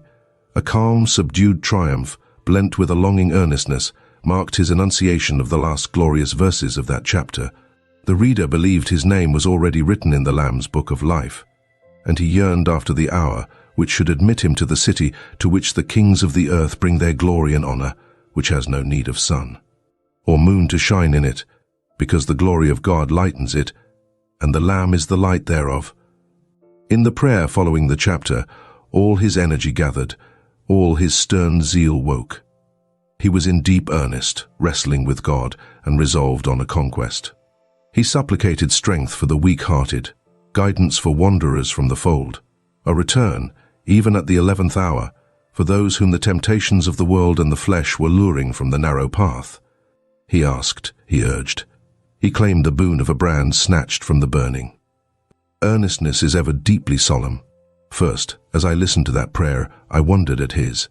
Then, when it continued and rose, I was touched by it, and at last awed. He felt the greatness and goodness of his purpose so sincerely. Others who heard him plead for it could not but feel it too. The prayer over, we took leave of him. He was to go at a very early hour in the morning. Diana and Mary, having kissed him, left the room. In compliance, I think, with a whispered hint from him. I tendered my hand and wished him a pleasant journey. Thank you, Jane. As I said, I shall return from Cambridge in a fortnight. That space, then, is yet left you for reflection. If I listened to human pride, I should say no more to you of marriage with me. But I listen to my duty, and keep steadily in view my first aim, to do all things to the glory of God. My master was long-suffering, so will I be. I cannot give you up to perdition as a vessel of wrath. Repent, resolve, while there is yet time. Remember, we are bid to work while it is day, warned that the night cometh when no man shall work.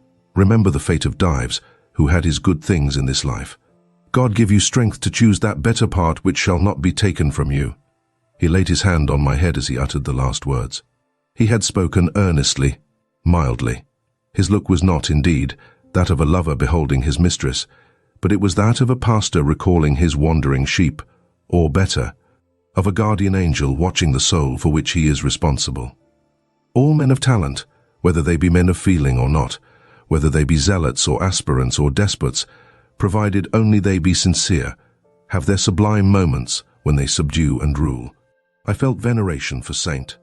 John, veneration so strong that its impetus thrust me at once to the point I had so long shunned. I was tempted to cease struggling with him, to rush down the torrent of his will into the gulf of his existence, and there lose my own. I was almost as hard beset by him now as I had been once before, in a different way, by another. I was a fool both times. To have yielded then would have been an error of principle. To have yielded now would have been an error of judgment. So I think at this hour, when I look back to the crisis through the quiet medium of time, I was unconscious of folly at the instant. I stood motionless under my hierophant's touch. My refusals were forgotten, my fears overcome, my wrestlings paralyzed. The impossible, i.e. my marriage with St. John, was fast becoming the possible. All was changing utterly with a sudden sweep. Religion called, angels beckoned, God commanded, life rolled together like a scroll, death's gates opening showed eternity beyond.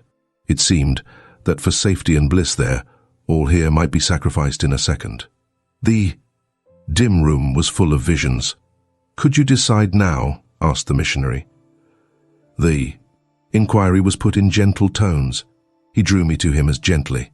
Oh, that gentleness! How far more potent is it than force? I could resist St. John's wrath. I grew pliant as a reed under his kindness. Yet, I knew all the time, if I yielded now, I should not the less be made to repent, some day, of my former rebellion. His nature was not changed by 1 hour of solemn prayer. It was only elevated. I could decide if I were but certain, I answered. Were I but convinced that it is God's will I should marry you. I could vow to marry you here and now. Come afterwards what would. My prayers are heard, ejaculated St. John. He pressed his hand firmer on my head, as if he claimed me. He surrounded me with his arm, almost as if he loved me. I say almost. I knew the difference, for I had felt what it was to be loved. But, like him, I had now put love out of the question, and thought only of duty. I contended with my inward dimness of vision, before which clouds yet rolled. I sincerely, deeply, fervently longed to do what was right, and only that. Show me the path, I entreated of heaven.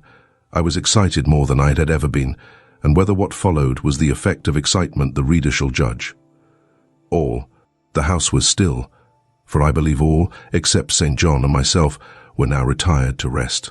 The one candle was dying out. The room was full of moonlight. My heart beat fast and thick. I heard its throb. Suddenly it stood still to an inexpressible feeling that thrilled it through and passed at once to my head and extremities. The feeling was not like an electric shock, but it was quite as sharp, as strange, as startling. It acted on my senses, as if their utmost activity hitherto had been but torpor, from which they were now summoned and forced to wake. They rose expectant. Eye and ear waited while the flesh quivered on my bones. "What have you heard? What do you see?" asked St. John. I saw nothing, but I heard a voice somewhere cry, "Jane! Jane! Jane!" Nothing more. "Oh God, what is it?" I gasped. I might have said, "Where is it?" For it did not seem in the room, nor in the house, nor in the garden. It did not come out of the air, nor from under the earth, nor from overhead. I had heard it. Where or whence, forever impossible to know. And it was the voice of a human being, a known, loved, well-remembered voice, that of Edward Fairfax Rochester, and it spoke in pain and woe, wildly, eerily, urgently. "I am coming," I cried. "Wait for me. Oh, I will come." I flew to the door and looked into the passage. It was dark. I ran out into the garden. It was void. "Where are you?" I exclaimed. The hills beyond Marsh Glen sent the answer faintly back. "Where are you?" I listened. The wind sighed low in the firs. All was moorland loneliness and midnight hush. "Down superstition," I commented, as that spectre rose up black by the black yew at the gate. "This is not thy deception, nor thy witchcraft. It is the work of nature." She was roused, and did, no miracle, but her best. I broke from St. John, who had followed, and would have detained me. It was my time to assume ascendancy. My powers were in play and in force. I told him to forbear question or remark. I desired him to leave me. I must and would be alone. He obeyed at once. Where there is energy to command well enough, obedience never fails. I mounted to my chamber, locked myself in, fell on my knees, and prayed in my way, a different way to St. John's, but effective in its own fashion. I seemed to penetrate very near a mighty spirit, and my soul rushed out in gratitude at his feet. I rose from the thanksgiving, took a resolve, and lay down, unscared, enlightened, eager but for the daylight. Chapter 36. With arranging my things in my chamber drawers and wardrobe, in the order wherein I should wish to leave them during a brief absence. Meantime, I heard St. John quit his room. He stopped at my door. I feared he would knock. No, but a slip of paper was passed under the door. I took it up. It bore these words: "You left me too suddenly last night. Had you stayed but a little longer, you would have laid your hand on the Christian's cross and the angel's crown. I shall expect your clear decision when I return this day fortnight. Meantime, watch and pray that you enter not into temptation. The spirit, I trust, is willing, but the flesh, I see, is weak. I shall pray for you hourly. Yours, St. John." "My spirit," I answered mentally, "is willing to do what is right, and my flesh, I hope, is strong enough to accomplish the will of heaven, when once that will is distinctly known to me. At any rate, it shall be strong enough to search, inquire, to grope an outlet from this cloud of doubt, and find the open day of certainty." It was the 1st of June, yet the morning was overcast and chilly. Rain beat fast on my casement. I heard the front door open, and St. John pass out. Looking through the window, I saw him traverse the garden. He took the way over the misty moors in the direction of Whitcross. There he would meet the coach. "In a few more hours I shall succeed you in that track, cousin," thought I. I too have a coach to meet at Whitcross. I too have some to see and ask after in England, before I depart forever. It wanted yet 2 hours of breakfast time. I filled the interval in walking softly about my room and pondering the visitation which had given my plans their present bent. I recalled that inward sensation I had experienced, for I could recall it with all its unspeakable strangeness. I recalled the voice I had heard. Again I questioned whence it came. As vainly as before, it seemed in me, not in the external world. I asked, was it a mere nervous impression? a delusion. I could not conceive or believe. It was more like an inspiration. The wondrous shock of feeling had come like the earthquake which shook the foundations of Paul and Silas's prison. It had opened the doors of the soul's cell and loosed its bands. It had wakened it out of its sleep, whence it sprang trembling, listening, aghast. Then vibrated thrice a cry on my startled ear, and in my quaking heart and through my spirit, which neither feared nor shook, but exulted as if in joy over the success of one effort it had been privileged to make, independent of the cumbrous body. "Ere many days," I said, as I terminated my musings, "I will know something of him whose voice seemed last night to summon me. Letters have proved of no avail. Personal inquiry shall replace them." At breakfast I announced to Diana and Mary that I was going a journey, and should be absent at least 4 days. "Alone, Jane?" they asked. Yes, it was to see or hear news of a friend about whom I had for some time been uneasy. They might have said, as I have no doubt they thought, that they had believed me to be without any friends save them. For indeed, I had often said so, but, with their true natural delicacy, they abstained from comment, except that Diana asked me if I was sure I was well enough to travel. I looked very pale, she observed. I replied that nothing ailed me save anxiety of mind, which I hoped soon to alleviate. It was easy to make my further arrangements, for I was troubled with no inquiries, no surmises. Having once explained to them that I could not now be explicit about my plans, they kindly and wisely acquiesced in the silence with which I pursued them. According to me, the privilege of free action I should, under similar circumstances, have accorded them. I left Moor House at 3:00 p.m., and soon after 4 I stood at the foot of the signpost of Whitcross, waiting the arrival of the coach which was to take me to distant Thornfield. Amidst the silence of those solitary roads and desert hills, I heard it approach from a great distance. It was the same vehicle whence, a year ago, I had alighted one summer evening on this very spot. How desolate and hopeless and objectless. It stopped as I beckoned. I entered, not now obliged to part with my whole fortune as the price of its accommodation. Once more on the road to Thornfield, I felt like the messenger pigeon flying home. It was a journey of 36 hours. I had set out from Whitcross on a Tuesday afternoon, and early on the succeeding Thursday morning the coach stopped to water the horses at a wayside inn, situated in the midst of scenery whose green hedges and large fields and low pastoral hills, how mild a feature and verdant of hue compared with the stern North Midland moors of Morton, met my eye like the lineaments of a once familiar face. Yes, I knew the character of this landscape. I was sure we were near my bourne. "How far is Thornfield Hall from here?" I asked of the ostler. "Just 2 miles, ma'am, across the fields." My journey is closed, I thought to myself. I got out of the coach, gave a box I had into the ostler's charge, to be kept till I called for it, paid my fare, satisfied the coachman, and was going. The brightening day gleamed on the sign of the inn, and I read in gilt letters, "The Rochester Arms." My heart leapt up. I was already on my master's very lands. It fell again. The thought struck it. Your master himself may be beyond the British Channel, for aught you know, and then, if he is at Thornfield Hall, towards which you hasten, who besides him is there? His lunatic wife. And you have nothing to do with him. You dare not speak to him or seek his presence. You have lost your labor. You had better go no farther, urged the monitor. Ask information of the people at the inn.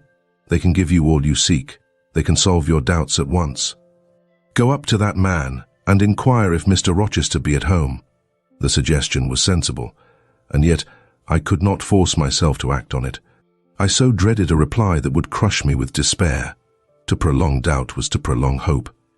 I might yet once more see the hall under the ray of her star. There was the stile before me, the very fields through which I had hurried, blind, deaf, distracted with a revengeful fury tracking and scourging me, on the morning I fled from Thornfield. Ere I well knew what course I had resolved to take, I was in the midst of them. How fast I walked, how I ran sometimes, how I looked forward to catch the first view of the well-known woods. With what feelings I welcomed single trees I knew, and familiar glimpses of meadow and hill between them. At last the woods rose, the rookery clustered dark.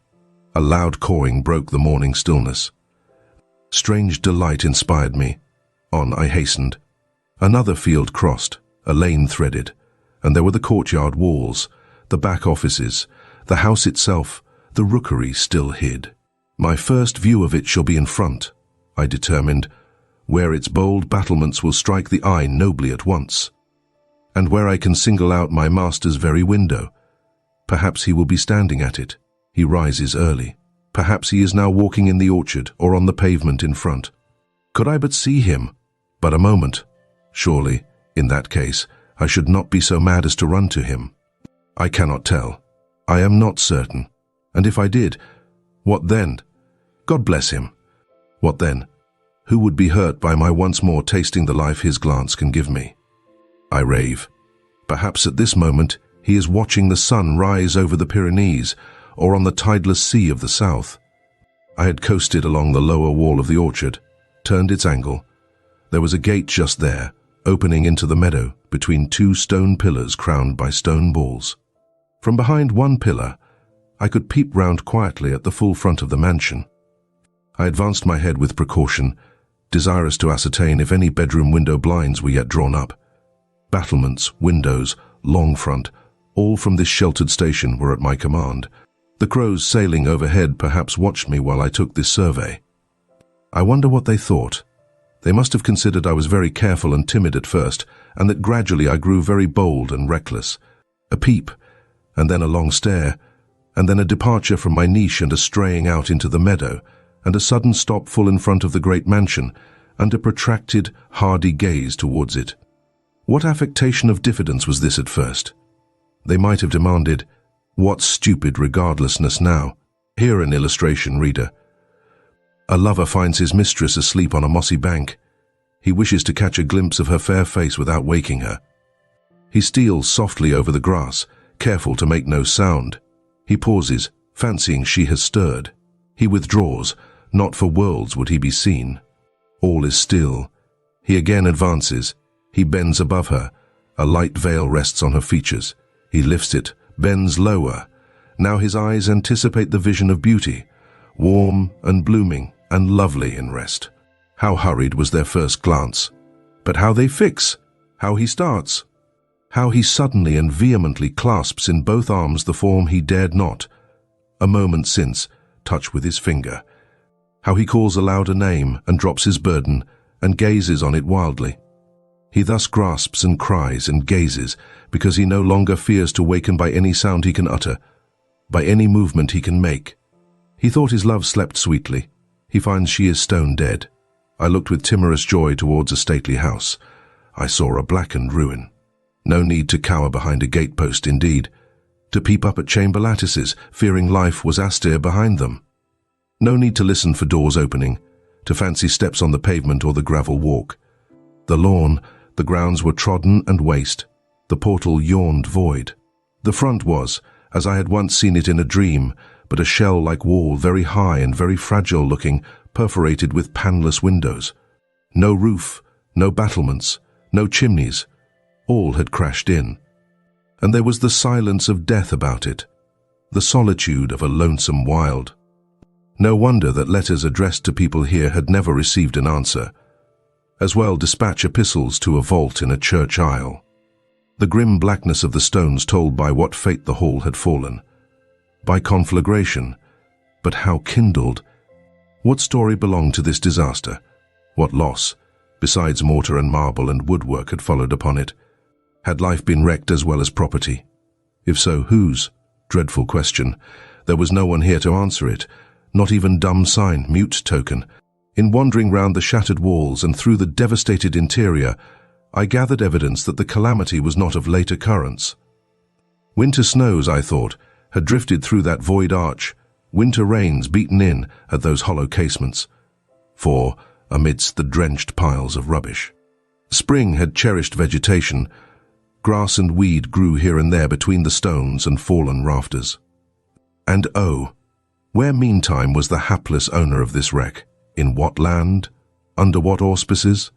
My eye involuntarily wandered to the grey church tower near the gates, and I asked, Is he with Dame de Rochester, sharing the shelter of his narrow marble house? Some answer must be had to these questions. I could find it nowhere but at the inn, and thither, ere long, I returned. The host himself brought my breakfast into the parlour. I requested him to shut the door and sit down. I had some questions to ask him. But when he complied, I scarcely knew how to begin. Such horror had I of the possible answers. And yet the spectacle of desolation I had just left prepared me in a measure for a tale of misery. The host was a respectable-looking, middle-aged man. "You know Thornfield Hall, of course," I managed to say at last. "Yes, ma'am. I lived there once." "Did you?" "Not in my time, I thought. You are a stranger to me." "I was the late Mr. Rochester's butler," he added. "The late? I seem to have received, with full force, the blow I had been trying to evade." "The late," I gasped. "Is he dead?" "I mean the present gentleman, Mr. Edward's father," he explained. I breathed again. My blood resumed its flow, fully assured by these words that Mr. Edward, my Mr. Rochester, God bless him, wherever he was at least alive, was, in short, the present gentleman. Gladdening words. It seemed I could hear all that was to come, whatever the disclosures might be, with comparative tranquillity. Since he was not in the grave, I could bear, I thought, to learn that he was at the Antipodes. "Is Mr. Rochester living at Thornfield Hall now?" I asked, knowing, of course, what the answer would be, but yet desirous of deferring the direct question as to where he really was. "No, ma'am." "Oh, no. No one is living there. I suppose you are a stranger in these parts, or you would have heard what happened last autumn. Thornfield Hall is quite a ruin. It was burnt down just about harvest time. A dreadful calamity. Such an immense quantity of valuable property destroyed, hardly any of the furniture could be saved. The fire broke out at dead of night, and before the engines arrived from Millcote, the building was one mass of flame. It was a terrible spectacle. I witnessed it myself. "At dead of night," I muttered.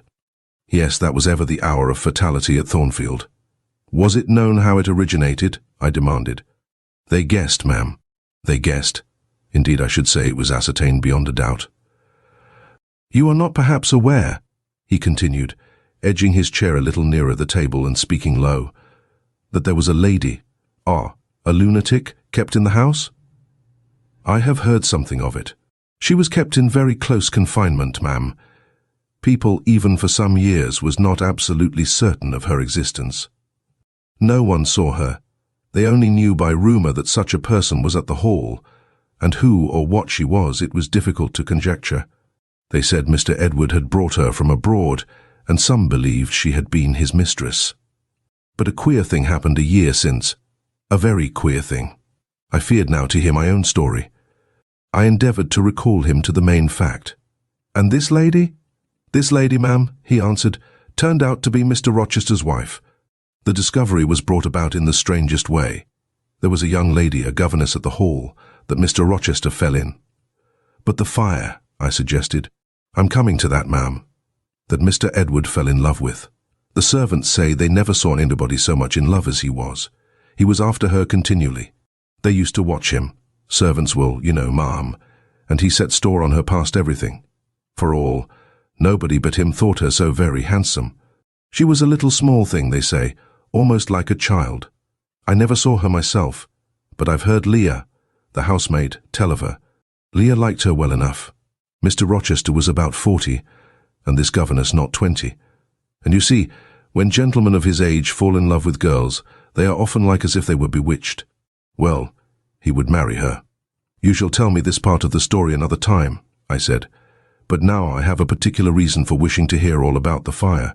Was it suspected that this lunatic, Mrs. Rochester, had any hand in it? You've hit it, ma'am. It's quite certain that it was her, and nobody but her, that set it going.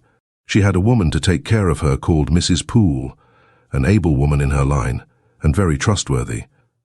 But for one fault, a fault common to a deal of them nurses and matrons, she kept a private bottle of gin by her, and now and then took a drop overmuch. It is excusable, for she had a hard life of it, but still it was dangerous. For when Mrs. Poole was fast asleep after the gin and water, the mad lady, who was as cunning as a witch, would take the keys out of her pocket, let herself out of her chamber, and go roaming about the house, doing any wild mischief that came into her head. They say she had nearly burnt her husband in his bed once, but I don't know about that. However, on this night, she set fire first to the hangings of the room next her own, and then she got down to a lower story, and made her way to the chamber that had been the governess. She was like as if she knew somehow how matters had gone on, and had a spite at her, and she kindled the bed there, but there was nobody sleeping in it, fortunately. The governess had run away 2 months before, and for all Mr. Rochester sought her as if she had been the most precious thing he had in the world. He never could hear a word of her, and he grew savage, quite savage on his disappointment. He never was a wild man, but he got dangerous after he lost her. He would be alone too. He sent Mrs. Fairfax, the housekeeper, away to her friends at a distance, but he did it handsomely. For he settled an annuity on her for life, and she deserved it. She was a very good woman. Miss Edel, a ward he had, was put to school. He broke off acquaintance with all the gentry, and shut himself up like a hermit at the Hall. What? Did he not leave England? Leave England? Bless you, no. He would not cross the doorstones of the house except at night, when he walked just like a ghost about the grounds and in the orchard as if he had lost his senses, which it is my opinion he had. For a more spirited, bolder, keener gentleman than he was before that midge of a governess crossed him, you never saw, ma'am. He was not a man given to wine, or cards, or racing, as some are, and he was not so very handsome. But he had a courage and a will of his own, if ever man had. I knew him from a boy, you see, and for my part, I have often wished that Miss Eyre had been sunk in the sea before she came to Thornfield Hall. Then Mr. Rochester was at home when the fire broke out. Yes, indeed was he, and he went up to the attics when all was burning above and below, and got the servants out of their beds and helped them down himself, and went back to get his mad wife out of her cell. And then they called out to him that she was on the roof, where she was standing, waving her arms above the battlements, and shouting out till they could hear her a mile off. I saw her and heard her with my own eyes. She was a big woman and had long black hair. We could see it streaming against the flames as she stood. I witnessed, and several more witnessed, Mr. Rochester ascend through the skylight onto the roof. We heard him call, "Bertha!" We saw him approach her. And then, ma'am, she yelled and gave a spring, and the next minute she lay smashed on the pavement. The next minute she lay smashed on the pavement. Dead, dead, dead as the stones on which her brains and blood were scattered. Good God! You may well say so, ma'am. It was frightful. He shuddered. And afterwards, I urged. Well, ma'am, afterwards the house was burnt to the ground. There are only some bits of wall standing now. Were any other lives lost? No. Perhaps it would have been better if there had. What do you mean? Poor Mr. Edward, he ejaculated. I little thought ever to have seen it. Some say it was a just judgment on him for keeping his first marriage secret and wanting to take another wife while he had one living. But I pity him, for my part. You said he was alive? I exclaimed. Yes, yes, he is alive, but many think he had better be dead. Why? How? My blood was again running cold. Where is he? I demanded. Is he in England? Aye, he's in England. He can't get out of England, I fancy. He's a fixture now. What agony was this? And the man seemed resolved to protract it. He is stone blind, he said at last. Yes, he is stone blind, is Mr. Edward. I had dreaded worse. I had dreaded he was mad. I summoned strength to ask what had caused this calamity. It was all his own courage, and a body may say, his kindness in a way, ma'am. He wouldn't leave the house till everyone else was out before him. As he came down the great staircase at last, after Mrs. Rochester had flung herself from the battlements, there was a great crash. All fell. He was taken out from under the ruins, alive, but sadly hurt. A beam had fallen in such a way as to protect him partly, but one eye was knocked out, and one hand so crushed that Mr. Carter, the surgeon, had to amputate it directly. The other eye inflamed. He lost the sight of that also. He is now helpless indeed, blind and a cripple. Where is he? Where does he now live? At Ferndean, a manor house on a farm he has, about 30 miles off, quite a desolate spot. Who is with him? Old John and his wife. He would have none else. He is quite broken down, they say. Have you any sort of conveyance? We have a chaise, ma'am, a very handsome chaise. Let it be got ready instantly, and if your postboy can drive me to Ferndean before dark this day, I'll pay both you and him twice the hire you usually demand. Chapter 37. Moderate size and no architectural pretensions, deep buried in a wood. I had heard of it before. Mr. Rochester often spoke of it, and sometimes went there. His father had purchased the estate for the sake of the game covers. He would have let the house, but could find no tenant, in consequence of its ineligible and insalubrious site. Ferndean then remained uninhabited and unfurnished, with the exception of some 2 or 3 rooms fitted up for the accommodation of the squire when he went there in the season to shoot. To this house I came just ere dark on an evening marked by the characteristics of sad sky, cold gale, and continued small penetrating rain. The last mile I performed on foot, having dismissed the chaise and driver with the double remuneration I had promised. Even when within a very short distance of the manor house, you could see nothing of it. So thick and dark grew the timber of the gloomy wood about it. Iron gates between granite pillars showed me where to enter, and passing through them, I found myself at once in the twilight of close-ranked trees. There was a grass-grown track descending the forest aisle between hoar and knotty shafts and under-branched arches. I followed it, expecting soon to reach the dwelling, but it stretched on and on. It wound far and farther. No sign of habitation or grounds was visible. I thought I had taken a wrong direction and lost my way. The darkness of natural as well as of sylvan dusk gathered over me. I looked round in search of another road. There was none. All was interwoven stem, columnar trunk, dense summer foliage, no opening anywhere. I proceeded. At last my way opened. The trees thinned a little. Presently I beheld a railing, then the house, scarce, by this dim light, distinguishable from the trees, so dank and green were its decaying walls. Entering a portal, fastened only by a latch, I stood amidst a space of enclosed ground, from which the wood swept away in a semicircle. There were no flowers, no garden beds, only a broad gravel walk girdling a grass plat, and this set in the heavy frame of the forest. The house presented 2 pointed gables in its front. The windows were latticed and narrow. The front door was narrow too. 1 step led up to it.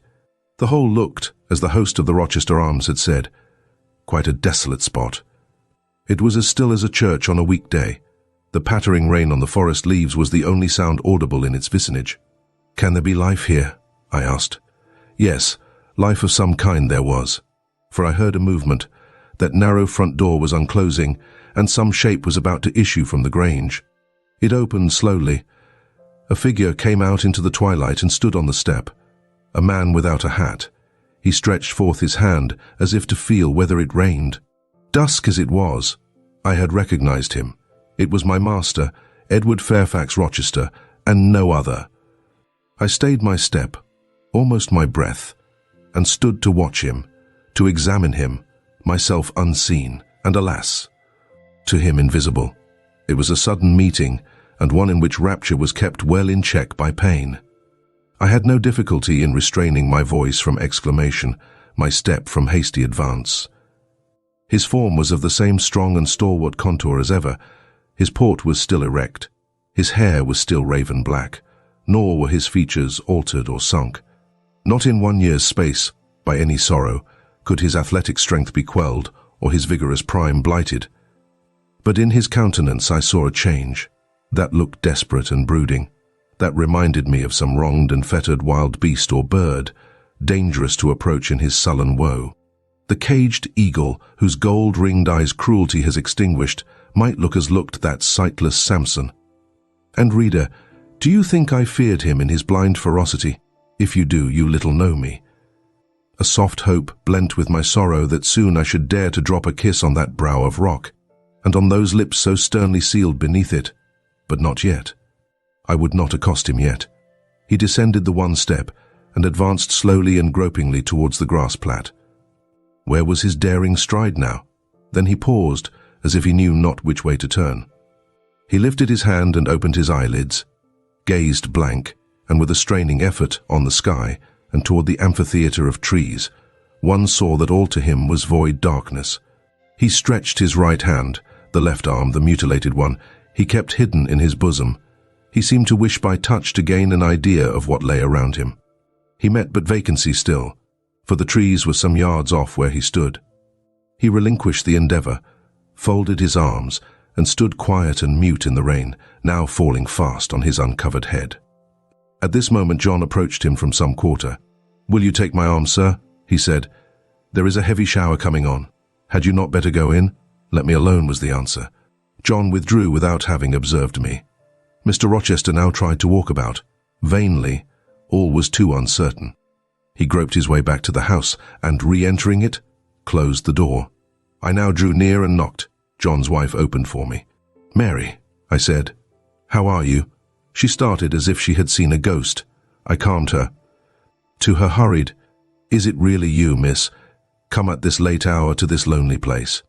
I answered by taking her hand, and then I followed her into the kitchen where John now sat by a good fire. I explained to them in few words that I had heard all which had happened since I left Thornfield, and that I was come to see Mr. Rochester. I asked John to go down to the Turnpike House, where I had dismissed the chaise, and bring my trunk, which I had left there. And then, while I removed my bonnet and shawl, I questioned Mary as to whether I could be accommodated at the manor house for the night, and finding that arrangements to that effect, though difficult, would not be impossible, I informed her I should stay.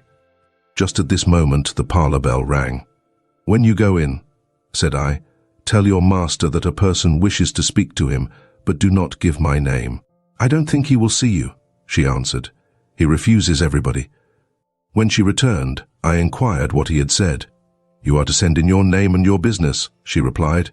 She then proceeded to fill a glass with water and place it on a tray together with candles. "Is that what he rang for?" I asked.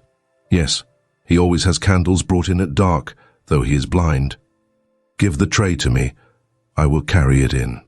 I took it from her hand. She pointed me out the parlour door. The tray shook as I held it. The water spilt from the glass. My heart struck my ribs loud and fast. Mary opened the door for me and shut it behind me. This parlour looked gloomy. A neglected handful of fire burnt low in the grate, and leaning over it, with his head supported against the high, old-fashioned mantelpiece, appeared the blind tenant of the room. His old dog, Pilot, lay on one side, removed out of the way, and coiled up as if afraid of being inadvertently trodden upon. Pilot pricked up his ears when I came in. Then he jumped up with a yelp and a whine, and bounded towards me. He almost knocked the tray from my hands. I set it on the table, then patted him, and said softly, "Lie down."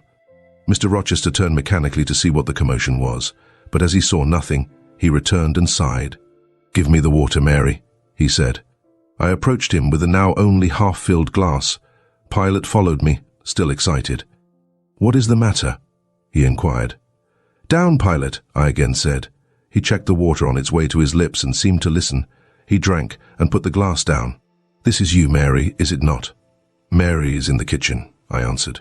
He put out his hand with a quick gesture, but not seeing where I stood, he did not touch me. "Who is this? Who is this?" he demanded, trying, as it seemed, to see with those sightless eyes, unavailing and distressing attempt. "Answer me. Speak again," he ordered, imperiously and aloud. "Will you have a little more water, sir?" "I spilt half of what was in the glass," I said. "Who is it? What is it? Who speaks?" "Pilot knows me, and John and Mary know I am here." "I came only this evening," I answered. "Great God, what delusion has come over me? What sweet madness has seized me?" "No delusion, no madness. Your mind, sir, is too strong for delusion, your health too sound for frenzy." "And where is the speaker? Is it only a voice? Oh, I cannot see, but I must feel, or my heart will stop and my brain burst. Whatever, whoever you are, be perceptible to the touch, or I cannot live." He groped. I arrested his wandering hand and prisoned it in both mine. "Her very fingers," he cried. "Her small, slight fingers. If so, there must be more of her." The muscular hand broke from my custody. My arm was seized, my shoulder, neck, waist. I was entwined and gathered to him. "Is it Jane? What is it? This is her shape. This is her size. And this her voice," I added. "She is all here. her heart too.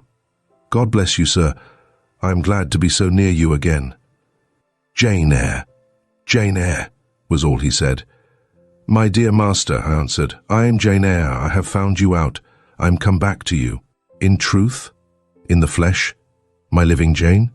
You touch me, sir. You hold me, and fast enough. I am not cold like a corpse, nor vacant like air, am I? My living darling, these are certainly her limbs, and these her features, but I cannot be so blessed after all my misery.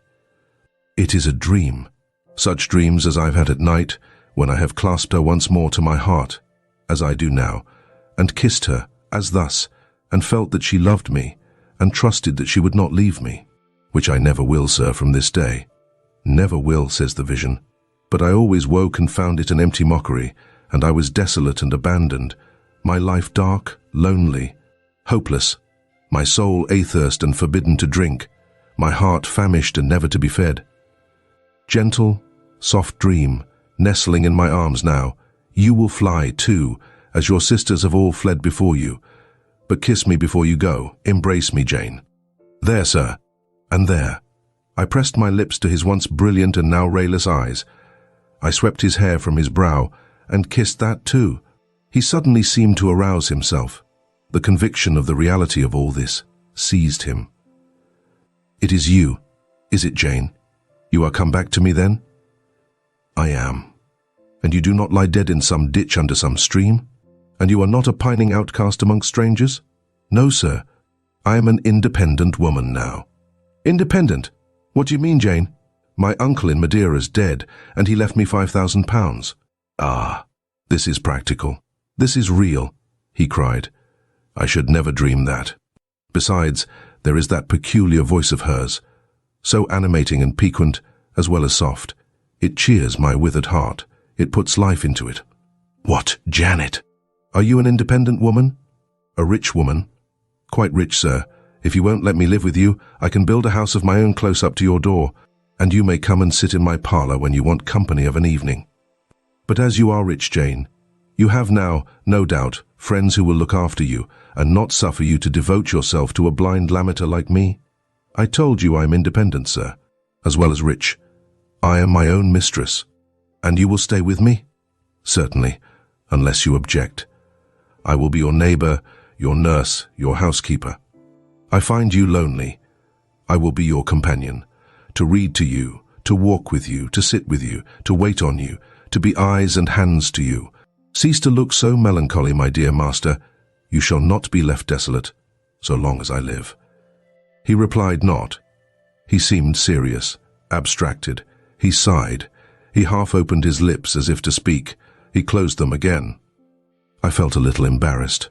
Perhaps I had too rashly overleaped conventionalities, and he, like St. John, saw impropriety in my inconsiderateness. I had indeed made my proposal from the idea that he wished and would ask me to be his wife. An expectation, not the less certain because unexpressed, had buoyed me up that he would claim me at once as his own. But no hint to that effect escaping him and his countenance becoming more overcast, I suddenly remembered that I might have been all wrong, and was perhaps playing the fool unwittingly, and I began gently to withdraw myself from his arms, but he eagerly snatched me closer. No, no, Jane, you must not go. No, I have touched you, heard you, felt the comfort of your presence, the sweetness of your consolation. I cannot give up these joys. I have little left in myself. I must have you. The world may laugh, may call me absurd, selfish, but it does not signify. My very soul demands you. It will be satisfied, or it will take deadly vengeance on its frame. Well, sir, I will stay with you. I have said so. Yes, but you understand one thing by staying with me, and I understand another. You, perhaps, could make up your mind to be about my hand and chair, to wait on me as a kind little nurse, for you have an affectionate heart and a generous spirit, which prompt you to make sacrifices for those you pity, and that ought to suffice for me, no doubt. I suppose I should now entertain none but fatherly feelings for you. Do you think so? Come, tell me. I will think what you like, sir. I am content to be only your nurse, if you think it better.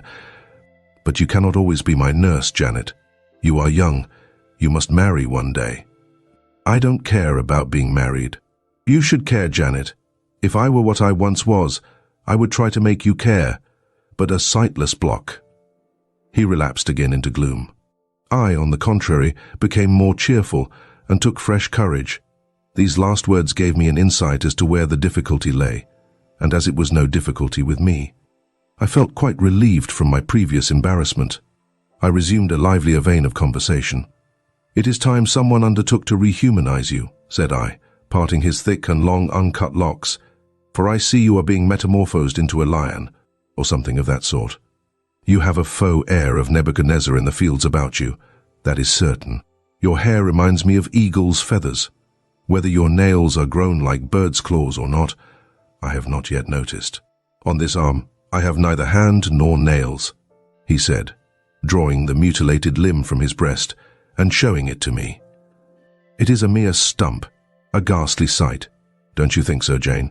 It is a pity to see it, and a pity to see your eyes and the scar of fire on your forehead.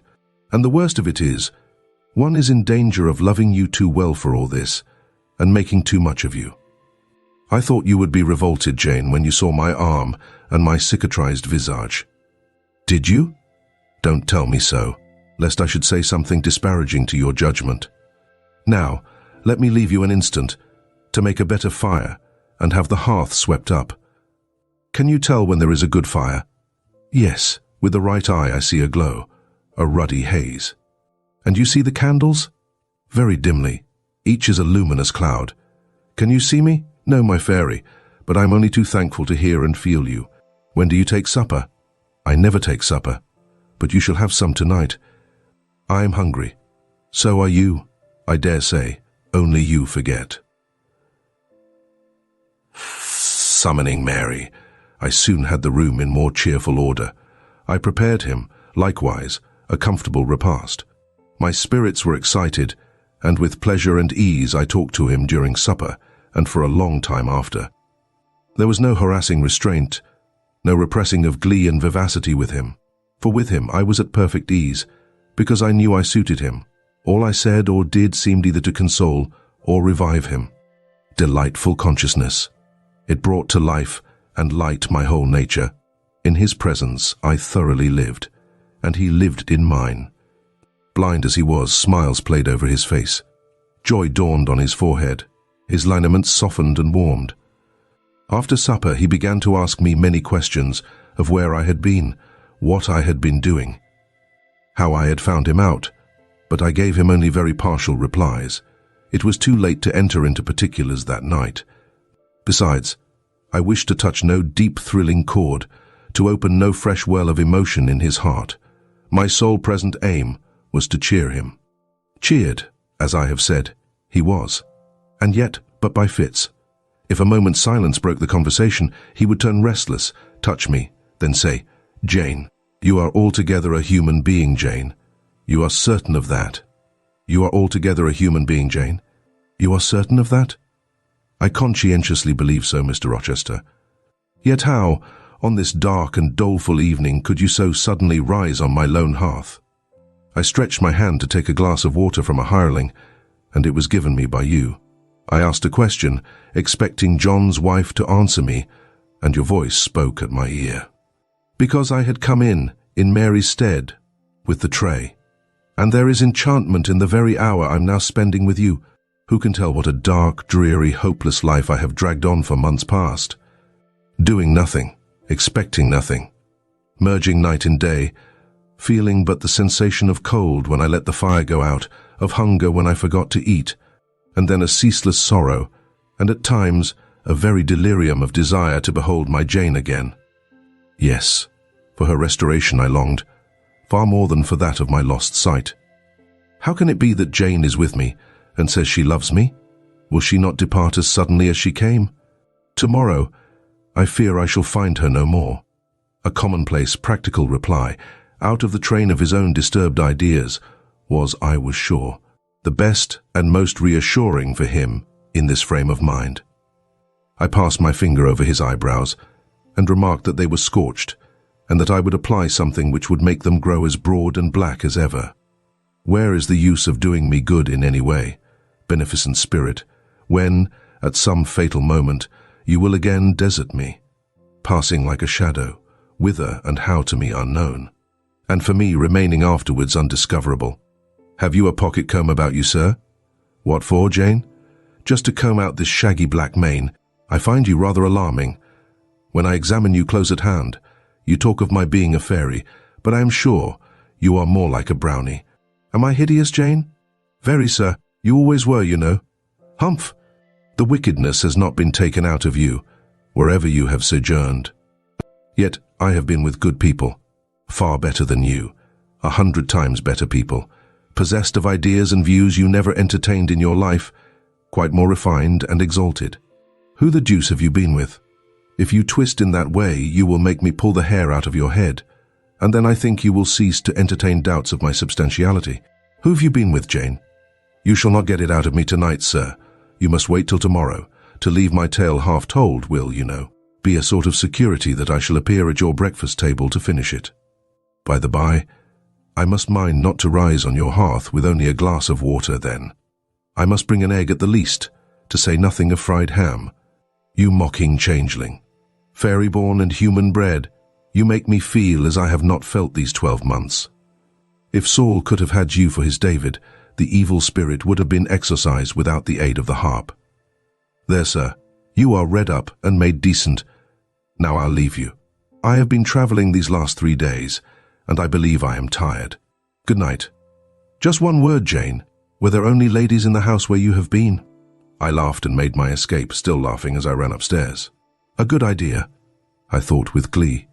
I see I have the means of fretting him out of his melancholy for some time to come. Very early the next morning I heard him up an Astia, wandering from one room to another. As soon as Mary came down, I heard the question, "Is Miss Eyre here?" Then, "Which room did you put her into? Was it dry? Is she up? Go and ask if she wants anything, and when she will come down." I came down as soon as I thought there was a prospect of breakfast. Entering the room very softly, I had a view of him before he discovered my presence. It was mournful indeed to witness the subjugation of that vigorous spirit to a corporeal infirmity. He sat in his chair, still, but not at rest, expectant evidently, the lines of now habitual sadness marking his strong features. His countenance reminded one of a lamp quenched, waiting to be relit, and alas, it was not himself that could now kindle the lustre of animated expression. He was dependent on another for that office. I had meant to be gay and careless, but the powerlessness of the strong man touched my heart to the quick. Still I accosted him with what vivacity I could. "It is a bright, sunny morning, sir," I said. "The rain is over and gone, and there is a tender shining after it. You shall have a walk soon." I had wakened the glow. His features beamed. "Oh, you are indeed there, my skylark. Come to me. You are not gone, not vanished. I heard one of your kind an hour ago, singing high over the wood, but its song had no music for me, any more than the rising sun had rays. All the melody on earth is concentrated in my Jane's tongue to my ear. I am glad it is not naturally a silent one. All the sunshine I can feel is in her presence." The water stood in my eyes to hear this avowal of his dependence, just as if a royal eagle, chained to a perch, should be forced to entreat a sparrow to become its purveyor. But I would not be lachrymose. I dashed off the salt drops and busied myself with preparing breakfast. Most of the morning was spent in the open air. I led him out of the wet and wild wood into some cheerful fields. I described to him how brilliantly green they were, how the flowers and hedges looked refreshed, how sparklingly blue was the sky. I sought a seat for him in a hidden and lovely spot, a dry stump of a tree, nor did I refuse to let him, when seated, place me on his knee. Why should I, when both he and I were happier near than apart? Pilate lay beside us. All was quiet. He broke out suddenly while clasping me in his arms. "Cruel, cruel deserter. Oh, Jane, what did I feel when I discovered you had fled from Thornfield, and when I could nowhere find you, and, after examining your apartment, ascertained that you had taken no money, nor anything which could serve as an equivalent. A pearl necklace I had given you lay untouched in its little casket. Your trunks were left corded and locked as they had been prepared for the bridal tour. What could my darling do, I asked, left destitute and penniless? And what did she do? Let me hear now. Thus urged, I began the narrative of my experience for the last year. I softened considerably what related to the 3 days of wandering and starvation, because to have told him all would have been to inflict unnecessary pain. The little I did say lacerated his faithful heart deeper than I wished. I should not have left him thus, he said, without any means of making my way. I should have told him my intention. I should have confided in him. He would never have forced me to be his mistress. Violent as he had seemed in his despair, he, in truth, loved me far too well and too tenderly to constitute himself my tyrant. He would have given me half his fortune without demanding so much as a kiss in return, rather than I should have flung myself friendless on the wide world. I had endured, he was certain, more than I had confessed to him. Well, whatever my sufferings had been, they were very short. I answered, and then I proceeded to tell him how I had been received at Moor House, how I had obtained the office of schoolmistress, and the accession of fortune, the discovery of my relations, followed in due order. Of course, St. John River's name came in frequently in the progress of my tale. When I had done, that name was immediately taken up. This St. John, then, is your cousin? Yes. You have spoken of him often. Do you like him? He was a very good man, sir. I could not help liking him. A good man. Does that mean a respectable, well-conducted man of 50? Or what does it mean? St. John was only 29, sir. Jeune encore, as the French say. Is he a person of low stature, phlegmatic, and plain? A person whose goodness consists rather in his guiltlessness of vice than in his prowess in virtue. He is untiringly active. Great and exalted deeds are what he lives to perform. But his brain, that is probably rather soft. He means well, but you shrug your shoulders to hear him talk. He talks little, sir. What he does say is ever to the point. His brain is first-rate. I should think not impressible, but vigorous. Is he an able man, then? Truly able. A thoroughly educated man? St. John is an accomplished and profound scholar. His manners, I think, you said, are not to your taste, priggish and parsonic. I never mentioned his manners, but unless I had a very bad taste, they must suit it. They are polished, calm, and gentlemanlike. His appearance. I forget what description you gave of his appearance. A sort of raw curate, half strangled with his white neckcloth, and stilted up on his thick-soled high-lows, eh? St. John dresses well. He is a handsome man, tall, fair, with blue eyes, and a Grecian profile. Aside. Damn him. To me. Did you like him, Jane? Yes, Mr. Rochester, I liked him. But you asked me that before. I perceived, of course, the drift of my interlocutor. Jealousy had got hold of him. She stung him, but the sting was salutary. It gave him respite from the gnawing fang of melancholy. I would not, therefore, immediately charm the snake. Perhaps you would rather not sit any longer on my knee, Miss Eyre?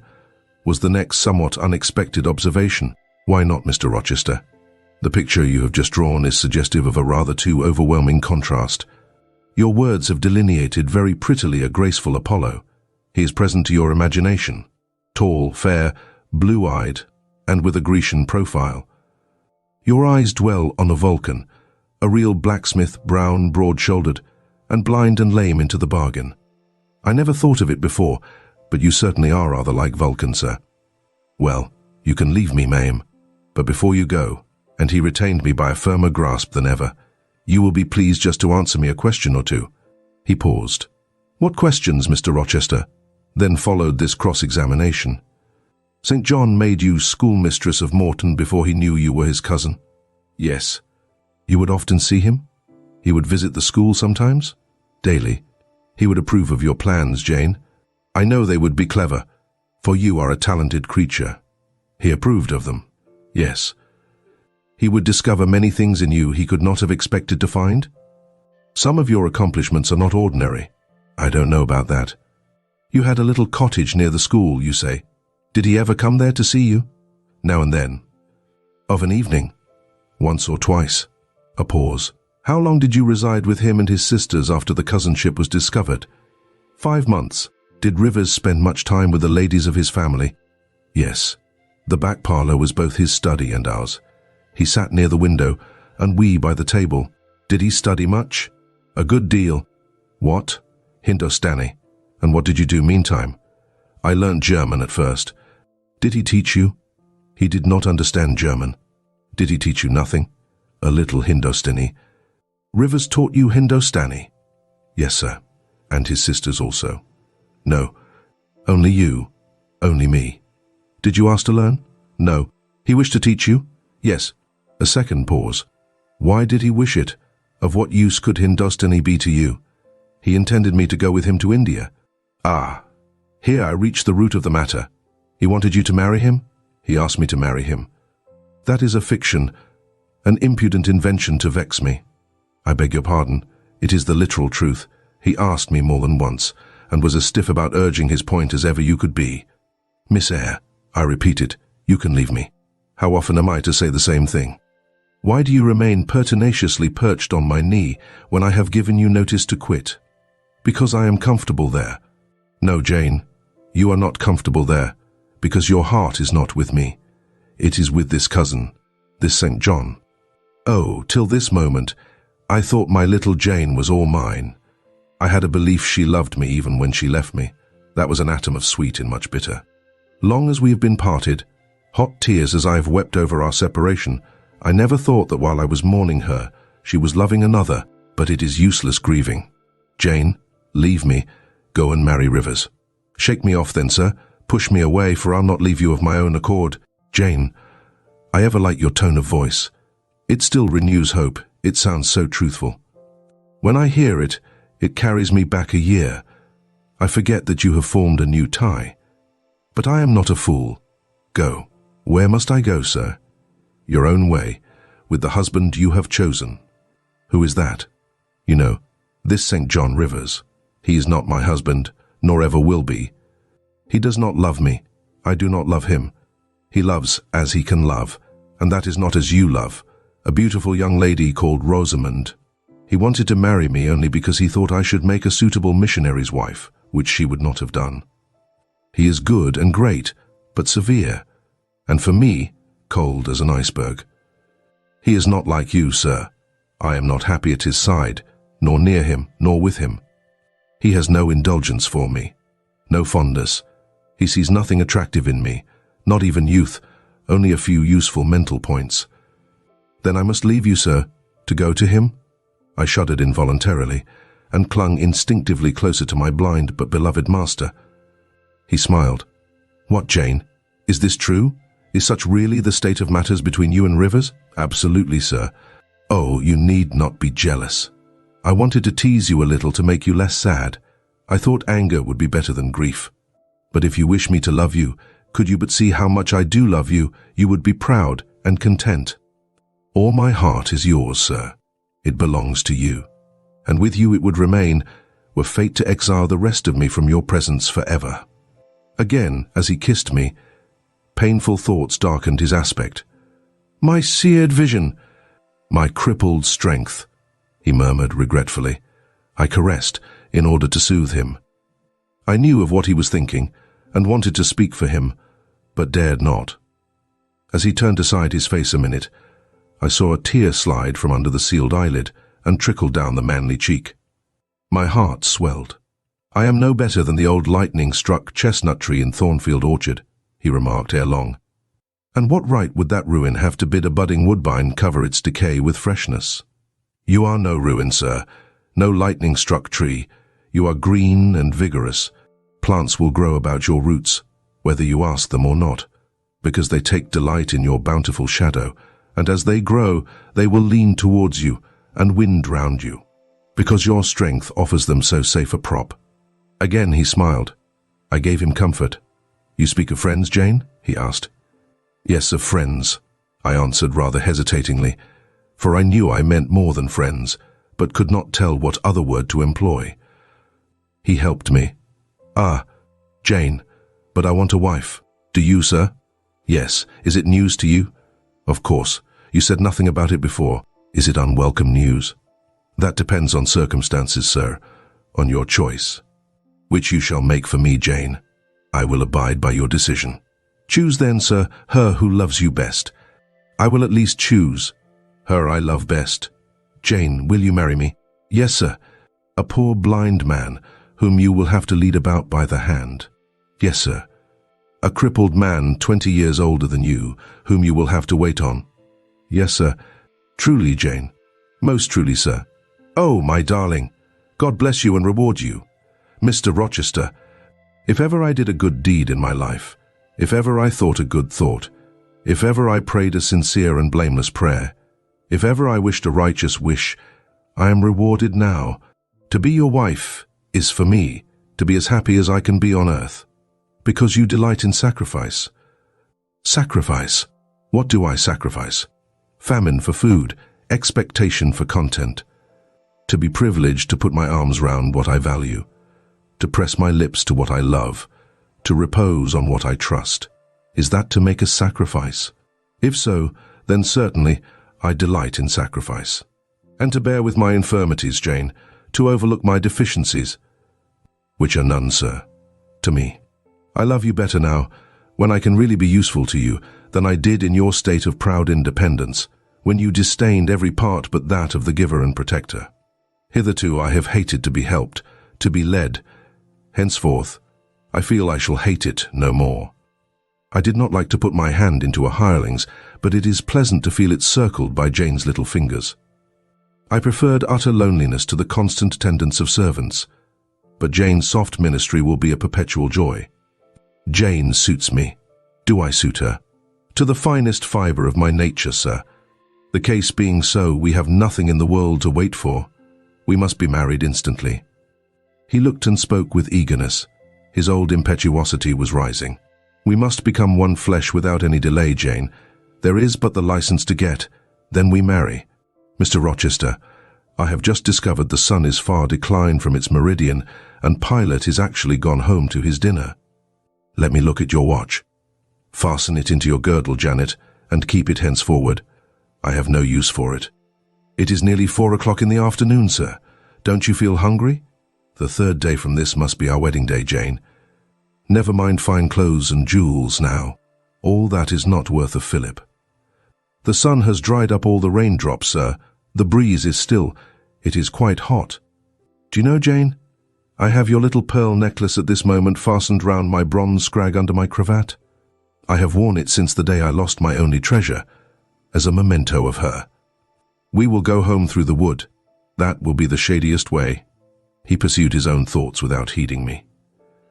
Jane, you think me, I dare say, an irreligious dog, but my heart swells with gratitude to the beneficent God of this earth just now. He sees not as man sees, but far clearer, judges not as man judges, but far more wisely. I did wrong. I would have sullied my innocent flower, breathed guilt on its purity. The Omnipotent snatched it from me. I, in my stiff-necked rebellion, almost cursed the dispensation. Instead of bending to the decree, I defied it. Divine justice pursued its course. Disasters came thick on me. I was forced to pass through the valley of the shadow of death. His chastisements are mighty, and one smote me, which has humbled me forever. You know I was proud of my strength, but what is it now, when I must give it over to foreign guidance, as a child does its weakness? Of late, Jane, only of late, I began to see and acknowledge the hand of God in my doom. I began to experience remorse, repentance, the wish for reconcilement to my Maker. I began sometimes to pray. Very brief prayers they were, but very sincere. Some days since, nay, I can number them. For it was last Monday night, a singular mood came over me, one in which grief replaced frenzy, sorrow, sullenness. I had long had the impression that since I could nowhere find you, you must be dead. Late that night, perhaps it might be between 11 and 12 o'clock, ere I retired to my dreary rest, I supplicated God that, if it seemed good to him, I might soon be taken from this life, and admitted to that world to come, where there was still hope of rejoining Jane.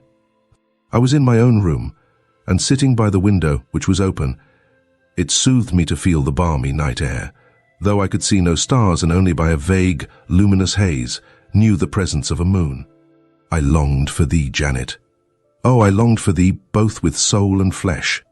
I asked of God, at once in anguish and humility, if I had not been long enough desolate, afflicted, tormented, and might not soon taste bliss and peace once more.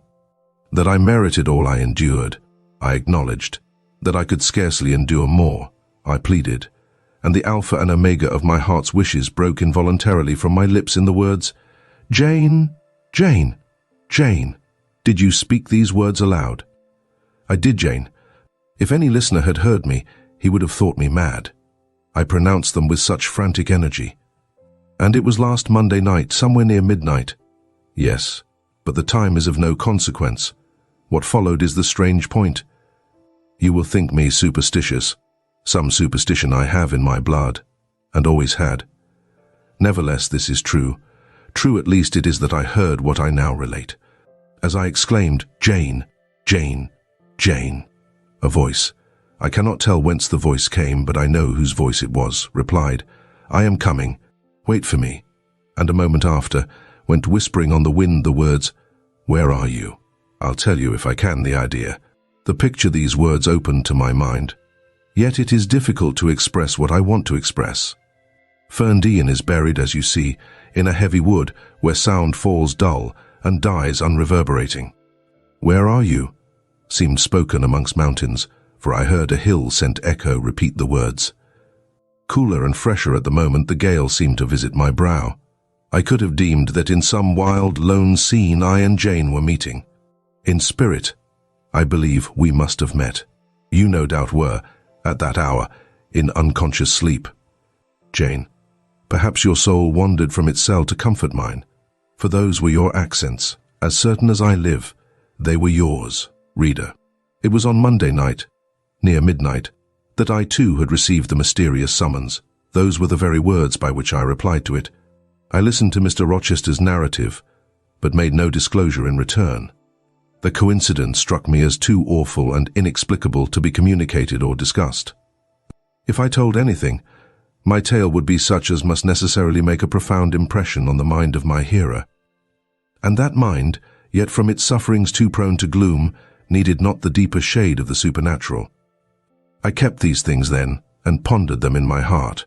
You cannot now wonder, continued my master, that when you rose upon me so unexpectedly last night, I had difficulty in believing you any other than a mere voice and vision, something that would melt to silence and annihilation, as the midnight whisper and mountain echo had melted before. Now, I thank God, I know it to be otherwise. Yes, I thank God. He put me off his knee, rose, and reverently lifting his hat from his brow, and bending his sightless eyes to the earth, he stood in mute devotion. Only the last words of the worship were audible. I thank my Maker, that in the midst of judgment he has remembered mercy. I humbly entreat my Redeemer to give me strength to lead henceforth a purer life than I have done hitherto. Then he stretched his hand out to be led. I took that dear hand, held it a moment to my lips, then let it pass round my shoulder. Being so much lower of stature than he, I served both for his prop and guide. We entered the wood and wended homeward. Chapter XXXX, Ake, conclusion, reader. I married him. A quiet wedding we had. He and I, the parson and clerk, were alone present. When we got back from church, I went into the kitchen of the manor house, where Mary was cooking the dinner and John cleaning the knives. And I said, Mary, I have been married to Mr. Rochester this morning.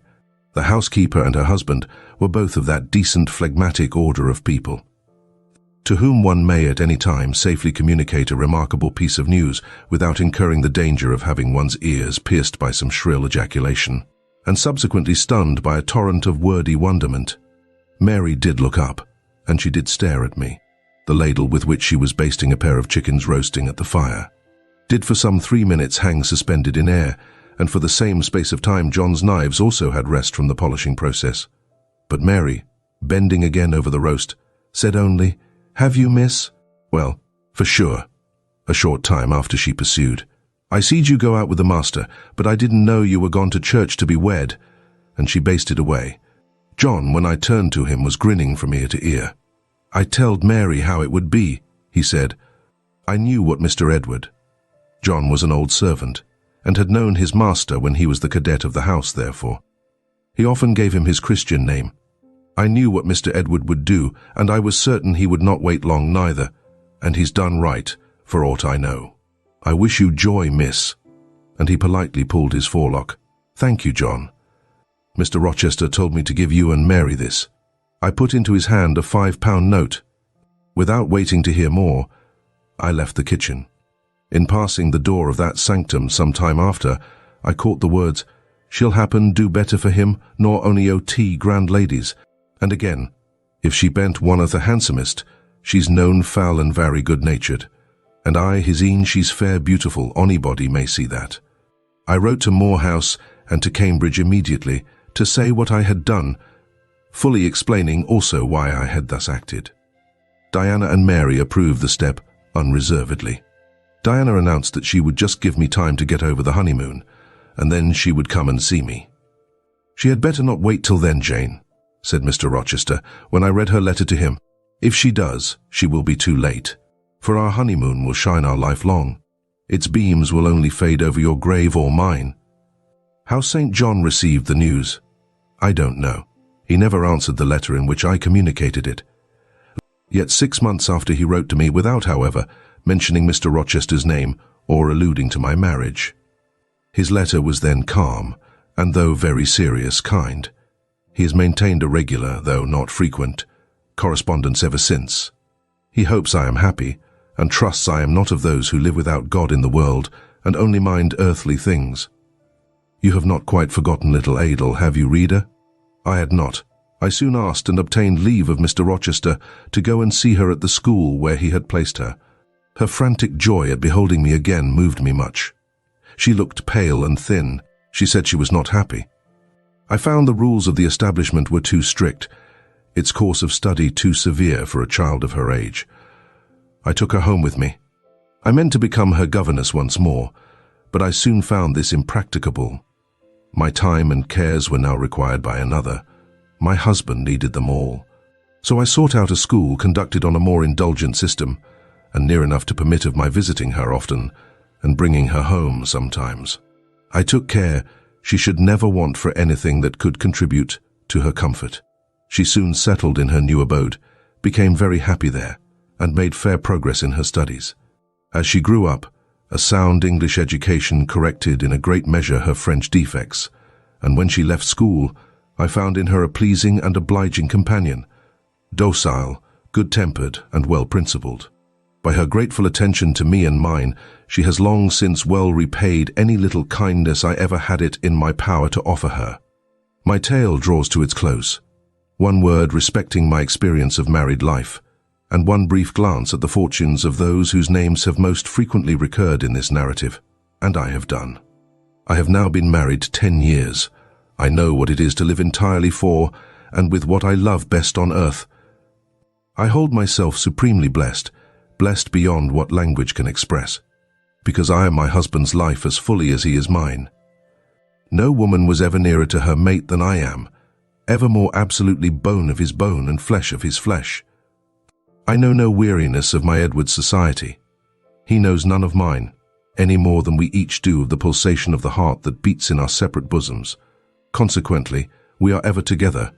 To be together is for us to be at once as free as in solitude, as gay as in company. We talk, I believe, all day long. To talk to each other is but a more animated and an audible thinking.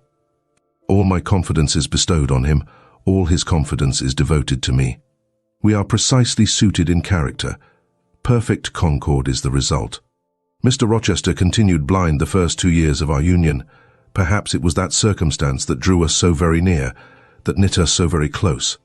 For I was then his vision, as I am still his right hand. Literally, I was what he often called me, the apple of his eye.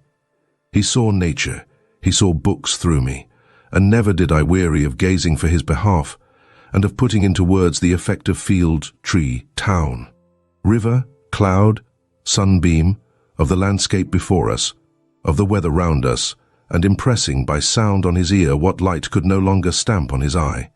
Never did I weary of reading to him. Never did I weary of conducting him where he wished to go, of doing for him what he wished to be done. and there was a pleasure in my services, most full, most exquisite, even though sad, because he claimed these services without painful shame or damping humiliation. He loved me so truly that he knew no reluctance in profiting by my attendance. He felt I loved him so fondly that to yield that attendance was to indulge my sweetest wishes. One morning at the end of the 2 years, as I was writing a letter to his dictation, he came and bent over me and said, "Jane, have you a glittering ornament round your neck?" I had a gold watch chain. I answered, "Yes." "And have you a pale blue dress on? And have you a pale blue dress on?" I had. He informed me then that for some time he had fancied the obscurity clouding one eye was becoming less dense, and that now he was sure of it. He and I went up to London. He had the advice of an eminent oculist, and he eventually recovered the sight of that one eye. He cannot now see very distinctly. He cannot read or write much, but he can find his way without being led by the hand. The sky is no longer a blank to him, the earth no longer a void. When his firstborn was put into his arms, he could see that the boy had inherited his own eyes, as they once were, large, brilliant, and black. On that occasion, he again, with a full heart, acknowledged that God had tempered judgment with mercy. My Edward and I, then, are happy, and the more so because those we most love are happy likewise. Diana and Mary Rivers are both married. Alternately, once every year they come to see us, and we go to see them. Diana's husband is a captain in the Navy, a gallant officer, and a good man. Mary's is a clergyman, a college friend of her brother's, and, from his attainments and principles, worthy of the connection. Both Captain Fitzjames and Mr. Wharton love their wives, and are loved by them. As to St. John Rivers, he left England. He went to India. He entered on the path he had marked for himself. He pursues it still. A more resolute, indefatigable pioneer never wrought amidst rocks and dangers. Firm, faithful, and devoted, full of energy and zeal and truth, he labors for his race. He clears their painful way to improvement. He hews down like a giant the prejudices of creed and caste that encumber it. He may be stern, he may be exacting, he may be ambitious yet, but his is the sternness of the warrior Greatheart, who guards his pilgrim convoy from the onslaught of Apollyon. His is the exaction of the apostle, who speaks but for Christ when he says, "Whosoever will come after me, let him deny himself, and take up his cross and follow me." His is the ambition of the high master spirit, which aims to fill a place in the first rank of those who are redeemed from the earth, who stand without fault before the throne of God, who share the last mighty victories of the Lamb, who are called, and chosen, and faithful. St. John is unmarried. He never will marry now. Himself has hitherto sufficed to the toil, and the toil draws near its close. His glorious sun hastens to its setting. The last letter I received from him drew from my eyes human tears, and yet filled my heart with divine joy. He anticipated his sure reward, his incorruptible crown. I know that a stranger's hand will write to me next, to say that the good and faithful servant has been called at length into the joy of his Lord. And why weep for this? No fear of death will darken St. John's last hour. His mind will be unclouded, his heart will be undaunted, his hope will be sure, his faith steadfast. His own words are a pledge of this. "My Master," he says, "has forewarned me." Daily he announces more distinctly, "Surely I come quickly," and hourly I more eagerly respond. Amen. Even so come, Lord Jesus. Thank you for joining us on this captivating journey through Charlotte Brontë's Jane Eyre, an autobiography. We hope you enjoyed experiencing Jane's transformative journey from adversity to love and self-discovery. Her story continues to inspire readers with its timeless themes of independence, morality, and the pursuit of happiness. Be sure to subscribe to Storytime Haven for more classic tales brought to life. Until next time, may you find courage and inspiration in the pages of great literature like Jane Eyre.